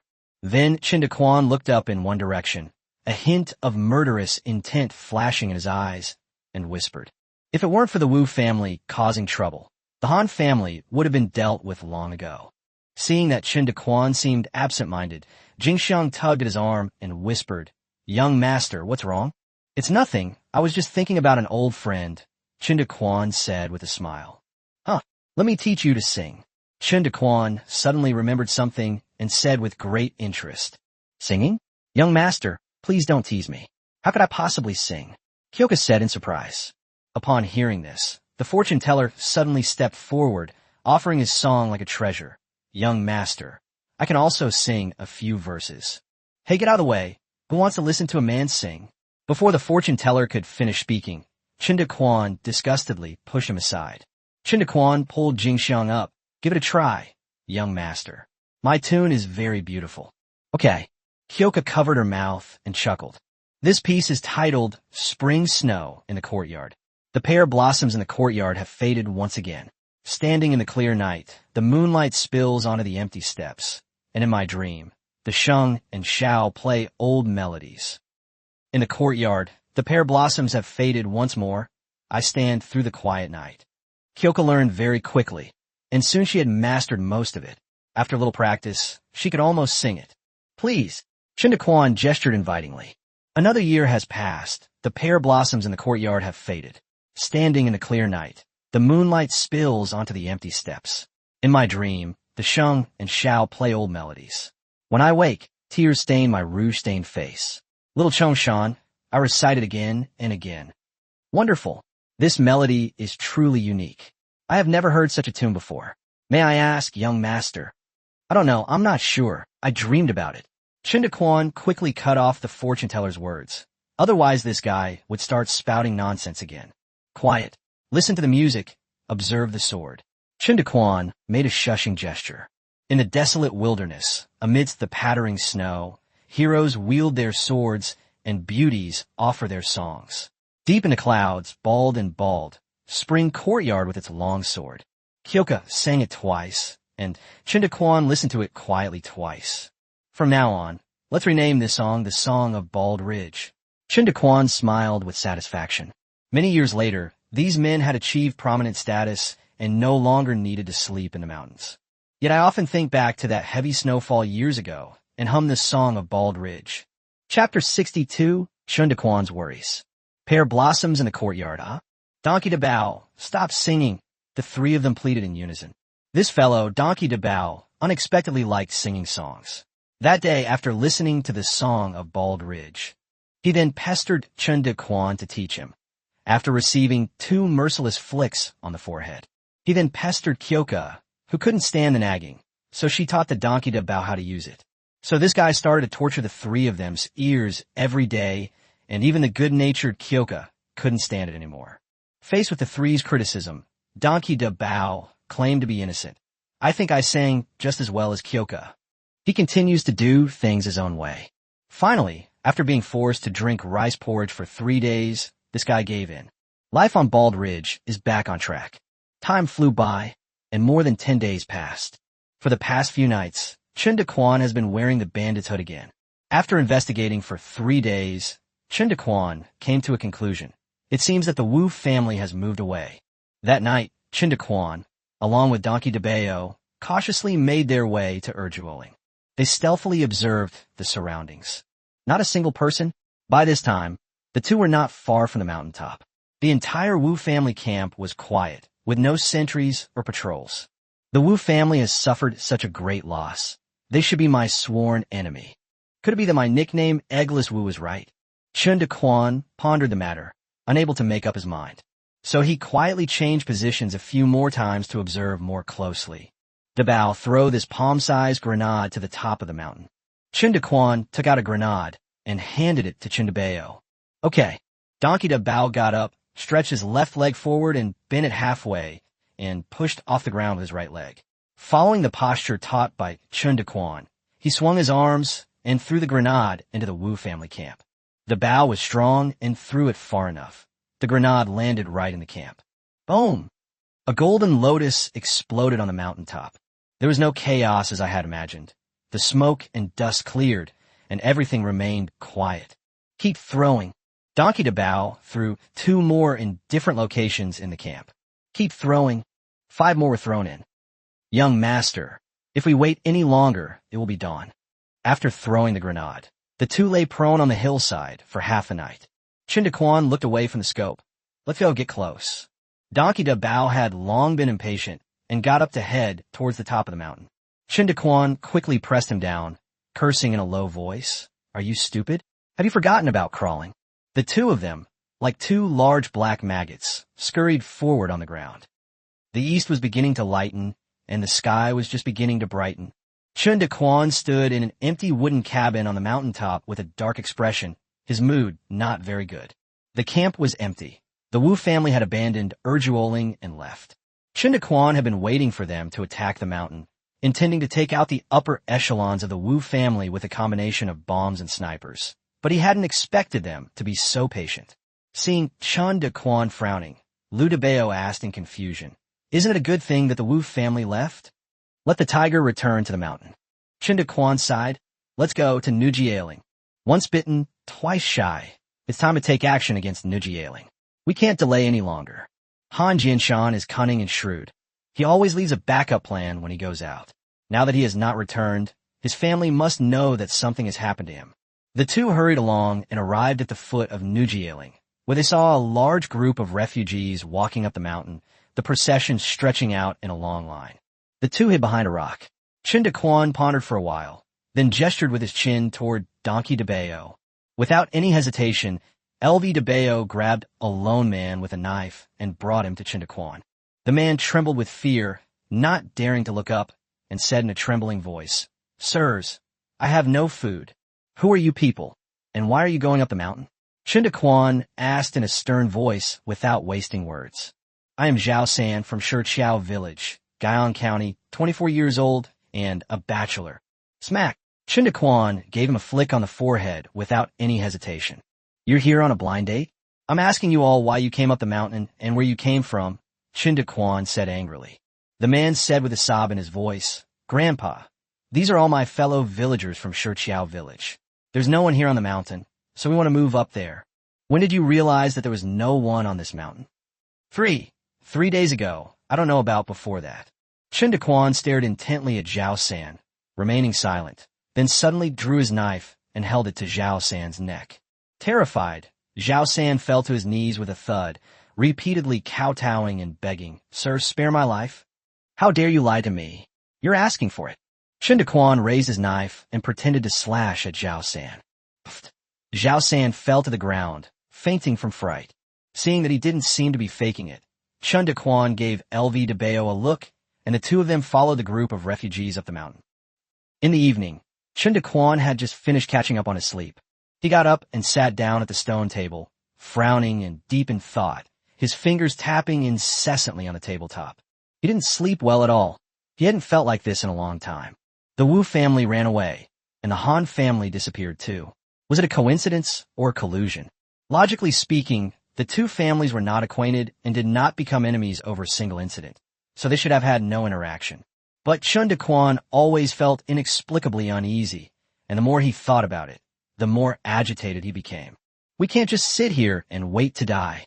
Kyoka, prepare 2 sets of bandit suits and steel helmets.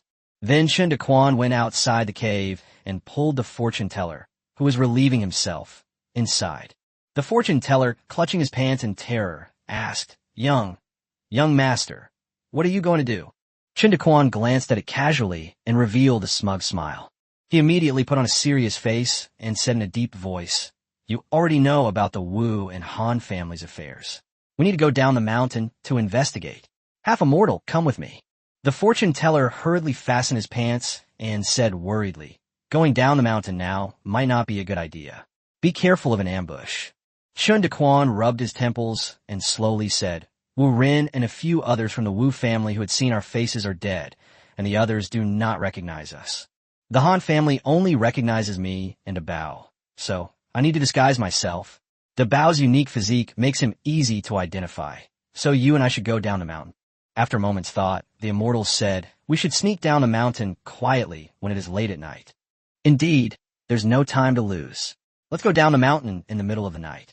Chen Daquan then took out the cloud-broken map and pointed to a valley, saying to the half-immortal, This is where the Wu family used to live. Let's go here. Let's plan a route. It was just past the hour of Yin, 3 to 5 a.m., and the night was deep. Chen Daquan and Ban Xian put on bandit hoods and helmets and quietly went down the mountain. After descending the mountain, the two hurried along the pre-planned route until they were halfway there. They found a secluded, deserted place to hide. Chen Daquan dared not be careless and wrapped the sniper rifle in a rag, making it look like a wooden stick. After observing through the scope for a while, the half-immortal and I took a nap. As dawn broke, shrouded in mist, the two hurried towards the valley. Why are there so few people here?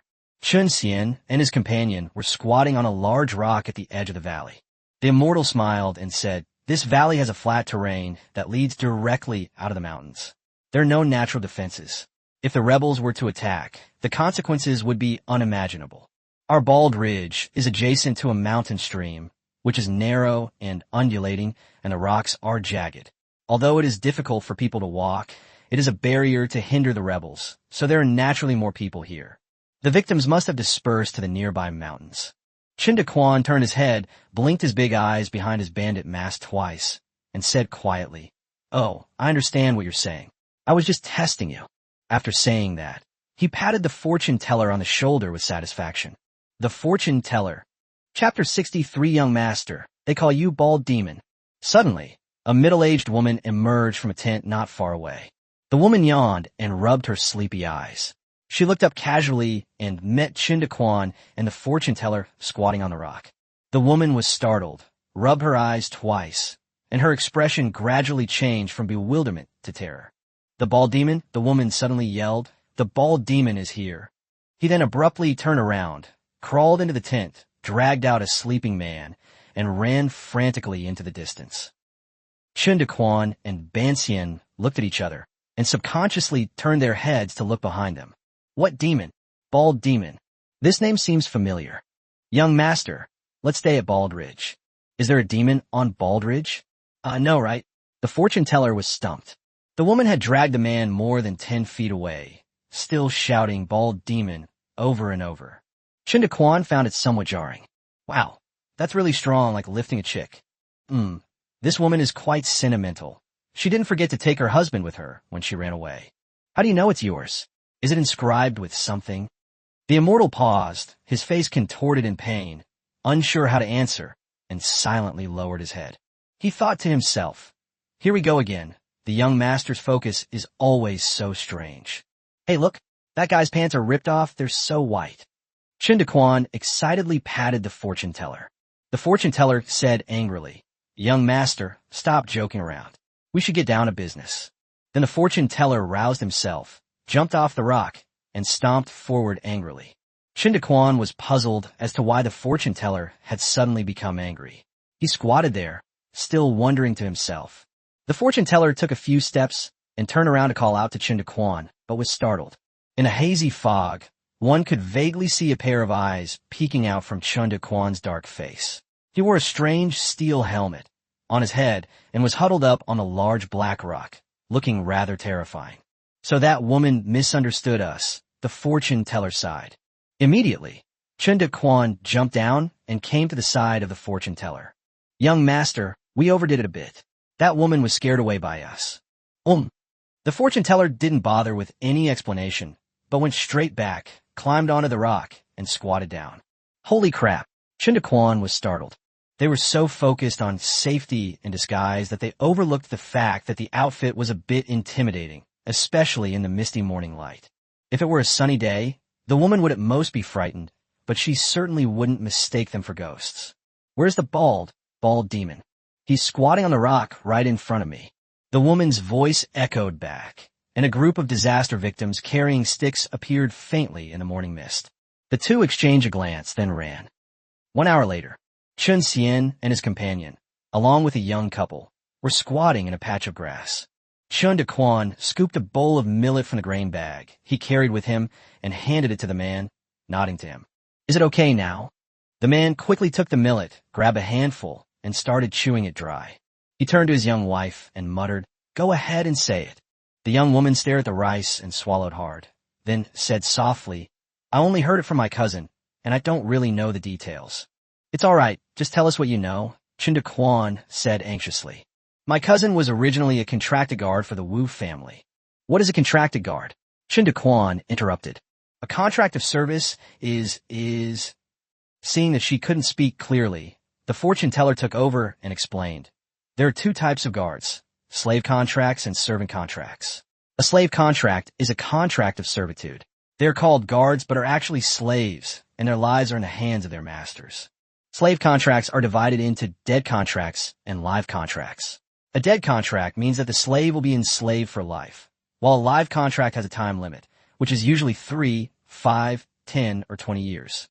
Although the imperial court has issued a clear order that masters cannot arbitrarily beat or kill their slaves, it also stipulates that if a slave disobeys, the master can punish him according to the law, and killing him is not a crime.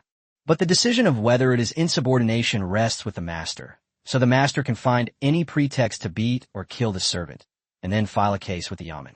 The yamen always turns a blind eye to such things. If a family member appeals for justice, the master will give them some money. Therefore, the slave guards are often extremely loyal and obedient to orders. A contract of service is different. It is an employment relationship. Simply put, it means taking money and performing a service according to the contract. The life of a contracted guard belongs to himself and is fully protected by the law. Most of those who can become mercenaries are skilled martial artists. They are powerful in combat, but their weakness is that they are not loyal enough. If their master encounters a major crisis that they cannot overcome, many mercenaries will choose to break their contract and run away. "Oh," Chen Daquan said nonchalantly after listening. "Go on, young lady." The fortune teller. The young woman glanced at the fortune teller and continued. "This young master is right. My cousin is a mercenary who escaped from the Wu family. He said the Wu family had angered the devil, and both young masters had died in horrific ways. The second young master's chest was badly ripped open by the demon, the wound a bloody skull pattern. The eldest young master fared even worse. The demon used sorcery to tear him to pieces, leaving only half his body, with everything scattered on the ground. At this point, the young woman paused, then shrank back in fright. Moreover, that demon killed the man and then destroyed his spirit. He even covered the young master's face with a piece of wood with a skull on it. The servants of the Wu family all said that it was the mark of the devil. The Wu family has been targeted by the devil, and this time they are likely doomed. The demon appeared and disappeared unpredictably, even coming to the mountains near the Wu family's residence every day to kill 5 people and suck their brains. They all say that after the demon finishes eating 5 times 5, his magical power will increase greatly, and his appetite will also grow. At that time, he will need to absorb the brains of 10 people every night. So many of the Wu family's servants ran away, fearing they would become food for that devil. Chen Daquan and Ban Xian were gradually petrified, their mouths agape and eyes wide as they listened to the girl repeatedly describe how terrifying the demon was. "A long time, I've heard that the devil held a hammer in one hand and a copper nail in the other." Young master, 2 young masters.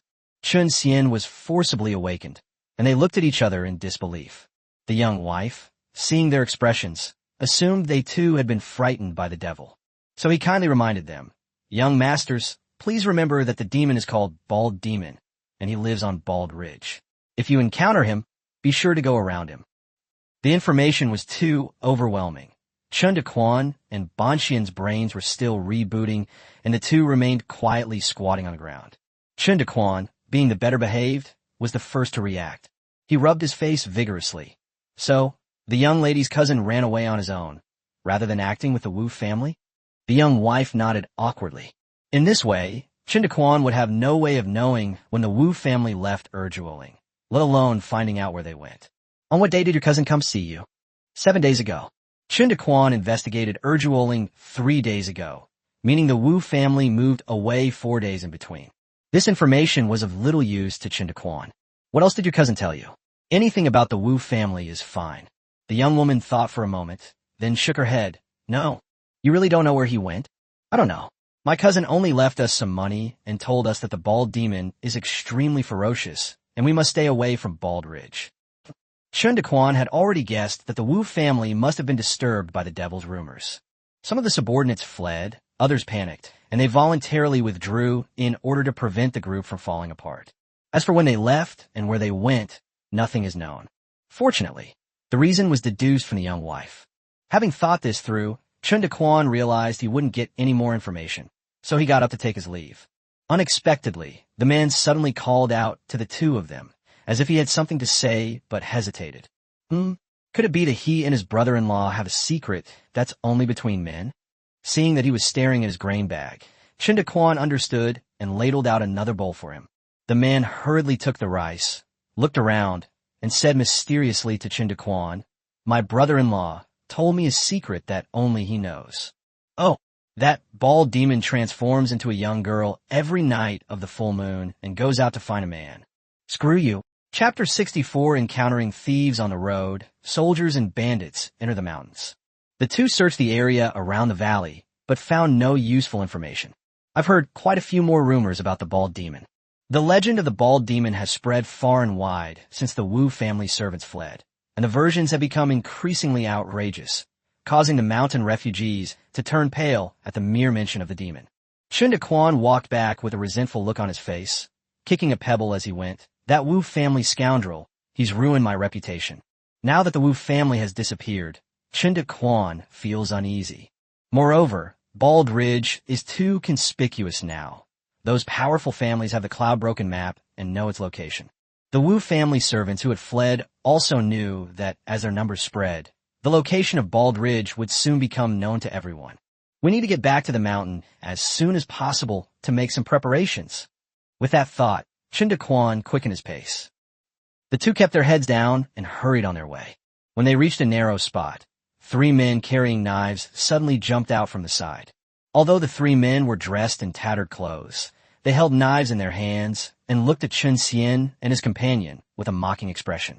The leader stepped forward, glanced at the grain sack on the half-immortal's shoulder, and grinned maliciously.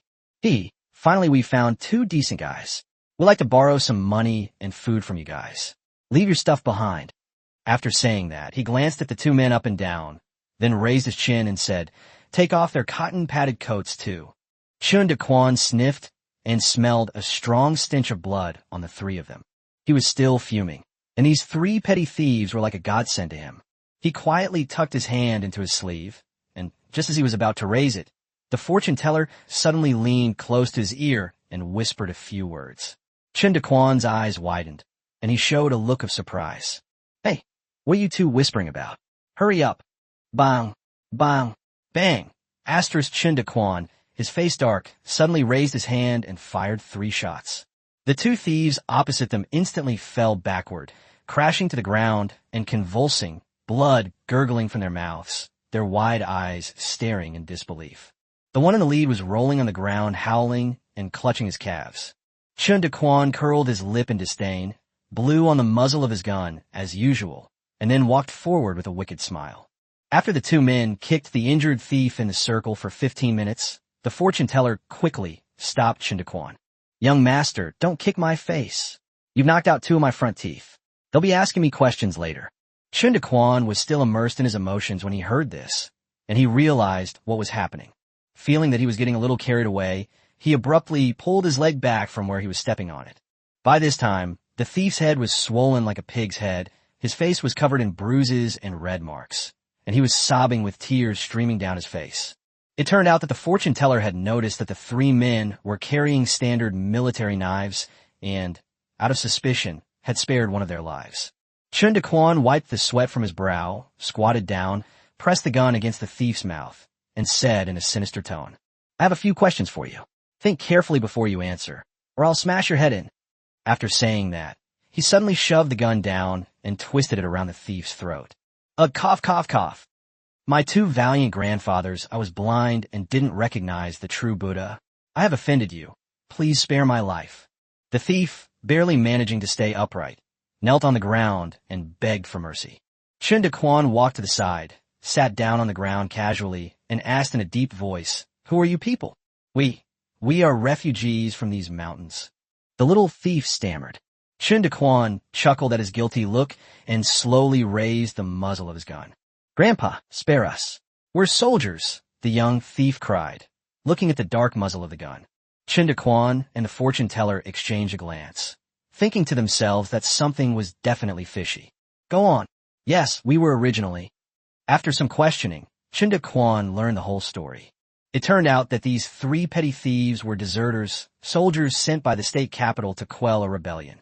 The army initially pretended to fight a battle in Guyang County, where Taishanwang was located, and then turned to attack Guyang County. Unexpectedly, they were attacked that very night after setting up camp. In recent years, the imperial court has been corrupt, with the upper echelons exploiting and embezzling, causing immense suffering to the soldiers at the lower levels, not to mention the local troops, whose fighting strength was already weak. The general who led the bandit suppression campaign was a good-for-nothing who rose to power through bribery, cowardly, and ignorant of military matters. The lower-ranking soldiers had no will to fight. They were all just going through the motions, thinking they would just wander around and return to the city to report back. Unexpectedly, the rebel general of Guyang County was a ruthless man who took the initiative to launch a night attack outside the city, burning and killing the state army and inflicting a great defeat. The commanding general was terrified and hastily rallied the remaining troops, fleeing back to Shanzhou City. The three petty thieves that Chen Daquan encountered were forced into military service. They thought that rather than receiving meager military pay, they would rather escape and live a carefree life as bandits. So the three of them deserted the army and fled into the cloud-broken mountains to do this risk-free business. The group wandered around for several days, only managing to rob some destitute disaster victims, and even the clothes they stole were tattered. Today, I happened to run into Chun Xian and his companion, who were dressed neatly and carrying grain sacks. I thought I could make a good deal with them, but I never expected things to go wrong. Chen Daquan lowered his head, stroked his chin, and after thinking for a while, asked, "Do you know the name of that rebel general in Guyang County?" "Grandpa, I don't know their names. I only saw that they were carrying a banner with the character Thunder on it." Chen Daquan's expression changed, and he thought to himself that it was indeed the Lei family.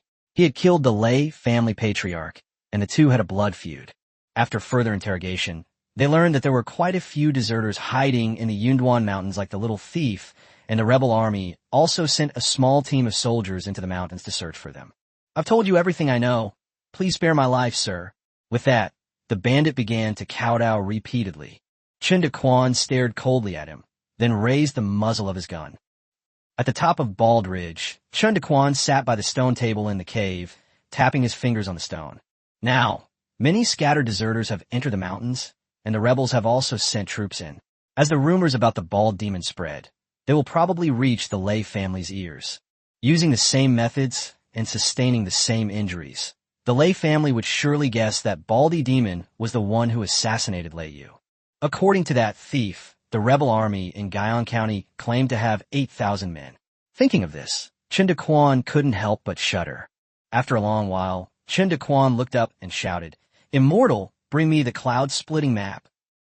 At the foot of a mountain ridge on the edge of the Yunduan Mountains, a young rebel leader was leading a group of men, sizing up the old man with his shoulders wrapped up. "So, you're Wu Tianli?" the minor leader asked arrogantly from his horse. The old man hurriedly bowed and said, "Reporting to the general, I am Wu Tianli, the head of the Wu family." A ruthless glint flashed in the leader's eyes as he said, "Tell me in detail about that bald demon, especially his methods of killing." "It's the general. That bald demon lives in Bald Ridge. He's ruthless and vicious, and he's bloodthirsty and murderous. My poor Qilin sons, Aner and Runa." Wu Tianli cried and rambled on. "I won't listen to this nonsense. Tell me about the wound." Yes, that bald demon, the wound." The junior leader's face gradually turned frosty as he listened to Wu Tianli's words. After a long while, he narrowed his eyes and gritted his teeth, saying, "Father, I have finally found the thief who killed you. He was Lei Yu's eldest son, Lei Hu. Since moving away from Ear Ridge, the Wu family has set up camp on this outermost mountain range in order to avoid the bald demon. Although the location wasn't ideal, thinking that Baldy Demon wouldn't risk venturing outside the mountains, he decided to stay. A rebel squad that happened to be searching for state soldiers in the mountains passed by, and by a twist of fate, the two sides came into contact. To their surprise, both sides discovered that their enemies were remarkably similar, which led to this meeting. Chapter 65, Encirclement and Suppression of the Lei Family Rebels. Keep your arm level, use your wrist, and pull the trigger. Hey, fortune teller, stop shaking. 3 days have passed since Chen Daquan returned to the mountain last time. During these 3 days, Chen Daquan has been training the 3 men to use guns every day. Posture, aiming, getting used to the feel of the gun, 3 live-fire pistol shots daily, and 2 sniper rifle shots daily. Donkey Dabao is very talented. The recoil of the Colt is nothing to him. He shoots the pistol steadily and accurately. The fortune teller preferred to study the principles and even try to take it apart to see what was going on, which resulted in him getting a severe beating from Chen Daquan. As for teaching the 3 men how to shoot, Chen Daquan had thought about it for a long time. He wanted to make sure that the 3 men wouldn't draw their guns on him. After using the loyalty check function several times, I finally made up my mind when all 3 people had a loyalty score of 100. When the Wu family attacked the mountain last time, Chen Daquan temporarily provided the men with guns and grenades. That was an emergency measure, and the men had never actually used them before. After several days of live-fire training, even Kyoka is now using the small firecracker quite well. She was too weak to hold on a Colt. Anyway, the guns were in the hands of their own people. Yuan neither understood the principles of firearms nor had gunpowder, and he couldn't even smelt the metals needed to make guns, so he couldn't imitate them even if he saw them. In addition, Chen Daquan also added the remaining treasures of the Kai family into the system. Reaching level 8 costs 400,000 taels of silver and yields the following resources.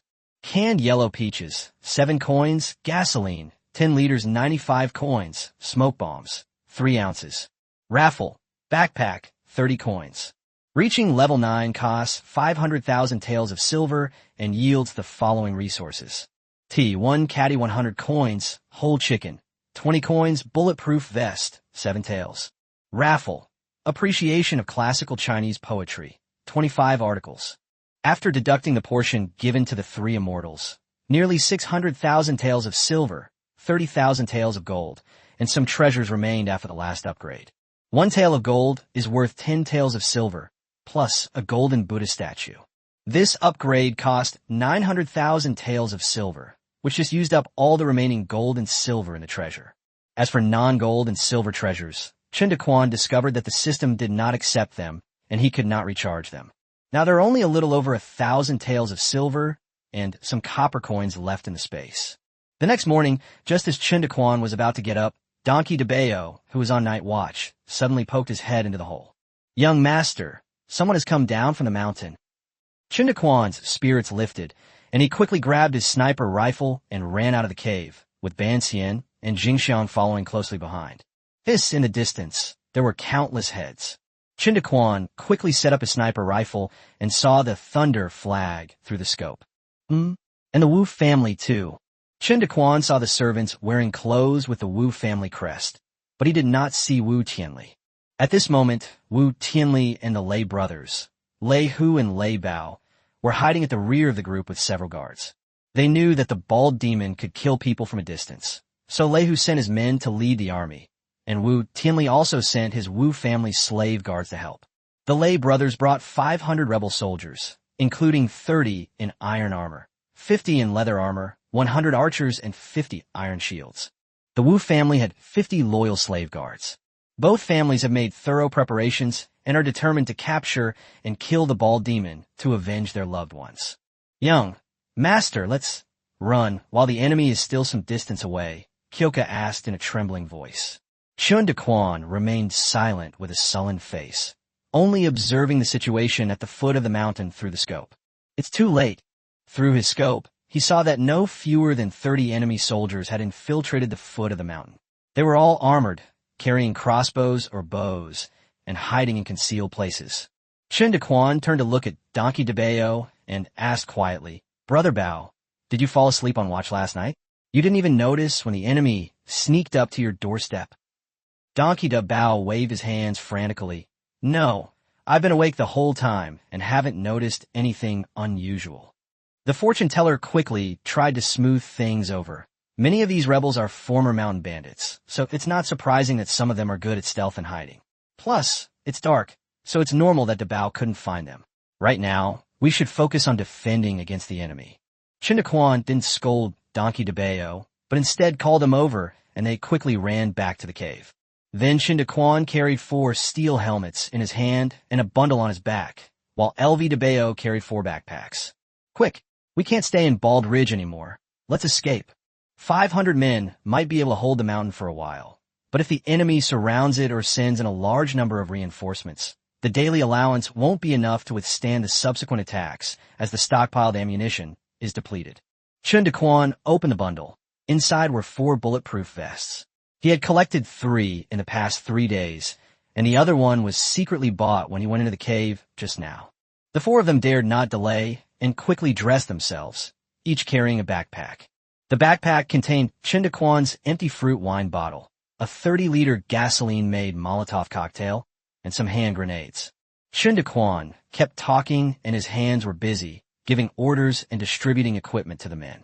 Each of the Xianbao members received 2 Colts, and Jingxiang received 2 small cannons. Chen Daquan instructed them that if they fired 7 rounds, they should exchange them with him for new ones. Let's fight our way through for a while, then find a chance to escape down the mountain. Then the 4 of us will tie ourselves together with hemp rope, and I'll lead the way, using a pistol and a palm grenade to clear the path, escaping along the route that the fortune teller and I planned before. The Bao is in the middle, with his backpack slung over his chest, carrying Kyoko on his back, and Banxian brings up the rear. Use guns, grenades, and Molotov cocktails to kill the enemy when the opportunity arises, but never let them get close. Upon hearing the arrangement, the fortune teller hurriedly interjected, asking why they had to be tied together. Chen Daquan took out a smoke grenade and said, "This is a smoke grenade. Once it is fired, it will produce a lot of smoke. We will move forward while hiding in the smoke. We can tie ourselves together to prevent getting separated. Secondly, follow me safely through the minefield." The fortune teller was amazed after hearing this, secretly marveling at the young master's endless tricks. After making arrangements, the 4 men hid behind the wall, setting up sniper rifles a few steps apart. The main force below the mountain moved swiftly, approaching Bald Ridge in the blink of an eye, while ambushes lurked at the foot of the mountain. "General, give the order. No matter what tricks that bald demon has up his sleeve, he will not be able to escape today," Wu Tianli said, bowing to Lei Hu. The 2 Lei brothers were overjoyed. The enemy they'd been searching for so long was now right in front of them. Lei Hu ignored Wu Tianli, considering the old man a nobody, and instead turned to Lei Bao and said, "Second brother, once we capture that villain, we must fulfill Father's last wish. Burn him to ashes and put the ashes in a chamber pot to offer as a sacrifice to Father's spirit in heaven." Brother is right. After saying this, Lei Hu waved his command flag, signaling the army to attack the mountain. Upon seeing the command flag waving, the subordinate at the front of the column shouted, "All soldiers, listen to my command. Attack Bald Ridge. Anyone who retreats will be executed." Suddenly, 4 small military formations of a dozen or so men appeared in the ranks. The first row of 5 men were clad in iron armor and carried iron shields. Behind them, more than a dozen soldiers in leather armor followed, each with a sword at their waist and either a bow or a crossbow in their hand. The ambushing troops at the foot of the mountain were also drawing their bows and knocking their crossbows, ready to coordinate with the army formation to attack the mountain. Chen Daquan grinned as he looked at the formation below the mountain. Were these rebels? They looked quite professional and were clearly well prepared. The Lei family has some real skills in training soldiers. Fortunately, he had laid all the landmines, extending them from near the foot of the mountain to the flatlands. Chen Daquan calculated the distance to the army formation, turned his sniper rifle, and aimed at the junior leader. Chapter 66, Escaping Cloud-Broken Mountain. Wu Qianli didn't tell the Lei brothers that the bald demon also had the means to use explosives. He feared that the Lei family would become hesitant and delay their revenge. He didn't care how many rebels died. He only cared about avenging his son. Seeing that the army was about to step into the minefield, Chen Daquan ordered the 3 men, sniped the ambushed troops at the foot of the mountain. As soon as he finished speaking, gunshots rang out, and the 3 men who had already aimed at their targets began to snipe, with rebel soldiers dying silently one after another.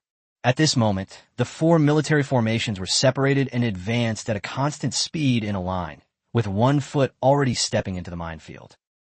Chen Daquan also made a move and killed the leader. Before the thud had even finished, 2 loud bangs followed.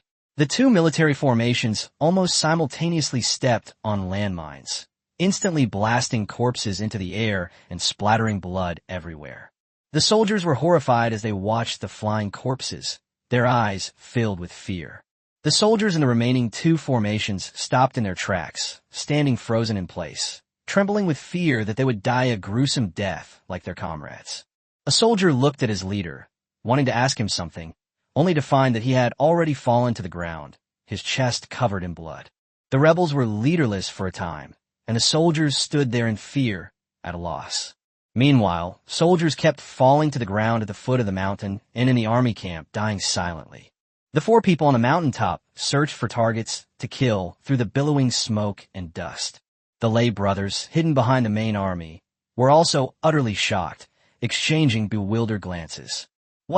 What kind of technique is this that it possesses such power? After only a few breaths, Lei Hu immediately composed himself, ordered his men to raise the command flag, and gave the order to continue the attack. Meanwhile, as soldiers continued to fall to the ground, panic gradually spread among the troops at the front. The soldiers in the army were skilled warriors with extensive combat experience. Although they were afraid when they saw the flag signal, they still gritted their teeth and marched forward. I just hope that the strange explosion won't happen to me. The two groups of soldiers had only taken a few steps when two more loud bangs rang out. They've all flown into the sky again. The bald demon is using sorcery again. Run! Wu Jianu, a guard in the army, finally couldn't take it anymore and, disregarding his master's order to keep it a secret, blurted out in alarm. What devil? I think I've heard of a bald demon in these mountains. As Wu Jianu's guards collapsed and screamed in terror, the word devil kept reaching the ears of the rebel soldiers. The collapse began, and the damage started to spread. Lei Hu was shocked and furious. He grabbed Wu Tianli and said viciously, "You bastard, did you know all along?" Wu Tianli let Lei Hu tear at him, and said with a bitter laugh, "Now that things have come to this, General, do you still have a way out?" "Bastard!" Lei Hu kicked Wu Tianli away. "Run!" The rebels began to flee with Wu Jianu's guards. Half of the ambushed troops at the foot of the mountain had been shot dead, and the rest got up and fled. At the foot of the mountain, people and horses were thrown into chaos. "Now, let's go down the mountain!" Chen Daquan shouted and threw a smoke bomb towards the mountainside. Within a few breaths, a large amount of white smoke spread out. The system did not disappoint Chen Daquan. The smoke bombs were of extremely high quality and produced a huge amount of smoke. Wah! The four men shouldered backpacks, slung sniper rifles over their shoulders, switched to pistols in their hands, and leaped over the wall. The moment he landed, Chen Daquan glanced back at the mountaintop. Taking advantage of the chaos, the four men slipped into the thick smoke. When they reached the edge of the smoke, Chen Daquan threw out another one. This process was repeated, creating a smoke trail with 4 smoke grenades. The three followed Chen Daquan along the edge and safely crossed the minefield. When they reached the foot of the mountain, only a few scattered soldiers remained standing there. Whether they were terrified or simply bold, Chen Daquan showed no mercy and shot them dead. "Dabao, give them some fruit to eat." Donkey Dabao understood immediately, grinned, and started throwing grenades in all directions. "Mystic, a Molotov cocktail." "Yes." The fortune teller's face flushed with excitement as he lit a Molotov cocktail and began throwing it out repeatedly. Bang, bang, bang. Boom, tilde, boom, tilde, boom. The continuous explosions and fires made the scene even more chaotic. Everyone was running for their lives, and no one paid attention to Chen Daquan and his group anymore. Chen Daquan chuckled, gave an order, and the group turned east, followed the foot of the mountain along the east side to the back of the ridge, and silently sped away into the distance. "You're truly an immortal. You're like a half-immortal." Chen Daquan stood to the side, a straw dangling from his mouth, teasing the fortune teller. The fortune teller, meanwhile, had his head buried in a pile of dry, thorny vines, searching for something. 4 days ago, Chen Daquan made a preparatory plan upon returning to the mountain. In case he encountered a situation where the bald ridge was indefensible, he would decisively abandon the plan and run away. He and the fortune teller meticulously planned their escape route, and had packed some supplies in advance to hide here, since Chen Daquan's system was incomplete and some items were missing, which was very inconvenient. But the fortune teller had forgotten the exact location and was busy with his work. By this time, the 4 of them had been running and had arrived here after an hour. The escape routes chosen by Chen Daquan and Ban Xian were mostly remote and difficult to traverse mountain areas, which could prevent them from being tracked by large groups of people. But it's no use now. The Lei family is probably too busy taking care of themselves to not be able to gather their remaining troops. "Found it!" the fortune teller shouted, sticking his butt out. After a flurry of activity by Donkey Dabao, a large package was pulled out. "Young master, it's time for lunch," Donkey Dabao said, rubbing his belly. "There's no time. We must leave the mountain by evening as planned, and then walk along the path in the dark for another hour before we're safe. But where will we go from here?" "Escape the rebels and head to the heart of Dayun, the capital. Our first stop is eastward, heading towards Shanzhou City. Yuanjing, the capital of Dayun, is a place teeming with wealthy and powerful families, the place with the most money. Chen Daquan needs a lot of money there. The capital city is much more peaceful than the chaotic places, and we can wait for an opportunity to act. As evening approached, the four finally emerged from a hidden, narrow mountain path and left the Yunduan Mountains. As the sun set and twilight bathed the mountains, the four stood quietly, watching Yunduan Mountain gradually darken. After a long silence, Chen Daquan sighed softly, "Let's go." The campfire crackled as Chen Daquan and his companions rested in a dilapidated house in an abandoned village. "Young master, this village has about 100 houses, all of which are empty. The whole village must have fled to escape the famine. Can you find anything useful?" Chen Daquan asked tentatively. The fortune teller smiled bitterly and said, "All I saw were a few broken bowls and jars. In this day and age, what useful things are left?" Chen Daquan chuckled self-deprecatingly. "That's true. As long as there's nothing unusual, we'll rest here tonight." "Young master, I want to eat mutton hot pot." "Don't get all boasted," Chen Daquan expectantly. "No, the smell of mutton hot pot is too strong. This place is not like the mountaintop, where the aroma can travel far. It might cause trouble." Chen Daquan then laughed and said, "How about steaming a big pot of rice, making some boiled pork belly, slicing it up, and dipping in salt?" Upon hearing this, Donkey Dabao immediately put on a smiling face. Chapter 67, heading towards the state capital. Minor incidents along the way. Nothing was said that night. The next day, Chen Daquan and his three companions got up early and headed towards the city along the official road. At first, there were few pedestrians on the road, but after 2 days, the number of refugees gradually increased, forming a procession, all heading towards the city. On the evening of the 5th day, the four men, along with a group of refugees, set up camp in a grove of trees by the roadside.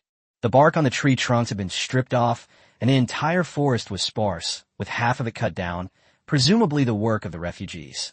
As dusk fell, bonfires were lit one after another.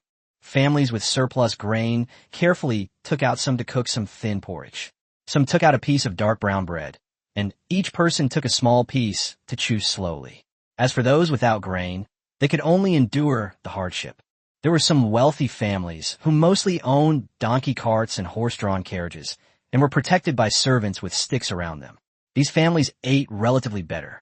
Chen Daquan looked around, feeling somewhat troubled. His grains were all high-quality rice, which was too conspicuous. "But if I don't eat, my body can't handle walking such long distances every day."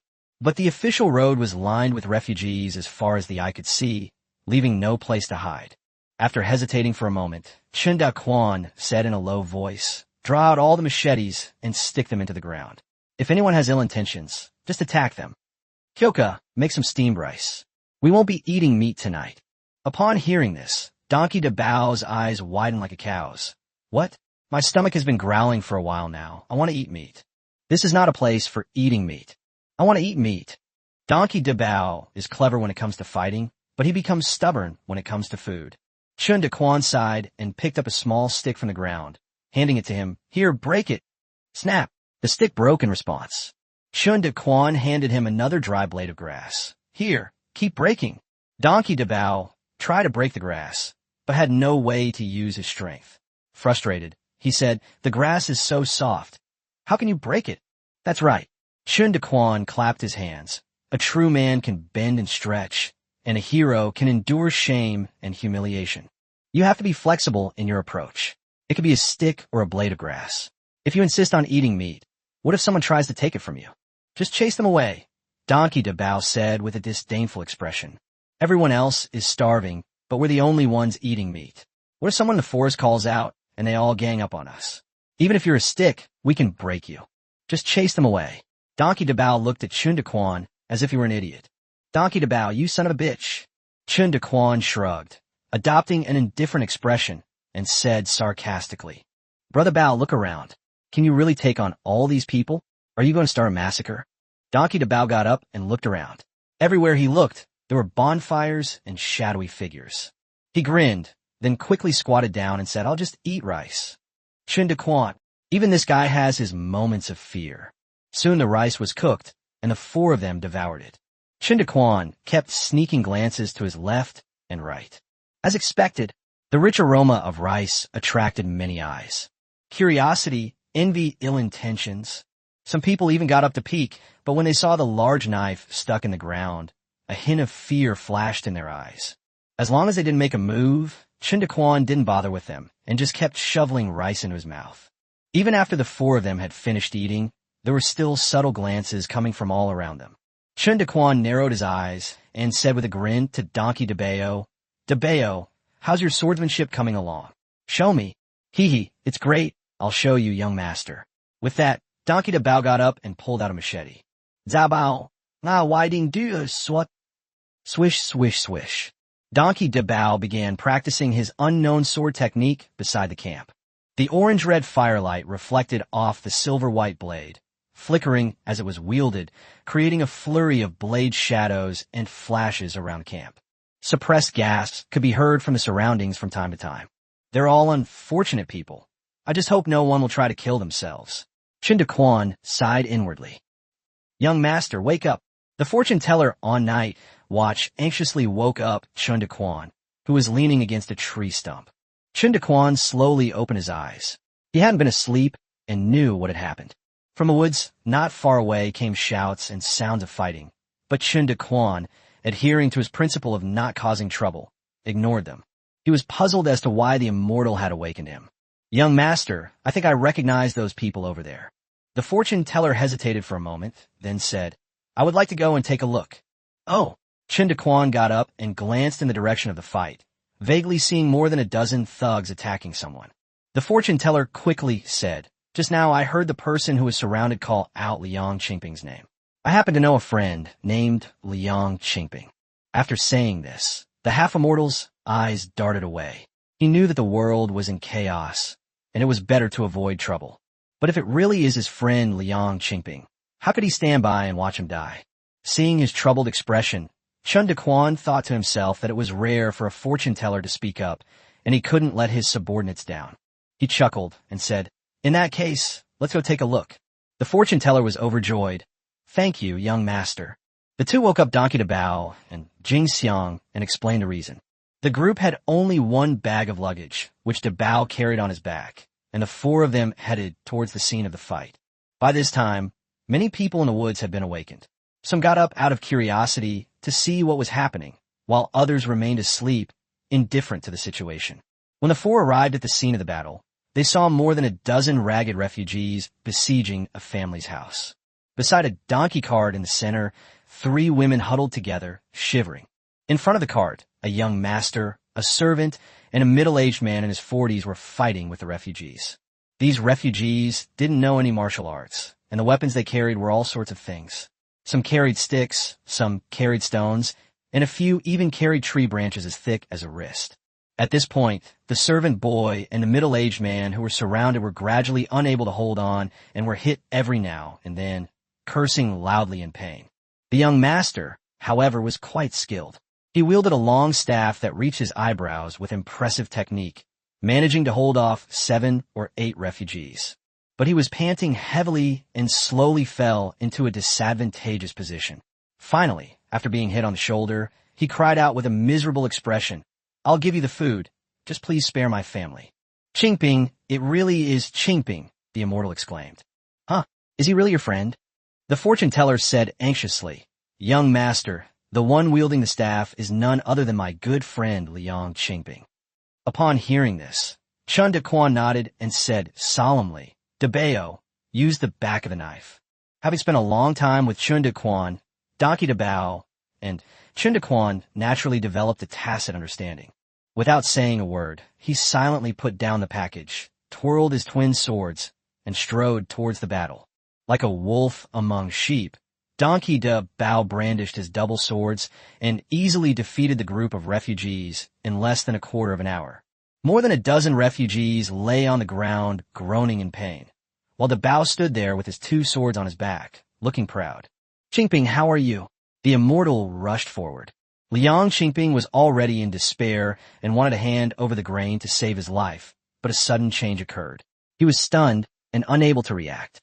He could only hold his stick and protect his family while watching Donkey DeBao warily. He was not sure whether the giant was helping him or intercepting him. Just then, he heard someone call his name, and he turned around in confusion to look at the person who had called him. "Brother Wen Yuan."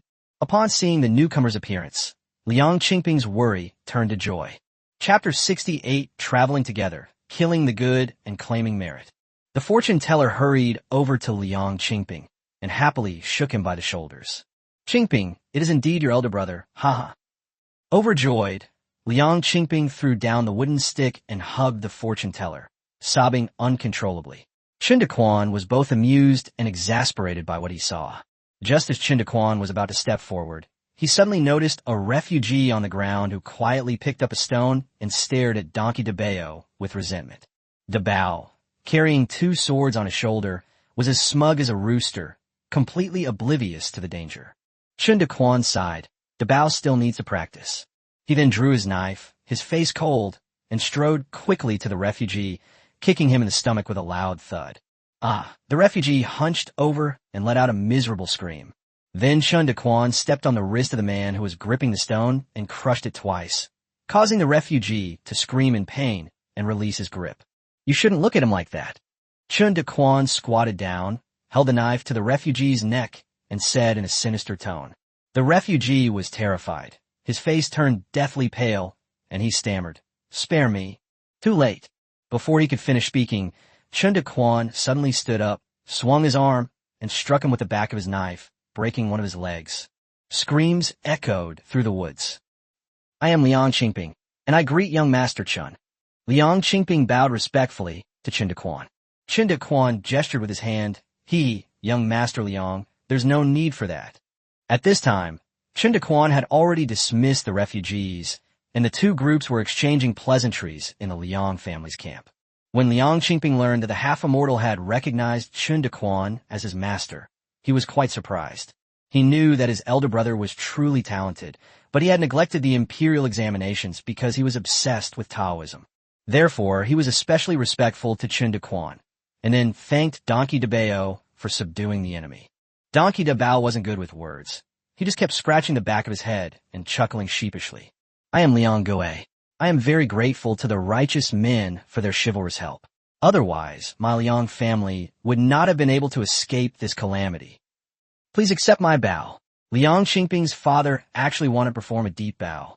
Chen Daquan was too late to stop it. He could only grab the fortune teller next to him and put him in front of him, fearing it would shorten his lifespan. The fortune teller. After exchanging pleasantries, everyone sat around the campfire. Liang Qingping was 3 years younger than Banxian. The 2 met on their way to study, and because they were of similar temperament, they traveled together. The reason why the 2 are similar in nature is that both of them are somewhat unconventional and belong to the oddballs among students. The half-immortal was obsessed with Taoism, while Liang Qingping was a resolute and upright man who loved kung fu, though not as outrageous as the half-immortal. The 2 forged a deep friendship during their study tour.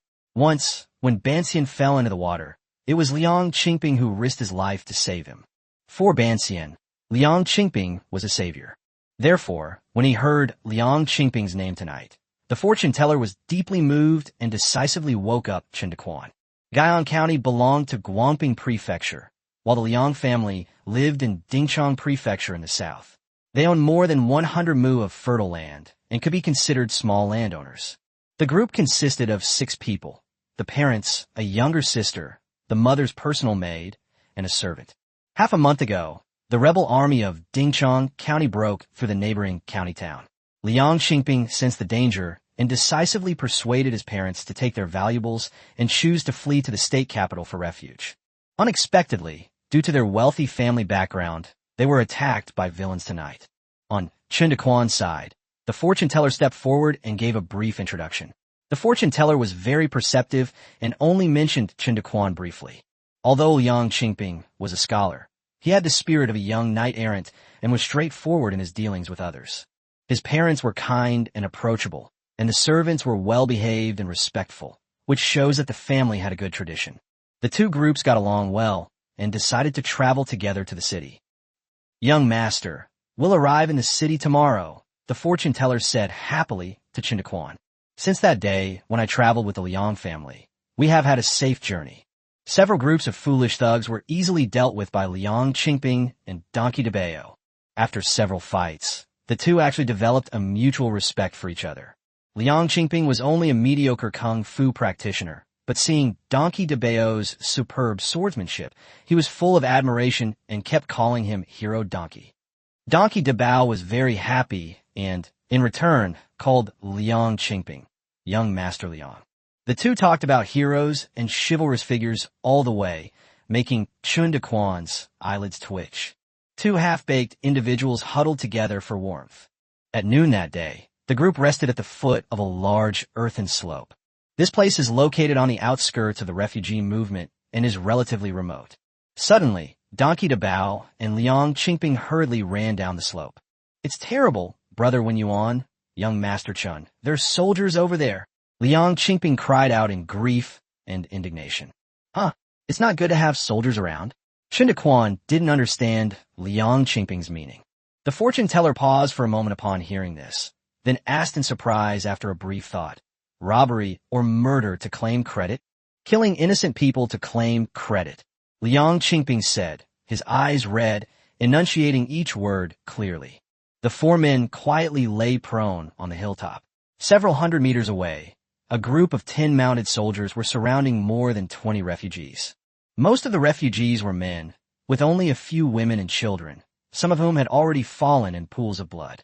Why would a group of soldiers appear here? Chen Daquan asked, puzzled. They should be scouts from the prefecture, patrolling within a day or two's radius of the prefecture, responsible for early warning and gathering information, the fortune teller explained. At that moment, a faint sound could be heard from afar. The rebels offered rewards of 1 tael of silver and a promise of surrender, interspersed with the pleas of the displaced and the laughter of the soldiers. Chen Daquan frowned. This was outrageous. Although he wasn't a good person, he couldn't stand seeing the soldiers treat human life so carelessly. Just as a soldier was about to kill a refugee, Liang Qingping suddenly jumped up and roared, "You thieving soldier!" The soldiers in the distance were startled by the sound and turned to look in this direction. "All right, you stubborn brat. You be dead here today without me." Chen Daquan turned his head and gave the half-immortal a look, then said expressionlessly, "Take young Master Liang back to the camp." The fortune teller immediately understood and hurriedly dragged Liang Qingping towards the camp. "Brother Wen Yuan, why is this? We scholars should." After the two left, Chen Daquan said to Donkey Dabao, "Dabao, shout something to attract the soldiers. They'll come as soon as I call them. Just shout, 'Grandson, Grandpa is here.'" Upon hearing this, Donkey Dabao grinned widely and then jumped up, shouting in a booming voice, "Grandson, Grandpa Chun is here." "Donkey Dabao, you son of a bitch." Enraged by the sound, the soldiers in the distance whipped their horses and charged forward. Upon seeing this, the group of refugees immediately fled in the other direction.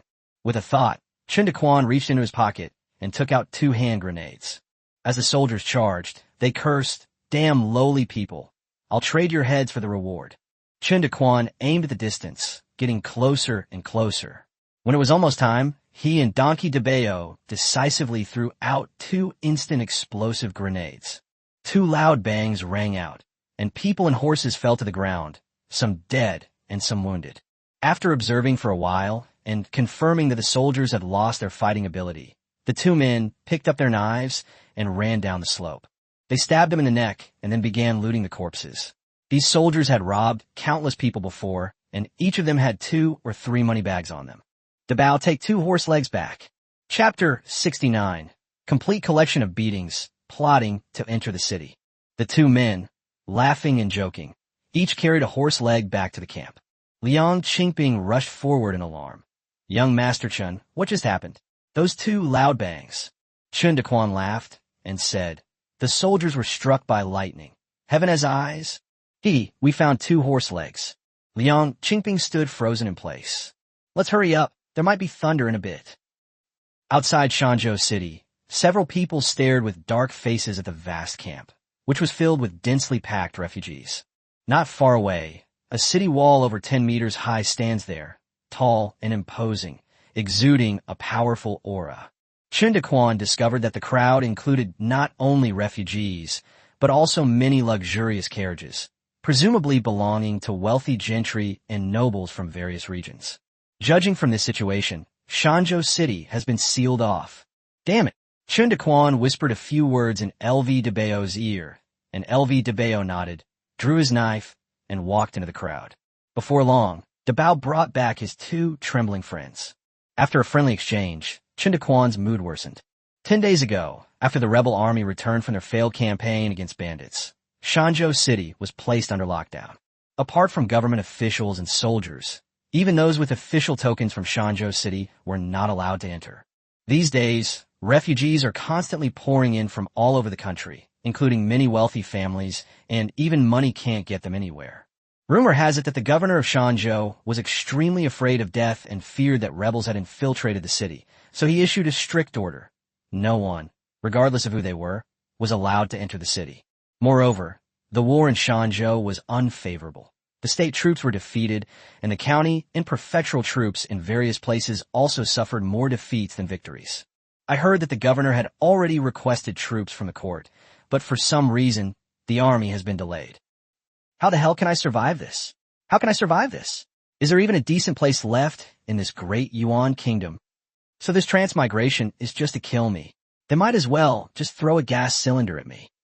Is it really that hard to just live peacefully?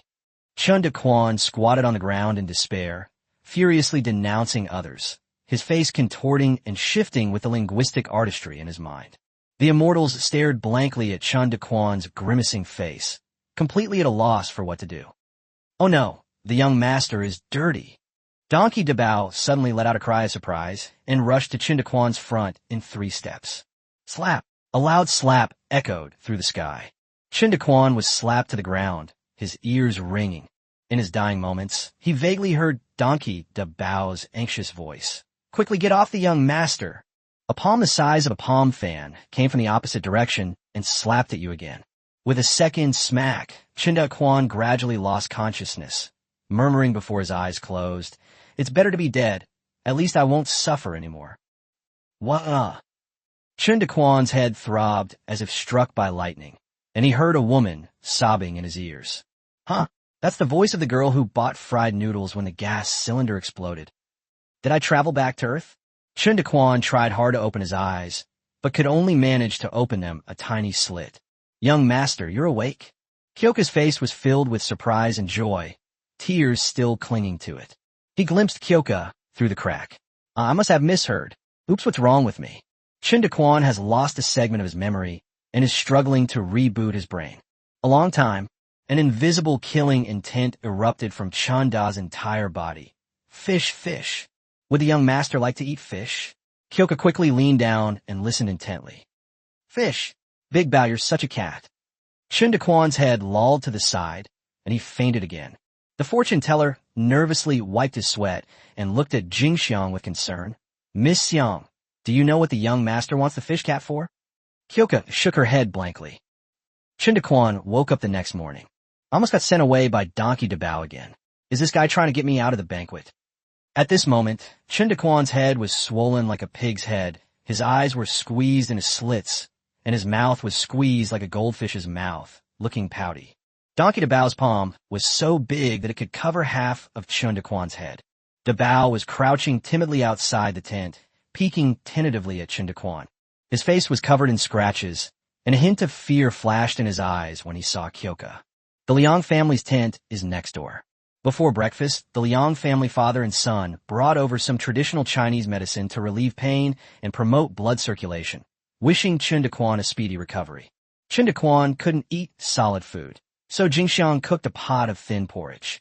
The 4 of them huddled together in silence.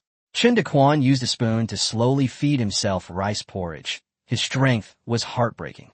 Cough, cough, the half-immortal cleared his throat and spoke first. Young master's all right, that's great, he. After saying that, he glanced at Chen Daquan guiltily. Chen Daquan did not respond and continued to work hard. He wanted to finish his meal as soon as possible and take the anti-inflammatory drugs and painkillers from his medical kit. Taking medicine after meals will not harm your stomach. By noon the next day, Chen Daquan was able to speak with difficulty. He called the 4 of them together to discuss a way out. The half-immortal said, most of Shanzhou is in chaos now. Only the area around the city is peaceful. It's not easy to go back to Yunduan Mountain either, as the Lei family army is keeping a close eye on us there. The rebels are brutal. If they were to set the mountain on fire, the consequences would be unimaginable.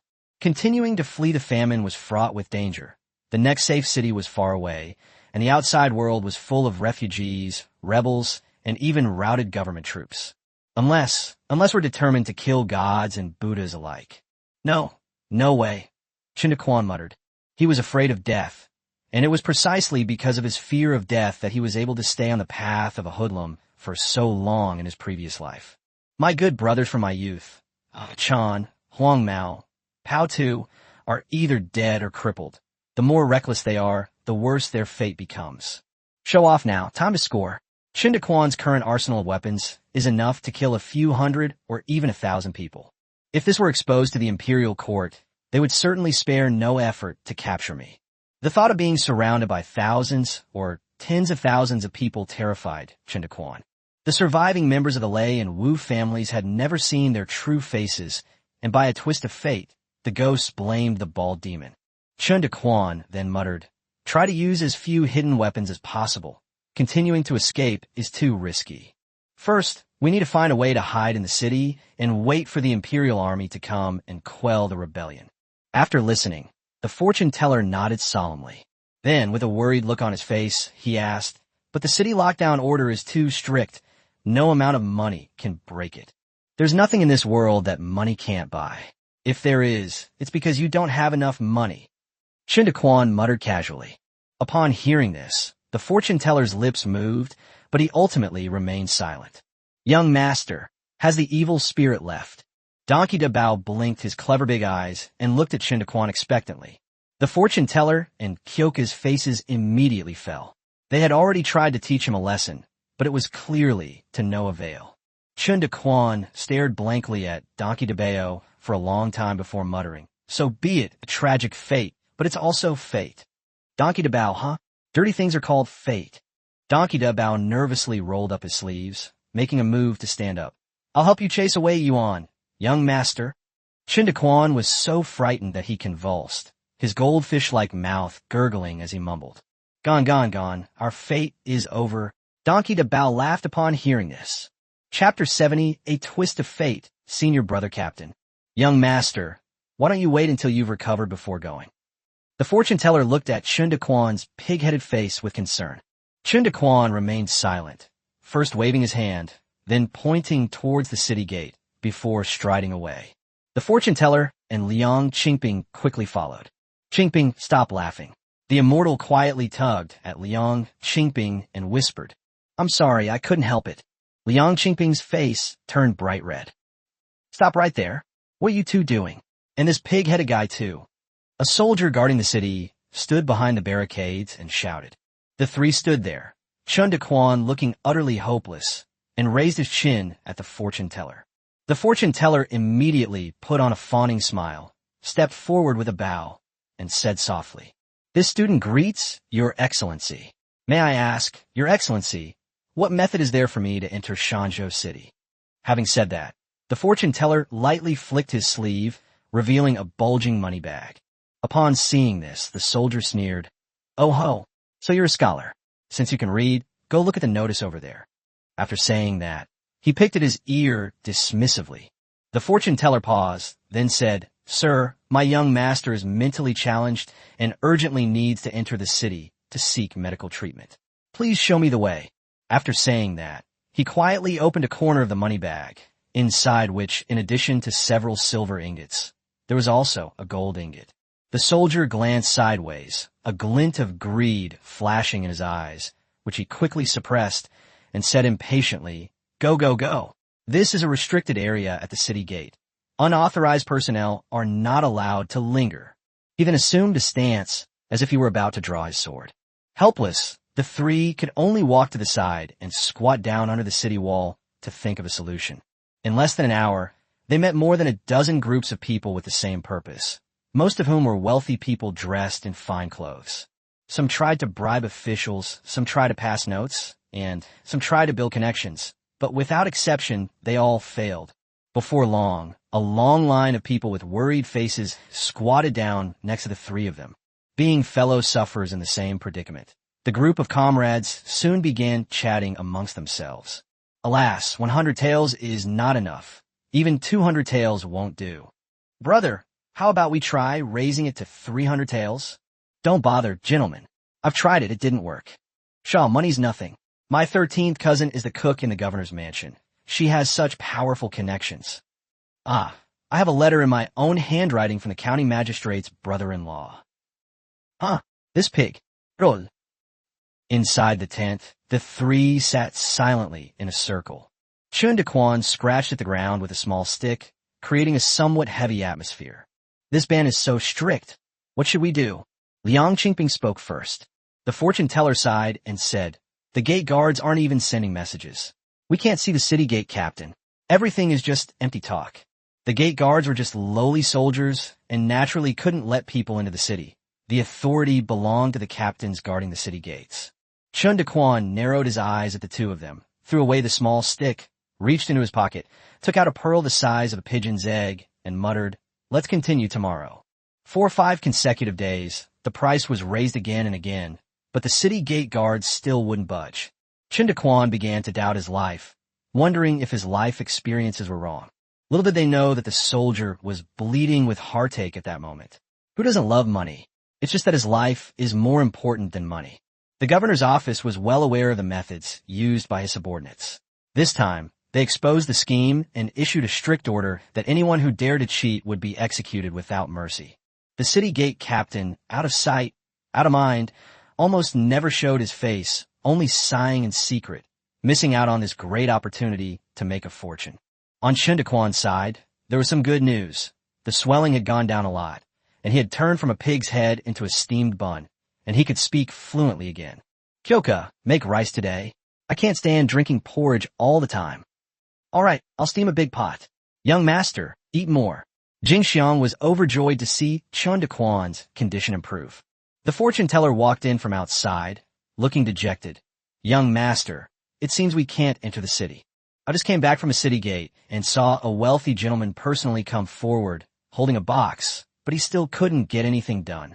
Chen Daquan had no choice but to pat the fortune teller on the shoulder and comfort him, saying, let's try again tomorrow. By the way, I haven't seen that bastard Donkey Dabao today. He went to visit the Liang family to avoid trouble. Call him back. I want to have a good talk with that fellow. 1 hour later, Donkey Dabao wiped the spittle off his face and asked, young master, when are we going to eat meat? Donkey Dabao hasn't been very happy since leaving Yin Duan Mountain. He only ate horse leg meat once along the way. You scoundrel. All you know is eating. If we can get into the city, I'll let you eat your fill. After cursing for an hour, Chen Daquan's mouth was dry. Upon hearing this, Donkey Dabao perked up, grinned, drew his twin swords, and headed outside. Huh, where are you going? Break into the city and feast. Ancestor, come back. Young master, how many beads did you bring? Chen Daquan gritted his teeth and held up 3 fingers. The immortal's lips twitched with heartache. A single pearl, the size of a pigeon's egg, was worth 1,000 taels of silver. They really went all out this time. The 3 of them passed through the refugee camp and arrived at the city gate, where they found the same gatekeeper as before. Hey, I was wondering why you two are here again. Oh, this time you brought a steamed bun. Chen Daquan's mind went blank, not quite clean. It was the fortune teller who stepped forward to negotiate. The two pushed and shoved each other for a while, and no matter how the guard shouted at him, the fortune teller always had a fawning smile on his face. Chen Daquan clicked his tongue and thought to himself, TSK, I never realized before that the half-immortal had the potential to be a sycophant. You scholar, why are you acting like a stubborn mule? Get out of here. The gatekeeper, unable to bear the fortune teller's nagging any longer, started shouting loudly. Liang Qingping was by nature upright and straightforward. Seeing the fortune teller being pushed and shoved, he felt his blood rush to his head and rushed forward to grab the gatekeeper's collar. Oh no, this stubborn kid is going to cause trouble. Chen Daquan complained bitterly and hurriedly ran up as well. Hey, what happened? A strong voice rang out. The group paused, stopped arguing, and looked toward the source of the sound. A young general dressed in armor emerged from the side gate. He had a long sword at his waist, his posture was slender and graceful, and his every step was swift and powerful, clearly indicating that he was skilled in martial arts. Greetings, Captain. The soldiers, ignoring Chen Daquan and the others, hurriedly bowed and saluted. What kind of servants are you? Didn't I tell you if anyone causes trouble, just whip them? Captain, we dare not offend you. There are many wealthy families outside the city. You know my worth, hee, the gatekeeper said with an embarrassed smile. The young general glared at the gatekeeper and snorted. I'd like to see which one is the blind fool. Junior brother. Senior brother. The young man and Liang Qingping stared at each other, wide-eyed. Wow, senior brother, this is it. It tore my clothes. After a brief moment of surprise, Liang Qingping immediately put on a wronged expression and pointed at a gatekeeper, complaining aggrievedly. This move left Chen Daquan completely stunned. This tough kid actually knew how to do Sichuan opera face-changing. Human nature is so complex. Upon hearing this, the young general feigned anger and slapped the gatekeeper twice, saying, This is my junior brother. This is my junior brother. The young man didn't really use his full strength. He was just going through the motions. The soldier begged for mercy while inwardly thinking, We did the right thing. We really shouldn't offend people so easily. Chapter 71, The Tycoon, is actually me. The two brothers, Liang Qingping and Liang Qingping, were overjoyed to see each other after so long. After the two finished catching up, Liang Qingping introduced them to each other. Senior brother, these are my good friends, young Master Chun and brother Yang. Young Master Chun, brother Yang, this is my fourth senior brother, Hyung. The fortune teller bowed respectfully and said, Yang Wen Yuan greets General He. I wouldn't dare. I'm just a lowly city gate captain, a nobody. I'm not worthy of being a general. Hyung waved his hand dismissively. No. Chen Daquan suddenly shouted, then solemnly and clearly said, I observe that the general possesses a dignified bearing, radiant spirit, and commanding presence. My admiration for the general is as boundless as a surging river. Liang Qingping. The fortune teller sighed inwardly at Chen Daquan's ability to bend and stretch, and how he could say such disgusting things. Hyung was stunned for a moment, then beamed with joy. Hey, I didn't expect young Master Chun to be so good at judging people. He looks like a learned man. After a round of flattery, the two were soon arm in arm, getting along very well, like old friends who hadn't seen each other for years. What about our plans to go into the city? No. Chen Daquan almost swore, realizing that half a day of chatting had been for nothing. Liang Qingping quickly chimed in. Senior brother, you're the city gate captain. Letting us into the city is a piece of cake. Hyung said with difficulty. Junior brother, it's not that I don't want to help you, but I'm powerless to do anything about it. Things are different now. Shanzhou is in great chaos. A few days ago, the state troops suffered a major defeat and returned home. The governor is very anxious and keeps a close watch on Shanzhou City, making it as secure as an iron barrel.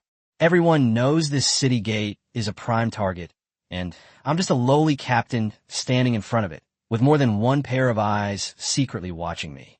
Chen Daquan tentatively asked, General He, we would like to offer some money. Would it be acceptable for you to mediate between us? This, Hyung pondered for a while, stroking his chin. I'm afraid it's difficult. There are too many influential people involved, and they have big appetites. It's not a small amount of money. Money has to be spent on everyone, from top to bottom, to silence everyone, and these people aren't being paid by anyone.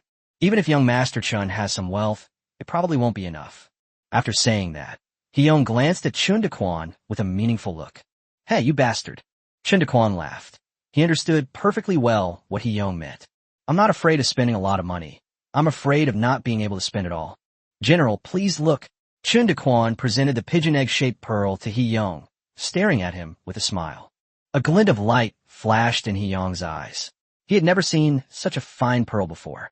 He swallowed hard, then feigned composure and said, Ahem, this is extraordinary, but it's not enough. Chen Daquan knew what was going on. After these days of investigation, he naturally knew that a single bead wouldn't be enough to open the door. So she took Hyung's hand, placed the pearl in his palm, and said with a smile, This pearl is a gift for the general. Please inquire about the price for us. Chen Daquan dropped the pretense and got straight to the point. Young Master Chun is a straightforward person, and he cannot be ungrateful. I will do my part to smooth things over for young Master Chun. Hyung was overjoyed to receive the pearl and cherished it, stroking it gently. After finishing their business, Liang Yongqing and Hyung chatted for a while longer. Both sides agreed to meet again at the city gate at noon 3 days later. The three walked on the road to their destination. Chen Daquan and Banxian were in high spirits. Unexpectedly, things took a turn for the better. With the prospect of moving to the city now a possibility, Chen Daquan unconsciously began to hum a little tune. The fortune teller also shook off his gloom and clapped along with Chen Daquan with a smile. Only Liang Qingping followed behind the two, his face filled with worry. I thought that with my senior brother's connections and a little money, I could easily enter the city, but I never expected the cost to be so huge. How could the Liang family, a moderately wealthy family, afford it? Suddenly, Chen Daquan turned around and asked Liang Qingping, "Young Master Liang, how did you, a mere scholar, become fellow disciples with a military general?" Liang Qingping perked up and said with a smile, "Although I study and pursue my studies, I also enjoy martial arts and fighting. When I was a teenager, I was taught staff fighting techniques by a master for 2 years. He Young was my master's 4th disciple."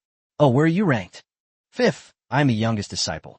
"As the 2 youngest disciples, you must have a very good relationship with General He." "Of course. Among my senior brothers, senior brother, he beat me the hardest." Chen Daquan. The 3 returned to the camp and said their goodbyes. Liang Qingping, preoccupied with his thoughts, went into his own tent. Chen Daquan told Jing Xiang and LV de Bayo about today's progress, and the 2 were overjoyed.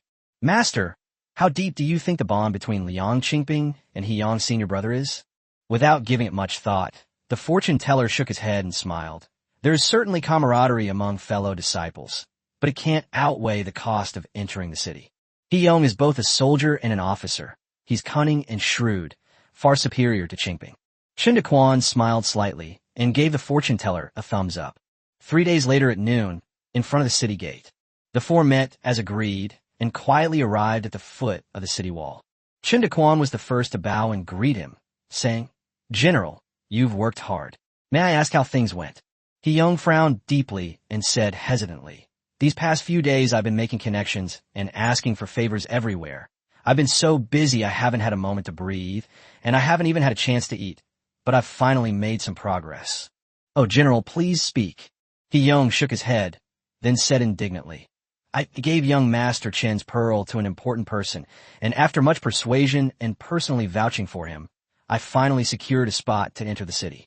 However, those officials were truly greedy and demanded exorbitant fees for entering the city. Alas, it's all my fault for being incompetent, holding a lowly position with little power. These corrupt officials are truly despicable." After saying this, He Young sighed repeatedly, heartbroken. Chen Daquan dismissed He Young's clumsy performance with disdain and asked, feigning curiosity, "How many do you need?" They said 1 bead buys 1 spot. He Young pointed with his finger, emphasizing the word they intentionally or unintentionally.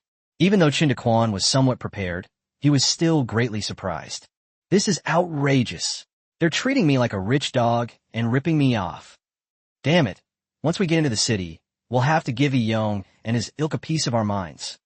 But the money has to be paid out no matter what." Chen Daquan calmed himself down. Since He Young was playing him, he had to play He Young in return. After performing a series of actions, shock, pleading, tears streaming down his face, and utter helplessness, Chen Daquan, with tears streaming down his face, pulled out 8 pearls and gave them to He Young. "Hee, does young Master Chen need a ivory token?" He Young suddenly asked after putting the pearl in his pocket. Chen Daquan was stunned. "Once we get into the city, we won't be able to move an inch without a tooth token." He Young blinked. Damn it, they're really ruthless. They're offering a ticket to the city for the price of a bead, not even including the ivory token. These officials are exploiting themselves to the point of exhaustion. With a pained expression, Chen Daquan managed to squeeze out a single word, "Want." "Ahem, well, you my junior brother's friends, so each piece only needs 300 taels." He Young could barely suppress the smirk on his face. General He, you're really something? Excellent. Young Master Chen, you flatter me." After exchanging another acting performance, the 2 agreed to submit their household registration information at noon the next day and enter the city early the day after. After watching He Young leave, Liang Qingping thanked Chen Daquan in a trembling voice. "Thank you so much for your generosity, young master. I really don't know what to say. Such a great kindness. Qingping will remember it forever." After saying this, he solemnly bowed deeply to Chen Daquan. Liang Qingping never expected that Chen Daquan would pay such a large sum of money for the Liang family. Chen Daquan was naturally doing this out of respect for the fortune teller. If Liang Qingping is allowed to enter the city, then his parents and sister will naturally be able to follow. As for the two servants and maids, Chen Daquan didn't have much sympathy for them. That was the Liang family's own business. The fortune teller was, after all, his capable underling, even though the guy was sometimes a bit eccentric and loved to throw in fancy cultural terms. But it still has advantages such as Blanche. It seems the fortune teller has no redeeming qualities. Chapter 72, The Daily Life of Shanzhou City. Hee, the meat buns are so delicious. Chen Daquan and the other two stared in disbelief as Donkey DeBao devoured one large bag after another. The steamer baskets were piled up almost half a person high. An hour ago, Hyung secretly brought everyone into the city. The Liang family had relatives in the city, so they went to stay with them. Chen Daquan and his three companions, however, wandered around the city out of curiosity. The four of them were eating at a steamed bun shop, ordering only meat buns and no vegetarian ones. Since escaping from Yunduan Mountain, the four of them have only eaten horse leg meat once. We had safely entered the city and happened to pass by steamed bun shop, so we sat down. But Donkey DeBao's way of eating is truly astonishing. The old man who runs the steamed bun shop is all smiles. Although these customers look shabby, they are really generous with their money. Although the city is peaceful, there are fewer customers due to the lockdown. I never expected to encounter such a heroic figure today. He didn't even bother to greet others, and stood diligently next to Donkey DeBao, handing him water and wiping his mouth. Donkey DeBao, wearing an apron and with greasy mouth, kept stuffing buns into his mouth with both hands, while an old man served him beside him. DeBao, that guy, seems like he's mentally challenged. Chen Daquan couldn't bear to watch and awkwardly rubbed his forehead. The four of them had walked through several streets on their way here. Surprisingly, the city of Shanzhou appeared peaceful and orderly, as if the war and famine outside the city had little impact on the city.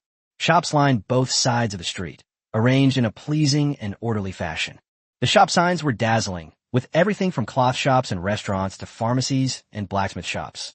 Pedestrians come and go in a constant stream, and vendors either carry loads on shoulder poles or push carts, with various shouts and calls filling the air. There are some quiet alleys on both sides of the street, with houses of all sizes scattered inside. There are also many mansions with vermilion lacquer, copper nails, and multiple gates and courtyards. Although most of the people were thin and looked a little pale, they were still in good spirits. Chen Daquan even saw a 5 or 6-year-old boy, his bare bottom exposed, being pressed down on a bench by his mother, who was vigorously whipping him with the sole of her shoe. I'll teach you to play with shit. I'll teach you to play with shit. Do you know what you did wrong? Why, I know I was wrong. Where did I go wrong? Nyo shouldn't have used mommy's rouge box to hold poop. Wah. The stark contrast between the outside and inside of the city in a single day left Chen Daquan deeply moved. This city of Shanzhou is like a paradise on an isolated island. TSK. No wonder everyone's scrambling to escape to the city. After Donkey DeBao let out a burp, Chen Daquan called the boss over for a chat. Sir, what kind of community organizations are there in the city? What is a club or organization? Gang. The old man selling steamed buns was slightly taken aback, then revealed a look of deep resentment. Young man, you're making me feel so tired. This old man has been selling bags for 10 years, and my passion still burns bright. The two moved to an empty table and sat down on a bench next to each other, whispering to each other with their shoulders and heads close together. The old man was a chatterbox. You scoundrel, if you don't give it to me, I'll piss in the well. Hateful. That night, my socks were stolen. Huh? Oh, really? As old Bao spoke, his eyebrows and beard trembled, and spittle flew everywhere. Chen Daquan was sometimes surprised and sometimes indignant. According to the old man with steam buns, there are quite a few gangs in Shanzhou City. There are more than a dozen of them, large and small, presenting a thriving scene. Chen Daquan silently memorized the names of the two gangs. The two chatted for a while longer, with Chen Daquan asking questions about whatever came to mind, trying to find out some information about the local life. Rent or buy a house? A dismissive voice reached Chen Daquan's ears. Chen Daquan looked over at the sound and saw a broker lounging in a chair, looking at the group with disdain. The brokers looked down on them because they were dressed in dirty clothes and had messy hair. Chen Daquan and his companions had been fleeing famine for many days and had not had the opportunity to properly tidy themselves up. They were covered in dust and grime. Especially Donkey Dabao, because this guy doesn't pay attention to hygiene and is often filthy. His lips were shiny with oil, and a few weeds were still floating on his head. Damn it, you're so condescending. Just as Chen Daquan was about to explode, the fortune teller quickly grabbed his sleeve. Chen Daquan angrily shook off the fortune teller. You coward, fortune teller. Chen Daquan didn't realize that after being in the Great Abyss for so long, he had killed many people, whether by choice or not, and his bloodlust had grown stronger. Hey, you bunch of beggars, you want to hit someone? Pa! The man spat at Chen Daquan's feet. Chen Daquan was furious. His face darkened as he lifted his foot to step forward, but the fortune teller grabbed him again. Young master, please calm down. We are newcomers here, and this is an unfamiliar matter. Seeing this, the broker sneered and became even more audacious. Hey, you stinking poor bastard, hit me, hit me. The broker tilted his head provocatively and peeked forward. Damn it. Chen Daquan suddenly broke free from Ban Xian and rushed out. Slap. A crisp sound of slapping someone's face rang out. The man and his chair were knocked to the ground by the slap. Chen Daquan had put all his strength into that one. Under Chen Daquan's orders, Ban Xian and Jing Xiang were forced to join the circle kicking team. A pig-like scream echoed through the hall. Many brokers and laborers from the brokerage firm ran out, but fearing the menacing Donkey Dabao standing nearby, none dared to step forward to help. Oh, it's young Master Zhu. Stop fighting, gentlemen, please stop. After a short while, an elderly man in his 50s hurriedly came from the back room, squeezed through the crowd, and forcefully stopped several people. Chen Daquan reluctantly withdrew his foot from the broker's buttocks, shook off a few strands of wet hair from his forehead, and walked sullenly into the hall. Hey, this isn't my fault. He told me to hit him. Chen Daquan shrugged, spread his hands, and innocently explained to everyone. It's hard for me to refuse this kind of request. Quickly, help young Master Zhu up. Xiao Fu, go and fetch a doctor. Young Master Zhu became obedient, slumped in his chair with a nosebleed, and timidly stole glances at Chen Daquan from time to time. The blow wasn't hard enough, and Chen Daquan realized he'd gone a bit too far. So later on, most of the kicks landed on the buttocks and backs. Gentlemen, why is this? This is our guild master's son. The old man was kind and reasonable, and he politely bowed to the group first. So he's a second-generation rich kid. No wonder he's so arrogant. Brokers are known for their friendly and courteous business practices. Everyone who enters is a customer. How could someone act like that? The old man was also in great distress, and the guild master entrusted this troublesome son to him, the deputy guild master, for discipline. I never expected to be beaten up just 3 days later. How am I going to explain this? This guy is really strange. We just walked in, and he told me to hit him. I had no choice but to do it. Chen Daquan said in a very serious tone. This. The old man looked at Chen Daquan's expression and didn't think he was lying, but he couldn't figure it out and could only look at young Master Zhu with suspicion. Upon hearing this, young Master Zhu felt extremely aggrieved and was about to file a complaint. Suddenly, Donkey Dabao grinned, revealing 2 rows of gleaming white teeth embedded in his dark face, making him look like Yama, the king of hell. Shaking, scared. Yes, I'm a little itchy. Could you gentlemen please help me relieve the itch? Did Chapter 73 knock Zhu Dage out of his mind? Shu Dai kite. They hit me and then try to scare me. What kind of people are these? This black guy is as strong as a bear. He's fucking terrifying. As the son of the brokerage firm owner, he wasn't exactly rich or powerful, but he still had some standing. He'd never gotten beaten up for showing off before. Thank you so much. Thank you all so much for helping me stop the itching. Hey, Brother Black, take your teeth. Chen Daquan was displeased upon hearing this. Hey, we did a good deed. You have to pay us. Look, I'm sweating. Chen Daquan wiped the sweat from his forehead and flicked it at Zhu Dage's face. Zhu Dage was stunned. Could there really be such a shameless person in the world? He lowered his head and began to reflect on his life. Compared to this, one of my past acts of teasing cats and dogs, kicking down doors, and smashing tiles. It's like playing house. Give it to me. Suddenly, a hand reached out and touched Zhu Dage's chin. Zhu Dage raised his head blankly and saw Chen Daquan's clear eyes. Ow, how much? Zhu Dage asked subconsciously. One tael per person. Zhu Daiji's brain gradually shut down. He mechanically took off his money pouch, grabbed 3 pieces of loose silver, and handed them over. 2 yuan short. Chen Daquan gestured with his chin toward Donkey de Bayo. That, Blackie didn't help me stop the itch. Just because he didn't make a move, he's worth 2 taels. Why? Chen Daquan gave a wicked smile. If you were to make a move, you'd be dead already. Your life isn't worth 2 ounces. Snap! Zhu Daiji's head lolled to the side, and he fainted. Young Master Chen, well done. The brokerage firm owner, Zhu Changlong, and Chen Daquan chatted happily. Zhu Daiji stood to one side with a wad of cotton stuffed in his nostrils and a pained expression on his face. After learning that his son had been beaten, Zhu Changlong rushed over. After understanding the cause and effect, he did not fly into a rage as expected and seek revenge for his son. Instead, they invited Chen Daquan and the others to a private room on the 2nd floor to talk. My son is a real headache. He's always so irresponsible and irresponsible. Let him suffer a loss today and teach him a lesson so he won't cause even bigger trouble in the future. Thank you for your mercy, young Master Chen. From broker to old guild master, Zhu Changlong, now in his 50s, has dealt with people his whole life and is a shrewd man.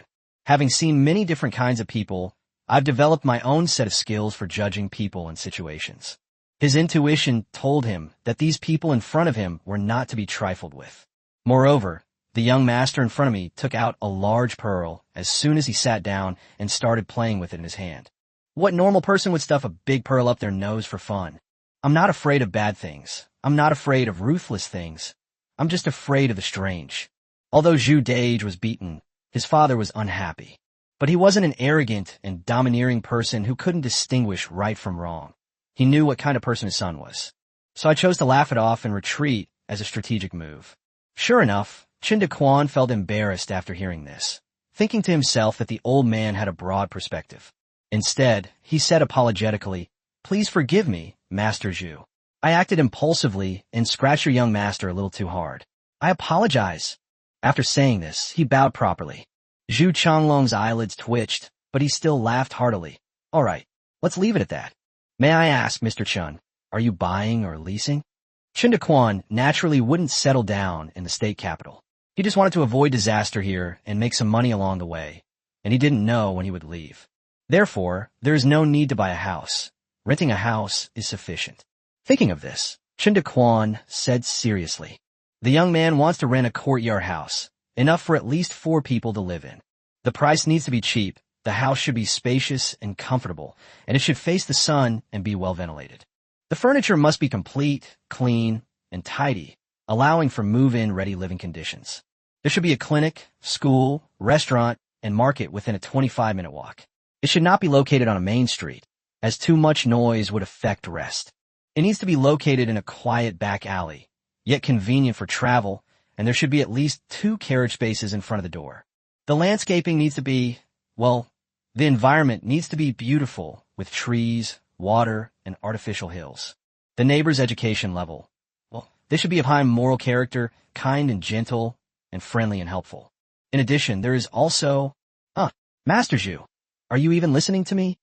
Seeing that Zhu Xingzhu was standing there in a daze, Chen Daquan waved his hand in front of his eyes. "Ahem, young Master Chen, I apologize. I was momentarily distracted. May I ask where the residence that young Master Chen mentioned is located?" Why is Master Zhu asking me? I should definitely buy this house as soon as possible. Young Master Chen is so humorous. If Chen Daquan hadn't spoken so seriously, Zhu Changlong would have really thought he was making fun of him. Zhu Changlong, with his excellent professional skills, quickly put on a friendly smile. "Young Master Chen, why don't you put it simply? Large, convenient, and comfortable. These 5 residences all meet young Master Chen's requirements. When may you come to see them?" "Now." "Very well. I'll arrange the brokers right away. Someone come here. Wait a minute. Father, let me take young Master Chen with me." Zhu Daiji, who was standing to the side, suddenly spoke up timidly. Everyone turned to look at Zhu Daiji, wondering what he was up to. Seeing this, Zhu Daiji hurriedly explained, "I was rude and abrupt before.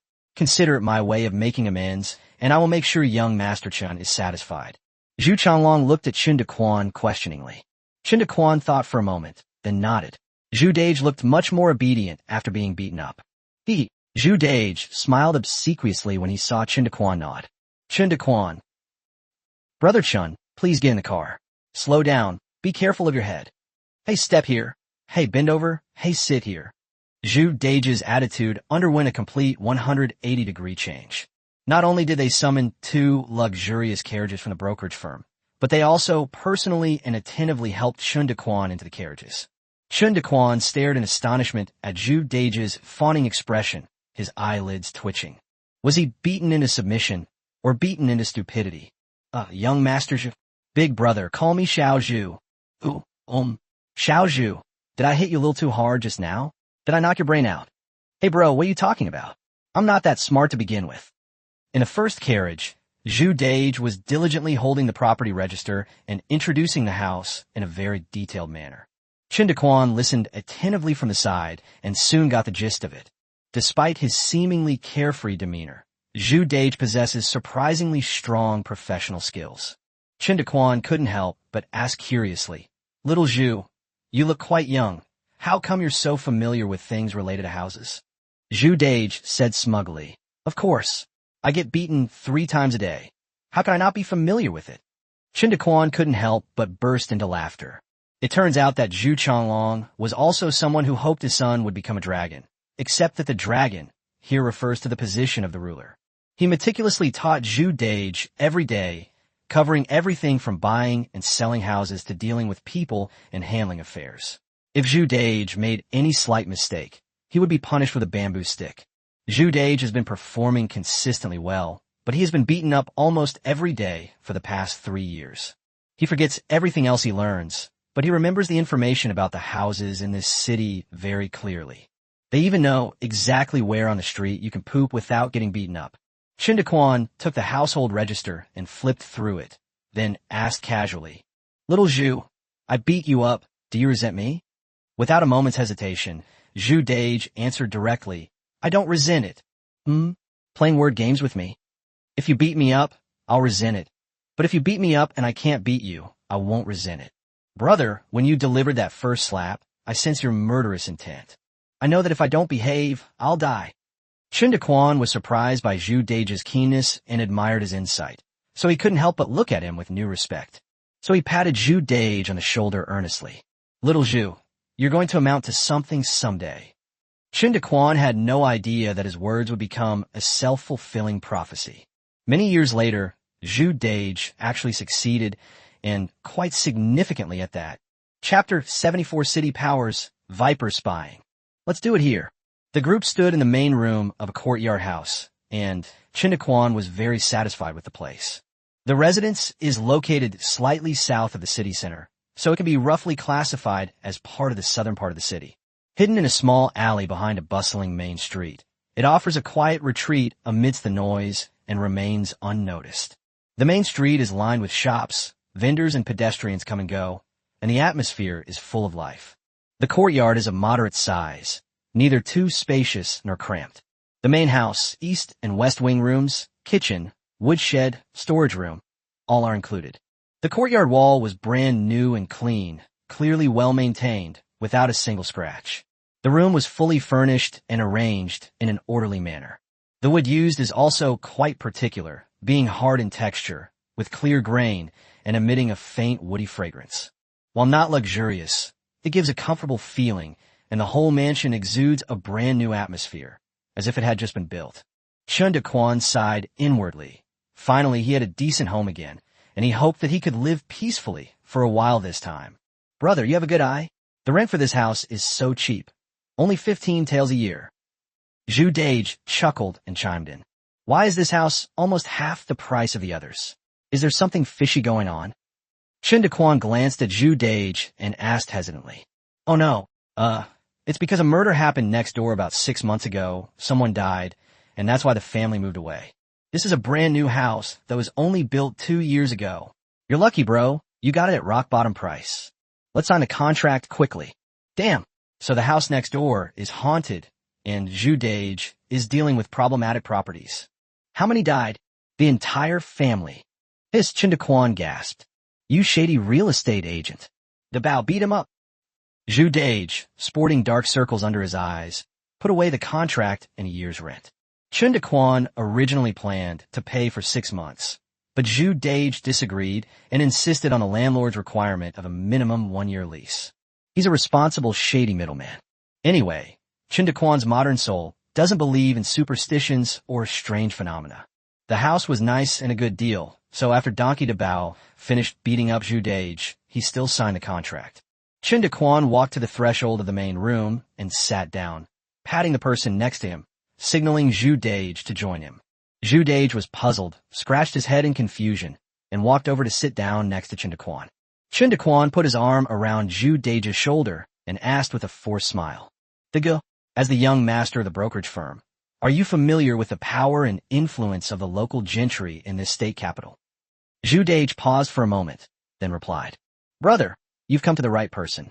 I know a little about everyone in this city, from commoners to wealthy gentry." "Oh, then tell me all about it. The more detail, the better."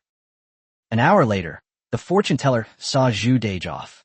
Chen Daquan was still sitting on the threshold, recalling Zhu Dage's words. Shanzhou City was much larger than Chen Daquan had imagined, with strong outer walls. For more than a decade, it has withstood several attacks from barbarian kingdoms and rebel armies. The city is divided into 4 districts: East, South, West, and North. The Eastern District is home to mostly wealthy and middle-class households and is the most affluent area in the city. The western part of the city is mostly comprised of small and medium-sized households, but it has numerous commercial streets and shops, making it the most vibrant and lively place. The northern city was where the governor's mansion was located. Surrounding the governor's mansion were the granaries, armories, material yards, and military camps of the state army. The families of the governor's officials and clerks were mostly located in the northern part of the city. The southern part of the city was mostly inhabited by poor people, such as vegetable farmers, laborers, porters, and grooms, who relied on the wealthy and middle-class households for survival. The people of Nansheng were poor, numerous, and disorderly. Such places are most likely to breed gangs and factions. The 2 gangs that Baozi Laobo mentioned earlier, the ones that Chen Daquan is concerned about, are both based in the southern part of the city. Of course, Chen Daquan's residence was close to the city center, located on the northernmost edge of the southern city, not in the traditional southern city area. The powerful gentry in the city were led by the 4 major families: Yu, Cheng, An, and Shun. All 4 families are deeply rooted in the local economy, extremely wealthy, and have numerous businesses holding a pivotal position in the city. Their relationships are complex and intertwined. They may openly cooperate to seek benefits. They would also secretly undermine each other and scheme against one another. The Yu family's main businesses were restaurants and wineries, and they owned several large restaurants in the city, including Yipenlu, the best restaurant in Shanzhou City. The wine brewed by the distillery was sold throughout most of Shanzhou City. The Cheng family's main businesses were gambling dens and pawn shops, and they made a fortune every day. Anjia, a traditional grain merchant, controlled the grain sacks of half the city's residents. Rumor has it that the Yin family has several hidden cellars in the city, where they store a lot of grain. The Shun family was the most unique, running a small business selling books and stationery. However, they were implicitly the leader of the 4 families, for no other reason than that the Shun family controlled the governor's mansion. The Shun family has been rooted in the city for over 100 years, and their ancestors followed an unconventional path to establish their family and expand their clan. Official. The clan's ancestor was named Chun Lianghua, who was initially just a minor official in the governor's office. Even the smallest person can have the ambition to swallow a boat. Having met many important people, one's mind becomes more active. Chun Lianghua usually keeps a low profile and appears humble, polite, gentle, and kind. In reality, he is cunning and scheming, like a tiger lurking in the grass. Over the course of more than a decade, his colleagues made various mistakes and were dismissed from the government office.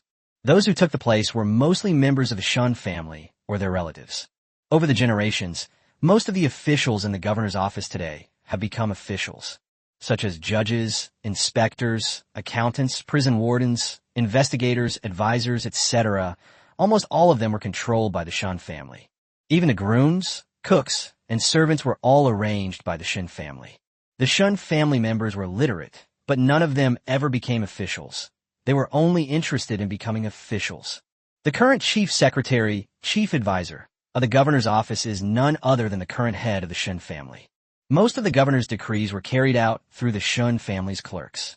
The Shun family's principle of conduct has always been to be respectful and humble to superiors to secure their positions, while being ruthless and merciless to outsiders to pursue their own interests. He was the underground emperor of Shanzhou City. Chen Daquan remained seated on the threshold, expressionless. After a long while, he uttered 2 words in a deep voice. The Shun family. Young master, stop daydreaming. Aren't we supposed to go out to buy supplies? Oh, here it comes. Nighttime, in an official office of the governor's mansion. The lamp was dim and its light was faint. A fair-skinned, handsome young man sat behind a desk. In the exquisite wooden box in front of me lies a large, lustrous pearl. The sheep have been let in. The boy's voice was cold and emotionless. Reporting to young master, there were 8 of them brought in this morning.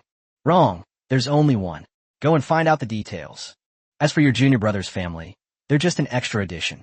What you say is true, young master. My junior brother's family is just a small landowner. Please, young master, let them go. Go ahead and keep a close eye on them. Yes. The young man casually waved his hand, and the people in the hall respectfully withdrew. After everyone left, the boy picked up the pearl, brought it close to the oil lamp, and muttered to himself. It was worth the risk I took to bring this into the city. I haven't seen such fine beads in so many years. The last time I saw something so exquisite was at the old governor's birthday banquet, 10 years ago. The person who gave the gift seems to be surnamed Kai. He-Yong retreated outside, and then quickly walked towards the governor's mansion. He muttered discontentedly as he walked. Is this young master of the Shun family crazy? He has candles but doesn't use oil lamps, making the place all gloomy. No wonder the brothers call him Viper in private. Chapter 75, Deciding Strategies Under the Lamp, Stepping into the Light. Young master, are you out of your mind? You have candles but no oil lamp. It's all so gloomy. Donkey DeBao complained in a muffled voice. You idiot, you don't know anything. This is called atmosphere. Chen Daquan gave Donkey DeBao a disdainful look. The 4 of them had just finished dinner when Chen Daquan called them back to the table. At this moment, there was only a small oil lamp on the table, its light dim and indistinct. Both Ban Xian and Jing Xiang were nervous, staring intently at Chen Daquan. Donkey DeBao was quite perceptive, seeing the way the fortune teller and Jing Xiang acted. He quickly sat up straight, looking like a primary school student listening to a lesson. Seeing that everyone was ready, Chen Daquan, imitating the old cadres on TV, slowly picked up his teacup and took a sip of tea. Then he cleared his throat and began to speak. Cough, cough. Today's meeting has 2 main topics. First, how to save my life. Second, how to make money. Chen Daquan propped himself up on his arm, extended 2 fingers, and glanced at the 3 men. Save our lives? Young master, we've safely entered the city. Kyoka asked, puzzled. Upon hearing this, the fortune teller was taken aback for a moment, then asked nervously, Young master, are you referring to that bead? Not bad. This fortune teller does have some brains. Chen Daquan nodded in satisfaction. Of course, that's just my guess. We spent a lot of money to get into the city, and we're safe for now. But a common man is innocent. Possessing a treasure is a crime. Will the officials who let us into the city covet us? Chen Daquan paused here, squinted, and tapped the table, wanting to hear the 3 people's opinions. Everyone fell silent, clearly understanding what Chen Daquan meant. A long time. Who is the commoner? What does it mean to possess a treasure? Donkey DeBao suddenly asked, his eyes as sharp as ever. DeBao, just listen and don't say anything. Oh, young master, now that we've entered the city safely, I suspect those officials don't want to make things difficult for us, Kyoka replied tentatively. Chen Daquan remained non-committal, chuckled lightly, and turned to look at the fortune teller.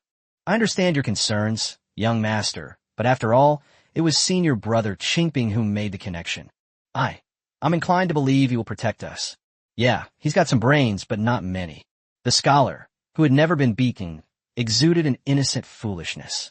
Chen Daquan straightened up and said to the 3 men with a serious face, successfully entering the city doesn't mean no one is eyeing us. Perhaps they are wary and are trying to find out what we're capable of. As for He-Yong, I have absolutely no trust in him whatsoever. Perhaps he has a sliver of affection for Liang Qingping. But as for us, well, don't rely on unfounded speculation or unrealistic sentiments for your safety. Then Chen Daquan paused, thinking back to something. What did that novel say again? I remember now.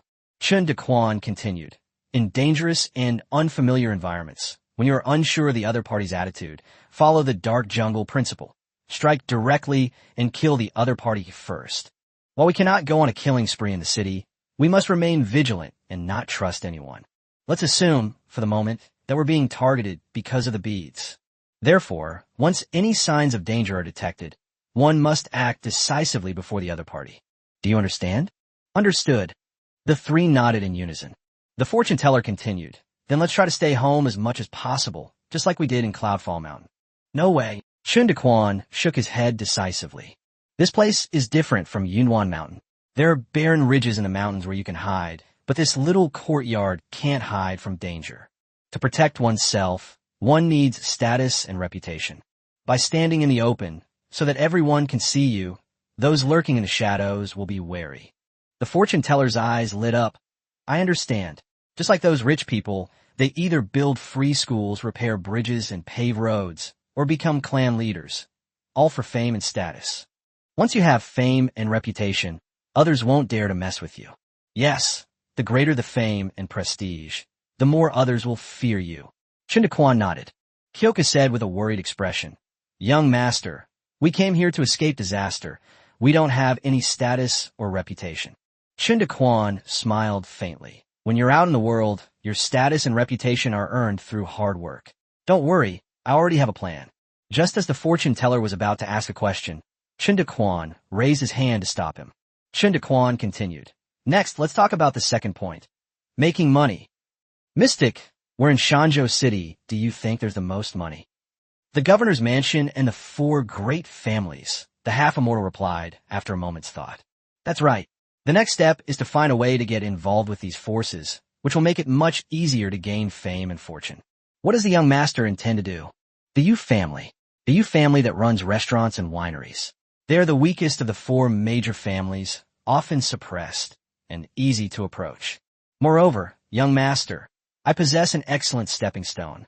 After saying that, Chen Daquan secretly probed into the space with his mind and looked at the piles of baijiu, fruit wine, hot pot-based instant noodles. Half immortal, let's go explore Yipinlu tomorrow. Yes, young master. Please come in, gentlemen. Chen Daquan and Bansian washed up and changed into new clothes last night. Today, we arrived at the most luxurious restaurant in the city, Yipinlu, in a very respectable manner. Please come this way, esteemed guests. The waiter enthusiastically led the two to a group of tables on the first floor. Wait, we're going upstairs to the third floor. Chen Daquan put on a slightly arrogant air. Does the young master know the rules of our Yipinlu? The waiter asked with a grin. Oh, tell me about it. On the first floor, you only need to order enough food and wine for 2 taels of silver. On the second floor, you need to order enough food and wine for 5 taels of silver. As for the third floor, you need to order enough food and wine for 15 taels of silver. This is definitely not something ordinary people can afford. In my previous life, this would have been considered a top-tier club. Chen Daquan had never been to such a high-end place. The most he had ever been to was a decent karaoke bar, and that was with his underlings' coupons. We can't show our weakness. We have to pretend. Tisich, Chen Daquan feigned disdain. Take me to the third floor. All right. 2 distinguished guests on the third floor. The waiter sang loudly and happily led the 2 upstairs. Chen Daquan and the fortune teller chose a table by the window and sat down. Introduced by the waiter, we ordered a table of Yipinlu's signature dishes and wine, which cost a full 15 taels of silver. Wow, this table of food would cost 15,000 yuan in today's world. Chen Daquan generously rewarded the waiter with several large coins, making him beam with joy and uttering a string of auspicious words. He came today to try the dishes at Yipinlu and see how different they are from his own hot pot. Yipinlu is located on the main street in the center of the city, in the most prosperous location in the entire city. In ancient times, tall buildings were rare, and this 3-story restaurant was one of the few tall buildings in the city. Looking out the window, the view is unobstructed, with the thick, gray city walls standing tall in the distance like the spine of an ox. The streets and alleys inside the city crisscross like a chessboard. Downstairs, pedestrians strolled in small groups, and occasionally a horse-drawn carriage would pass by. The surrounding area consisted of shops frequented only by wealthy families, such as cosmetic shops, bookstores, and tea houses. The view outside the window was nice, but Chen Daquan felt that something was missing. The whole city had a gloomy atmosphere. At this point, the food and drinks were served one after another. Roasted chicken, roasted mutton, steamed duck with fermented rice wine, braised pork knuckle, unidentified mushroom soup. A few pickled vegetables, a few plates of desserts. There are no green vegetables in winter, so most of the food is meat. Just as the two were about to pick up their chopsticks, a group of people suddenly came up noisily, chatting and laughing. Chapter 76, Yip and Lu. The half-immortal meets his enemy. Teacher, this way please. I have ordered the best meal for you today. An old man who looked like a Confucian scholar was surrounded by a group of young scholars as he walked up to the third floor. Hee, today's poetry gathering is for us to express our aspirations through literature. There's no need for such extravagance. The old man stroked his white beard and chuckled. The teacher is honest and upright, but the students also have a sense of filial piety. Fine, it's rare to find someone with such filial piety. A group of about 20 people, all dressed as scholars, took their seats at 3 tables one after another. The focus of the crowd was the old man who was being praised by everyone, and he was called Master Lu. TSK, what a show-off. Chen Daquan looked at the few scholars who were still carrying folding fans in the dead of winter and curled his lips in disdain. Waiter, come here. Chen Daquan swallowed a mouthful of wine and beckoned to the waiter with his finger. Sir, what can I do for you? Tell me, what kind of people are they? Chen Daquan asked casually. The waiter was slightly taken aback, thinking to himself that Master Lu was a famous person in Shanzhou City. This young master was able to come to Yip and Lu to eat, so he must not be a peasant. How could he not know Master Lu's name? Who cares? Just for the big sum of money this guy just gave us, we have to serve him well. Sir, that's a famous person in our city, Master Lu Shimin, the headmaster of Jinjiang Academy. After saying that, the waiter paused and gave Chen Daquan an awkward smile. Chen Daquan looked at the waiter and understood what was going on. He chuckled and slapped out a few large coins. Say it all in one breath. All right. The waiter happily shoved the money into his hand and whispered in Chen Daquan's ear. This Master Lu, I heard he used to be a high-ranking official in the imperial court. I think he was in the Ministry of Rites doing something like, yes, a vice minister. Do you know what the vice minister of rites does? He's in charge of important matters like court sacrifices and the imperial examinations. TSK, this Master Lu was really something back then. Alas, it's a pity that his integrity and uprightness offended powerful and corrupt officials, leading to his being ostracized and forced to resign and return to his hometown in a fit of anger. Later, academies were built to teach and educate, cultivating many promising students for our Daiyuan. Every student in Shanzhou knows about Jinjiang Academy. They're all scrambling to get in. The waiter spoke with a swaying head, his face full of reverence. Chen Daquan listened quietly, expressionless, neither agreeing nor disagreeing. Given the current state of the Yuan kingdom, how could there be any good officials, or any officials who are not corrupt? Chen Daquan expressed his doubts. He didn't want to listen anymore and wait for the waiter to leave. The waiter was getting into the conversation when he was suddenly interrupted. He was a little annoyed and secretly grinned before falling silent. Mystic, do you know anything about the Jinjiang Academy? Chen Daquan looked up casually and unintentionally met the eyes of the fortune teller. The half-immortal's face turned pale, his lips trembled, and he stared intently at Master Lu not far away, a shadow of gloom flashing in his eyes. Holy crap, you're running a fever, Mystic? I have medicine. After saying that, he reached across the table to touch the fortune teller's forehead. The fortune teller reached out to stop Chen Daquan and shook his head with a stern face. Chen Daquan's eyes darted around, and he followed the fortune teller's gaze before hesitantly asking, Do you have a grudge against that old man? An irreconcilable feud? Who did he kill in your family? That old scoundrel used my writing to wipe his filth. What is wiping away filth? Wipe your butt. Chen Daquan was stunned, but seeing the half-immortal's gritted teeth, he couldn't help but chuckle. No wonder the half-immortal was trembling with anger. For a scholar, this was a great disgrace. There's a story behind this. No matter how bad a student's writing is, a teacher can't just use it to wipe their own behind their back. It seems that Master Lu is indeed not as noble and flawless as the waiter described. Chen Daquan sat down next to the fortune teller out of curiosity, nudged him with his elbow, and grinned mischievously. Tell me what you think, young master, so I can also have a laugh and offer my critique. Upon hearing this, the immortal withdrew his gaze, rubbed his temples, and said with a stern face, "Back then, I also studied at Jinjiang Academy. At that time, Lu Pifu had just resigned from his official post 2 years prior. At that time, he was known for his integrity and honesty, and was regarded as a model of chastity and incorruptibility by many students. Everyone hoped to enter the academy to study, and even if they couldn't get in, it would be good to receive guidance on their writing from Lu Pifu. Like everyone else, I came here with a heart full of passion. But Lu Pifu seems to be of high moral character, selecting people based on their talents regardless of their background. In reality, he is a two-faced, arrogant, hypocritical, and beastly old beast. Just the day before, they were praising my writing as exquisite and my talent as overflowing. The next day, my article appeared in his chamber pot. That despicable scoundrel is truly awful." As he spoke, the fortune teller clenched his fists so tightly that his knuckles turned white. After listening, Chen Daquan fell silent. After a long while, he asked softly, "Immortal, was it because our writing was so bad that it had to be used to clean up our mess?" "You might be wronging that old man." Chen Daquan felt that the fortune teller's curse was a bit vulgar. He had only wiped his butt and then called him an old beast. It didn't seem like the manners of a fortune teller.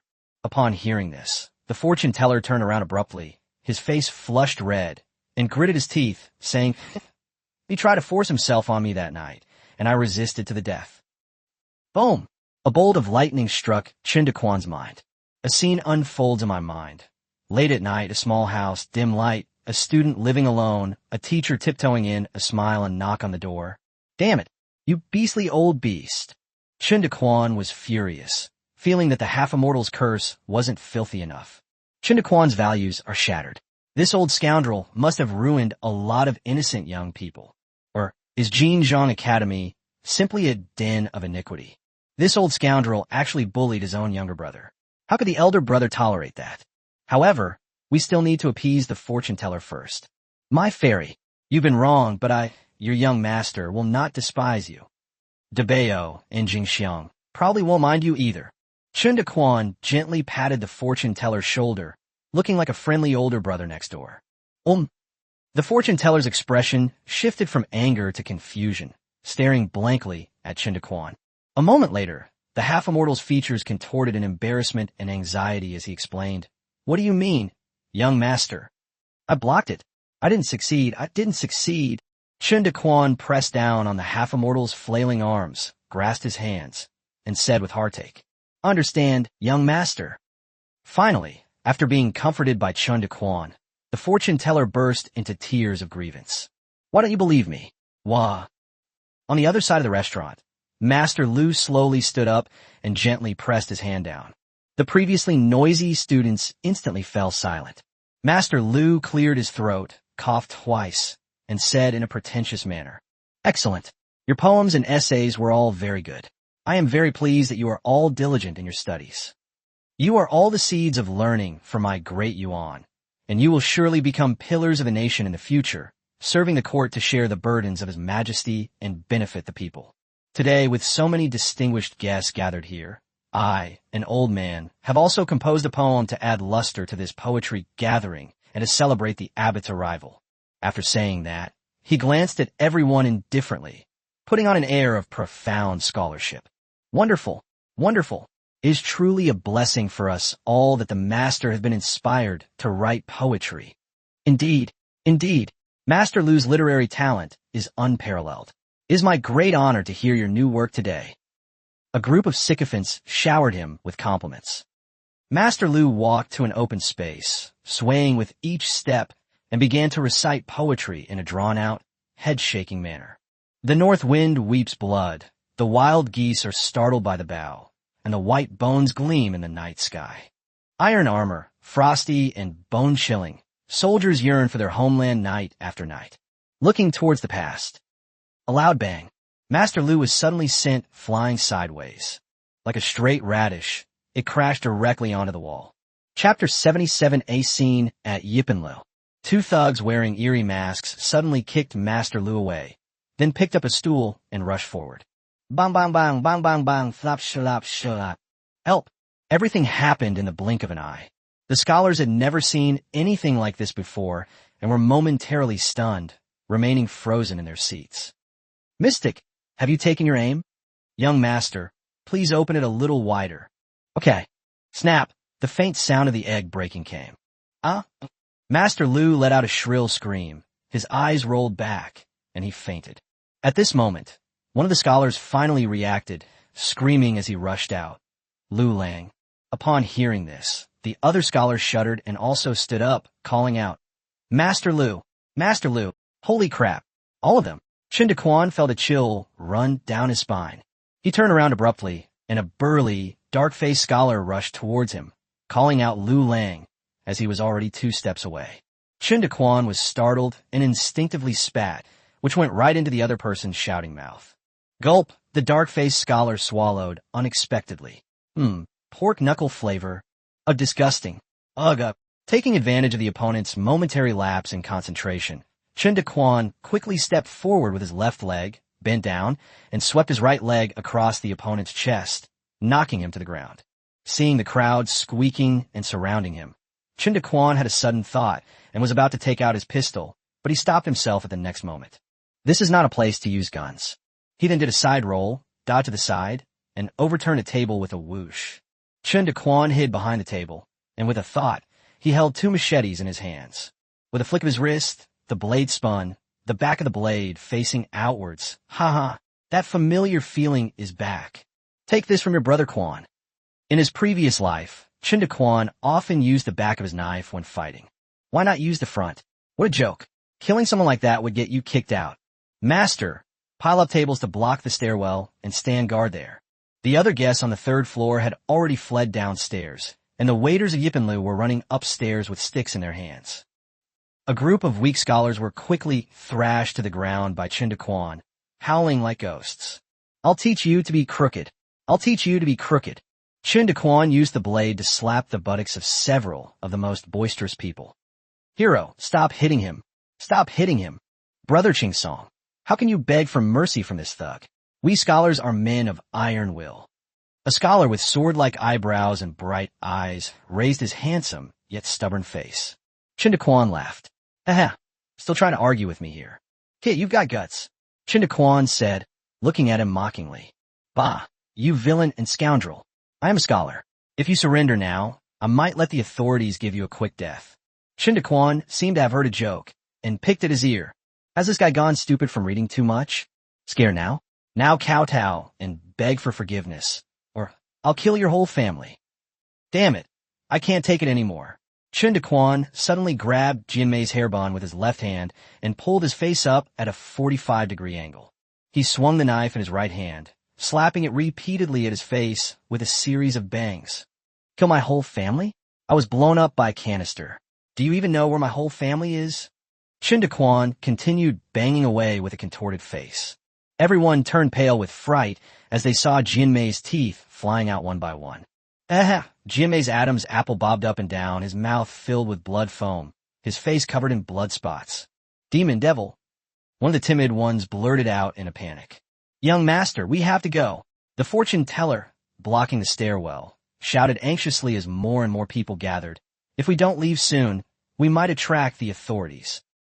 Chen Daquan spat at his already rolled-up eyebrows. Among you, whose status is even slightly more impressive, Chen Daquan straightened up, holding a blood-dripping knife, and gave the crowd a sinister smile. The bruised and battered scholars were so terrified they were practically wetting themselves. They couldn't utter a single word.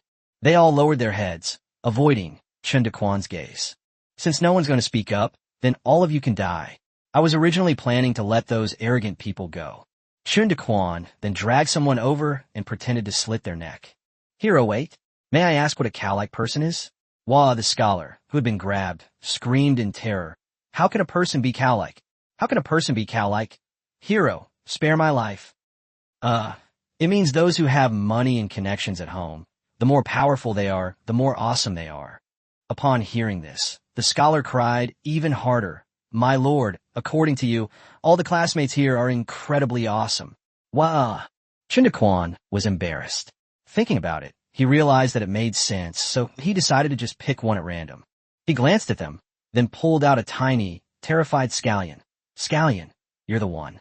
Take me out of here, and you'll live." Young Master Tsong Tsong trembled like a leaf, his eyes filled with tears, and he nodded mechanically. Chen Daquan was very satisfied with Tsong Tsong's performance. Suddenly, he pulled Tsong Tsong's hand and placed the machete in his hand.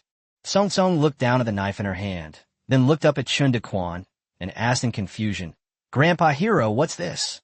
Chen Daquan's lips curled into a wicked smile. "Good boy, put it on your neck yourself." Tsong Tsong. At the entrance of Yipinlu restaurant, a thin, slender scholar held a large knife to his neck with both hands. He said tremblingly, "No, don't come any closer. Otherwise, I'll kill myself." The thin young man kept shouting to the thugs and waiters of the Yipinlu restaurant around him.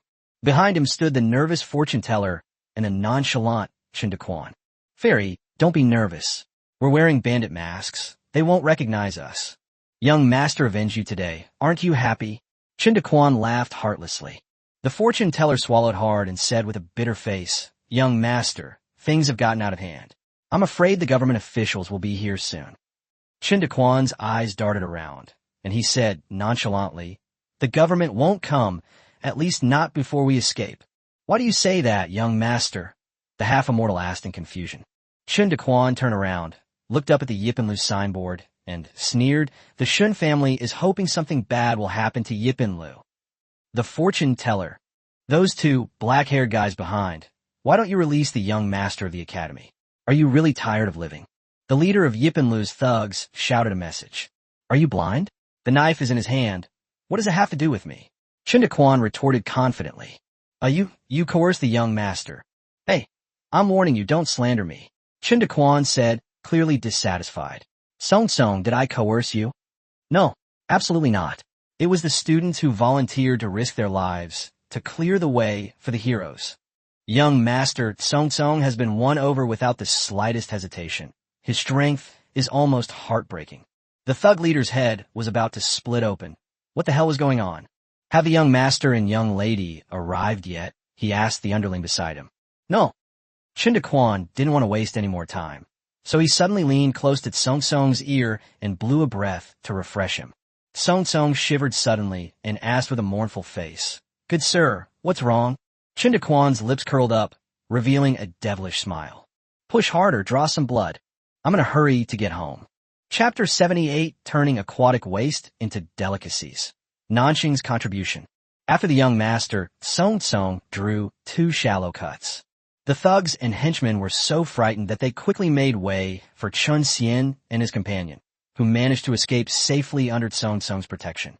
The two shook off their pursuers and ran wildly to a secluded corner of an alley. Chen Daquan said breathlessly, "I'll go home first today and go promote Hot Pot in a few days. Fortunately, I tried the dishes at Yipinlu today, and they were just as I imagined, fresh, but the seasoning was monotonous."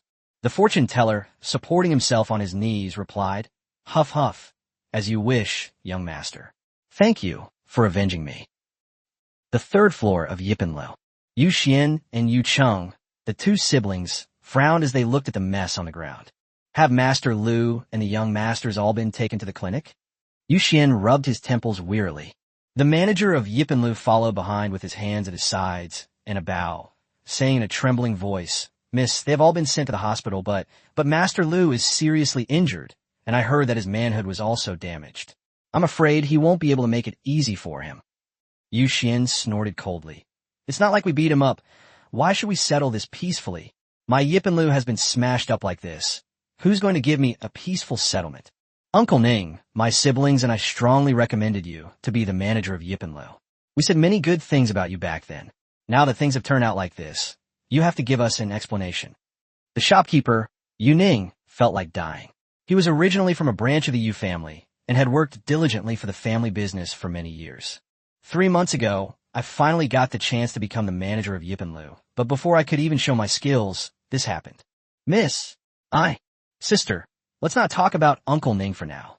Yu Chung gave Uncle Ning a reassuring look, then suddenly interjected. The most urgent thing is to find those 2 thugs who committed the crime, and then deal with the Shun family. The Yamen runners sealed off the restaurant this time, saying that they could only open it to customers after the culprits were caught and the cause was found out. This is clearly the Shun family trying to trip us up. Upon hearing this, Yu Xian sighed. Alas, how could I not know?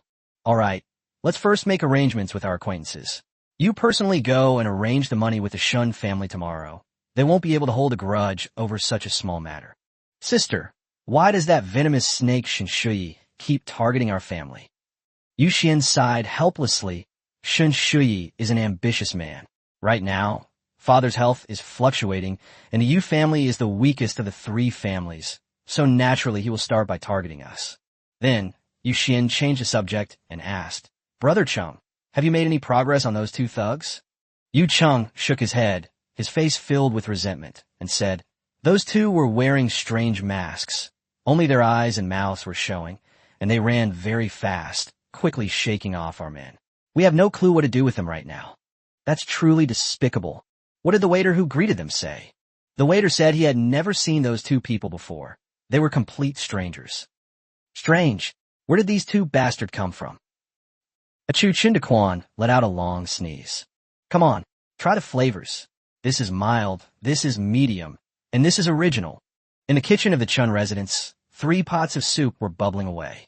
The stove and the wooden table next to it were filled with plates and dishes of all sizes, containing slices of mutton, tripe, intestines, brains, kidneys, radish slices, and several kinds of unidentified dried vegetables and mushrooms. Chen Daquan was inviting the 3 fortune tellers to try the dishes. The seasoning in Diyuan is monotonous, and the taste of ordinary people is even more bland. Many families only dare to put a little coarse salt in their dishes.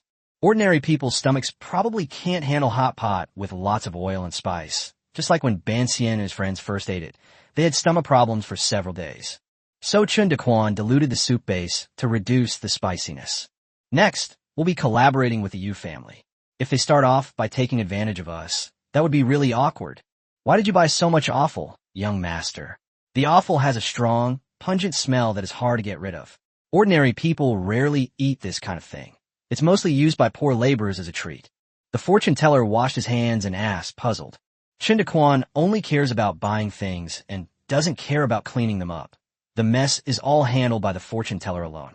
Due to limitations in seasonings, the people of Diyuan are unable to remove the fishy and gamey smell of offal. So offal is often given to customers as a bonus when buying meat.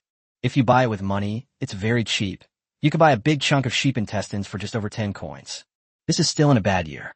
In peaceful and bountiful years, sheep intestines would be sold for money. As for other mutton offal, although the price has increased significantly due to the disaster year, it is still much cheaper than meat. At that time, Chen Daquan was standing in front of the butcher's shop, looking at the cheap offal, and he couldn't be happier. In my excitement, I bought them all. TSK, half immortal, these are all good stuff. You all didn't know how to eat before, but now that I'm here, you're going to turn the tables. Chen Daquan excitedly picked up a fresh sheep intestine and put it into the medium spicy pot. The pork kidneys are ready. Everyone have a taste. The 3 fortune tellers tried picking up a piece and putting it in their mouths. Delicious, Kyoka exclaimed softly. Fresh, crisp, and refreshing. The aroma of the hot pot completely masked the gamey smell of the kidneys, truly turning something rotten into something magical. Ban Xian praised repeatedly after taking a bite. It's so hot, but it tastes delicious. Donkey de Bao didn't need to say anything. You could tell just by looking at him. Fresh pork kidneys are so delicious. Chen Daquan looked completely satisfied. Then he picked up the sheep intestines he had just eaten and put them in his mouth. The sheep intestines are fine too. I can hardly taste any fishy or foul smell. The group then tried 3 levels of spiciness and unanimously chose medium spicy. It wasn't too stimulating, yet it still maintained the hot pot's spicy and savory flavor and perfectly eliminated any fishy or gamey smell. Half an hour later, Chen Daquan walked out of the kitchen, patting his round belly. Master, these are years of disaster and chaos. If our hot pot becomes a hit, will we be able to supply enough ingredients? Chen Daquan wanted to do business with the Yu family through hot pot. so he first relied on a large family. He wasn't worried that the wealthy gentleman in the city couldn't afford it. He was only worried about the lack of ingredients. Don't worry, young master. I've already investigated. This entire southern city is Shanzhou City's small granary. Although the southern part of the city has a large population, it is also the largest of the 4 urban districts in terms of area. In addition to their daily work, the people of Nanxing also grow more vegetables in summer and autumn, and raise chickens, ducks, pigs, and sheep to sell, which not only supports themselves but also supplies the needs of the city. Otherwise, under lockdown, people would only be able to eat their stored food, and other food supplies would be scarce. As I've heard, several families in the southern part of the city have jointly built a huge chicken farm, raising over 1,000 chickens. Besides supplying restaurants with their eggs, they also sell some at the market every day. Chen Daquan felt relieved upon hearing this, thinking that this prefecture city was quite remarkable, with a hint of internal circulation. What he didn't know was that the current layout of Shanzhou City was formed over several decades by the deliberate guidance of several governors. The people and land of the southern city exist solely to provide resources for the state capital. This way, if the city is besieged, there will be a lot of room for maneuver. The reason why the city can maintain its current peaceful and orderly status is twofold. Firstly, there's been no war in the surrounding area. Secondly, half of the wealthy households in the city are from Shaanxi, and it is unknown how much grain they have stored openly and secretly in the city. Thirdly, the people of the southern city provide them with supplies on a daily basis. Chapter 79, The Yu Siblings, Testing and Cooperation. At the entrance of Yipinlu restaurant, a waiter, his face bruised and swollen, muttered sullenly, "How unlucky I am. I thought they were 2 distinguished guests, but they turned out to be thugs. That shopkeeper is awful. Why did he hit me? I didn't even know where they went. Hey, waiter, what a coincidence. We're here for dinner again." The waiter's thoughts were interrupted. He slowly looked up and saw Chen Daquan looking at him with a grin. "My God, you still dare to—" The waiter's face changed drastically, and he trembled. Chen Daquan had anticipated this. He grabbed the waiter and tucked him under his arm, then said with a sinister smile, "Waiter, don't make a sound. Take us to see your boss." Inside a side room in the backyard of Yipinlu, the Yu siblings eyed Chen Daquan and the fortune teller warily. Since the incident at Yipinlu, the 2 of them have been personally coming to the building every day to oversee things for a period of time. Their father, the head of the Yu family, has been bedridden in recent years, his health fluctuating and his energy greatly diminished. So, going with the flow, he gradually handed the business over to his 2 children to manage. The 2 siblings, both in their 20s, had been trained in the family business since childhood and were quite adept at managing it, keeping it in good order. That thief has some nerve. He beat people up, smashed up the building, and he still dares to come back. Does he really think that our Yipinlu has no one to rely on? Speak. Who sent you, and what is your purpose? Yu Chung suddenly slammed his hand on the table, stood up, pointed at Chen Daquan, and shouted angrily. Chen Daquan was a little embarrassed. It was an accident, after all. So, with an apologetic look, he said, "This handsome, dashing, elegant, and refined gentleman, please listen to me." Say it again. Say it again. Start with being handsome and dashing. Handsome, dashing, and elegant. Say it again. Handsome and dashing. Again. Are you never going to stop? Yu Chung calmed down temporarily under Chen Daquan's barrage of flattery. Yu Xian, on the other hand, kept a close eye on Chen Daquan, trying to glean some clues from him. Unfortunately, Chen Daquan was telling the truth. The fight that day was purely accidental, and there was no clue that Yu Xian could see. After a long silence, Yu Xian's face turned ashen. He tapped the table 3 times with his fingertips and said in a cold voice, "Young master, you are quite cunning. Your disguise is so deep. But stop pretending to be crazy.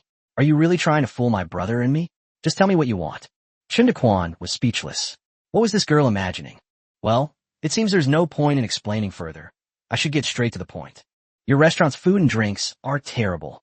I have a secret recipe, and I'd like to collaborate with you. Chen Daquan said bluntly. The Yu siblings looked at each other, Yu Cheng's eyes flashing with anger, and Yu Xian's eyes revealing doubt. "You dare say my food and drinks are bad? What collaboration?" The 2 spoke almost simultaneously. "All right, this younger brother doesn't seem very bright. Let's talk to the older sister instead."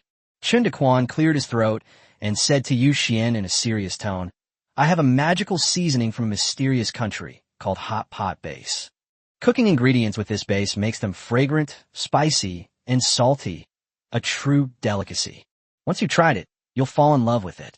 I wonder if Miss Xian would be interested. Yu Xian was stunned for a moment after hearing this, thinking to himself, this person caused a scene at Yipin beat up Master Lu and a group of students, all just to sell seasonings? Is he a fool? There are only a few kind of seasonings. What kind of variety can there be? Regardless, let's see how it goes first. Yu Xian snapped out of his daze and hesitated before saying, Oh, is there really such a thing? Young master, could you please take out the seasoning so I can have a look? Sis, you really believe this thug? Yu Chung looked at Yu Xian in disbelief.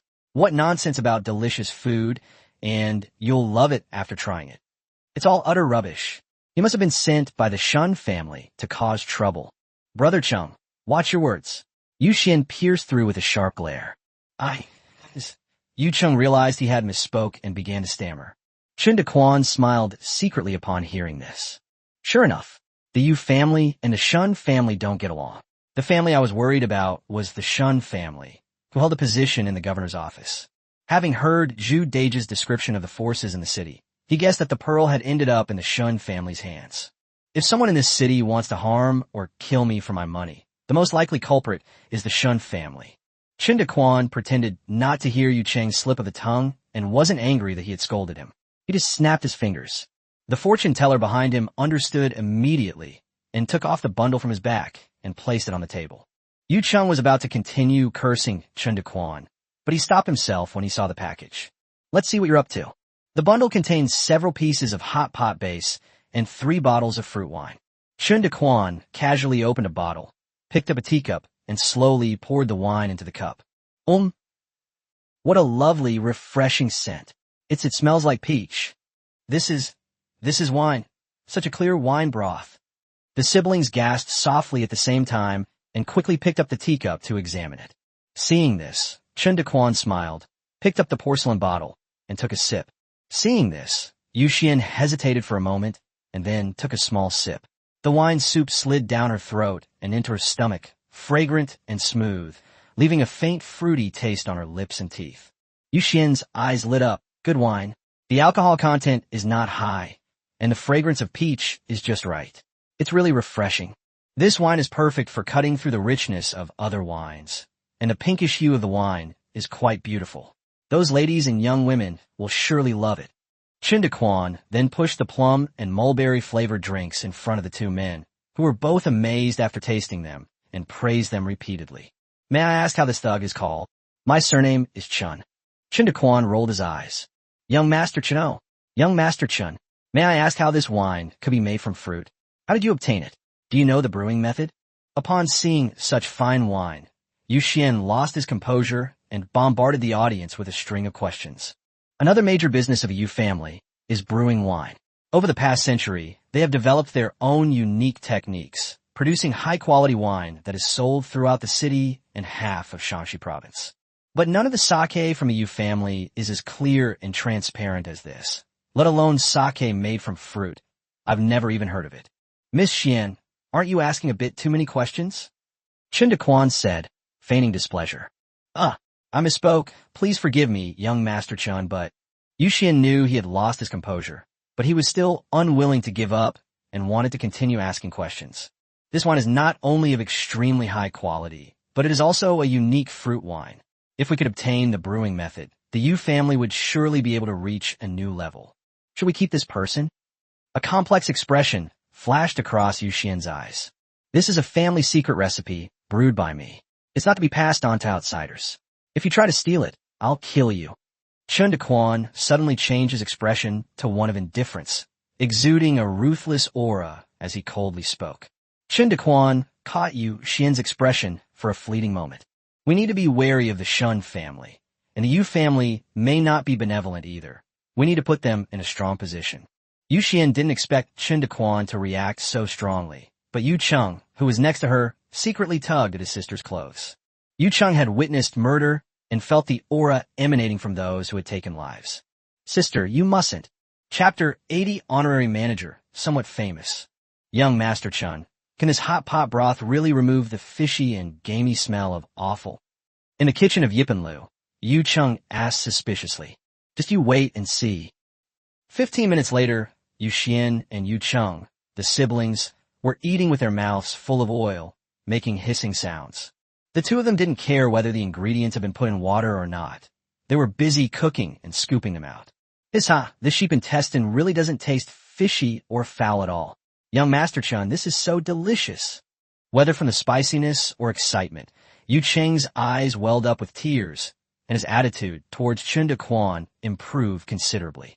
Yu Xian put a spoonful of lamb brain into her mouth. Her eyes widened immediately, and she stammered, "Delicious." Chen Daquan smiled at the two of them without interrupting. After they had finished eating, he cleared his throat and asked, "How was it, Miss Yu and Mr. Yu? You've tasted the wine and eaten the meat. I wonder if I'm qualified to cooperate with Yipanlu. Is the young master truly only interested in cooperation?" "Of course, Miss Yu. Please rest assured. I have no ill intentions towards the Yu family." Although this young Master Chen has a mysterious background, the wine and seasonings he brought out were indeed top-notch. With these two items, it would be difficult for the restaurant's business not to be booming. Although this person seems carefree and irreverent, he exudes a ruthless aura. It would be best to befriend him and observe the situation as it unfolds. Yu Xian pondered for a moment, then asked, "Young master, how do you intend to cooperate? And what do you hope to gain?" "Hot pot and fruit wine can be sold exclusively at Yipanlu, and I only need 50% of the profit. In addition, I also want to have a title at Yipanlu, let's call me honorary manager. It's that simple.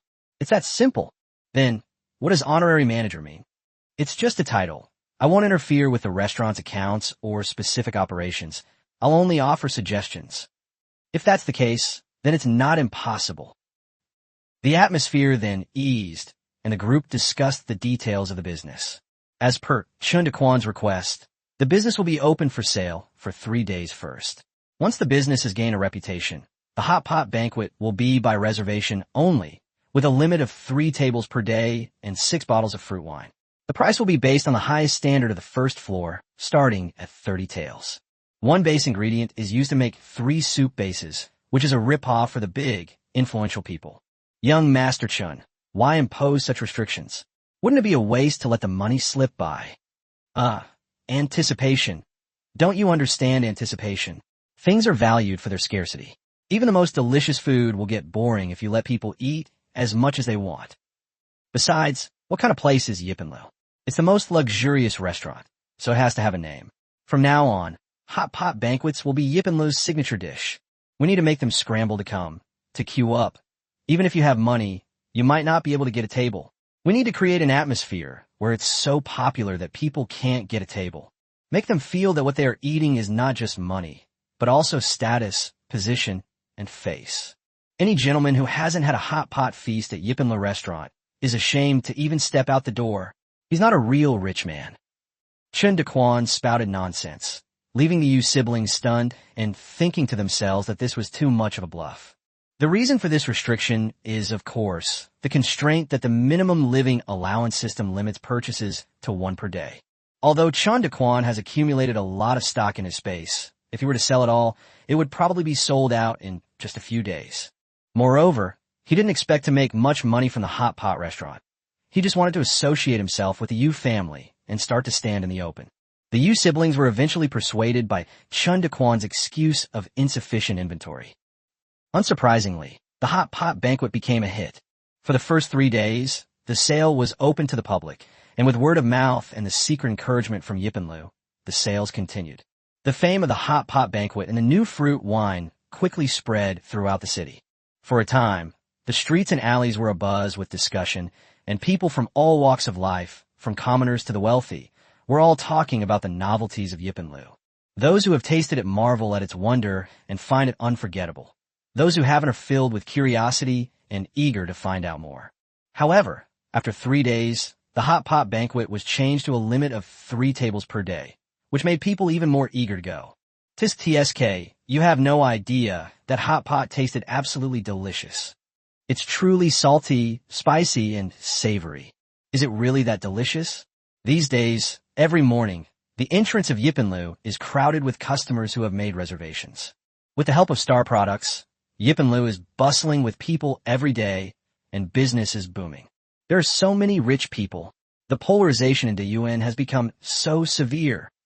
As the honorary manager, Chen Daquan used his power to rename the hot pot restaurant Ipingua and the fruit wine Ipinyang, instantly elevating its status.